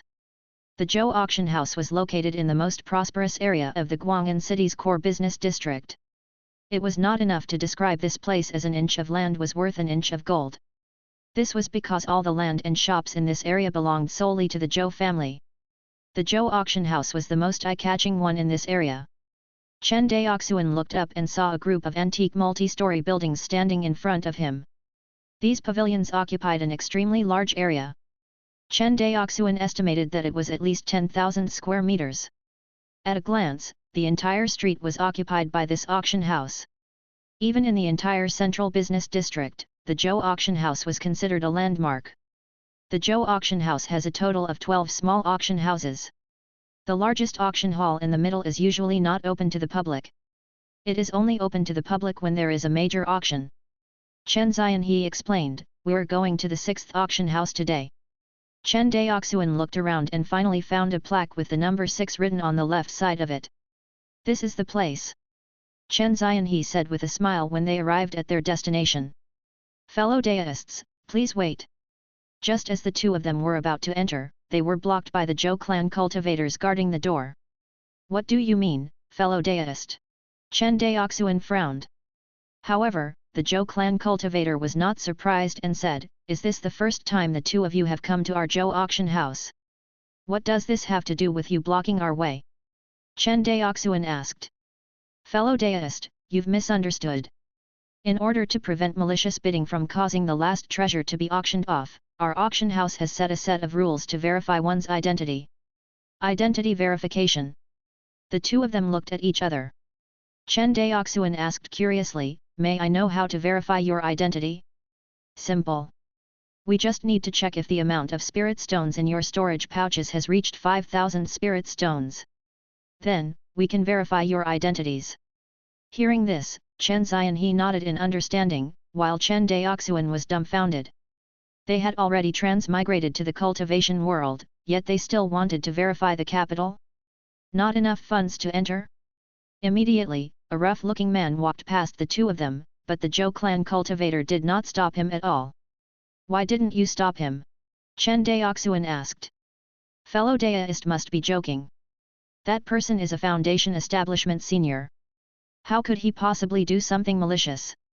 Chen Daoxuan felt a little uncomfortable seeing the Zhou clan cultivator's attitude, but he didn't say anything. He threw a storage bag over and said, "This is our identification." The Zhou clan cultivator took the bag of holding and began to examine it. Immediately, his expression changed. He respectfully handed the storage bag back and stepped aside. Fellow Daoists, please. Chapter 48, Dragon Python Heaven Devouring Technique. Zhou Auction House. In a private room in the 6th auction hall. Watching the servant girl who served the two spiritual tea and spiritual fruits leave, Chen Daoxuan looked at the wide auction hall and sighed, "The Zhou clan is truly imposing. Such a huge auction hall, and it's only a branch hall of the Zhou clan auction house." Yet. Chen Daoxuan nodded. Every room here is covered with black rocks that block the detection of divine senses to protect the privacy of the customers to the greatest extent. Hearing this, Chen Daoxuan used his divine sense to scan the room. Just as Chen Daoxuan said, his divine sense was blocked by an invisible force when it reached someone else's room. After observing for a while, Chen Daoxuan and Chen Daoxuan quietly waited for the auction to begin. After the time for an incense stick to burn. When the customers who came to participate in the auction arrived one after another, the auction officially began. An old man with white hair and a youthful face stood on the auction stage in the middle of the hall. The old man was a foundation building cultivator from the Zhou clan. He seemed to be very familiar with hosting such auctions. With a few simple opening remarks, the auction officially began. The first item up for auction was a bottle of second-grade spirit pills, the Essence Recovery Pill. After consumption, it could help foundation establishment cultivators recover 30% of their true essence, but they could only consume one pill per month. Otherwise, if they were to consume it continuously in a short period of time, the pill poison would cause irreparable injuries to the cultivator's body. I'm sure everyone is very clear about the characteristics of the returning essence pill, so I won't say anything more. The starting price is 2,000 spirit stones, and each increment must not be lower than 100 spirit stones. As soon as he finished speaking, the sound of bidding could be heard in the private room. 2,100 spirit stones. 2,300 spirit stones. The price of a bottle of revival pills rose higher and higher, and in the end, it was sold for 2,500 spirit stones. Silently listening to the final transaction price of the pill, Chen Daoxuan couldn't help but sigh. The market price of a vitality restoration pill is only 200 spirit stones per pill. After his auction, the price has increased by 25%. The Zhou family really knows how to do business. Chen Daoxuan shook his head. Compared to the magical equipment market, elixirs are in even greater demand. It's common to buy them at a premium. A 25% premium is not too much of a loss. Next, one treasure after another was sold by the auction house. During this period, there were no vicious auctions. Actually, thinking about it carefully, it was very normal. The Zhou auction house held an auction every other month, and the treasures being auctioned had already been publicized during this month. The people who came to the auction had a clear goal and had a psychological price for their target. Unless someone had taken a fancy to the same treasure. Otherwise, there would be very few auctions. Basically, it would be obtained at a price that was less than 20% to 30% higher than the starting price. After ale, no one's spirit stones came from nowhere. Brainless bidding would only appear in novels. Everyone knows that spirit veins are hard to come by, and cultivators need spirit energy to cultivate. The next item to be auctioned was a Tier 1 spirit resting array that could assist in nurturing spirit veins, as well as the materials for setting up the array. The starting price is 1000 spirit stones, and each increment must not be lower than 100 spirit stones. When the target appeared, Chen Daoxuan and the other man in the box immediately became excited. 1,100 spirit stones. Chen Daoxuan bid 1,200 spirit stones. In another private room, the sound of bidding could be heard. 200 spirit stones each time. 1,500 spirit stones. Chen Daoxuan immediately raised the price to 1,500 spiritual stones, which was 50% higher than the auction price. This bid immediately caused the private rooms to discuss animatedly. 1,500 spirit stones just to buy a spirit accumulation array. The foundation building cultivator in the private room next to Chen Daoxuan shook his head. There's really no place to burn too much money. As expected. Chen Daoxuan's swift and fierce bid directly scared off the opponent who dared to bid with him. The Tier 1 spirit accumulation array officially fell into his hands. After buying the profound spirit array, Chen Daoxuan and Chen Xianhe immediately relaxed. To them, their goal had been achieved. All that was left was to watch the show. Very quickly. The auction was already halfway through. At this moment, the old man coughed and introduced awkwardly, the treasure being auctioned next is a cultivation technique that was extremely popular in ancient times. The old man paused. Ancient cultivation technique? Chen Daoxuan's curiosity was piqued. The name of this technique is Dragon Python Sky Devouring Technique. It's a top-notch technique for body refinement in ancient times. When this technique is cultivated to a certain level, it's enough for a cultivator to use their body to resist a magic tool. Its power is endless. After awkwardly boasting about this cultivation technique, the old man knocked on the auction hammer and said, the bidding price of the Dragon Python Heaven Swallowing technique is 1,000 spirit stones. Each bid must not be lower than 100 spirit stones. However, this time, a rare silence fell over the auction venue. No one made a bid. Instead, they all looked at the foundation establishment cultivator of the Zhou family with interest. The old man waited for a long time and saw that no one was bidding. He could only say awkwardly, since none of you are interested in this cultivation technique, then 1,000 spirit stones. Alright, a fellow deist has bid 1,000 spirit stones. Anyone else? The old man looked around and saw that no one answered. He said decisively. Congratulations to the guest in room 7 for obtaining the ancient body tempering technique, the Dragon Python Sky Devouring Technique. Pa! The hammer fell, and the deal was finalized. In private room number 7. Chen Xianhe looked at Chen Daoxuan speechlessly and said, why did you buy this? What's wrong? Is a body tempering technique very difficult to cultivate? Chen Daoxuan was puzzled. It's not difficult to cultivate. Chen Xianhe pondered for a moment. Do you know why this kind of body tempering technique that was once popular has gradually been abandoned by us cultivators? Why? Chen Daoxuan was also very curious. Logically speaking, such a top-notch body tempering cultivation technique should not be left on the bench. However, the reality was that everyone showed no interest in this body tempering cultivation technique. This was obviously illogical. It's because cultivating a body tempering technique consumes too many resources. Chen Xianhe shook his head. Someone once calculated in detail that cultivators who cultivate body tempering techniques at the same time consume more than 10 times the resources of ordinary cultivators of the same level. With so many resources, it's enough for you to buy 10 top-notch defensive magic tools.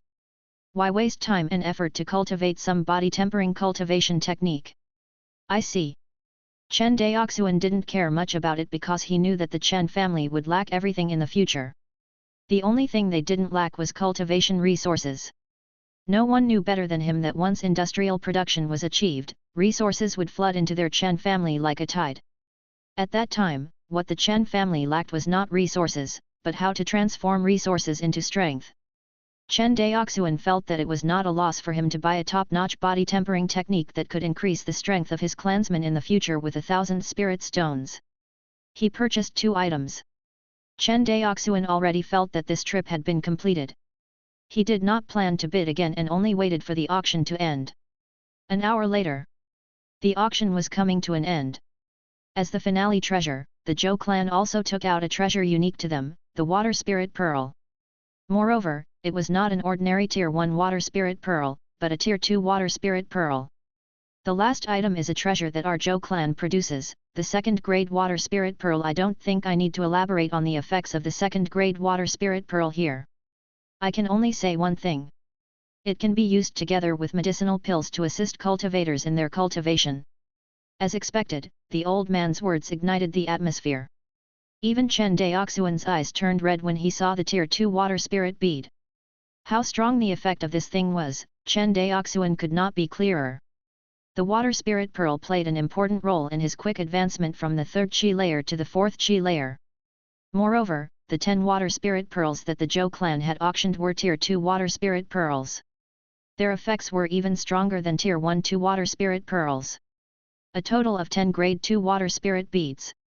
The bidding price is 10,000 spirit stones. Each bid must not be lower than 1,000 spirit stones. Please make your bids. Elder Zhou smiled. The reason why the Zhou auction house was so popular was because they often auctioned off water spirit pearls. Everyone knew. In the Infinite Star Sea, only the Zhou family of Guangan prefecture had water spirit pearls for sale. The other clans also wanted to learn from the Zhou clan to capture mermen, but they did not have the unique capturing methods of the Zhou clan.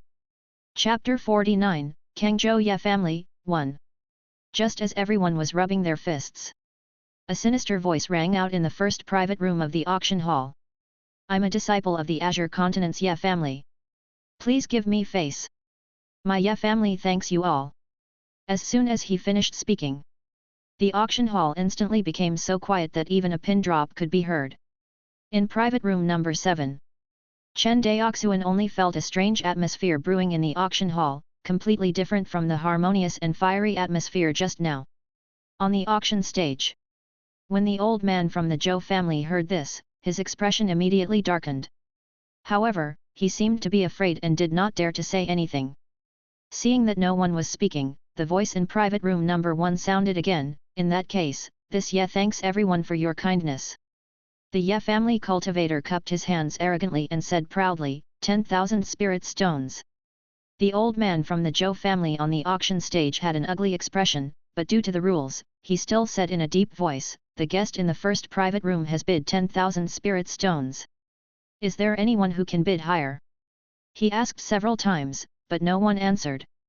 The Ye clan cultivator in the first private room grew impatient when he saw the Zhou clan elders' incessant questions. He urged, fellow Daoist Zhou, please hurry up. Can't you see that everyone has given up on bidding? The old man from the Zhou clan ignored him and continued to ask. At this moment, the Ye family's foundation establishment cultivator's expression completely turned ugly. He wanted to flare up, but he seemed to take into account that this was the Zhou family's territory, so he could only suppress his displeasure. In private room number 7. Suddenly, Chen Daoxuan heard someone panting beside him. He turned around and saw 13th Uncle Chen Zian. His face was ferocious. He looked like he was about to devour someone. 13th Uncle, what's wrong? Chen Daoxuan asked with concern. Ye clan. Ye clan. Chen Zian he moaned in pain like a madman. Chen Daoxuan had never seen 13th Uncle, who was always amiable in front of him, reveal such a strong killing intent. He seemed to have understood something. He turned to look in the direction of private room number 1 and said in a deep voice, my Chen family has a grudge with the Azure Continent's Ye family. There's enmity. A blood feud. Chen Zianhe's eyes were red as he gritted his teeth. Hearing this, Chen Daoxuan made a decision in his heart. Just as he was about to bid, a rough voice sounded from the 6th private room beside him. Wait, who said no one is bidding? I bid 11,001 spirit stones. Hearing these arrogant words, the stagnant atmosphere in the auction hall was completely broken. 12,001 spiritual stones. Fellow deists, think carefully. Do you really want to become enemies with my Ye family? Seeing this situation, the Ye family cultivator in room 1 panicked and threatened in front of everyone. At this moment, the boorish voice in room 6 sounded again. Hey, old man Zhou, there's someone threatening us all the time. Will the Zhou family do anything about it? Hearing this, please follow the rules of this auction house, guest in room 1. Otherwise, I will have to ask you to leave. The old man from the Zhou family held back his laughter. In private room number 1, Ye Xiaoqin's face flushed red, and his true essence surged as if he was going to attack in the next second. As the largest cultivation family in Kangzhou, the Ye family had never been humiliated like this. But thinking about how this was Guangan prefecture and the Ye family's awkward situation over the years, Ye Xiaoqin had no choice but to endure it. 13,000 spirit stones. He followed the rules of the auction and made a price that made his heart ache. 14,001 spiritual stones. You. Hearing the disgusting bidding sounds in room 6, Ye Xiaoqin couldn't hold it in any longer.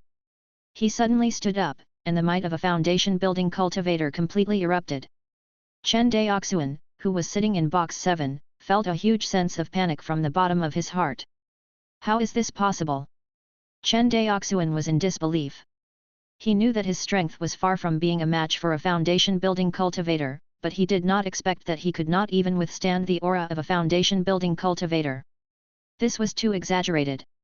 Chen Daoxuan admitted that although his cultivation was only at the 4th Qi layer, his strength was definitely not weak among Qi layer cultivators. He could even be considered at the top. The flying snow sword, the wind-chasing sword technique, and the overflow rain sword technique. In terms of explosive power, Chen Daoxuan was definitely at the top among the meditational cultivators. His only shortcoming was that he could not last long enough.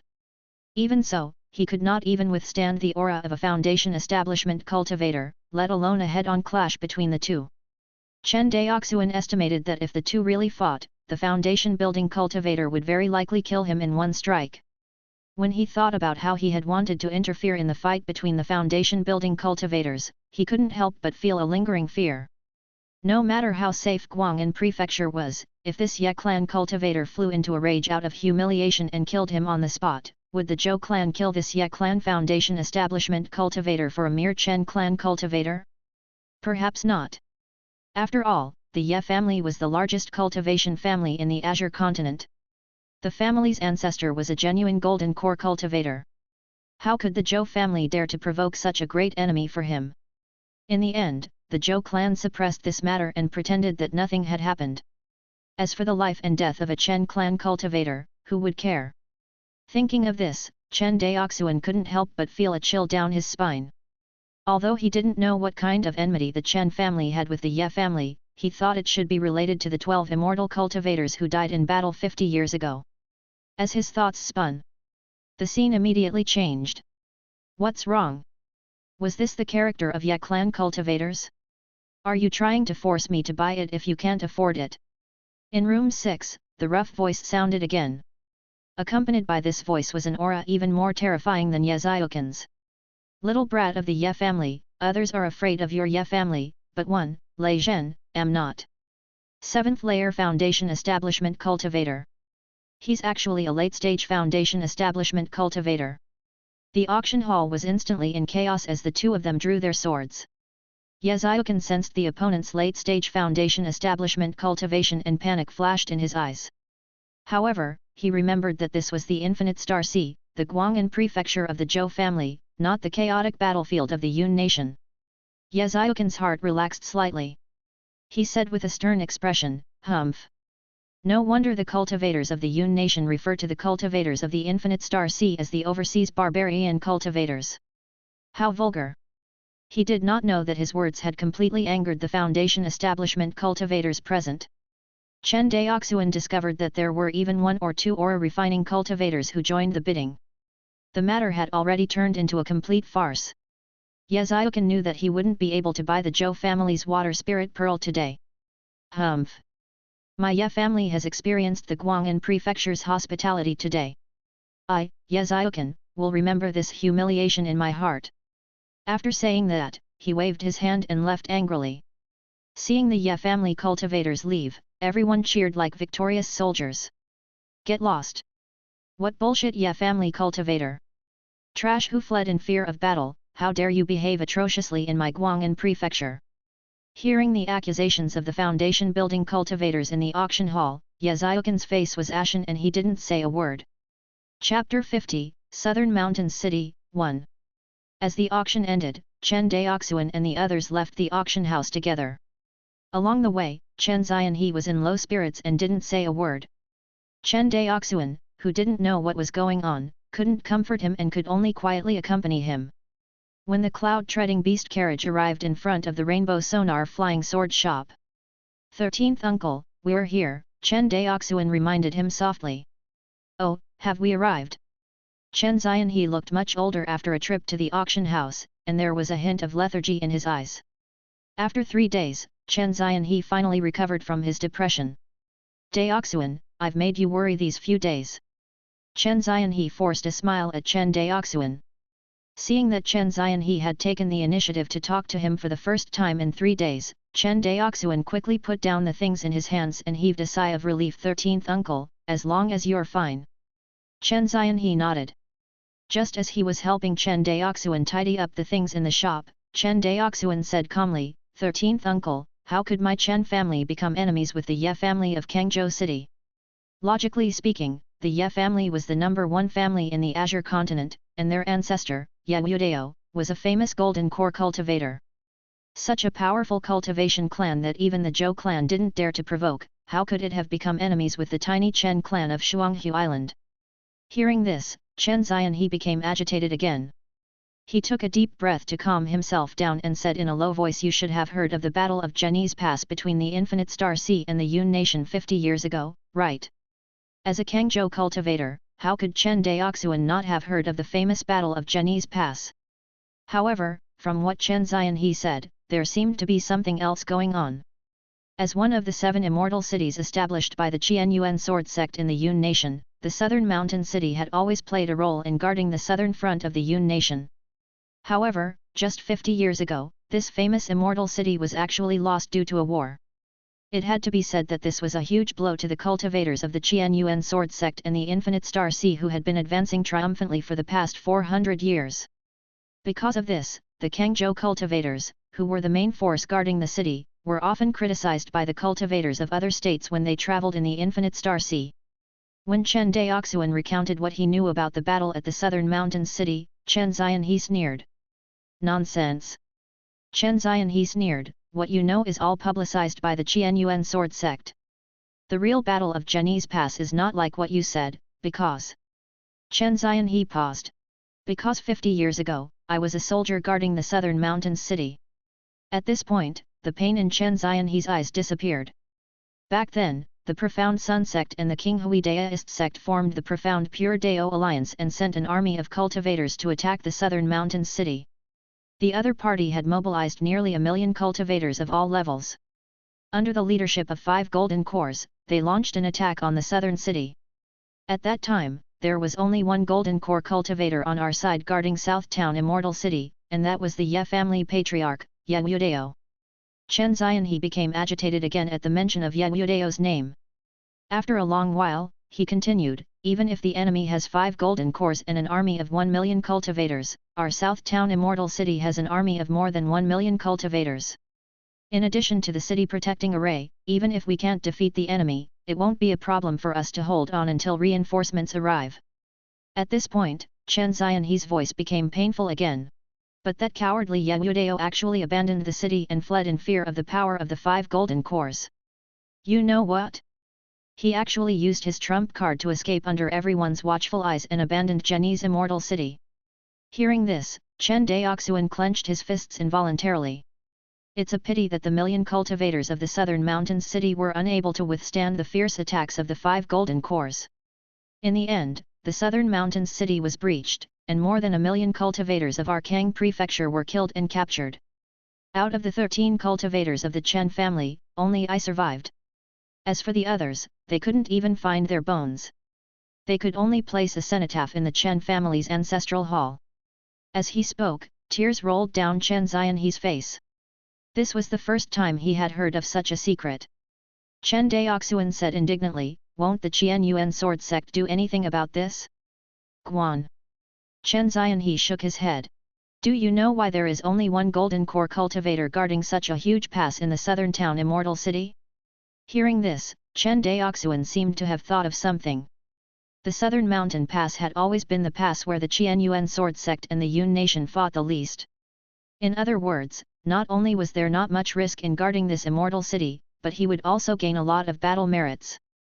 It was impossible for Yewudao to get such a lucrative job if he didn't have anyone above him.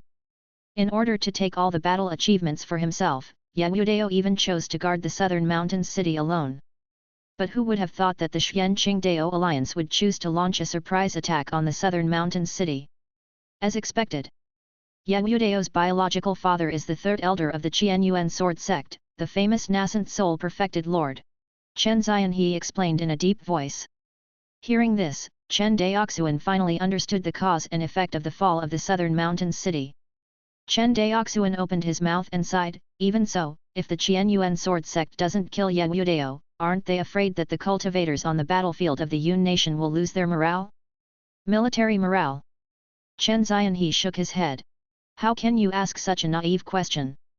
Do you think the Qianyuan sword sect commands the cultivators of the infinite star sea because of their morale?" Hearing this, Chen Daoxuan couldn't help but understand. Indeed, the Qianyuan sword sect controlled the cultivators of the infinite star sea not because of the morale of the army, but because of naked interests. If itinerant cultivators wanted to obtain cultivation resources and advance to the foundation establishment realm or even higher, going to the Yun nation battlefield was the best way. In the face of benefits, what was a fleeing golden core cultivator worth mentioning? As for fairness, morality, and the injustice of those Kangzhou cultivators who died in battle, who would care? Things that could not be done on Earth in his previous life, let alone in this cruel cultivation world. Thinking of this, Chen Daoxuan fell silent. He looked at Chen Daoxuan's weathered face and swore to himself that if he succeeded in his cultivation in the future, he would seek justice for the 12 immortal cultivators of the Chen clan, as well as for 13th uncle, who had been tormented by hatred all these years. After this incident, the Qianyuan sword sect announced that they had lost the war in the southern mountains city. However, the cultivators of Kangzhou knew very well that it was not a war defeat at all. It was Yewudao who fled from the battle. Chen Daoxuan shook his head. "Forget it. You've heard about it today, so just treat it as a dream. Don't take it to heart. We can't afford to offend the Ye family." Chen Daoxuan couldn't help but laugh at himself. Perhaps the Ye family doesn't even know that they have an enemy like us on a small island in Guangan prefecture. Hearing these words, Chen Daoxuan could not help but feel somewhat depressed in his heart. The most painful thing in life was to treat others as your mortal enemy, but in the eyes of your enemy, you were nothing. Chapter 51, Map Fragment, 1. Guangan Prefecture Port. Yang's boat sailed. An old man in his 60s, with white hair but full of energy, was introducing the 10 slave transporting boats he had ordered to Chen Daoxuan with gesticulating hands. "Fellow Daoist Chen, please take a look. This is the most popular slave transporting ship in our Yang clan's shipping company. This ship is 150 zhang long and 200 zhang wide, and can transport up to 1,000 slaves. Look at the material of our slave transporting boat. The main material of the boat is made of heavy ironwood, which can resist the corrosion of seawater. The dragon bones are engraved with wind-gathering formations and water-avoiding formations, which can allow you to gallop freely in the sea. As everyone knows, the biggest problem with slave transporting boats is the death of slaves in the sea. Our slave transporting boats have also made very good improvements in this area. Fellow Daoist Chen, please follow me." The old man of the Yang family's boat company led Chen Daoxuan into the cabin with vigorous steps and carefully inspected the various conveniences of the slave ship. After listening to the old man's introduction, Chen Daoxuan was very satisfied in his heart, but his expression was very indifferent. Everyone in Guangan prefecture knows about the quality of the Yang consortium's ships. Otherwise, I wouldn't have found you in the first place. That's our ship. Before the old man could finish, Chen Daoxuan smiled and said, "But your prices are also much higher than the Zhou, Zhao and Wu families." Hearing this, the Yang elder's expression stiffened, and he immediately smiled. You get what you pay for. If I say that our Chen family will buy a large number of ships in the next few years, I wonder if I can get your lowest price. Oh! Elder Yang's heart skipped a beat. What does fellow Daoist Chen mean by buying a large number of ships? At least 100 ships. Chen Daoxuan raised a finger and said. Hearing this, the Yang elder cupped his hands and said with a fake smile, fellow Daoist Chen, how can I trust you? Have you heard of the Rainbow Sonar Flying Sword Shop? Hearing this, the Yang family elder finally showed a trace of surprise on his face. He cupped his hands and said, so the Rainbow Sonar Flying Sword Shop that has been causing a ruckus in the wandering cultivator market is your Chen family's property. I'm sorry for my disrespect. The Yang elder's expression finally became serious. As everyone knew, although the Chen family of Shuanghu Island, which was behind the Rainbow Sonar Flying Sword Shop, was a small family, it was remembered by many Foundation establishment families because their family had a weapon craftsman. It was only because the Chen family of Shuanghu Island had never been famous, and the Rainbow Sonar Flying Sword Shop had a lack of supplies that the outside world guessed that the grade of the Chen family's artifact masters should not be high. Otherwise, there would have been Foundation establishment clans who would have gone to befriend him long ago. In Guangan prefecture, Foundation establishment clans were not rare. Some Foundation establishment clans even led very poor lives. The Foundation establishment cultivators in the clans lived as freely as the scattered Foundation establishment cultivators. This kind of Foundation establishment family was completely lucky. They relied on the family's disciples to make enough contributions on the battlefield in the Yun nation to break through to the Foundation establishment realm by luck. In terms of foundation, such a foundation building clan was not much stronger than those small clans. To them, being able to befriend a senior armament master was something they could not wish for more. At the very least, in the future, when the clan disciples needed magic tools, they would no longer have to buy second-hand goods that were discarded by the disciples of the large clans. Even though the Yang clan was a large clan of cultivators in Guangan prefecture, they had always had the problem of insufficient supply of magic tools.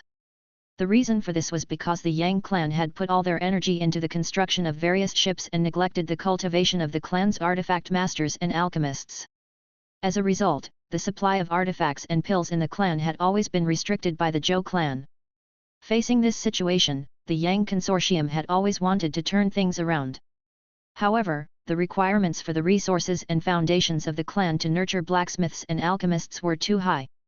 Not everyone was as abnormal as Chen Daoxuan, who could become a genius by self-study with a second-tier artifact refining inheritance jade slip. Chen Daoxuan's behavior, in his previous life, was equivalent to an illiterate person holding a few books and self-studying to become a doctor in a few years. This was also the reason why the Yang clan had been traveling all over the world, constantly roping in various Foundation establishment clans and emerging factions, hoping to jointly build an immortal city to resist the Zhou clan. Making friends with a family that had an armament master or an alchemist was considered a political task within the Yang consortium. Therefore, the old man put on a serious expression when he heard Chen Daoxuan introduce himself. After pondering for a moment, the old man raised his head and said, "In that case, I'll give you 1,000 spirit stones for this slave transporting boat. 10 slave transporting boats will be a total of 10,000 spirit stones. It'll be considered a good karma between the Yang family and the Chen family of Twin Lake Island." As he spoke, the Yang elder revealed a kind smile. "In that case, thank you, senior. Fellow Daoist is too polite." The Yang elder cupped his hands, and the two of them were in harmony. They negotiated the issue of the Yang clan's slave transporting ships. By the time Chen Daoxuan returned to the wandering cultivator market, it was already close to evening. The itinerant cultivators surrounding the Rainbow Sonar Flying Sword Shop also gradually dispersed. Clearly, today's lucky draw event had ended. Back at the shop, Chen Xianhe was packing up the lottery box and other miscellaneous items. When he saw Chen Daoxuan, he looked up and said, "Is it done?" "Yes, it's done. We'll go to Guangan Prefecture's slave market tomorrow to select female slaves from the Yun nation. We'll return to Shuanghu Island in 3 days at most." Hearing this, Chen Xianhe did not show any reluctance. Instead, he heaved a sigh of relief. "It's good to go back. The earlier we go back, the earlier we can refine magic tools." Seeing Chen Daoxuan acting like a capitalist, Chen Daoxuan's mouth twitched. He silently went forward to help him pack up the junk and stopped talking. Just as Chen Daoxuan finished packing up and was about to close the door, a figure barged into the shop. Chen Daoxuan walked forward calmly and cupped his hands. Esteemed guest, this shop is already closed today. If you want to buy a flying sword, please come early tomorrow. Chen Daoxuan sized up the man who had barged into the shop. This man was about 40 years old. He had a rough face and was wearing a linen shirt. He seemed to have something wrapped in his arms and looked cautious. As soon as Chen Daoxuan finished speaking, the man said in a low and muffled voice, "I'm not here to buy magic tools, but to sell treasures." Chen Daoxuan's face darkened. He had been in Guangan prefecture's freelance cultivator market for a long time, and it was no exaggeration to say that he would encounter swindlers who came to his shop to cheat him every 2 or 3 days. However, as he opened the shop for longer and longer, these scammers seemed to know that this shop was not easy to cheat, and gradually stopped coming here. He did not expect to meet such a swindler again today. "Do you want to leave by yourself or do you want me to call the Zhou family's law enforcement team?" Chen Daoxuan immediately scolded. When he heard the word Zhou family law enforcement team, the middle-aged man's eyes flashed with panic. Forget it, forget it. If you don't want it, then forget it. The treasure map that has been circulated in my God-ceasing immortal abode can't be sold. The middle-aged man muttered softly and turned to leave. Wait. Hearing the words God Extinction Immortal Mansion, Chen Daoxuan's heart skipped a beat and he called out to the other party. Chapter 52, God Extinction Immortal Abode, 1. The middle-aged man was about to step out of the door when he heard the word slow. A hint of joy flashed in his eyes, but after turning his head, his face was filled with indignation. He said, "Fellow deist, aren't you looking for the Zhou clan's law enforcement team?" "Greetings, fellow deist. May I know how I should address you?" Chen Daoxuan completely ignored the other party's unhappiness and said with a smile. "My surname is Sunday." "Fellow deist son, what do you mean by the treasure map of the God Extinction Immortal Mansion?" Hearing this, the man surnamed Sun subconsciously tightened his grip on the treasure in his arms, but he immediately thought of something and gritted his teeth to take it out. "This is the treasure." The man surnamed Sun took out a map fragment from his bosom. "Can I take a look?" Chen Daoxuan extended his hand. Chen Daoxuan seemed to have noticed the middle-aged man's misgivings. He smiled and said, "This is Guangan prefecture. Are you afraid that I'll rob you?" Hearing this, the middle-aged man finally let down his guard and handed over the map fragment. As expected. Just as the middle-aged man said, what was drawn on the map was a nautical route map. However, there was only half of the nautical route map. The other half seemed to have been torn off, leaving only a remnant map. Seeing this, Chen Daoxuan shook his head. Putting aside the authenticity of the treasure map of the God Extinction Immortal Abode, just the fact that it's only an incomplete map is enough to prove that this map is trash. After saying that, Chen Daoxuan directly threw the map fragment to the other party. "How can you call it trash?" The middle-aged man panicked. "I bought it with great difficulty from the wandering cultivator market. If I hadn't prepared to buy a magic tool to go to the Yun Nation's battlefield and didn't have enough spirit stones on me, I wouldn't have sold it." The middle-aged man said anxiously. "I'm confident that the other half of this map is very likely to be in a stall in the wandering cultivator market." "Oh? What makes you so sure?" Chen Daoxuan was interested. "Fellow deist, please take a look at the tier on this map.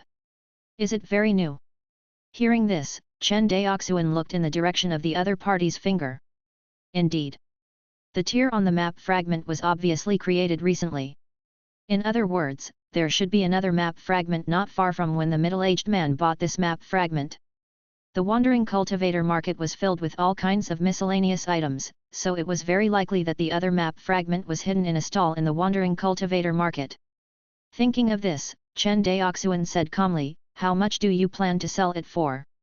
"1,000. The middle-aged man raised a finger. "Take care." Chen Daoxuan cupped his hands and said no more. Seeing him like this, the middle-aged man became anxious and said, "Then how much do you plan to pay?" 10 spirit stones. Puff. The middle-aged man immediately spat out a mouthful of blood. However, when he thought of his purpose for coming here, he hesitated for a moment and said, "Add a little more and I'll sell it. It's only 10 spirit stones. It's up to you whether you want to sell it or not." Chen Daoxuan's attitude was firm. The middle-aged man's chest kept heaving up and down. It was obvious that Chen Daoxuan had angered him quite a bit. However, he did not leave in a huff. Instead, he threw the map fragment directly to Chen Daoxuan and said, "Good. 10 spirit stones it is." It was too hasty. Looking at the other party's appearance, how could Chen Daoxuan not know that he had most likely been fooled? Chen Zianhe didn't say a word. He watched quietly as Chen Daoxuan bargained with the middle-aged man. Only when the middle-aged man left with the spirit stones did he laugh out loud. Ha ha ha. Chen Daoxuan was a little embarrassed. He cupped his hands and said, "13th uncle, please don't make fun of me." Chen Zianhe smiled and said, "You haven't been in the wandering cultivators market for long. You'll run into these scammers more often when you stay longer. You've learned your lesson today." Chen Zianhe shook his head. After saying that, he looked at the map fragment in Chen Daoxuan's hand and smiled. "You're quite good at acting. The treasure map of the God Extinction Immortal Mansion, ha." Just as he took the treasure map from Chen Daoxuan's hand, a golden light fell into his eyes. Chen Zianhe's expression turned serious. "What's wrong, 13th uncle?" Chen Zianhe raised his hand and carefully examined the map fragment. He used his spiritual sense to scan it, but he found nothing. "Did I see wrongly?" Chen Zianhe couldn't help but doubt himself. However, he immediately shook his head. He was definitely not mistaken just now. There was indeed a golden light. As if he had thought of something, Chen Zianhe turned to Chen Daoxuan and said, "Close the door." Seeing 13th uncle's expression, Chen Daoxuan knew that he must have discovered something, so he closed the door of the shop and set up a soundproof array. "Daoxuan, light it with a torch. Remember, don't make the fire too big." Even though he didn't know what Chen Zianhe was going to do, Chen Daoxuan, who had mastered the fire control technique, was able to do it easily. Very quickly. Under the slow burning of Chen Daoxuan's small fire, the grey map fragment gradually changed its appearance. The old marks on the surface of the map fragment were burned away bit by Chen Daoxuan's precise fire control technique, leaving only a piece of gold leaf less than half a millimeter thick. He put away the fire control technique. The uncle and nephew looked at each other. Chen Zianhe grabbed the gold leaf in his hand and muttered, "Is the treasure map real?" Chen Daoxuan also looked at the gold foil in Chen Zianhe's hand. Suddenly, he felt like a pie had fallen from the sky. Looking carefully, Chen Daoxuan discovered something amiss. "13th uncle, look, this gold leaf doesn't seem to be complete." Hearing this, Chen Zianhe looked at the gold leaf carefully. Just as Chen Daoxuan said, this gold leaf was obviously missing a piece. Seeing this, Chen Zianhe heaved a sigh of relief. If this was really a complete map of the ruins of the Shenzhou Immortal Mansion, then its value would be too terrifying. As everyone knew, Deist Shenzhou was a fierce man who had wreaked havoc in the infinite star sea for nearly 100 years by himself. How much wealth would the cave abode he left behind contain? Chen Daoxuan didn't think much of it. He had a detailed understanding of Deist Shenzhou. In his opinion, this was a person who had a lot of luck. After obtaining a great opportunity, he lost his mind and actually dared to rise up against the rule of the Qianyuan sword sect. Idiot! Chen Daoxuan didn't know how strong the Qianyuan sword sect was, but he knew that there were hundreds of Jainden stage families and nearly 10 Yuanying stage families in the entire Infinite Star Sea. However, such a huge cultivation family had to submit to the rule of the Qianyuan sword sect. One could imagine how terrifying the strength of the Qianyuan sword sect was. Deist Master Shenzhou was only in the later stage of the Jindan stage at most, but he wanted to overthrow the rule of the Qianyuan sword sect like a madman. If he wasn't retarded, what was he? Chen Daoxuan didn't believe that such an arrogant person could leave much wealth in his cave abode. Chen Zianhe sighed and handed over the gold foil. "Keep it. If you have the chance to find the other half of the gold leaf in the future, it can be considered as adding a little to the family's foundation." Chen Zianhe also realized that the famous Deist master Shenzhou would not have left many treasures in his cave abode. Because Deist Shenzhou was an itinerant cultivator, and itinerant cultivators would usually put all their belongings in a storage bag that they carried with them. They would never put it in a cave abode. After thinking this through, Chen Zianhe showed no interest in this so-called God extinction immortal abode. Chapter 53, Bait, 1. Guangan Prefecture's Wandering Cultivator Market. Wu In. The middle-aged man surnamed Sun left the Rainbow Sonar Flying Sword shop and made several turns along the way. After making sure that no one was following him, he stopped in front of the Wu Clan Inn. He walked to a guest room and knocked on the door. "You're back." As the door opened, a tall, thin, pale-faced middle-aged cultivator with a cultivation of the 9th chi layer sat cross-legged on a warm jade futon in the guest room. The pale-faced middle-aged man raised his head and looked at the rough-looking middle-aged man named Sun. "You're back." The middle-aged man with the surname Sun cupped his hands and replied, "Big brother, I've done what you asked me to do. The bait has been delivered. We're just waiting for the fish to take the bait." As he spoke, the man surnamed Sun recounted what had just happened. After narrating, he could not help but complain, "This Chen brat is really stingy. It took me a lot of effort to make that treasure map, but he only gave me 10 spirit stones." With that, the middle-aged man took out the spirit stones. The pale-faced middle-aged cultivator glanced at him and smiled. "It's fine. The bait has been cast. We're just waiting for the fish to take the bait." Hearing this, the middle-aged man surnamed Sun looked like he wanted to say something but hesitated. Seeing his brother's puzzled expression, the pale-faced middle-aged man glanced at him and said, "You and I are brothers from the same mother. If you have something to say, say it clearly." Hearing this, the middle-aged man named Sun cupped his hands and said, "Big brother, I don't understand. Since we're going to rob this Chen brat, why don't we just rob him halfway or sell the complete treasure map to him? You are too reckless. Otherwise, why would we hide in Guangan Prefecture from Kangzhou City?" The middle-aged man shook his head. The Spirit Void battleship of the Zhou family of Guangan Prefecture has been patrolling the safe sea routes to ensure the safety of the merchant ships passing by. Although we can intercept them halfway, we will encounter uncontrollable risks. We are seeking wealth, not risking our lives.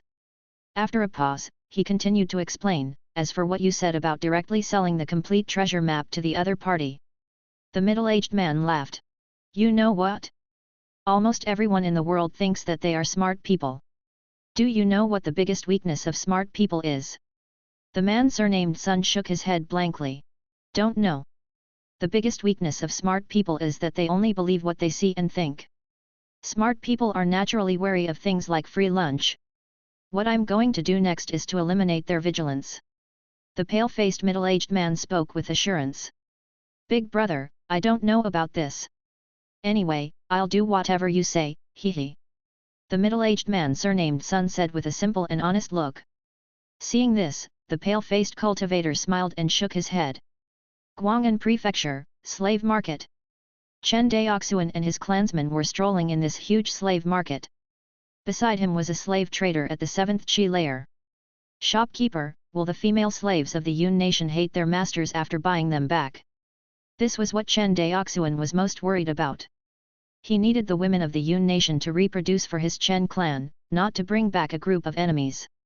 Otherwise, under the influence of this group of people who hated the Chen family's mother, the descendants of the Chen family would also hate the family in their hearts when they grew up.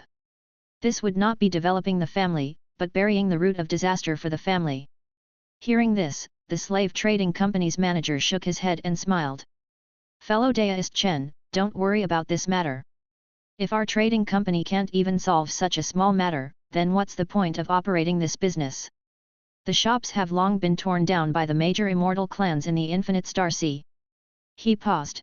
"For every female slave on sale in the trading firm, we will ask the cultivators to cast spells on the female slaves to ensure that they forget their hatred for the Infinite Star Sea.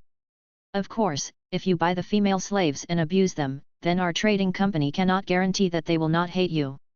Hearing this explanation, Chen Daoxuan was slightly relieved. Sure enough, it was just as he had guessed.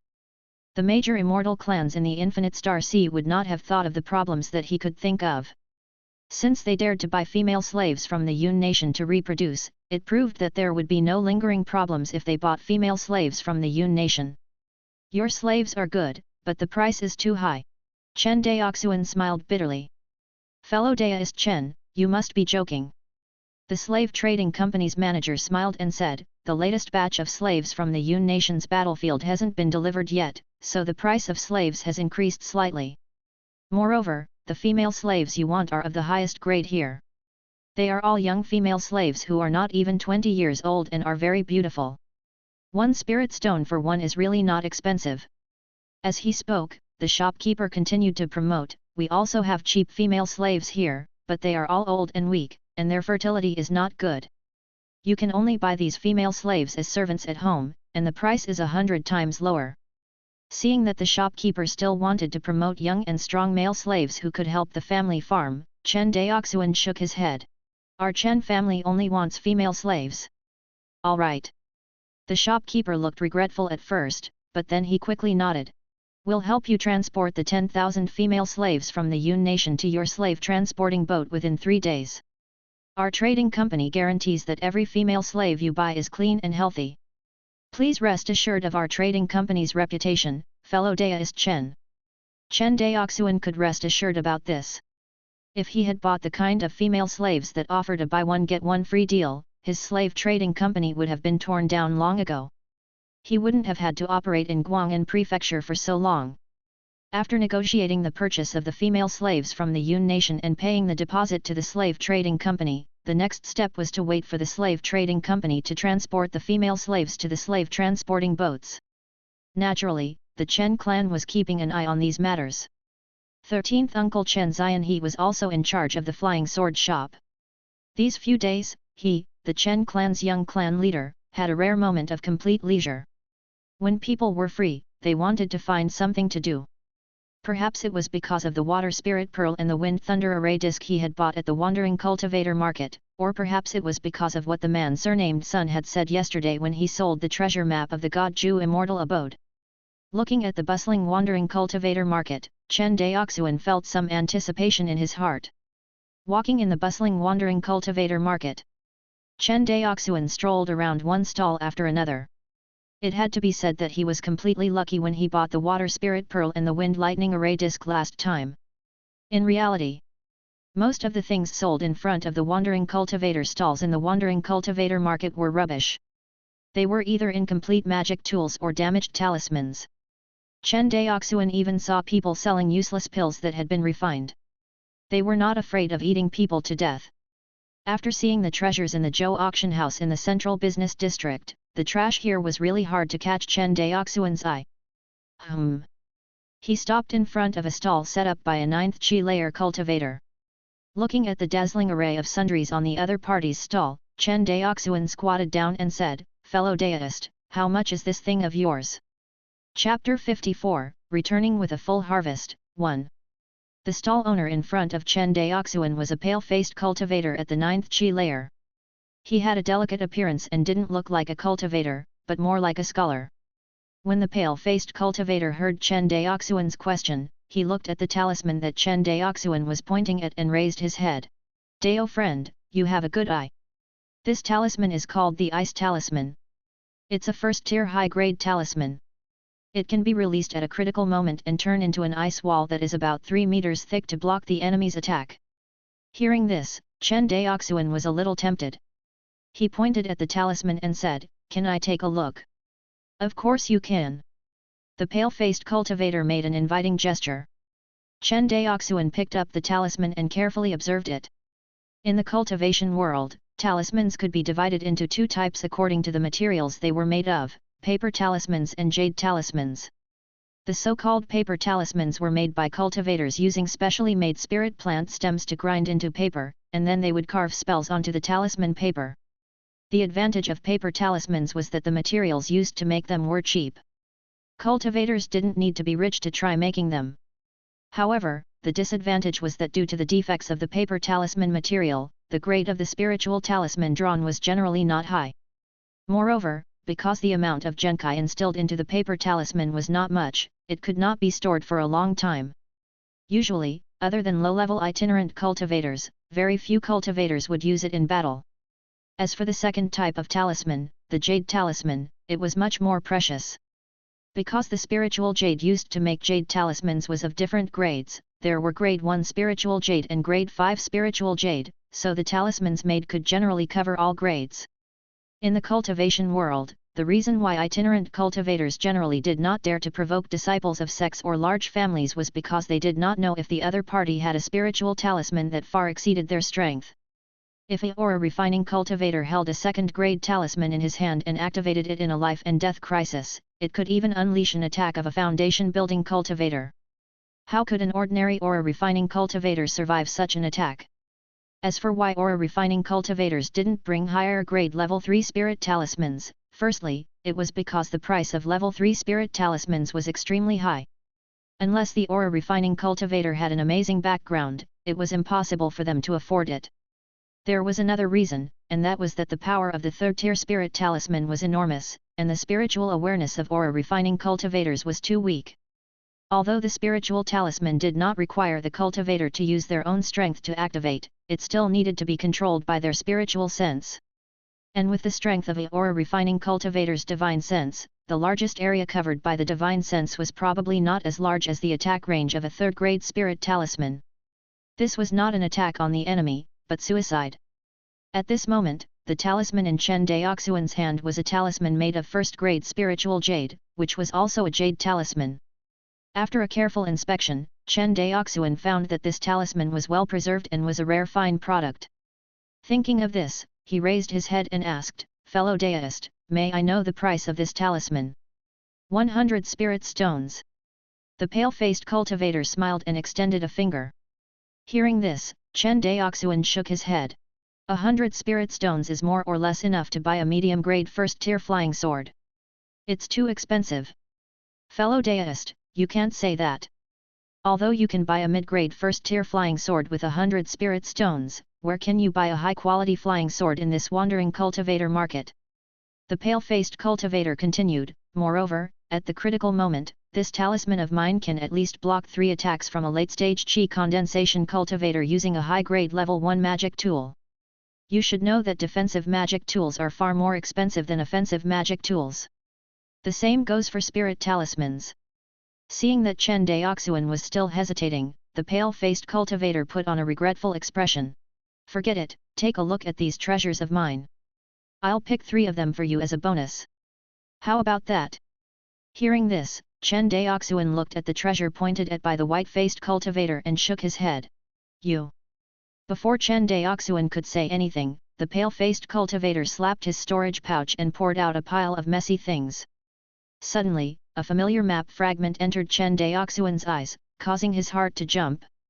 I have everything I have on me.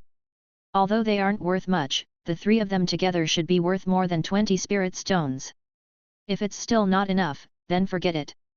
As the pale cultivator spoke, he waved his hand with a regretful expression and prepared to collect the junk on the ground. Chen Daoxuan looked conflicted.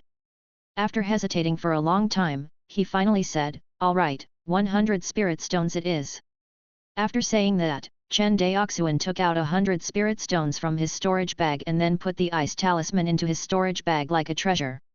After doing all this, he looked at the pile of junk on the ground with great disgust. He picked 3 pieces and said, "All right, these 3 it is. The money and goods are settled. Fellow Daoist, take care." The pale-faced cultivator looked at Chen Daoxuan putting the 3 miscellaneous items into his bag. It seemed that he had made a deal and was very happy. 3 days later, 10 slave-transporting boats loaded with supplies and female slaves from the Yun nation slowly sailed from the port of Guangan prefecture to the sea. The fleet of 10 slave-transporting boats seemed enormous, but they were like tiny ants in the crowded Guangan prefecture port. Standing on the deck of the slave-transporting ship named Grey Cloud, Chen Daoxuan looked back at Guangan prefecture and silently bid farewell to 13th uncle. Guangan prefecture dock. 13th uncle looked at the slave-transporting boats that were gradually becoming blurry in the distance. He sighed and silently turned around to return to the wandering cultivators' market. As the fleet entered the vast infinite star sea and looked at the boundless sea, Chen Daoxuan's mind suddenly became wider. Because he knew that there was a family waiting for him to build up ahead. There was a group of people waiting for him to lead them. Thinking of this, Chen Daoxuan's sadness of parting was thrown to the side, and his entire body was filled with energy.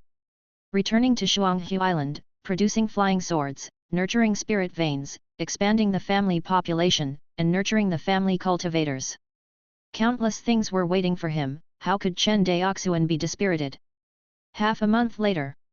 On a deserted island in the southwest sea of the Infinite Star Sea. In a man-made cave abode, 2 aura refining cultivators were quietly waiting for the fish to take the bait. There were a total of 3 killing formations set up in this cave abode, which were enough to destroy any aura refining cultivator who stepped foot here. Big brother, why isn't the Chen family kid here yet? It's been half a month. The boorish middle-aged man surnamed Sun seemed to be very impatient as he said in frustration. The pale-faced cultivator was quite calm. He said indifferently, wait a little longer. 7 days later. 2 cultivators flew out of the cave abode on the deserted island with their faces covered in dust. Big brother, do you think the Chen family kid has discovered our plan?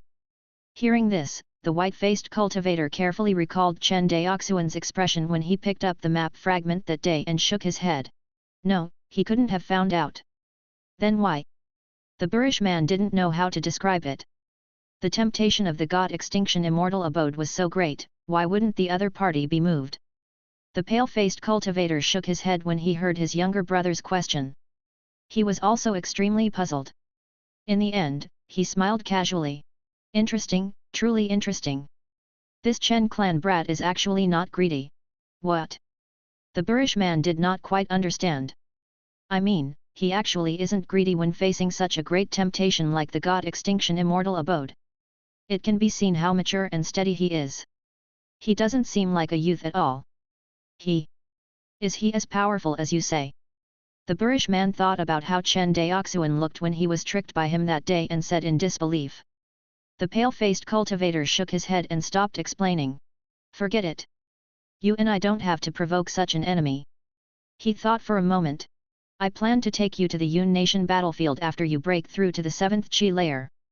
With our many years of savings and the battle achievements in the Yun Nation, it's enough for us to break through to the Foundation Establishment realm.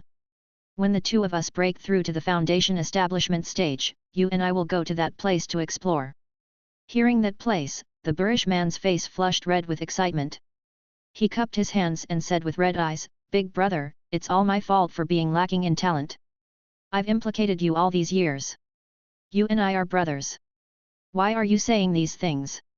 The pale-faced cultivator patted the rough man's shoulder. On the other side. If Chen Daoxuan knew that someone's evaluation of him was that he was cautious and steady, which did not match his age, he did not know what he would think.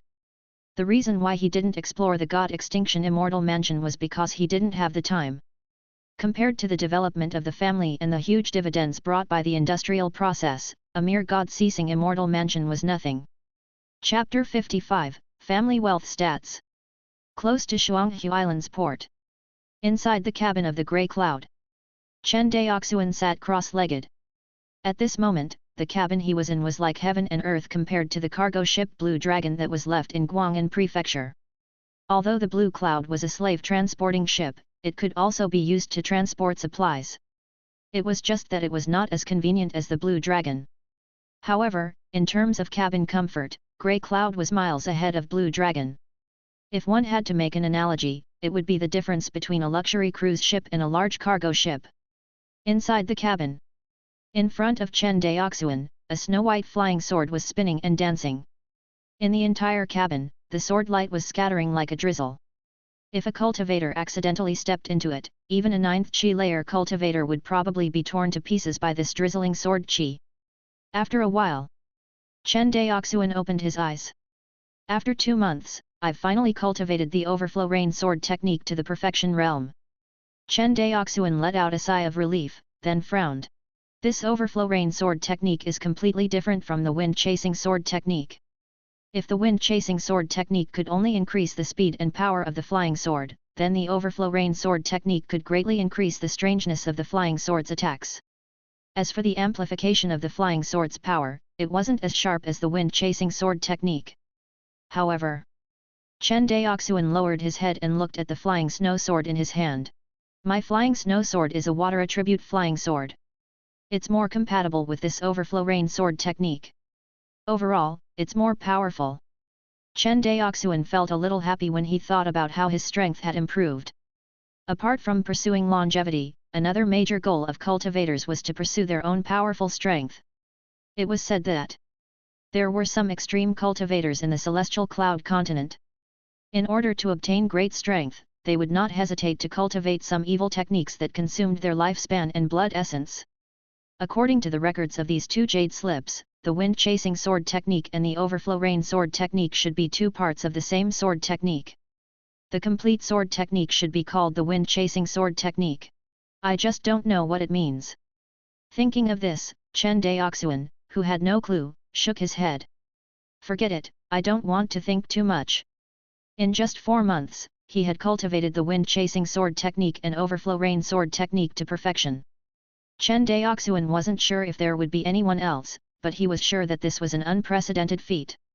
At least in the history of the Qianyuan sword sect, he was the only one. After completing today's practice, Chen Daoxuan stood up from the futon and walked to an office table to sit down. Calculating the time, they were almost at Shuanghu Island. Chen Daoxuan planned to do a simple calculation of the accounts of the Guangan prefecture. After thinking about it, Chen Daoxuan decided to thoroughly organize the entire family property.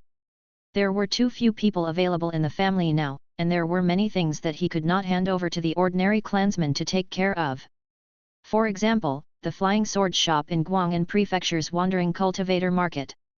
Right now, the real estate that my Chen family owns is 1 twin lake island, 1 spiritual eye, 1 old earth fire chamber, 1 flying sword factory, 1 shop in Guangan Prefecture's rogue cultivator market. Apart from the real estate, the family originally had 66,692 spirit stones as liquid funds. Among them, 64,000 spirit stones were obtained from the merfolk clan's transactions, 2,250 spirit stones were the total income of the Rainbow Sonar flying sword shop during this period of time, and more than 400 spirit stones were the family's original funds. However, the resources that the clan has purchased this time are also relatively large. When Chen Daoxuan calculated this, he could not help but feel a little heartache. She didn't feel it when she spent the money, but now that she counted the accounts, she felt a little heartache. This time, I'm going to Guangan Prefecture to buy 10 slave transporting boats for 10,000 spirit stones, 10,000 female slaves from the Yun Nation for 10,000 spirit stones, a set of spirit accumulation array for 1,500 spirit stones, the Dragon Python Sky Devouring Technique for 1,000 spirit stones, a magic tool to test spirit roots for 1,000 spirit stones, and the Ice Endurance Talisman and the map of the ruins of the Shuanghu Immortal Mansion for 110 spirit stones. All of this cost a total of 23,610 spirit stones. The remaining items were the most expensive items he had spent on this trip, the red copper ore and dark iron ore he had bought from the Wu clan's precious tool pavilion. He had spent a total of 40,000 spirit stones in the Wu clan's precious tool pavilion to purchase spirit ore materials. He had bought a total of 12,800 caddies of red copper ore and 1,280 caddies of dark iron ore. Compared to the spirit ore materials he purchased last time, this time, it was more than 10 times more.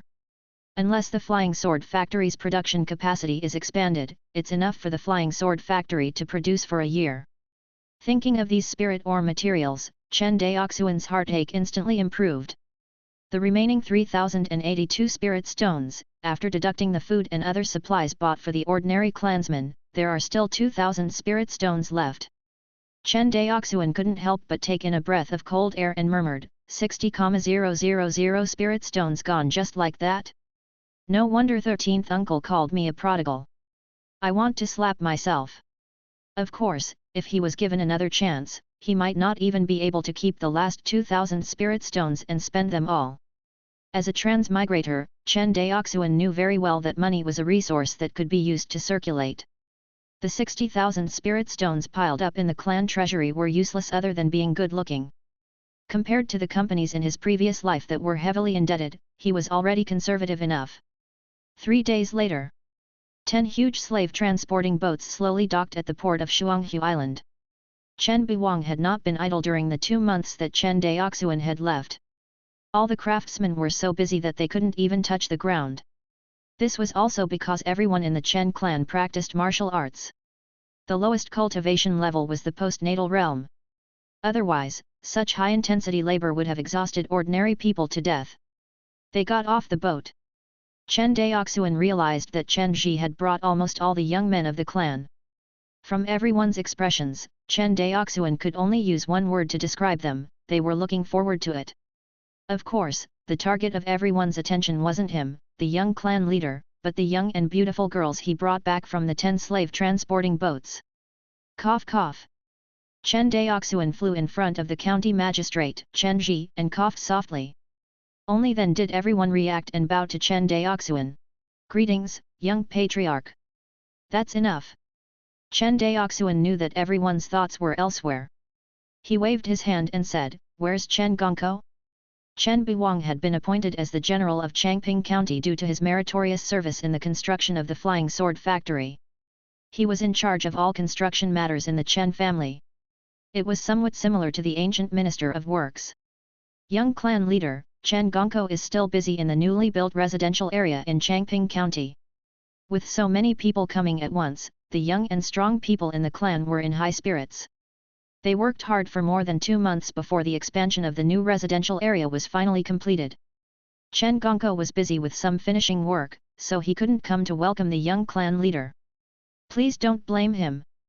Chen Ji cupped his hands and sincerely said. Hearing that Chen Buwang was still busy, Chen Daoxuan sighed and said, "How could I blame such a respectable elder?" Chen Ji's heart trembled when she heard this. All along, mortals had been living under the wings of immortal cultivators. In this world, when had immortal cultivators ever taken mortals seriously? Only their young clan leader truly saw the efforts of mortals and remembered them in his heart. In Chen Ji's heart, the young clan leader had surpassed all the previous clan leaders of the Chen clan. Chapter 56, Selection of Immortal Seedlings, 1. Shuanghu Island Port. The young and beautiful female slaves got off the slave transporting boats one after another in a long queue. The men of the Chen family burst into cheers. The warm atmosphere seemed to be able to overturn the entire island. When the young female slaves of the Yun nation saw this scene, they all trembled. Their eyes revealed fear and despair for the future. They did not know what fate awaited them. They were like frightened little beasts. Seeing this scene, Chen Daoxuan, who was a modern transmigrator, felt uncomfortable. However, he knew that if the Chen clan wanted to expand their population in a short period of time, this was the best choice. Moreover, compared to the mortals who were slaughtered by the cultivator army, these women from the Yun nation could be considered to have the best future. At least on Shuanghu Island, they would not be threatened by hunger or death, nor would they be humiliated by others. The only thing they needed to do was to marry the male descendants of the Chen clan and reproduce. Chen Ji. Your subordinate is here. Chen Ji hurriedly bowed. Pass down the order. Before this group of women from the Yun nation is calmed down, the men of the Chen family are not allowed to harass them. Also, I'll leave the job of settling them to you. Don't disappoint me. At the end of his sentence, Chen Daoxuan gave him a warning look. With Chen Ji's intelligence, he instantly understood this look. It was Chen Daoxuan warning him not to use his authority to take advantage of these women. Young clan leader, don't worry. This subordinate will definitely handle this matter well. That's good. Chen Daoxuan took one last look at the cheering clansmen and flew towards the flying sword factory of the Chen clan. After watching Chen Daoxuan leave, Chen Ji began to settle down these women from the Yun nation. After all, it was not an easy task to accommodate 10,000 women from the Yun nation with the mere population of 3,000. It could be foreseen that Chen Ji would be very busy from now on. They returned to Shuanghu Island. For 10 consecutive days, Chen Daoxuan didn't immediately devote himself to the production work of the Flying Sword Factory, except for his daily cultivation. Instead, he was supervising Chen Ji and the others to settle the women from the Yun nation. In the end, Chen Daoxuan still couldn't believe these hot-blooded men of the Chen family. Even under his supervision, there were still 1 or 2 cases of the Chen family's men taking advantage of the women of the Yun nation. Chen Daoxuan would naturally punish such behavior severely. After all, the purpose of buying these women was to let them reproduce for the Chen family of Shuanghu Island, not to vent their desires for the Chen family's men. In the future, these women would all be the mothers of the Chen clan. How could Chen Daoxuan not protect them well? In the end, protecting them was protecting the descendants of the Chen family. Its importance was self-evident. With the arrival of these 10,000 women from the Yun nation, the huge Shuanghu Island gradually became filled with vitality. At this moment, if someone came to Shuanghu Island, they would probably think that they had come to the kingdom of women. After this batch of women from the Yun nation arrived, the ratio of men to women on Shuanghu Island reached the most exaggerated ratio of 1 to 10 since the founding of the clan by Chen Daoxuan. Chen Daoxuan had calculated that if all these women were to be distributed to the Chen men as concubines, each Chen man would probably have to marry more than 10 women. To be honest, if Chen Daoxuan hadn't embarked on the path of cultivation and shouldn't be distracted, he would have envied the ordinary males in the clan. Changping County Yamen. Chen Daoxuan looked at the black mass of Chen children in front of him and turned to Chen Ji, asking, "Are these all children under the age of 10 of my Chen family?" Reporting to the young clan leader, there are a total of 1,039 children under the age of 10 in the Chen clan. All of them are here. More than 1,000 children stood in the square of the county government office. It was very crowded, almost sticking to each other. However, the conditions were limited, and Chen Daoxuan didn't have a good venue to pick on. This was already the most suitable venue for testing the spirit root of the Chen children. When the members of the Chen clan learned that the young clan leader was going to test the spirit roots of all the children in the Chen clan, they were even more excited than when they saw 10,000 women from the Yun nation. After all, with so many women from the Yun nation marrying into the Chen family, only the Chen family's men were happy. The Chen family's women did not say it, but they still had some opinions about Chen Daoxuan, the young clan leader. Chen Daoxuan decisively chose to ignore the criticisms of the Chen women. For the Chen family to grow and grow, they relied on the sacrifices of generations of the Chen family. The immortal cultivators who died in the Chinese immortal city were like this, and so were the women of the Chen clan.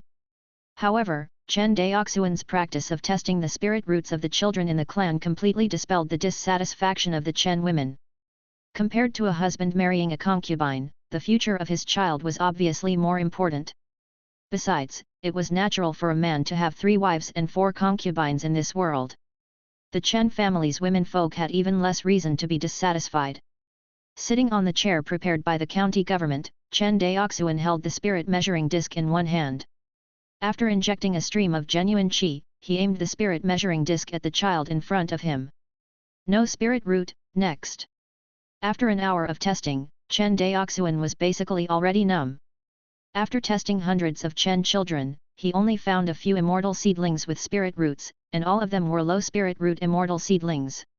It was impossible for Chen Daoxuan not to be disappointed. However, he knew very well that this was the current situation of mortals giving birth to immortal seedlings with spiritual roots. 1 in 100, and the vast majority of them had middle-low spirit roots. The next person who came to him was a timid little girl. Perhaps after testing more than 100 children of the Chen family in a row, not a single one of them had spiritual roots. Chen Daoxuan's expression was not too good, and the little girl was a little afraid. When Chen Daoxuan saw this scene, he squeezed out a smile. "Don't be nervous." "Yes." The little girl mustered her courage and nodded vigorously. In the next second, the spirit light of the spirit testing disc enveloped the little girl. Chen Daoxuan originally didn't care much in his heart, but he didn't expect this little girl in front of him to give him a great surprise. Upper spiritual root. Chen Daoxuan looked at the little girl in surprise. At this moment, he began to seriously size up the little girl's appearance. The girl was about 8 or 9 years old. Her hair was withered, and her small face was a little pale. She was wearing coarse clothes and seemed to come from a poor family. Seeing this, Chen Daoxuan was afraid of scaring the little girl, so he tried to make his voice as gentle as possible. "Little girl, what's your name?"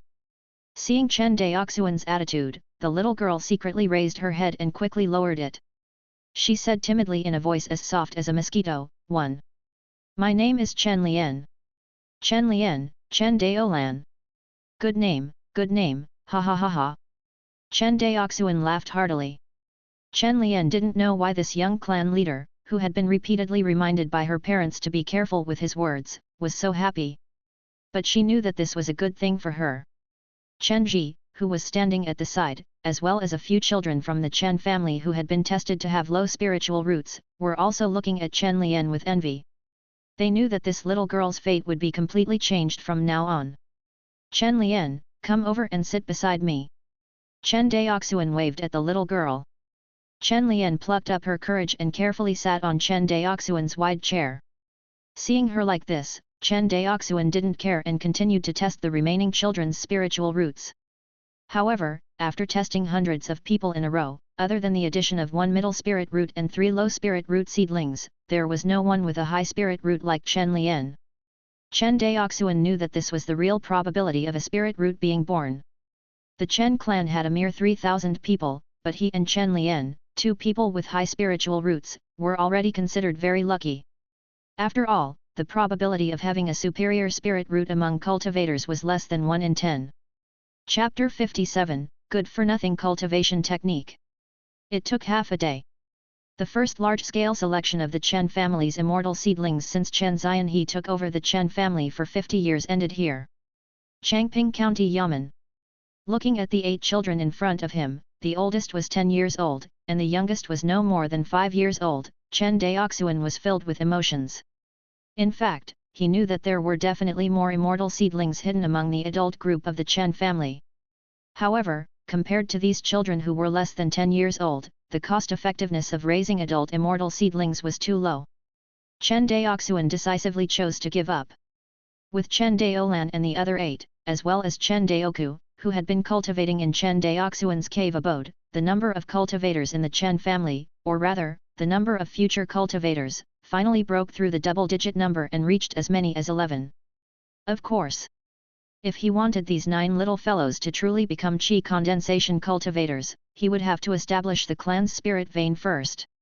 Otherwise, when they entered the meditational stage and realized that they did not have enough spiritual energy to cultivate, it would be a big problem. Regarding this, Chen Daoxuan was quite confident. If nothing unexpected happened, the Chen family's first spirit vein would be cultivated within half a year at the latest. Chen Daoxuan's confidence still came from the transaction with the merfolk race. It had to be said that the merfolk market was more than 100 times smaller than the large number of itinerant cultivators in Guangan prefecture. However, at the same time, the Chen family could only earn a profit of 19 spirit stones from selling a low-grade level 1 flying sword to an itinerant cultivator. This was not even including the taxes collected by the Zhou family of Guangan prefecture. However, he could earn 469 spirit stones from trading with the merfolk, which was more than 20 times the profit. From the looks of it, although the merfolk market was not as large as the Guangan prefecture market, it was still a very important market for the Chen family. Especially for the current Chen family. The merfolk needed fewer magic tools, but the profits were huge. It was the most suitable for the Chen family. Copper Mountains. Chen Daoxuan's cave. A group of 9 people flew in the wind and slowly flew toward the cave abode. When everyone descended, Chen Daoxuan heaved a sigh of relief. This was the first time he had used the wind manipulation technique to fly with so many people. Fortunately, nothing went wrong. This is where you will be staying for the next few years. Chen Daoxuan turned around and said to the group of children behind him. Perhaps it was because the living environment was much worse than in his previous life, and the children in this world were much more mature than those of the same age in his previous life. Therefore, even the youngest 5-year-old child didn't make any noise when he heard this. Seeing this, Chen Daoxuan nodded in satisfaction. Perhaps he had heard the commotion outside the cave abode. A young figure rushed out of the cave dwelling with a long sword in his hand. It was Chen Daoku, whom he had not seen for several months. Chen Daoku was strong and vigorous. When he saw Chen Daoxuan, he was stunned at first, then he immediately pointed his sword down and cupped his hands at Chen Daoxuan. Greetings, young patriarch. Chen Daoxuan smiled and said, Dao Chu, you came at the right time. I'll introduce you to a few clansmen. From now on, you'll live together and learn to get along well, understand? Yes, young clan leader. The little ones looked at each other and then replied in unison. Yes. Chen Daoxuan nodded and let them introduce themselves. Everyone was of the same age. Even the oldest, Chen Daoxuan, was only 6 years older than a 10-year-old child. After the introduction, everyone quickly became familiar with each other. Brother Daoku, I heard from my father that you're factory manager Chen's son, right? Brother Daochu, how long have you been cultivating here? What is the life of an immortal like? Brother Daochu. Everyone respected Chen Daoxuan and didn't dare to disturb him easily. However, they were much closer to Chen Daoku, who was of the same age. Chen Daoxuan patiently explained the life in Red Copper Mountain to everyone. Finally, they had a certain understanding of the environment of the cave abode on Red Copper Mountain. He settled down the 8 Chen family immortal seedlings in the courtyard of the cave abode. Chen Daoxuan walked into his training room. Phew! In these 10 days, he first settled the Yun nation's female slaves and then organized the selection of the Chen clan's immortal seedlings, which exhausted Chen Daoxuan quite a bit. When he returned to the cave, Chen Daoxuan only wanted to lie on the bed and sleep. However, the habit that he had developed over the years still made him drag his tired body to the spiritual eyes of the cultivation room. He opened the stone lid that sealed the spiritual eye. A large amount of spiritual energy immediately came out, but the sharp Chen Daoxuan still discovered that the spiritual energy coming out of this spiritual eye had decreased. Chen Daoxuan's face darkened when he saw this. Back then, the cultivators of the immortal generation in the clan found a total of 7 spiritual eyes in the Red Copper Mountains. This spiritual eye was the one that was least used. Now, it's time for the spiritual energy to gradually dry up. Thinking of this, Chen Daoxuan felt somewhat uncomfortable in his heart. After all, this spiritual eye had accompanied him for 11 years of cultivation. It could be said that Chen Daoxuan's current cultivation was all thanks to this spiritual eye. And now, this spiritual eye was about to dry up. It wasn't that he was worried about not having spiritual energy to cultivate. Chen Daoxuan just felt that it was a little difficult to accept emotionally. He finally understood the look of desolation on Chen Xianhe's face when he heard about the depletion of the cuprite mine. It wasn't because he was reluctant to part with the exhaustion of cultivation resources, but because he was lamenting over the years that had passed. How can a rainbow appear without going through the wind and rain? How can a terracotta warrior become a butterfly without breaking out of its cocoon? Chen Daoxuan quickly adjusted his state of mind and smiled. Unknowingly, his Dao heart became even more determined. He took out a water spirit pearl from his storage bag and took a chi-amassing pill. After more than a month, Chen Daoxuan once again felt the violent cultivation speed, and the corners of his mouth curled up slightly. The next day, after silently reciting the primordial enlightenment scripture and storing a stardust in his sea of consciousness, Chen Daoxuan opened his eyes after a night of cultivation. Chen Daoxuan smiled in satisfaction as he felt the abundant true qi in his danshan circling in his strengthened sea of qi. He seemed to have thought of something. Chen Daoxuan took out a jade slip from his storage bag. This jade slip was none other than the body-tempering cultivation technique he had bought at the Guangan prefecture's Zhou auction house, the Dragon Python Heaven-Devouring Technique. Over the past month since he obtained this cultivation technique, Chen Daoxuan had long comprehended it with the help of the enlightenment characteristics of the primordial enlightenment scripture. Speaking of which, the difficulty of cultivating this body-tempering cultivation technique was relatively low. It wasn't even much higher than Chen Daoxuan's main cultivation technique, the Origins Returning Technique. One should know that Chen Daoxuan's main cultivation method was the Return to Origin Technique, which was the most common basic Qi refinement stage cultivation method in the Qianyuan sword sect. It was most suitable for Qi refinement stage disciples to build their foundation. Although the Origin Returning Technique did not have any attribute bonuses, it was a fair and peaceful technique that was easy to cultivate. Once a cultivator successfully reached foundation establishment, no matter what cultivation technique they chose, there would not be too much of an obstacle. Therefore, this technique was the most popular in the Infinite Star Sea and was practiced by most refinement stage cultivators. But now, Chen Daoxuan discovered that the difficulty of cultivating this Dragon Python Heaven-Devouring Technique was actually comparable to the Guangan technique. This made him feel as if he had obtained a precious treasure. According to the Dragon Python Heaven-Devouring Technique, the cultivation technique consumes the most spiritual energy, but all kinds of precious ingredients, such as demon beast meat, spiritual rice, spiritual fruits, and so on. Chen Daoxuan looked at the introduction on the jade slip and didn't know whether to laugh or cry. Why do I feel that this isn't a body-refining technique, but a good-for-nothing technique? It's really worthy of the name heaven-swallowing. Chapter 58, Pros and Cons of Body-Tempering Technique. Thinking of this, Chen Daoxuan started cultivating the Dragon Python Heaven-Devouring Technique once again.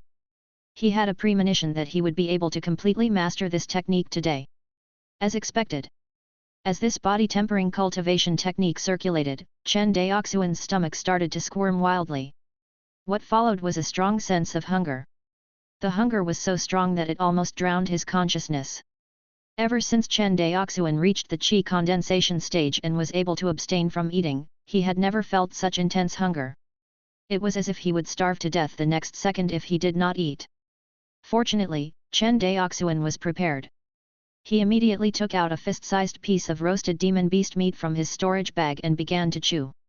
The flesh of the blood-spotted sea snake was fresh and tender, but it had been stored in the storage bag for several months after all. The taste was definitely not as fresh as when it was just killed. But at this moment, Chen Daoxuan, who was already so hungry that his eyes were dizzy, did not care about the taste at all. One piece after another of demon beast roasted meat was chewed roughly by him before being swallowed. In less than the time for an incense stick to burn, Chen Daoxuan's small stomach was filled with at least a few hundred kilograms of roasted meat from the blood-spotted sea snake. One had to know that this was not ordinary livestock. This was demon beast meat. The energy contained in its meat was difficult for even aura-refining cultivators to digest, let alone ordinary people. However, after eating so much meat, Chen Daoxuan's stomach didn't change except for a slight bulge. Burp. After eating for another half an incense stick, Chen Daoxuan burped. He felt that he finally couldn't eat any more. Gulp. Gulp. Gilyalu. In the training room, a dull rumble suddenly sounded, like muffled thunder. Chen Daoxuan knew that it was the sound of his stomach digesting the blood-spotted sea snake meat. As the demon beast meat in his stomach was digested bit by bit, a warm current that was completely different from true qi flowed out of his stomach and quickly circulated throughout his body. Among them, the place where the heat flow gathered the most was his skin. Chen Daoxuan felt that his skin was being tempered bit by this heat flow, and the strength of his skin was also visibly increasing. Although the increase in physical defense was completely incomparable to a magic tool, if he could continue to increase it like this, Chen Daoxuan believed that one day, he would be able to reach the level where his body could withstand magic tools, as the old man from the auction house had said. Moreover, Chen Daoxuan discovered another benefit of the body tempering technique. That was to increase the success rate of a cultivator's foundation establishment. As everyone knew, in addition to the foundation establishment pill, a cultivator needed at least a grade 2 spirit meridian to help them build their foundation. The reason why these two resources were needed was because during the process of foundation establishment, true qi would transform into true essence.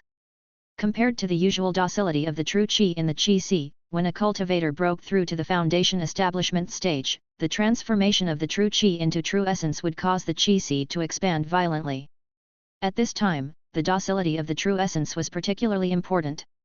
The effect of the foundation establishment pill was to make the true essence of the cultivator's transformation extremely docile, directly overcoming the difficulty of expanding the sea of vital energy. The second major obstacle of foundation establishment was the infusion of spiritual energy into the body. Due to the transformation of true qi into true essence and the expansion of the sea of qi, a terrifying amount of spiritual qi was consumed in a short period of time. At this time, unless it was a grade 2 spirit meridian or above, it was simply unable to support a cultivator to break through. But at the same time, the spiritual energy infusion brought another problem, which was whether the cultivator's body could withstand the damage caused by the spiritual energy infusion. Some cultivators had clearly overcome the difficulty of expanding their sea of qi, but they fell under the barrier of spiritual energy infusion. This was the scourge of a cultivator's weak body. This was also the reason why the descendants of the big families ate spiritual rice all year round. The spiritual rice had the effect of nourishing the body and increasing its strength. If he ate it for a long time, when he reached the foundation establishment realm in the future, he would not have to endure the most dangerous transformation of the sea of qi, but he would not fall from the spiritual energy infusion. Practicing a body tempering technique would obviously improve a cultivator's body more than eating spiritual rice for a long time. Not only that, the improvement of a cultivator's physical body could even speed up a cultivator's cultivation speed to a certain extent. This was because the total amount of spiritual energy a cultivator could refine every day was fixed. If it exceeded this amount, it would cause damage to the cultivator's body. However, what if the strength of the cultivator's physical body increased? At that time, the total amount of spiritual energy refined by cultivators would definitely increase, and the speed of cultivation would also increase. Of course, all of this was based on the premise that the cultivator could withstand the consumption brought by body refinement. Just now, Chen Daoxuan had only cultivated for less than the time for 2 incense sticks to burn, and he had swallowed several hundred catties of demon beast roasted meat. After all, the blood-spotted sea snake had been skinned and stripped of its bones. After removing the inedible meat, the remaining good meat only added up to more than 2,000 catties. Chen Daoxuan killed 1/10 of them in a short while. According to the market price, he had eaten at least 10 spirit stones in a short while. And this was only the time it takes for 2 incense sticks to burn. At his current cultivation speed, he would need to eat at least 40 to 50 spirit stones worth of ingredients in a day. If it was spiritual rice, it might be even more expensive. Which cultivation force could afford such a method of cultivation? Not to mention the Zhou family of Guangan prefecture, even the Qianyuan sword sect couldn't afford such consumption, right? After all, the Qianyuan sword sect had countless resources, but the number of disciples was also the highest in the infinite star sea. In such a large sect, everyone ate like this. No matter how big the family was, they would be poor from eating. Thinking of this, Chen Daoxuan's original plan to let all the Chen family cultivators cultivate body-tempering cultivation techniques failed. He estimated that in the future, only elite family disciples could cultivate body-tempering techniques. As for other ordinary family cultivators, the Chen family should not be able to afford it. Shaking his head, Chen Daoxuan stopped thinking about it. He stood up and stretched his body. The bones in his body cracked. He walked out of the cave abode. On the small square on the cliff, Chen Daoxuan found that Chen Daoku had already brought the other 8 Dao generation cultivators to practice their swordsmanship against the rising sun. Chen Daoxuan watched silently and didn't disturb him. Even though he had only cultivated for a few months, Chen Daoku had already broken through to Hushan realm level 4 in succession. From this, one could see the huge gap between people with spiritual roots and ordinary mortals. This was under the condition that Chen Daoku didn't have enough cultivation resources. If the Chens bought meridian opening pills for their disciples with spiritual roots, they could even open up all the meridians in their bodies overnight, crossing the mortal realm and directly entering the Qi condensation realm. The reason Chen Daoxuan didn't do so was because the clan's spirit vein hadn't been successfully cultivated yet. Even if everyone entered the Qi refinement stage, they wouldn't have enough spirit Qi to cultivate. He might as well study and cultivate now to temper his temperament. Chen Daolan, haven't you eaten enough? Why are your hands shaking so much? When Chen Daoku saw Chen Daolan's sword trembling in his hand, he immediately put on the appearance of a little adult and scolded. Chen Daolan felt very wronged by his words. Tears welled up in her eyes, but she gritted her teeth and held them back. If others could do it, she, Chen Daolan, could do it too. Chen Daoxuan watched from the side and nodded in his heart. Chen Daolan looked timid, but he was soft on the outside but tough on the inside. This kind of personality was very beneficial for cultivation. He watched the crowd practice their sword techniques for a while. Seeing that there were no major problems with Chen Daoku's teaching, Chen Daoxuan didn't come out to greet the crowd and directly flew in the direction of the Flying Sword Factory. Chapter 59, Expanding the Scale of the Deal, 1. Time flew by. In the blink of an eye, 3 months had passed. In the southwest sea area of the Infinite Star Sea, in the demonic ape mountain at the bottom of the sea, about 10,000 miles away from the Chen family of Shuanghu Island. Looking around, a large group of mermen were opening up caves everywhere in the mountain range. Devil Ape Mountain Range. In the most spacious cave, a muscular male merman with bronze-colored muscles was quietly recuperating in the cave. Looking at his chaotic aura, it was obvious that he was seriously injured. Father! A petite figure suddenly barged into the cave. The petite merman held a spiritual herb that was overflowing with spiritual energy in her hand and said excitedly, "Look, Luo has found a spirit herb that can treat father's injuries." Hearing this call, the merman clan leader slowly opened his eyes and sized up the spirit medicine in his daughter's hand. His eyes revealed a trace of heartache. "Luo, it has been hard on you during this period of time." However, when Luo Li heard this, she kept shaking her head. "Father, please don't say that. For the sake of your clansmen having a place to settle down, you risked your life to fight with the leader of the water demon apes. Compared to you, what is this little thing that Luo did?" When Luo Li mentioned the life and death battle with the leader of the water demon apes, even though it had been almost half a year since the battle, the merfolk tribe leader still felt a lingering fear every time he thought about it. At that time, he was so close, so close. He and the water demon ape leader died together. Thinking of this, the merman tribe leader said in relief, "Speaking of which, I was able to defeat the water demon ape leader because you and your tribe members defeated the water demon ape tribe first and rushed over to support me. Otherwise, I can only perish together with that fellow." Hearing her father's words, Luoli felt a little embarrassed. "I didn't expect that the difference in strength between our clansmen with weapons and those without weapons would be so great." Luoli's face flushed red with excitement as she thought of the merfolk clan members holding their magic weapons and dominating the water demon ape clan.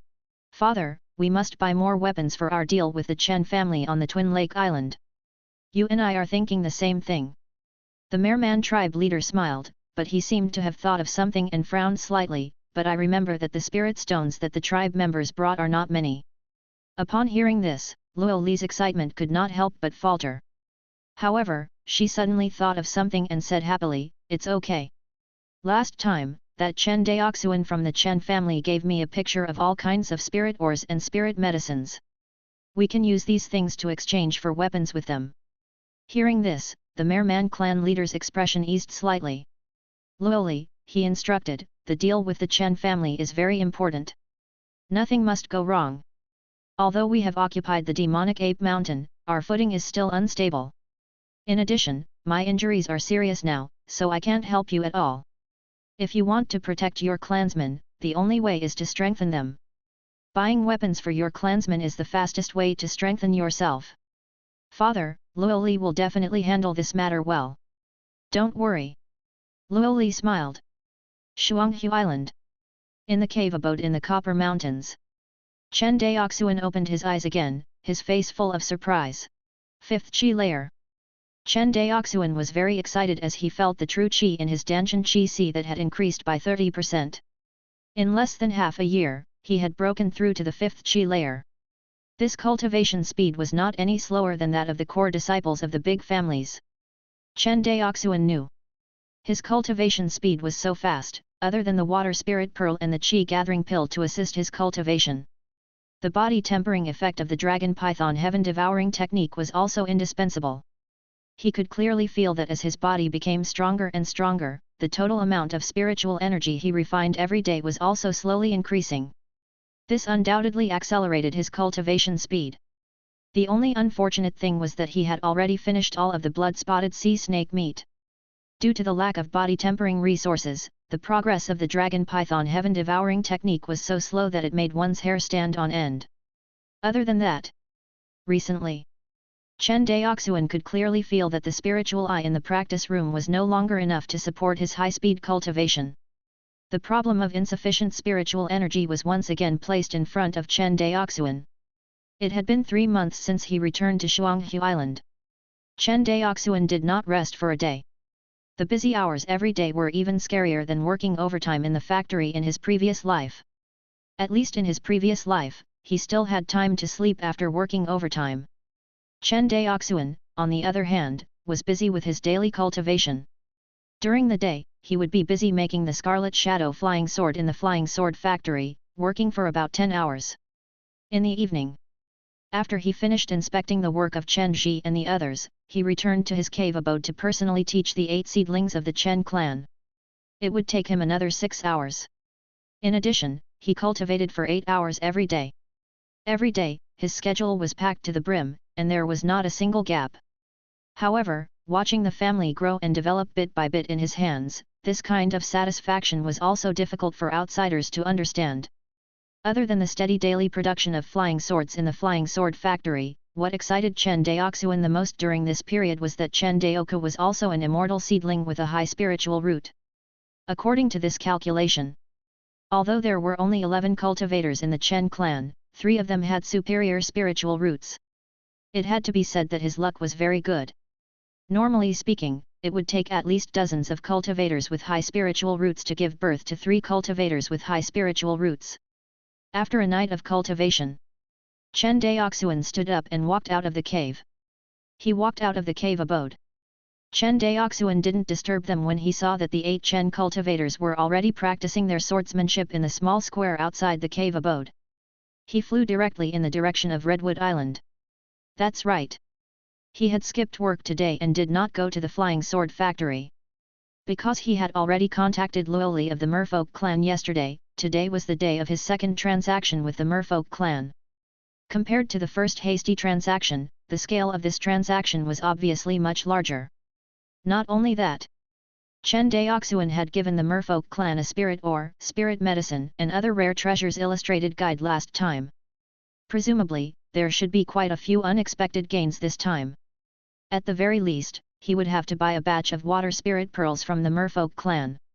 After such a long period of cultivation with the water spirit pearls' assistance, he felt that he could no longer leave this thing. After all, after experiencing the charm of high-speed cultivation, who would want to return to the slow cultivation state of the past? Chen Daoxuan estimated.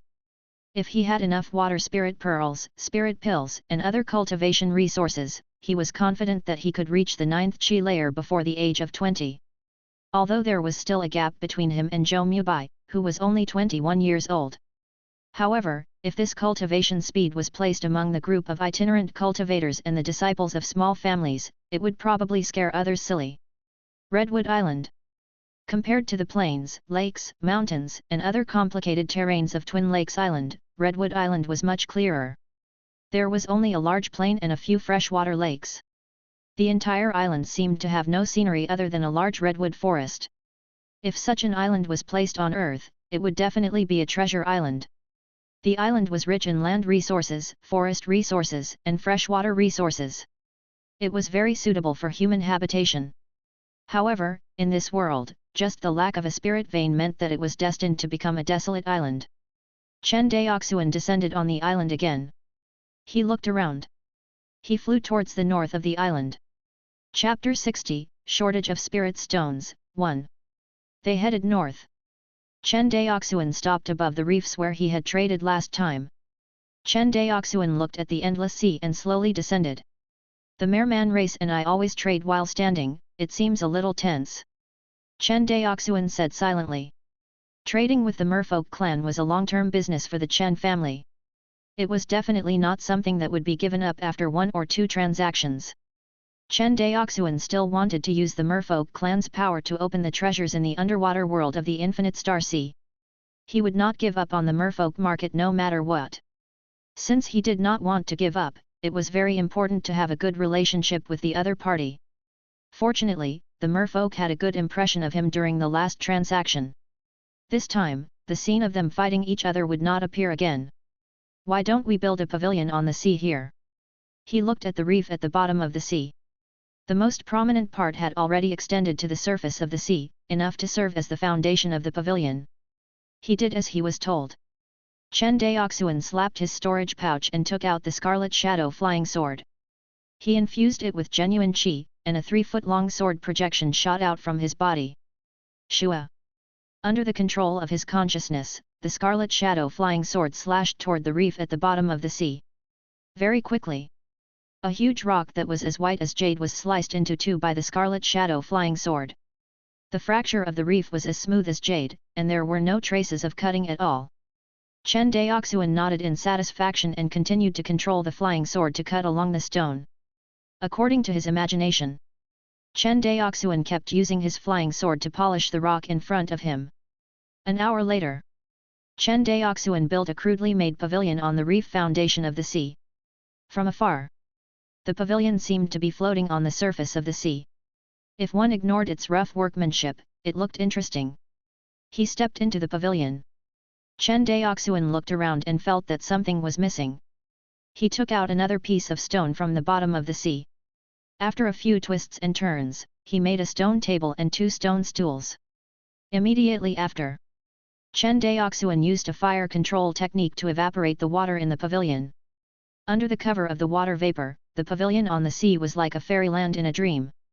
I still feel that it's not that interesting. Chen Daoxuan rubbed his chin and muttered. Then, he soared into the air and flew around the pavilion a few times. Finally, he realized that something was missing. I didn't give you a name. Chen Daoxuan's eyes lit up as he smiled. With a flash of sword light, in the blink of an eye, the words "Sea Viewing Pavilion" appeared above the stone pavilion. From the time he decided to build this pavilion to the time it was built, it took him less than 2 hours. This kind of work efficiency was terrifying even in his previous life. But Chen Daoxuan knew that this was the power of cultivators. The power of cultivators was not only shown in their powerful destructive power, but also in their powerful productivity. For example, only cultivators could cultivate ling fields. If ordinary mortals were to plant ling fields, even if they put in all their effort, they would not be able to plant even 1 mu of ling fields. This was because spirit rice was different from ordinary rice. Its stalks were extremely tough and could only be cut by cultivators with magic tools, let alone the more difficult task of peeling the shells. Therefore, he had no choice. Even cultivators had to learn to plant ling fields. Among cultivators who knew how to plant ling fields were called ling plant farmers. Although this profession wasn't as popular as pill masters, artifact masters, formation masters, and talisman masters, they were all very talented. However, among the group of itinerant cultivators, he could be considered tall, rich, and handsome. The spirit stones a ling plant farmer earned in a year was at least several times higher than a rogue cultivator who didn't know anything. Of course. In Guangan prefecture, because most itinerant cultivators did not have ling veins, even if they knew how to plant ling fields, they could only be tenants for large cultivation clans. With the exploitation of the cultivation clans in the Infinite Star Sea, these ling plant farmers could barely earn a few spirit stones in a year. This also caused the interest of the secret practitioners in learning how to grow ling fields to greatly decrease. Late at night, they waited for a whole day. Only then did the merfolk race arrive. As expected. This time, Luo Li came alone. As for the subordinates she brought, they were all arranged by her to stay among the reefs at the bottom of the sea. He didn't let a group of strong mermen surround Chen Daoxuan like last time, wanting to suppress him in terms of aura. Chen Daoxuan, I'm here. Luo Li, who had emerged from the sea, looked at the stone pavilion built by Chen Daoxuan curiously.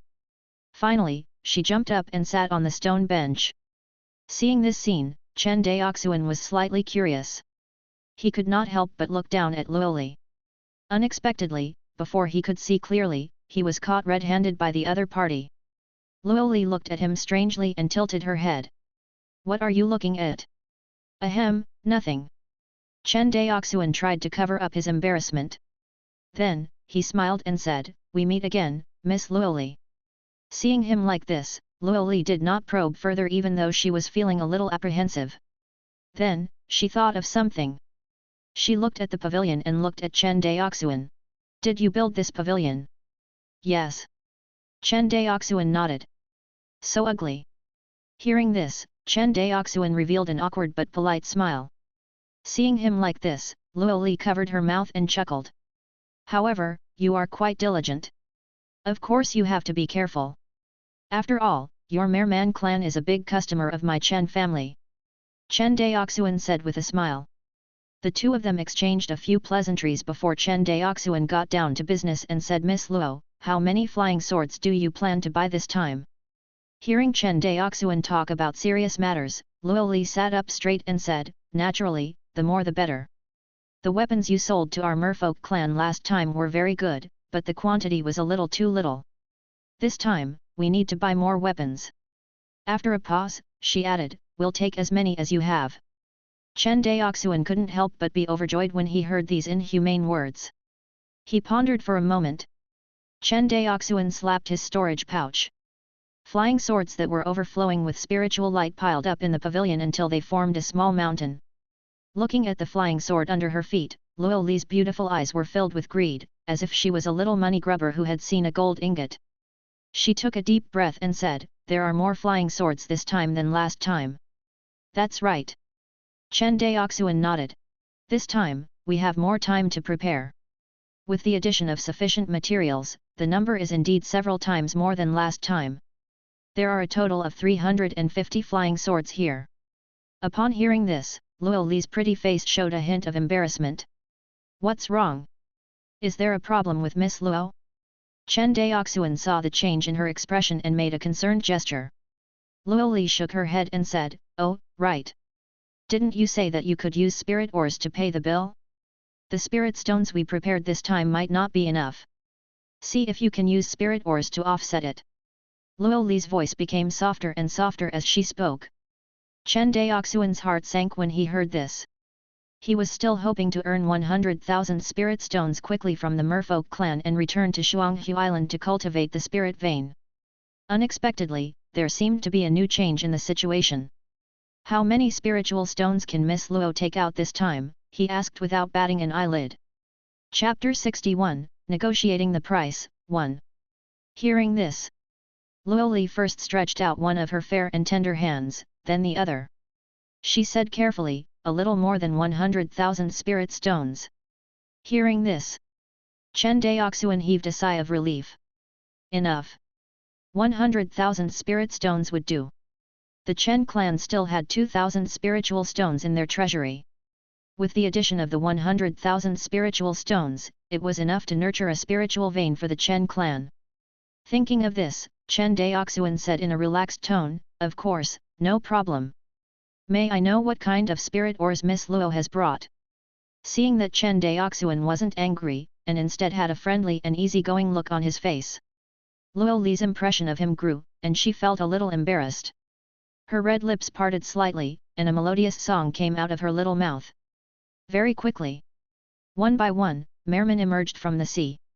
They were the subordinates that Luo Li had brought along. Just like last time, these mermen were all holding huge white shells. The white shell contained spirit stones, spirit ores, spirit pearls, and other rare treasures. Luo Li turned around and clapped her hands at the merfolk in the sea. The merfolk lined up and opened the white shells in their hands. In the next second, spiritual light shot out from the surface of the sea, dazzling everyone's eyes.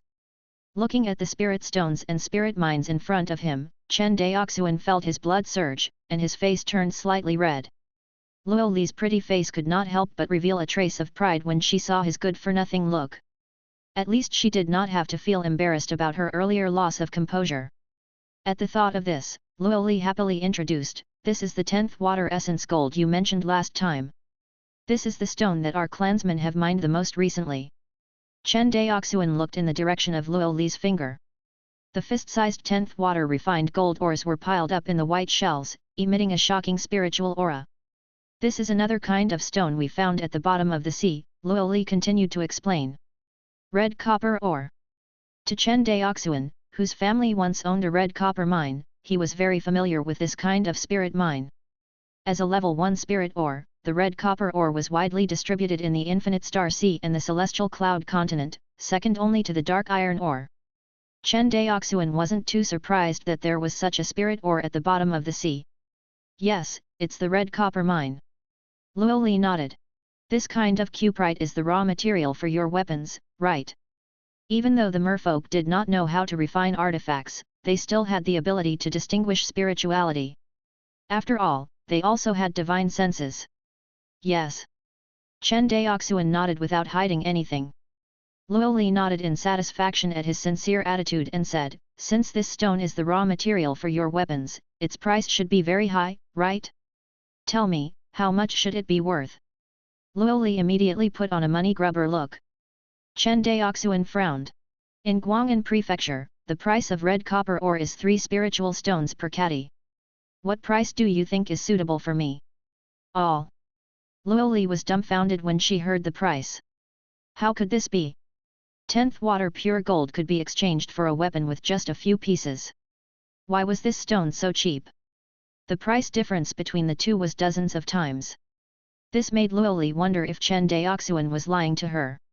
Seeing that Luo Li was silent, Chen Daoxuan coughed and explained, "Miss Luo Li, do you know how difficult it is for us humans to refine a weapon?" As he spoke, he sighed. "Even this lowest grade first-tier flying sword requires a cultivator like me, who is proficient in weapon refinement, to spend a full 7 days to complete. It shouldn't be so hard for your merfolk clan to mine, right?" "What?" Upon hearing that it would take 7 days to refine a weapon, Luo Li was speechless. This was too tiring. In that case, it was much easier for their clansmen to mine. At the thought of this, Luo Li felt a little embarrassed. After all, she also knew that digging stones did not require much skill. It was just physical work.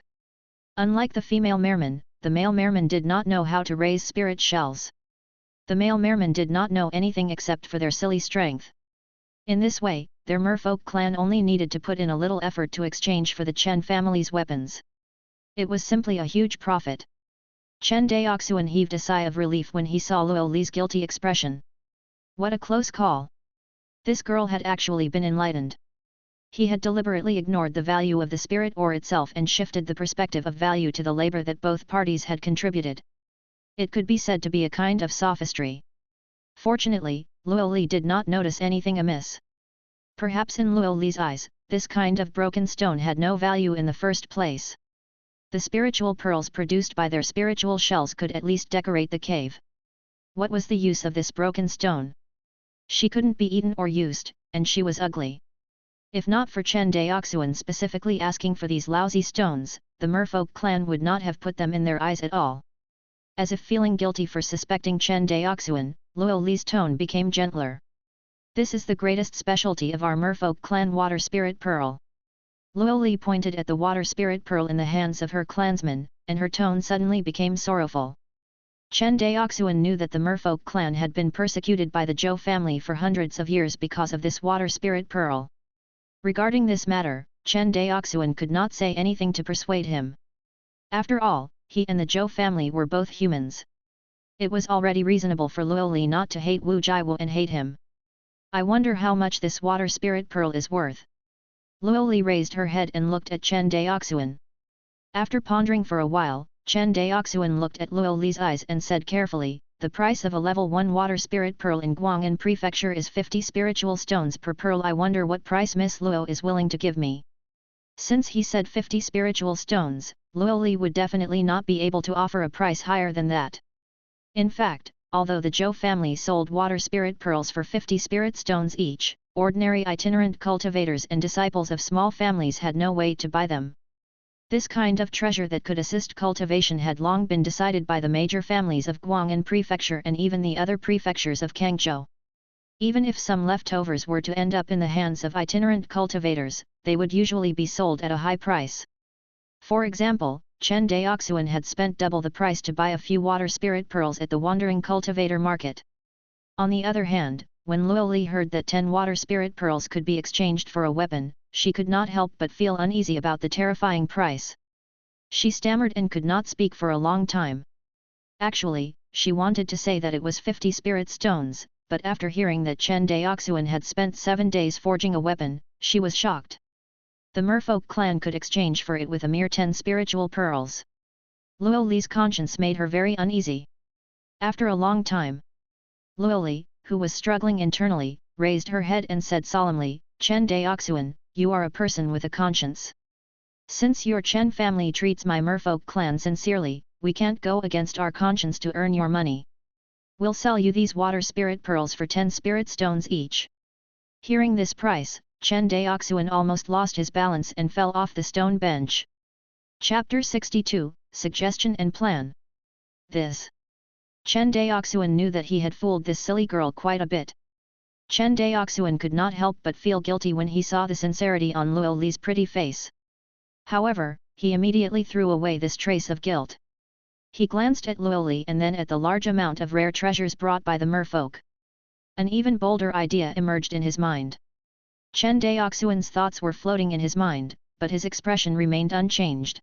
Miss Luo, I can feel the sincerity of your merfolk clan, but 10 spirit stones for a water spirit pearl, isn't that too?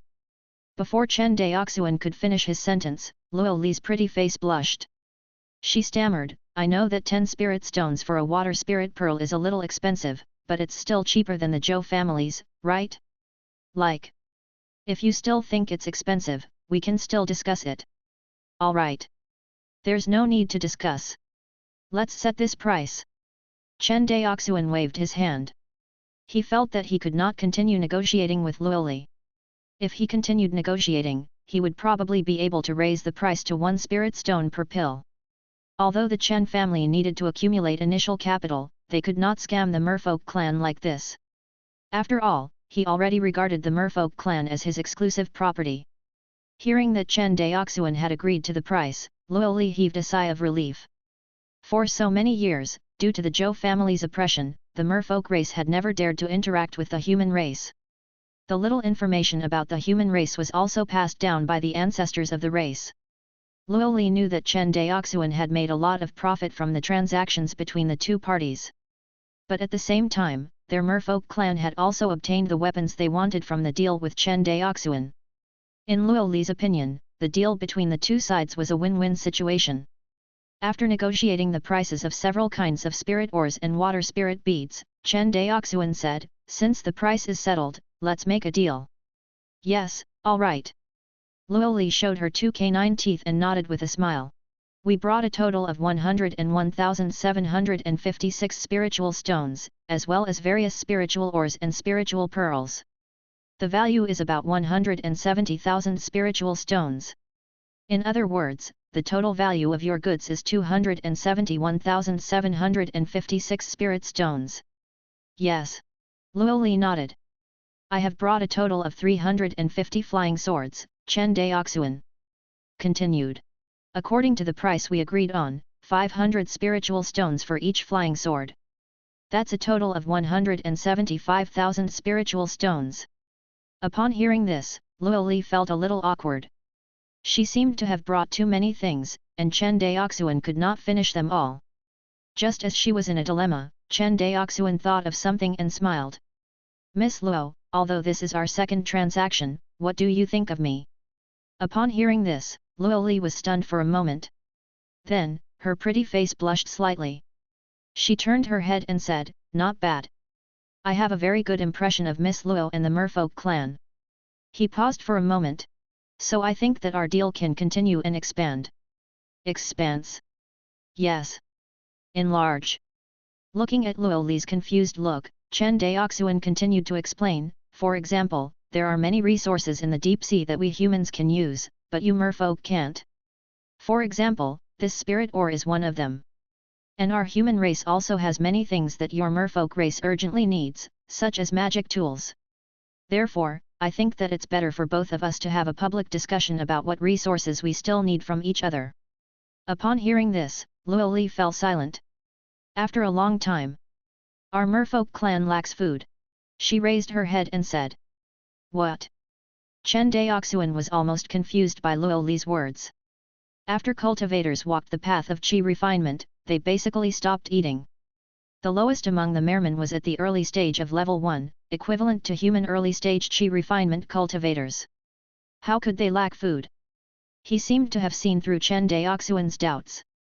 "The merman tribe's cultivation method is different from that of humans," Luo Li explained slowly. "Speaking of which, our cultivation method is more like that of ancient cultivators." Ancient cultivators. Hearing this word, Chen Daoxuan couldn't help but come to a realization. The ancient cultivators referred to the group of cultivators from ancient times.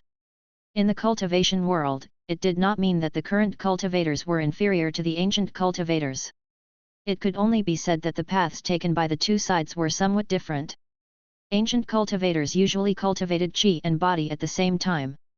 However, there was a characteristic of ancient cultivators, and that was that they did not have any magic tools. In the beginning, ancient cultivators imitated the cultivation path of demon beasts. At that time, the human race was not the overlord of this world. Among the 10,000 races, humans could only be said to be a medium-sized race. However, with the emergence of the cultivator community, the human race relied on their terrifying reproductive ability to rapidly grow into the largest race in this world. Later on, he became the overlord of this world. The other non-humankind beings and demon beasts were either hiding in the deep mountains or deep seas, not daring to show their faces. As the human cultivation world continued to develop, the cultivation system also began to change. Especially with the appearance of the defensive magic tools, the human race realized that they didn't need to spend a lot of energy and resources to cultivate their bodies. They could also obtain terrifying defensive power. At this time, body tempering techniques were gradually banned. After that, the 100 arts of immortal cultivation became more and more prosperous, which led to the current immortal cultivation world. Luo Li said that the merfolk clan's cultivation method was more inclined to the ancient cultivators, and Chen Daoxuan was very clear about what she meant. They were probably really short of food. Although there were large groups of demonic beasts at the bottom of the sea, they were not weak chickens. How could they be so easy to kill? Moreover, demonic beasts all appeared in groups. The mermen wanted to hunt the demon beasts, and the demon beasts wanted to hunt them. This was also the reason why Luoli and the others were in a hurry to buy weapons. When he heard Luoli say that they lacked food, a plan that had been brewing in Chen Daoxuan's mind for a long time was brought up. Atis Luo, other than the path of chi refinement, have you also taken the path of body refinement? Upon hearing this, Luoli nodded at first, then shook her head. Our body refinement is still a little different from your human body refinement. At this point, she smiled. We've learned about your human race's body tempering cultivation technique. The consumption of resources is too terrifying. The cultivation path of our merfolk race is equivalent to a simplified version of the combination of body refinement and chi refinement path. Chen Daoxuan didn't know what a simplified version of the path of body refinement and chi refinement was. However, when he thought about how the merfolk clan's clan leader was almost killed by Zhou Mubai, who was at the first level of the Purple Mansion realm, he knew that the cultivation method of the merfolk clan was not that good. I think that our Chen family can trade spiritual rice with your merfolk clan in the future other than weapons, Chen Daoxuan continued after thinking for a while. Spiritual rice. Luoli's eyes lit up. Obviously, she knew what spiritual rice was. Looking at Luoli's delighted expression, Chen Daoxuan finally revealed his true intentions. He said, since both of us have agreed to enter into a deep cooperation, it is very important to have a unified transaction currency. Luoli was a little embarrassed when she heard this. This was because the human race's recognized currency was spirit stones, and all the spirit stones of the merfolk race were already here. He saw Luoli's troubled expression. Chen Daoxuan smiled. Actually, it doesn't matter if you don't have spirit stones. Miss Luo, have you heard of the contribution system in the cultivation clans? What is the contribution system? To put it simply, the clan members will hand over resources such as spirit stones, spirit pearls, and so on to the clan to obtain contribution points.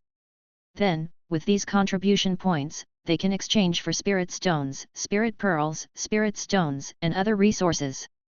You mean to use the Chen family's contribution points to replace our currency? Luoli finally reacted and asked. Yes, that's what I mean. Seeing Luoli's hesitation, Chen Daoxuan said, Miss Luo, are you worried about our Chen family and afraid that we won't admit to taking your things, or? No, I believe you. Luoli said bashfully, that's right, if that's the case, I'm afraid that both sides will forget how many contribution points there are, or that both sides will not be able to explain. You understand what I mean, right? I understand what Miss Luo means. Chen Daoxuan took out 2 blank jade slips from his storage bag and entered 2 sets of numbers into them. I've keyed in the number 96,756 for each of these 2 jade slips. It represents 96,756 spirit stones. Chen Daoxuan handed the jade slip to the other party. In the future, you can use the contribution points in this jade slip to trade with my Chen family. We'll just have to split the amount of spirit stones we spend and the contribution points we'll get. Upon hearing this, Luoli's eyes lit up. She took the jade slip and said with ill intentions, aren't you afraid that I'll change the numbers in this jade slip? Hearing this, Chen Daoxuan waved the jade slip in his hand and said, I still have a copy here. This kind of transaction requires both parties to maintain absolute trust. Otherwise, it won't be able to continue. Our Chen family is willing to believe in the merfolk clan. Hearing Chen Daoxuan's sincere words, Luoli could not help but feel ashamed of her little cleverness. She raised her head and nodded seriously. Since your Chen clan is willing to trust our Merman clan, we are naturally willing to trust you. At this moment, the relationship between the two sides became unprecedentedly harmonious. In the end, Luoli said jokingly, do you want to count the spirit stones and spirit minerals? Chen Daoxuan shook his head and said with a smile, I trust you. Luoli seemed to be touched by his words. She looked at Chen Daoxuan deeply, then turned around and jumped into the sea. Immediately after, the merman put down all kinds of resources and put the flying swords into the white shells. Then, they jumped into the sea and disappeared. Half a cup of tea later. On the sea surface dozens of kilometers away from the sea viewing pavilion, a beautiful woman emerged from the sea. She looked at the white figure on the sea viewing pavilion from afar and smiled before disappearing into the sea. Chapter 63, Long Cherished Wish Fulfilled, 1. They returned to Shuanghu Island. The sky was already turning white. Looking at the rising sun on the sea, Chen Daoxuan touched the storage bags on his waist, satisfied. This time, the Chen family's contribution points were not just for free. The greater significance of this move was to control the merfolk's finances. Although the Chen family was still weak, they had gradually controlled the merfolk's weapons and equipment. Coupled with Chen Daoxuan's control over the merfolk race's currency, he would definitely control the merfolk race's economy in the future. Not to mention that when Chen Daoxuan sold the spiritual rice to the mermen, he would control the food of the mermen. When a faction's military, economy, and even food were controlled by another faction, outsiders would not believe that it was not a vassal. However, the merfolk clan did not seem to notice all that Chen Daoxuan did. This was also the drawback of the backward systems in this world. Of course, if Chen Daoxuan wanted to completely control the merfolk clan, he had to make sure that the Chen family's absolute strength surpassed the other party. Otherwise, others could flip the table at any time. At most, both sides would end up suffering. Only when the Chen clan's strength surpassed the merfolk clan would this kind of control be incomparably firm, making it impossible for them to have the slightest intention of resisting. He had just returned to the flying sword factory on Shuanghu Island. Chen Lianjiao jogged over and said, "Young Patriarch is back." Oh! Chen Daoxuan was slightly stunned when he heard that his 13th uncle, Chen Xianhe, had returned. He immediately understood what was going on. The business of Guangan Prefecture's Rainbow Sonar flying sword shop must have been so good that the 50 flying swords he had brought with him had been sold out. Thinking of this, Chen Daoxuan smiled and nodded. "I'll go find 13th uncle now." Young clan leader. Chen Lianjiao carefully worded his words. The clan leader said that you don't need to look for him for now. The work of producing flying swords is more important. You can look for him after you finish today's work of refining flying swords. Hearing this, Chen Daoxuan couldn't help but laugh. He knew that Chen Xianhe was both happy and nervous when he learned that his family had 9 more seedlings. That was because the clan's spiritual eye could not support the cultivation of so many cultivators of the Chen clan. Now, cultivating a spirit vein for the Chen family had become an urgent matter. After finishing today's work, Chen Daoxuan put the 5 flying swords he had just refined into his storage bag and used the wind manipulation technique to fly toward Chen Xianhe's cave abode in the Red Copper Mountains. However, Chen Xianhe wasn't in the cave abode. After some thought, he returned to his cave abode. As expected, outside his cave abode, Chen Daoxuan found Chen Xianhe. At this moment, he was talking to the 9 immortal seedlings of the Chen family. The scene was filled with laughter. Looking at the happy scene in front of him, Chen Daoxuan couldn't help but smile. As soon as he landed, Chen Xianhe looked at him. 13th uncle. Chen Daoxuan cupped his hands at Chen Xianhe and smiled. "Yes, are you done?" Chen Xianhe smiled and nodded. Young clan leader. When the 9 seedlings of the Chen clan saw Chen Daoxuan, they all bowed to him. It seemed that the diligent teaching during this period of time had allowed Chen Daoxuan to establish an extremely dignified image in everyone's eyes. Chen Xianhe nodded slightly. These 9 seedlings would be the pillars of the Chen family in the future. They respected Chen Daoxuan so much that it would make Chen Daoxuan's rule of the Chen family easier in the future. Chen Daoxuan didn't think too much about it. When he saw the children playing around, he couldn't help but put on a stern face and said seriously, "What a joke! Have you finished your cultivation homework today?" Hearing this, the faces of the Miao immortals froze. Chen Daoka walked out of the crowd, bowed his head and said with a guilty expression, "Young clan leader, it's not done yet." Hearing this, Chen Daoxuan's expression became even more serious. The key to cultivation is perseverance. If you slack off today, you can slack off every day. Haven't I told you about the principle of a 1,000-mile dike collapsing in an ant nest? Hearing this, everyone lowered their heads, not daring to look at him. Chen Xianhe didn't defend Chen Daoxuan when he saw Chen Daoxuan reprimanding the younger generation. He knew that this was the time for Chen Daoxuan to establish his prestige among the Chen clan's disciples. He absolutely could not destroy it. As expected, after being reprimanded by Chen Daoxuan, everyone lowered their heads and admitted their mistakes. They obediently ran to complete today's cultivation homework. Seeing this scene, compared to me, you're much stricter with these kids, Chen Daoxuan said with a smile. No choice. Chen Daoxuan smiled and shook his head. These little guys just like to play around. Other than Chen Daoku, Chen Daolan and Chen Daolan, who are slightly calmer, if the others don't care, they are usually like rabbits that have let loose. That's true. Chen Daoxuan nodded slightly. Speaking of which, I've never been worried about your cultivation. Hearing this, Chen Daoxuan didn't know how to explain. He couldn't possibly say that he had transmigrated and that there was a mature soul in his body. Oh right, 13th uncle, are you back because the rainbow sonar flying sword shop is out of stock? He could only change the topic. Yes. Seeing that Chen Daoxuan was getting down to business, Chen Daoxuan said seriously, as the reputation of our rainbow music shop grows, the number of rogue cultivator customers who come to our shop to buy flying swords also increases. In order not to offend these itinerant cultivators, I had to shorten the time interval between the lottery draws. As a result, the 50 flying swords were sold out in less than 2 months. Chen Daoxuan spread his hands and looked helpless. The Rainbow Sonar flying sword shop had no flying swords to sell, so Chen Daoxuan couldn't stay in the wandering cultivator market any longer. Therefore, he had no choice but to return to Shuanghu Island with the family's cargo ship, the Blue Dragon, to retrieve another batch of goods. Seeing him like this, Chen Daoxuan pursed his lips and smiled. You came at a bad time. I've traded most of the flying swords produced by the clan with the merfolk clan. Chen Daoxuan was about to ask about this when Chen Daoxuan took the initiative to say it. He took 2 steps forward and said excitedly, how is it? Have you gathered the spirit stones to nurture the spirit vein this time? I didn't fail you. Chen Daoxuan nodded and cupped his hands. Ha ha. Ha ha ha ha. Chen Daoxuan couldn't help but laugh wildly.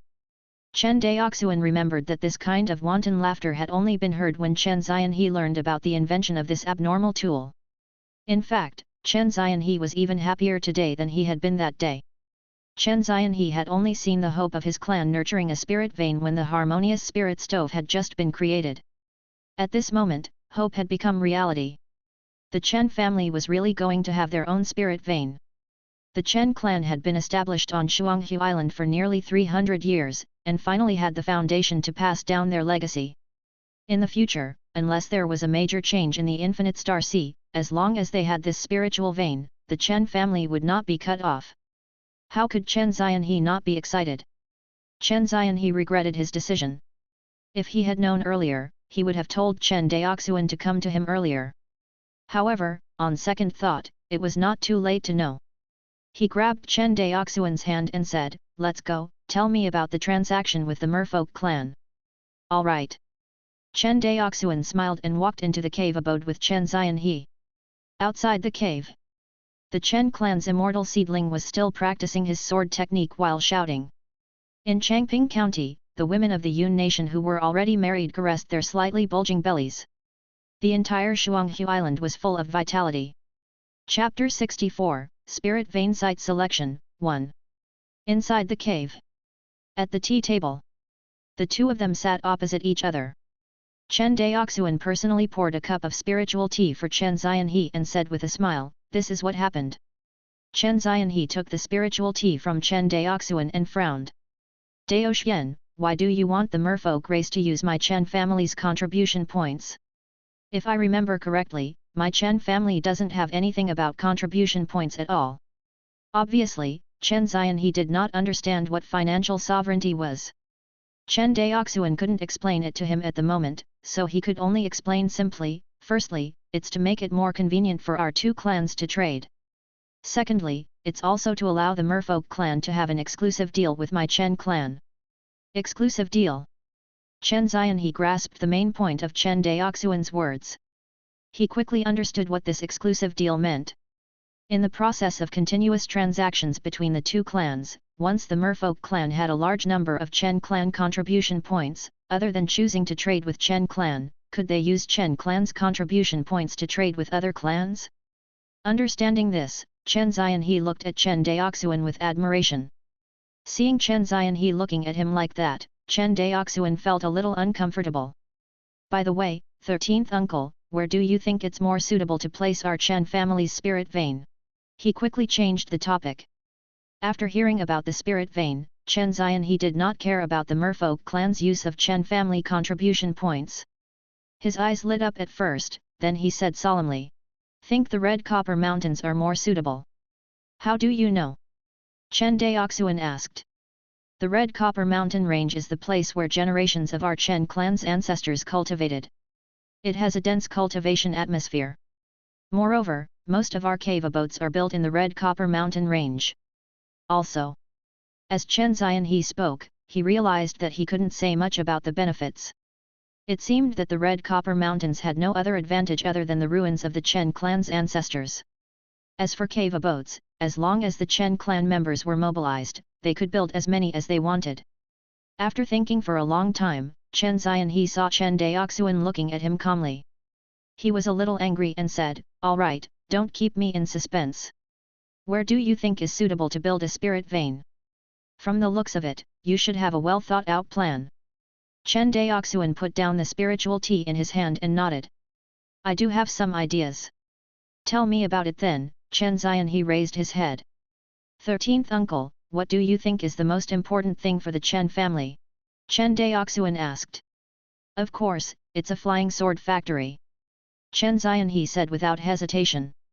Although the Rainbow Sonar Flying Sword Factory only had 5 production rooms and a total of 15 workers, including Chen Daoxuan, it only had 16 people. However, these 16 people had fulfilled the long-cherished wish of the Chen clan's ancestors that they had not been able to accomplish for hundreds of years, earning a spirit vein for the Chen clan. Indeed, the most important reason why the Chen family earned this spirit vein was that they had obtained unimaginable profits from trading with the merfolk clan. But even without the merfolk clan, with the terrifying production capacity of this Rainbow Sound Flying Sword Factory, the Chen family would be able to earn enough spirit stones to cultivate the spirit vein in a few years at most. Chen Daoxuan, who had a thriving flying sword business in Guangan prefecture's wandering cultivator market, firmly believed in this. Since the flying sword factory is the core of our Chen clan, and the spirit vein is also an indispensable cultivation place for our Chen clan cultivators, why can't the two be combined into one? Chen Daoxuan asked. "You mean?" Chen Daoxuan's eyes lit up. "That's right. I suggest that we place the spirit vein in Shuanghu Island's industrial zone." Although Chen Daoxuan didn't know what Chen Daoxuan's weird name meant, he didn't object to it. It was just like how he named the forging workshop Rainbow Sonar Flying Sword Factory. Chen Daoxuan did many things that Chen Daoxuan couldn't understand, but they had played a good role in the development of the family. As time passed, Chen Daoxuan would shut up about things he didn't understand. It was the same this time. Although Chen Daoxuan really wanted to place the spirit vein in the Red Copper Mountains, Chen Daoxuan's words made more sense. Other than the remnants of the Chen clan's ancestors, there really didn't seem to be anything else worthy of nostalgia in the Red Copper Mountain range. The Red Copper mine had dried up, and now there was an even more advanced flying sword factory. Even the earth fire room had been sealed for a long time. He calculated. Other than Chen Daoxuan's almost exhausted spiritual eye, there seemed to be nothing valuable in the Red Copper Mountains. What was there to miss about such a worthless mountain? Sigh. Chen Daoxuan sighed deeply. "What's wrong, 13th uncle? Do you think something is wrong?" "No, there's nothing wrong with it. Your choice is very right, very good." Chen Daoxuan looked lonely, but he forced a smile. Chen Daoxuan naturally couldn't understand Chen Daoxuan's mentality. He was now completely immersed in the future development of the Chen family. Cultivating spirit veins, selecting a large number of immortal seedlings, training forging apprentices, expanding the scale of the flying sword factory, and gradually occupying the market of freelance flying swords in Guangan prefecture and even other prefectures. It could be said that, according to Chen Daoxuan's plan, the Chen family of Shuanghu Island would definitely rise. He might face some suppression from some family forces in the process of his rise, but with the control of the Qianyuan sword sect over the Infinite Star Sea, Chen Daoxuan believed that he could withstand these suppression. After all, the current Infinite Star Sea was not the chaotic Infinite Star Sea 1,000 years ago. There were no rules and everything was decided by fists. In the current Infinite Star Sea, as long as you didn't violate the laws of the Qianyuan sword sect, you basically didn't have to worry about any big immortal cultivation clans brazenly coming to destroy the small clans. This was also the reason why a small family like the Chen family was not destroyed by a large family to snatch cultivation resources even though they were clearly not strong enough.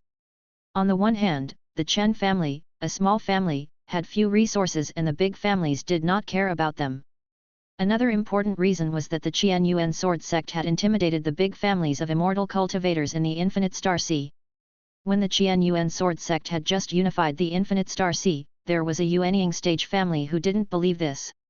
They relied on their strength and destroyed a foundation-building stage family, even the ordinary members of the other party. For this reason, the Qianyuan sword sect was furious.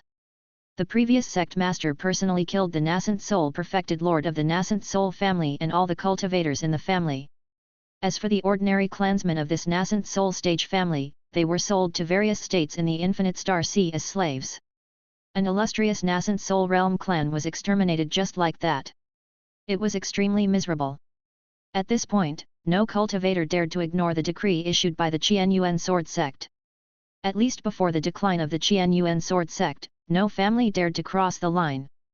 Not to mention the fact that the Qianyuan sword sect was at the peak of their power, suppressing the entire Xian Qingdao League in the Yun nation. The immortal cultivation clans in the Infinite Star Sea dared not act rashly. Perhaps they would dare to take risks to do some small tricks in the dark, but no immortal cultivator in the Infinite Star Sea would dare to go to their doorstep and exterminate their entire race. Chapter 65, Meridian Opening Pill, 1. He saw Chen Daoxuan's excited expression. The loneliness on Chen Xianhe's face quickly disappeared. He smiled mysteriously and said, "Daoxuan, guess what I brought back this time?" "What?" Chen Daoxuan asked curiously. Chen Xianhe didn't say anything. He slapped his bag of holding and a jade bottle appeared on the table. "This is..." Chen Daoxuan took the jade bottle on the table and opened the seal. A strange fragrance assailed his nose. Meridian Opening Pili. Looking at the round, pale yellow pill in the jade bottle, Chen Daoxuan was pleasantly surprised. Chen Xianhe nodded and smiled. "It's the Meridian Unlocking Pill. The Zhou Treasure Pill House just happened to produce a new batch of spirit pills. This Meridian Unlocking Pill is one of them." Although the Meridian Unblocking Pill was only a Tier 1 spiritual pill, it was the most expensive among all Tier 1 spiritual pills because it was a spiritual pill that allowed the immortal seedlings to cross the mortal realm. In Guangan prefecture, the market price of a Meridian Opening Pill was 500 spirit stones. Moreover, it also depended on whether the pill shop had stock. In Guangan prefecture, the Zhou clan was the largest pill merchant. In the Zhou clan treasure pill house, there were all kinds of Tier 1 spirit pills. For example, the Zhou clan treasure pill house had a long-term supply of spirit pills that could assist in cultivation and detoxify poison. As long as cultivators had spirit stones, they could buy them. However, there was only one type of spirit pill that one might not be able to buy even if one had the money. That was the realm-breaking pill. Breakthrough pills were generally divided into two types. The first type was pills that could assist in breaking through small realms, such as the pills that could help one break through from the early stage of the Qi refinement realm to the middle stage of the Qi refinement realm. This kind of pill was usually a little more expensive than the cultivation aiding pill, but the price was limited. At most, it would not exceed twice the price. As for the other major realm breakthrough medicinal pill, its price was terrifying. For example, the Meridian Opening Pill, which could allow one to directly jump from the mortal realm to the Qi refinement realm, or even the Foundation Building Pill, which could allow one to break through from the great perfection of the Qi refinement realm to the Foundation Building realm, belonged to this category of realm-breaking pills. The price of such a pill was usually 10 times higher than that of a cultivation pill of the same level. Moreover, it was often priceless. The Meridian Unblocking Pill was a little better. After ale, the medicinal ingredients and difficulty of refining it were not too high, and the supply was also relatively sufficient. Generally speaking, as long as one had the patience to wait at the Zhou clan treasure pill house, they would be able to buy it after a period of time. However, the Tier 2 spirit pill, the Foundation Establishment Pill, was different. As long as this kind of spirit pill appeared in a pill shop, it would definitely be fought over by cultivators. Therefore, Foundation Establishment Pills usually would not appear in pill shops. Instead, they would be auctioned off at auction houses. Basically, the lowest auction price for a foundation establishment pill was between 30 to 40,000 spirit stones. If a cultivator was stuck at the time of breaking through to the foundation establishment stage, there were many who went bankrupt to buy the foundation establishment pill. At that time, it would be difficult to say how much the price would soar. In the history of the Zhou auction house, the foundation establishment pill had been sold for a sky-high price of 100,000 spirit stones before. Of course, such a sky-high price was rarely seen. Usually, a cultivator would only need to prepare 50,000 spirit stones to buy a foundation establishment pill. At the end of the day, a foundation building cultivator was still inferior to a spirit vein that could be passed down for generations in the family. Not to mention that cultivators who used foundation establishment pills also had the risk of failing to establish their foundation. To a large faction, the value of a foundation building pill could not compare to a strategic resource like a spirit vein. Otherwise, the Zhou clan wouldn't have been willing to auction off the foundation establishment pills but never sell the spirit veins to the public. Playing with the jade bottle in his hand, Chen Daoxuan was full of joy. He and 13th uncle Chen Zianhe were really connected. As soon as he prepared the spirit stones for cultivating the spirit vein, Chen Zianhe delivered the meridian opening pill. This way, the 9 seedlings of the Chen clan would soon be able to cross the mortal realm and officially enter the qi condensation realm. The fact that the Chen family's immortal seedlings had entered the qi refining stage meant that not only did they gain 9 new qi refining cultivators, but the greater significance was that Chen Daoxuan could now teach them how to refine artifacts. Once the Chen clan's immortal seedling mastered the refinement method of even the lowest level Scarlet Shadow Flying Sword, the Flying Sword Factory would welcome a new round of expansion. At that time, the production capacity of the Rainbow Sonar Flying Sword Factory would definitely skyrocket. Whether it was Guangan Prefecture's itinerant cultivator market or the merfolk market, the Chen family could satisfy them.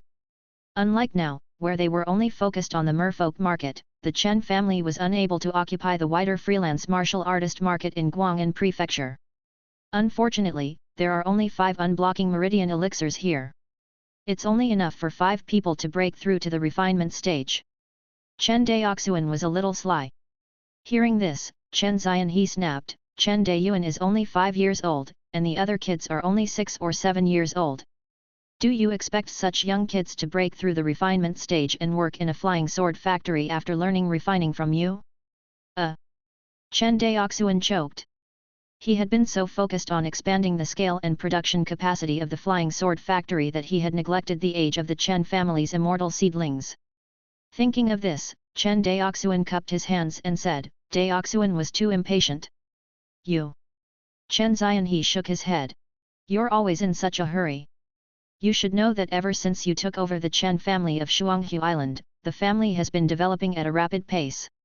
When I came back this time and saw the bustling Changping County, I couldn't believe that this was the Chen family. Daoxian, we immortal cultivators have very long lifespans. At least your future path is still very long. There's no need to seize every second. Daoxian has been taught. Chen Daoxuan cupped his hands respectfully. Indeed, just as Chen Zianhe had said, the crazy accumulation of wealth during this period of time had made Chen Daoxuan lose his mind. All he wanted was for the Chen family to continue to grow, the faster the better. However, some things could not be better as soon as possible.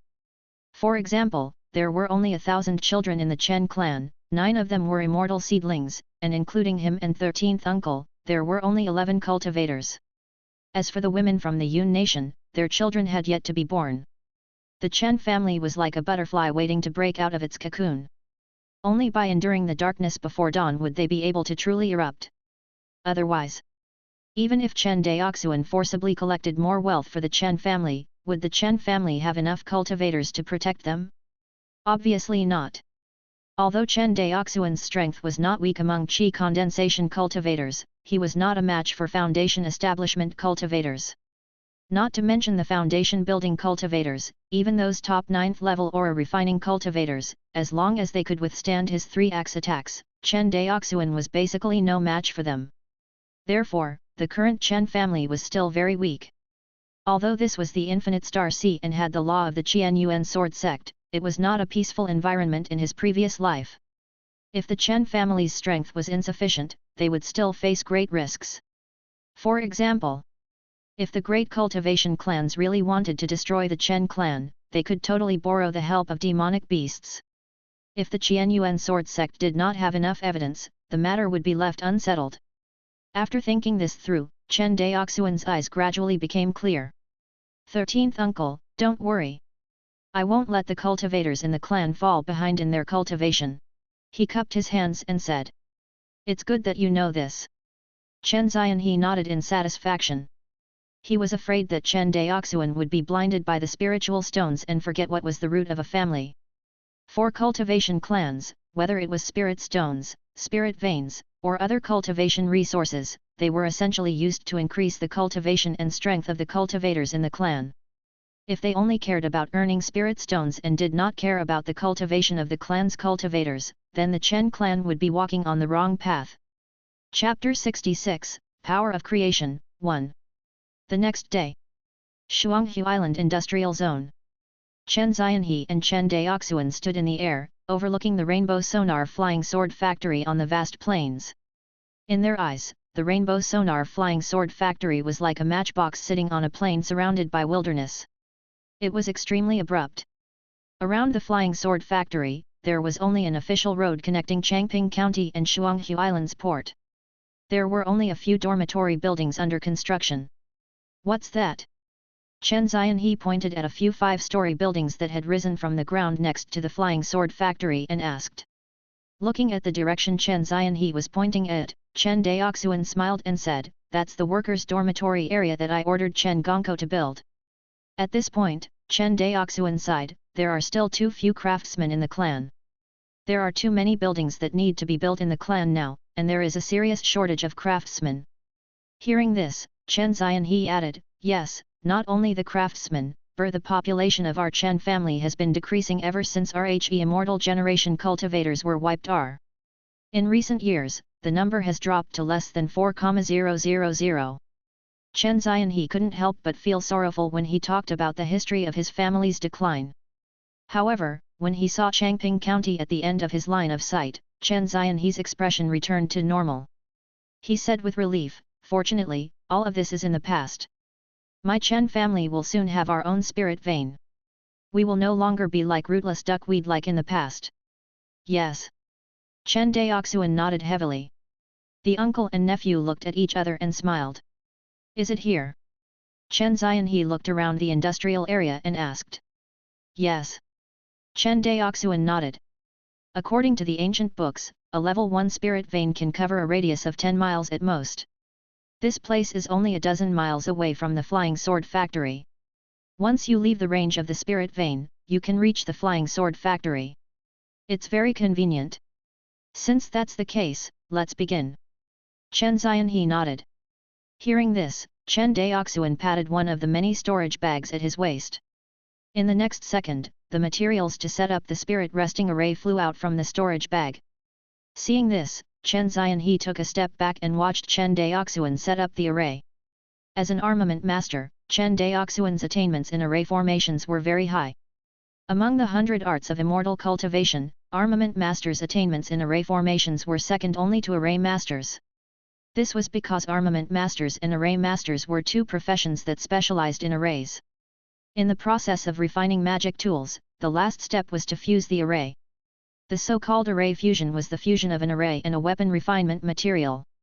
One could imagine the attainments of a weapon refinement master in array formations. If one's attainments in array formations were not high enough, a blacksmith would nor even be able to draw the lines of an array formation, let alone fuse it. Not to mention traditional array masters. Not only could they set up array formations, but they could also create array formations. Array masters of the same level had attainments in array formations that were above that of artifact masters. Chen Daoxuan had long comprehended the rank 1 spirit accumulation formation thoroughly. Once RHE spirit stones were in place, he could immediately set up RHE formation. He placed the materials for the array formation on the wilderness one by one. 4 hours later, all the array materials were laid out by Chen Daoxuan, outlining a profound array pattern. All right. The next step is to place the spirit stones on the array nodes. After setting up the grand array, Chen Daoxuan heaved a sigh of relief. Seeing this scene. Do you need my help? Chen Xianhe asked. Hearing this, Chen Daoxuan couldn't help but look at 13th uncle suspiciously. As if provoked by Chen Daoxuan's gaze, Chen Zianhe glared at him and said, "What kind of look is that?" 1. Your clan uncle, have studied Rhe clan's artifact refining inheritance in the past. Although I haven't reached the basic level, I still have some attainments in array formations. Otherwise, how do you think my Chen clan's earth fire chamber came about? Chen Daoxuan couldn't help but laugh when he heard 13th uncle mention the family's earth fire room. He had forgotten about it if he hadn't mentioned it. Since 13th uncle could set up Rhe array of Rhe earth fire room, in theory, it should not be too much of a problem for him to set up the profound spirit array. After all, this was only a tier 1 array formation. Not to mention that he was only helping him place spirit stones at the array formation nodes. Thinking of this, Chen Daoxuan quickly cupped his hands and apologized, 13th uncle, please don't blame me. It's my fault for being too concerned. Chen Zianhe wasn't really angry with Chen Daoxuan. He just felt a little uncomfortable watching the completion of the clan's spirit vein without helping at all. Chen Daoxuan didn't think too much about it. He patted Rhe other storage bag. In the next moment, spirit stones flew out of the storage bag one after another. Counting carefully, there were more than 100,000 pills. These spirit stones were all the savings of the Chen family. Theoretically, 100,000 spiritual stones could be used to cultivate a spiritual vein, but to ensure that nothing went wrong, Chen Daoxuan took out the remaining 2,000 spiritual stones from the clan treasury. In other words, the number of spirit stones piled up in front of the two of them now exceeded 100,000. With so many spirit stones piled up on the ground, they formed a small mountain, which was extremely eye-catching. It was only on an uninhabited island like Shuanghu Island, which had a radius of several thousand miles. If it was in Guangan prefecture, even with the Zhou family's decree, there might be some jealous itinerant cultivators who would take the risk. This was the first time Chen Zianhe had seen so many spiritual stones piled up in front of him. He was a little lost. Although he saw that Chen Daoxuan had given him more than 60,000 spirit stones in the storage bag last time. However, the 60,000 spirit stones were still in his storage bag. How could they be as shocking as the pile in front of him? Chen Zianhe took a deep breath. He wrapped a portion of the spirit stones with his genkai and put them in his storage bag before flying toward the array node. Chen Daoxuan put away the other spirit stones and flew in Rhe opposite direction. With the two of them working together, it was not until sunset that they finally finished placing all the spirit stones. They returned to their respective locations. Is everything ready on your side? Chen Zianhe looked at Chen Daoxuan. Yes, what about 13th uncle? It's all set up. Hearing this, the two of them heaved a sigh of relief and then laughed aloud. The two of them laughed for a while. Chen Zianhe handed over the remaining spirit stones in his storage bag and said, "Put these spirit stones back into the clan treasury." He looked at the storage bag that Chen Zianhe handed over. Chen Daoxuan shook his head. 13th uncle, you've already spent all the spiritual stones you earned from selling the flying swords. You can take the remaining 2,000 spiritual stones back to Guangan prefecture to purchase supplies. Chen Zianhe knew what Chen Daoxuan was talking about, so he nodded and said, "Good." After they finished talking about business, Chen Daoxuan took out a spirit stone from his storage bag. Looking at the faint white mist in Rhe spirit stone the size of a baby's fist, he muttered, "Is this the power of creation?" Chen Zianhe looked at the spirit stone in Chen Daoxuan's hand and nodded. That's right. It's because of the power of creation in the spirit stone that the spirit vein can be cultivated. It's amazing. Chen Daoxuan sighed. It's worthy of the name of creation. Chen Zianhe smiled but didn't say anything. As the common currency for cultivators to trade, the value of spirit stones was naturally not as simple as the little spiritual energy they contained. Otherwise, since the spirit vein could produce spiritual energy continuously, what was the use of spirit stones? Not to mention that the spiritual energy in the spirit stones was not much, and it was not enough for a cultivator to refine and cultivate. In fact, the spiritual energy contained in the spirit stone was more like a protective layer for the power of creation at the core. If a prodigal absorbed and refined the spiritual energy in the spirit stone, without the protection of the spiritual energy, this trace of power of creation would quickly dissipate between heaven and earth. It was very magical. Chapter 67, Spirit Pond, 1. Half a month later, the 10,000 spirit stones placed on the main node of the profound spirit array lost all their spiritual energy. The trace of the power of creation in the spirit stones also followed the array patterns and seeped into the earth vein. The spirit stones that had lost all their spiritual energy were like weathered stones. With a gentle pinch, they turned into a pile of powder and disappeared with the wind. Chen Daoxuan rubbed the spirit stone powder in his hands and stood up excitedly. He looked at Chen Daoxuan and said, "The power of creation has seeped into the earth vein, and the spirit vein has been formed." The spirit vein was completed. Ha ha ha ha. At this moment, Chen Daoxuan was as excited as a child.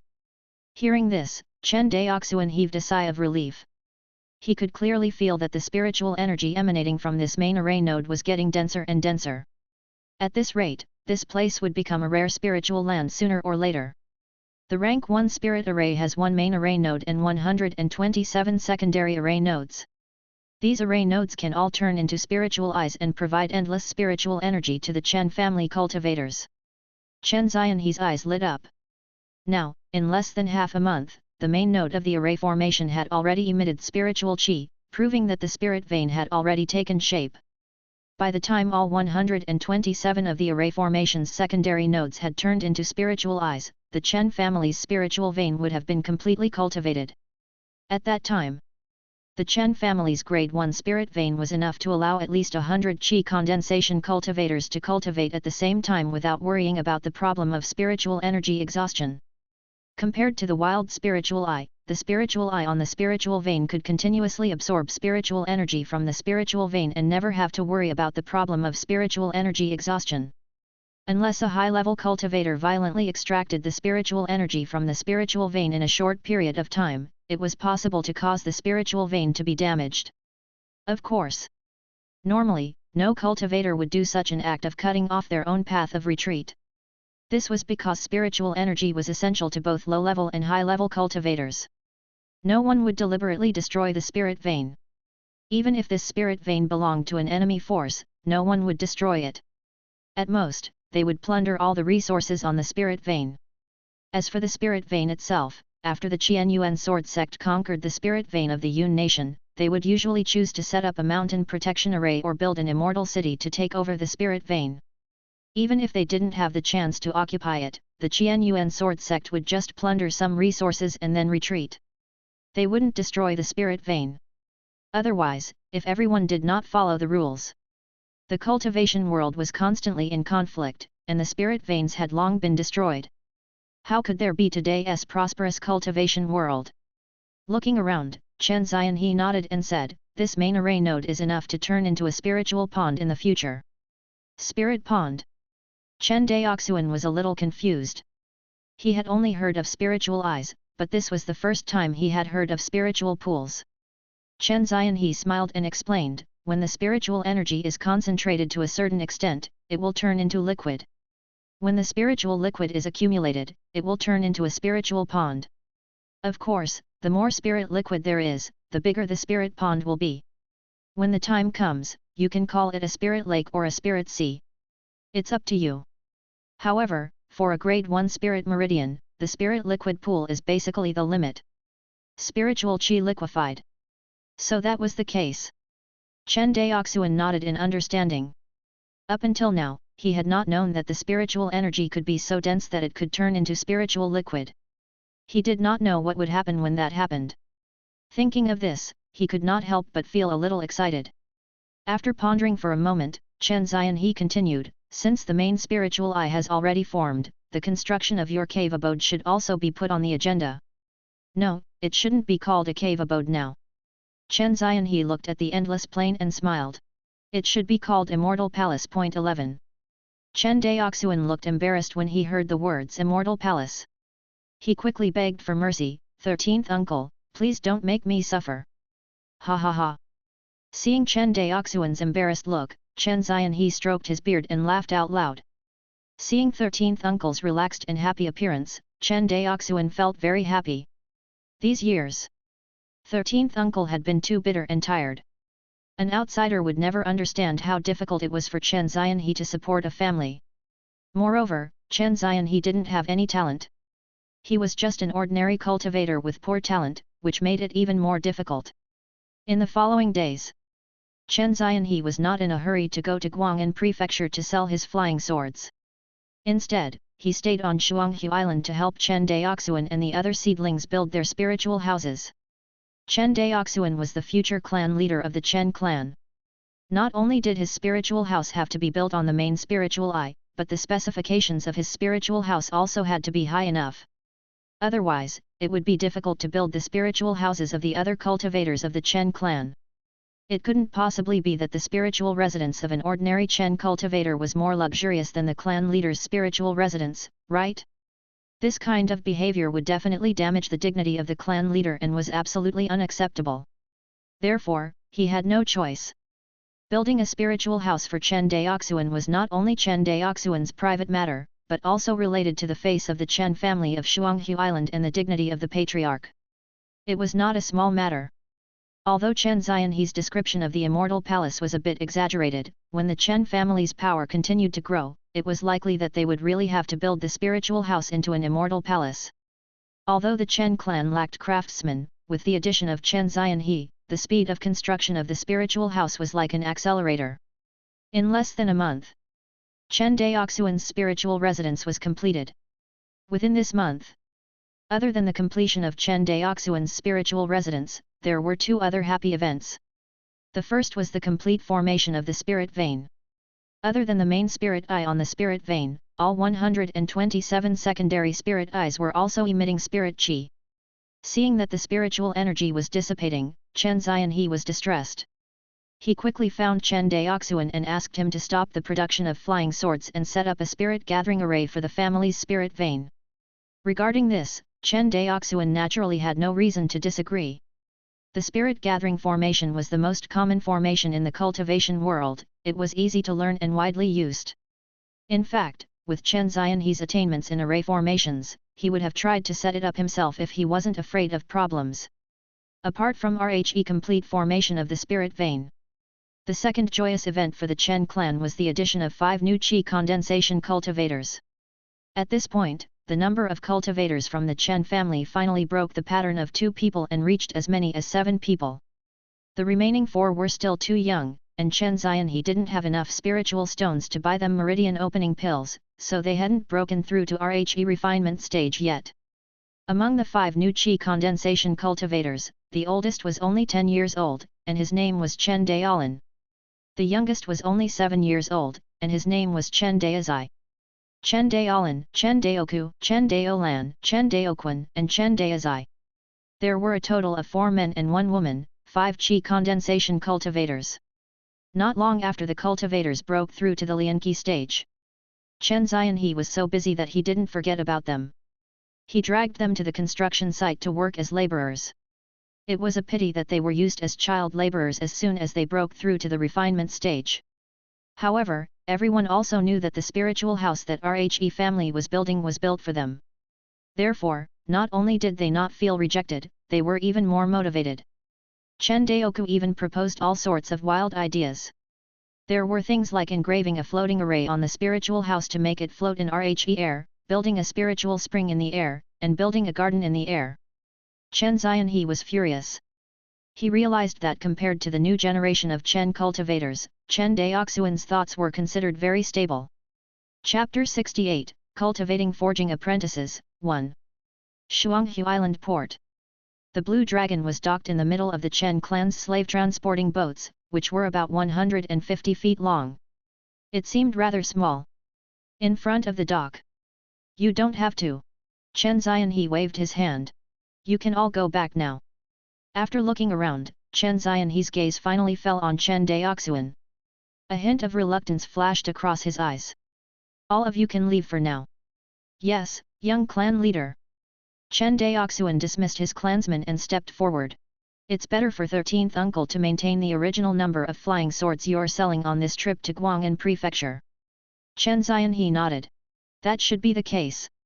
Now that the spirit vein of the Chen family has been established, we have a foundation. Once Dao Chu and the others grow up, they will be able to take on the heavy responsibility of the family. It won't be too late to sell the flying swords in large quantities." Seeing Chen Daoxuan take the initiative to mention this matter, Chen Daoxuan felt more at ease. This proved that Chen Daoxuan was not blinded by the huge profits brought by the flying sword business. He knew that the most important thing for the Chen family at this time was not to earn a large number of spirit stones, but to lack time to grow. Even though most of the second-hand magical equipment market in Guangan Prefecture's wandering cultivator market was occupied by wandering cultivators, it was hard to say that there were no large immortal cultivation clans involved. Even if the great cultivation clans didn't care about such a small profit, the disciples of the great clans who supplied second-hand flying swords to the magic tool shops would still have a share of the profit. If the Chen family sold the brand new flying swords without restraint, it would not only impact the business of these second-hand magic tool shops, but it would also affect the descendants of the big families who supplied these magic tool shops. At this time, it was really inconvenient for the Chen family to set up these enemies. Before the Chen family's spirit vein was established, they had no choice but to be radical. Otherwise, without spiritual energy to cultivate, one's cultivation would not be able to improve. Why would one care if they offended others or not? However, now that the Chen family already had a spirit vein, if they wanted to monopolize the magical equipment market in Guangan Prefecture's wandering cultivator market, they would definitely incur the hatred of the original magical equipment shop owners and some disciples of large cultivation clans. In order to earn goods that he temporarily could not use, it was unwise to incur the hatred of some enemies early on.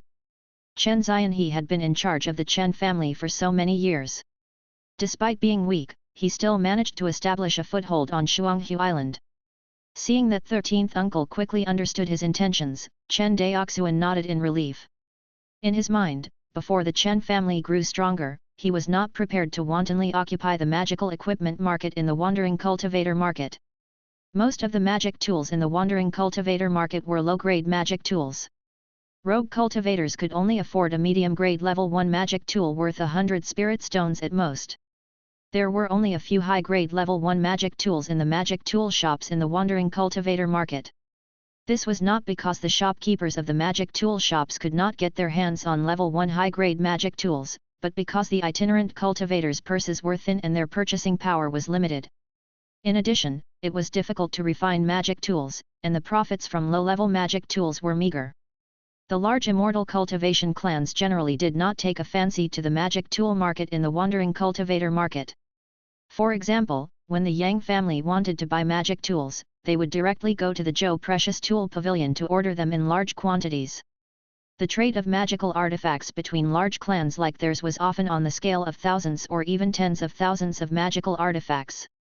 With the number of blacksmiths in the Zhou clan, it was already exhausting to satisfy the shortage of magic tools for the hundreds of thousands of cultivators in the Zhou clan, as well as the shortage of magic tools for the disciples of the other great cultivation clans. How could he have the energy to care about the wandering cultivators in the wandering cultivator market? According to rumors, the Zhou clan faced a huge shortage of magic tools every year. In other words, many of the Zhou Precious Tool Pavilion's magic tools were imported from other prefectures or even other states through special channels. The magic tools that they refined themselves could not even satisfy the hundreds of thousands of cultivators in their family. In reality, the war between the Qianyuan sword sect and the Yun nation lasted for more than 400 years. Both sides were in dire need of magic tools, pills, and other resources. However, at this point in the war, neither side dared to take a step back, because once they did, they might be consigned to eternal damnation. Whether it was the Qianyuan sword sect or the Xianqing Dao League, they were both gritting their teeth and holding on. Fortunately, the Qianyuan sword sect had the upper hand in this war. The flames of war were raging in the Yun nation, so it did not affect the headquarters of the Infinite Star Sea. Therefore, the Chen family in Guangan Prefecture, far away in Kangzhou, almost did not feel the impact of the war. However, for the cultivators of the Yun nation, the impact of this 400-year-long war was too great. To bid farewell to Chen Daoxuan, Chen Daoxuan began to officially teach the 5 newly advanced qi condensation cultivators of the Chen family how to refine artifacts. Chen Daoxuan thought. The resources that Chen Daoxuan and the other 3 had to learn about refining weapons were hundreds of times better than when he first came. He didn't say anything. The 3 major steps of refining were refining, shaping, and fusing arrays. First of all, the most complicated refining step was omitted because of the existence of the harmonious spirit stove. One had to know By eliminating the step of refining materials, it was not as simple as not having to learn the fire control technique. There was also the huge amount of energy wasted in the process of refining materials every time. Chen Daoxuan remembered that when he was learning how to refine weapons, every time he finished refining the materials, even if he had the primordial enlightenment scripture to help recover his consciousness, the true qi consumed was real.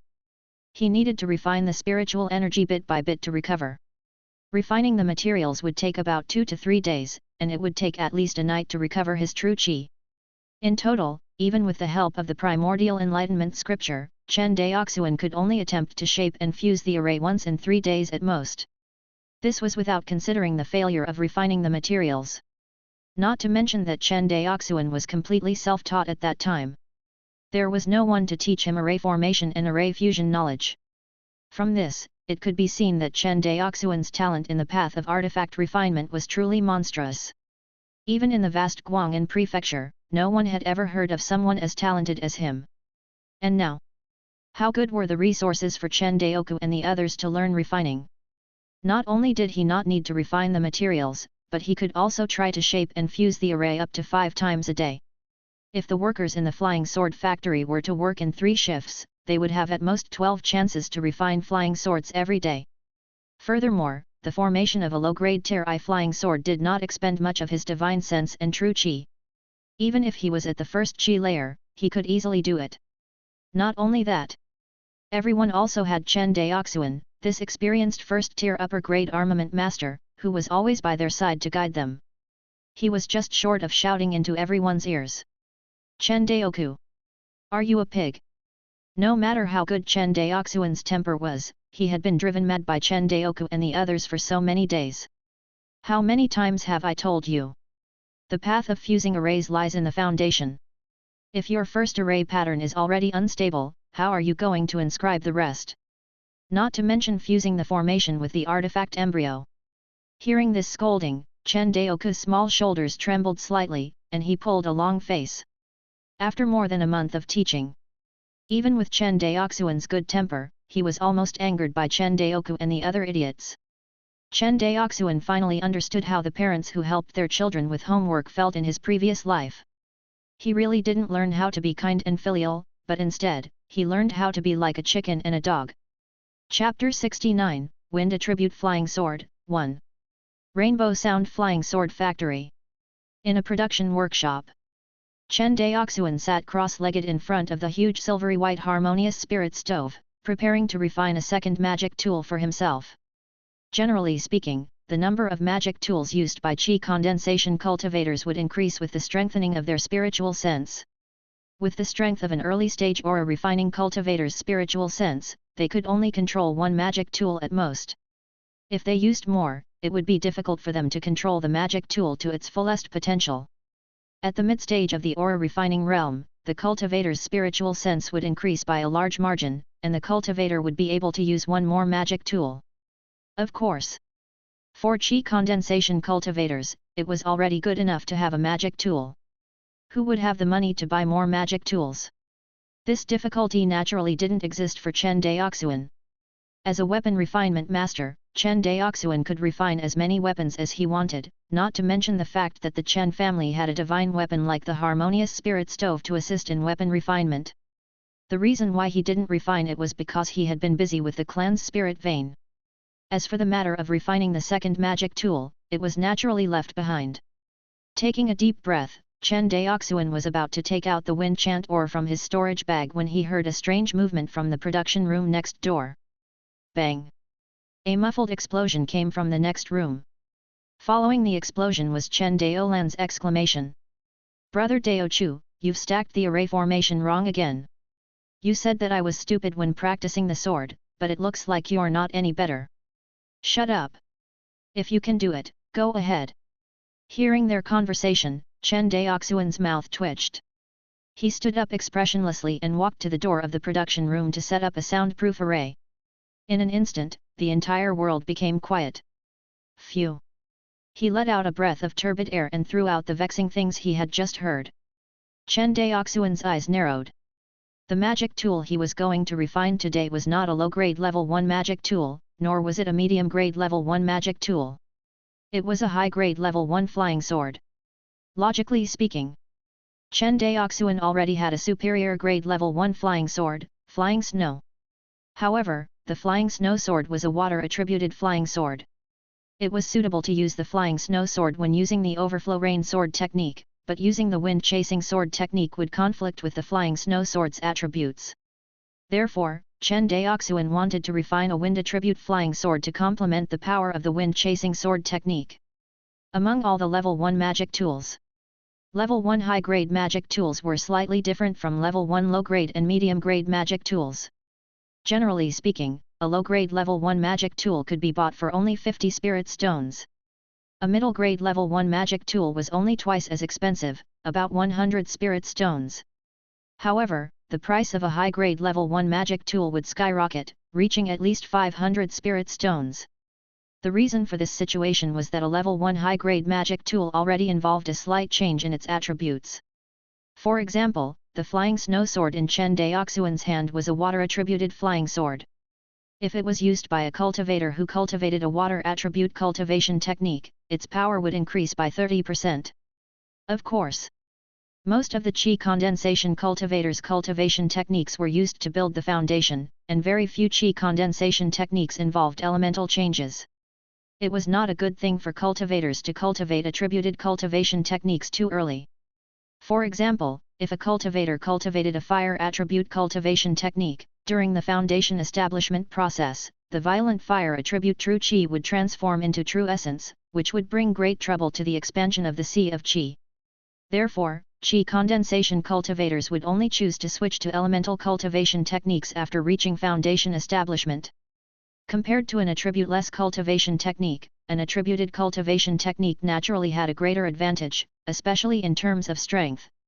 According to the different attributes of a cultivator's cultivation technique, the power of the same true essence would also be different. Among them, the fire attribute and metal attribute cultivation techniques were the most powerful, while the water attribute cultivation techniques were much gentler. However, even if it was a water attribute cultivation technique, the true essence or true qi cultivated would be more powerful than a non-attribute cultivation technique. Generally speaking, among the cultivation techniques of the same level, the most powerful fire attribute cultivation technique cultivated true essence, which was more than 1.5 times the power of the true essence cultivated by the non-attribute cultivation technique. Among foundation establishment cultivators of the same level, the difference in cultivation techniques was also one of the important reasons for the difference in strength. One wind chant stone after another was thrown into the harmonious spirit furnace by Chen Daoxuan. Compared to level 1 spirit ores like red copper ore and dark iron ore, although the wind chant stone was also a level 1 spirit ore, because it contained a trace of wind attribute power, its price was more than twice as high as red copper ore. Not only that, if he wanted to refine a level 1 superior grade wind attribute flying sword, Chen Daoxuan would need to refine even more spirit ores. This was also the reason why Chen Daoxuan had only refined one high-grade tier 1 flying sword in all these years. His low cultivation level and insufficient genkai was only one reason. Another important reason was that the refining process of a superior grade level 1 flying sword was even more difficult, and the difficulty of fusing it into an array was even greater. Chen Daoxuan wasn't worried about fusing arrays, let alone comprehending how to fuse arrays. In fact, with the primordial enlightenment scripture's ability to store comprehension, he had even figured out how to fuse a tier 2 magic tool into an array. The only thing that Chen Daoxuan lacked now was the ability to refine level 2 spirit ores. Otherwise, he could even try to refine level 2 magic tools. Of course, using the spirit melting furnace to refine second-grade spirit ores was a good idea, but it was not very meaningful for him to refine a second-grade magic tool now. Even with his cultivation, using a superior grade level 1 flying sword was already strenuous. A second-ranked flying sword was not something he could toy with at all, and refining it was just for show. It was a waste of effort and no gain. He was controlling the control stick of the harmonious spirit stove. Chen Daoxuan's face was solemn as he used his divine sense to observe the changes in the wind chant ore in the furnace. Unknowingly, 10 hours passed. A large amount of wind song ores were finally refined by the spirit fusion stove, slowly melting and transforming. Under the effect of the spirit fusion formation, the spirit energy of the melted ores gradually fused into one. Even the trace of wind attribute power on the wind chant stone gradually fused together with the spirituality. Although the wind attribute power on each wind chant stone was very small, the wind attribute power on so many wind chant stones gathered together. The change in attributes was very obvious. Taking out the refined material, Chen Daoxuan could clearly feel that this liquid material emitted a completely different aura from the material refined from the red copper ore. This aura was the aura of elemental power. He looked at the boiling liquid weapon embryo material in front of him. Chen Daoxuan did not dare to be negligent. He quickly controlled his genuine qi and shaped it according to the style of the flying sword. After the time for an incense stick to burn, a flying sword-shaped embryo appeared in front of Chen Daoxuan. Seeing this, he took a deep breath. Chen Daoxuan knew that the next step was the greatest difficulty in refining a high-grade Tier 1 magic tool. Compared to low-grade Level 1 magic tools, high-grade Level 1 magic tools were much more difficult to fuse. This was because a low-grade Level 1 magic tool only required 3 times of array fusion, which was 3 layers of array patterns. As for a Level 1 high-grade magic tool, it required at least 7 times to fuse with the array. Chen Daoxuan's upper level 1 magic tool naturally had higher requirements. He wanted to be like the flying snow sword he had refined back then. He wanted to fuse the array 9 times to reach the limit of upper level 1 magic tools, 9 array patterns. Regarding this, Chen Daoxuan was full of confidence. This was because not only had his cultivation reached the 5th qi layer, but most importantly, his spiritual sense and true qi had not been consumed during the process of refining materials. Now that he was almost in full condition, it was naturally easy for him to fuse the array. Chapter 70, Twin Swords Combined, Chasing the Wind and Overturning the Rain. As the formation patterns were engraved on the flying sword embryo, traces of wind attribute power swirled around the sword. Gradually, more and more wind attribute power swirled around the sword, and it gradually began to affect the inscription of the array patterns. Chen Daoxuan, who had refined a superior grade first-tier flying sword before, knew that the success or failure of refining this sword depended on this one move. He held his breath and focused, his thoughts as one. He was completely unaffected by the wind attribute power that was swirling around the sword. Under the control of his divine sense, his Genkai carved array patterns on the sword. The formation patterns appeared on the sword body and quickly disappeared into the sword body, fusing with the embryo. 1, 2, 3. As the array patterns continued to stack, Chen Daoxuan's forehead began to sweat slightly. This was a sign of the high consumption of his spiritual sense and true qi. Obviously, even with the assistance of the melting spirit stove, refining a first-level upper-grade flying sword was still quite taxing on him. One could imagine how lucky he was when he first forged the flying snow sword. 6, 7, 8. In the end, the wind attribute power on the sword seemed to be corporeal, interweaving with the spirituality, making it indistinguishable. At this moment, Chen Daoxuan had 2 choices. One was to give up on continuing to inscribe array patterns. If he made this choice, he would obtain a superior grade level 1 flying sword that was slightly inferior to the flying snow sword. The second was to continue inscribing array patterns. To Chen Daoxuan, giving up was obviously impossible. He was able to forge the flying snow sword when he was only at the 3rd qi layer, let alone now that he was at the 5th qi layer and had the help of the harmonious spirit stove. Although it was still difficult for him to refine a first-tier superior grade flying sword with 9 formation patterns, it was much easier than before. As expected, as the 9th array pattern was gradually completed, the wind attribute power and spirituality that lingered around the sword slowly converged along with the array patterns and finally fused with the flying sword. At this moment, other than the spiritual light that flowed on the sword from time to time, which proved that it was of extraordinary origin, there was nothing magical about this flying sword. However, Chen Daoxuan heaved a sigh of relief. He knew that he had succeeded in refining a high-grade level 1 wind-attributed flying sword. Thinking of this, Chen Daoxuan revealed a happy smile. Over the past month, every day, he was tormented by teaching the younger generation of cultivators of the Chen clan how to refine artifacts. He was finally in a good mood today. He now had his second magic weapon, a level 1 high-grade wind-attribute flying sword. From then on, he had 2 flying swords, and they were both top-notch first-tier high-grade flying swords with 9 formation patterns. If a flying sword of this grade were to be auctioned off at the Zhou auction house, it would fetch a sky-high price of at least 1,000 spirit stones. Of course, neither the Chen family nor Chen Daoxuan was short of spirit stones for the time being, so he would not sell them. Looking at this flying sword, which was different from the flying snow sword, Chen Daoxuan muttered, "What should I name you? The snow is like a plum blossom, and the breeze carries the shadow. I'll call you the Chengying sword." Seemingly understanding his words, the Chengying sword let out a soft hum. Under Chen Daoxuan's control, it swam around his body like a fish. He didn't know if it was his imagination, but Chen Daoxuan felt that the resistance of the Chengying sword when it cut through the air seemed to be much smaller than the flying snow sword. "Is this the bonus brought by the wind attribute?" Chen Daoxuan muttered, "It's just normal control, but the Chengying sword has such an effect. If I use the wind-chasing sword technique, I wonder what kind of scene it will be." Thinking of this, Chen Daoxuan's heart suddenly became restless. At this moment, a strange movement came from the storage bag. Chen Daoxuan took out the green scale from his storage bag. It turned out to be a message from Luoli. It was time for the transaction that they had agreed on. He put away the green scales. Chen Daoxuan caressed the light blade of the Chengying sword and reluctantly put it into his storage bag. He removed the soundproof array. Chen Daoxuan walked out of the production room and found that Chen Daoku and the others were still learning how to refine artifacts in the production room's next door. The dissatisfaction he had with the 5 young cultivators of the Chen family these days immediately lessened a lot.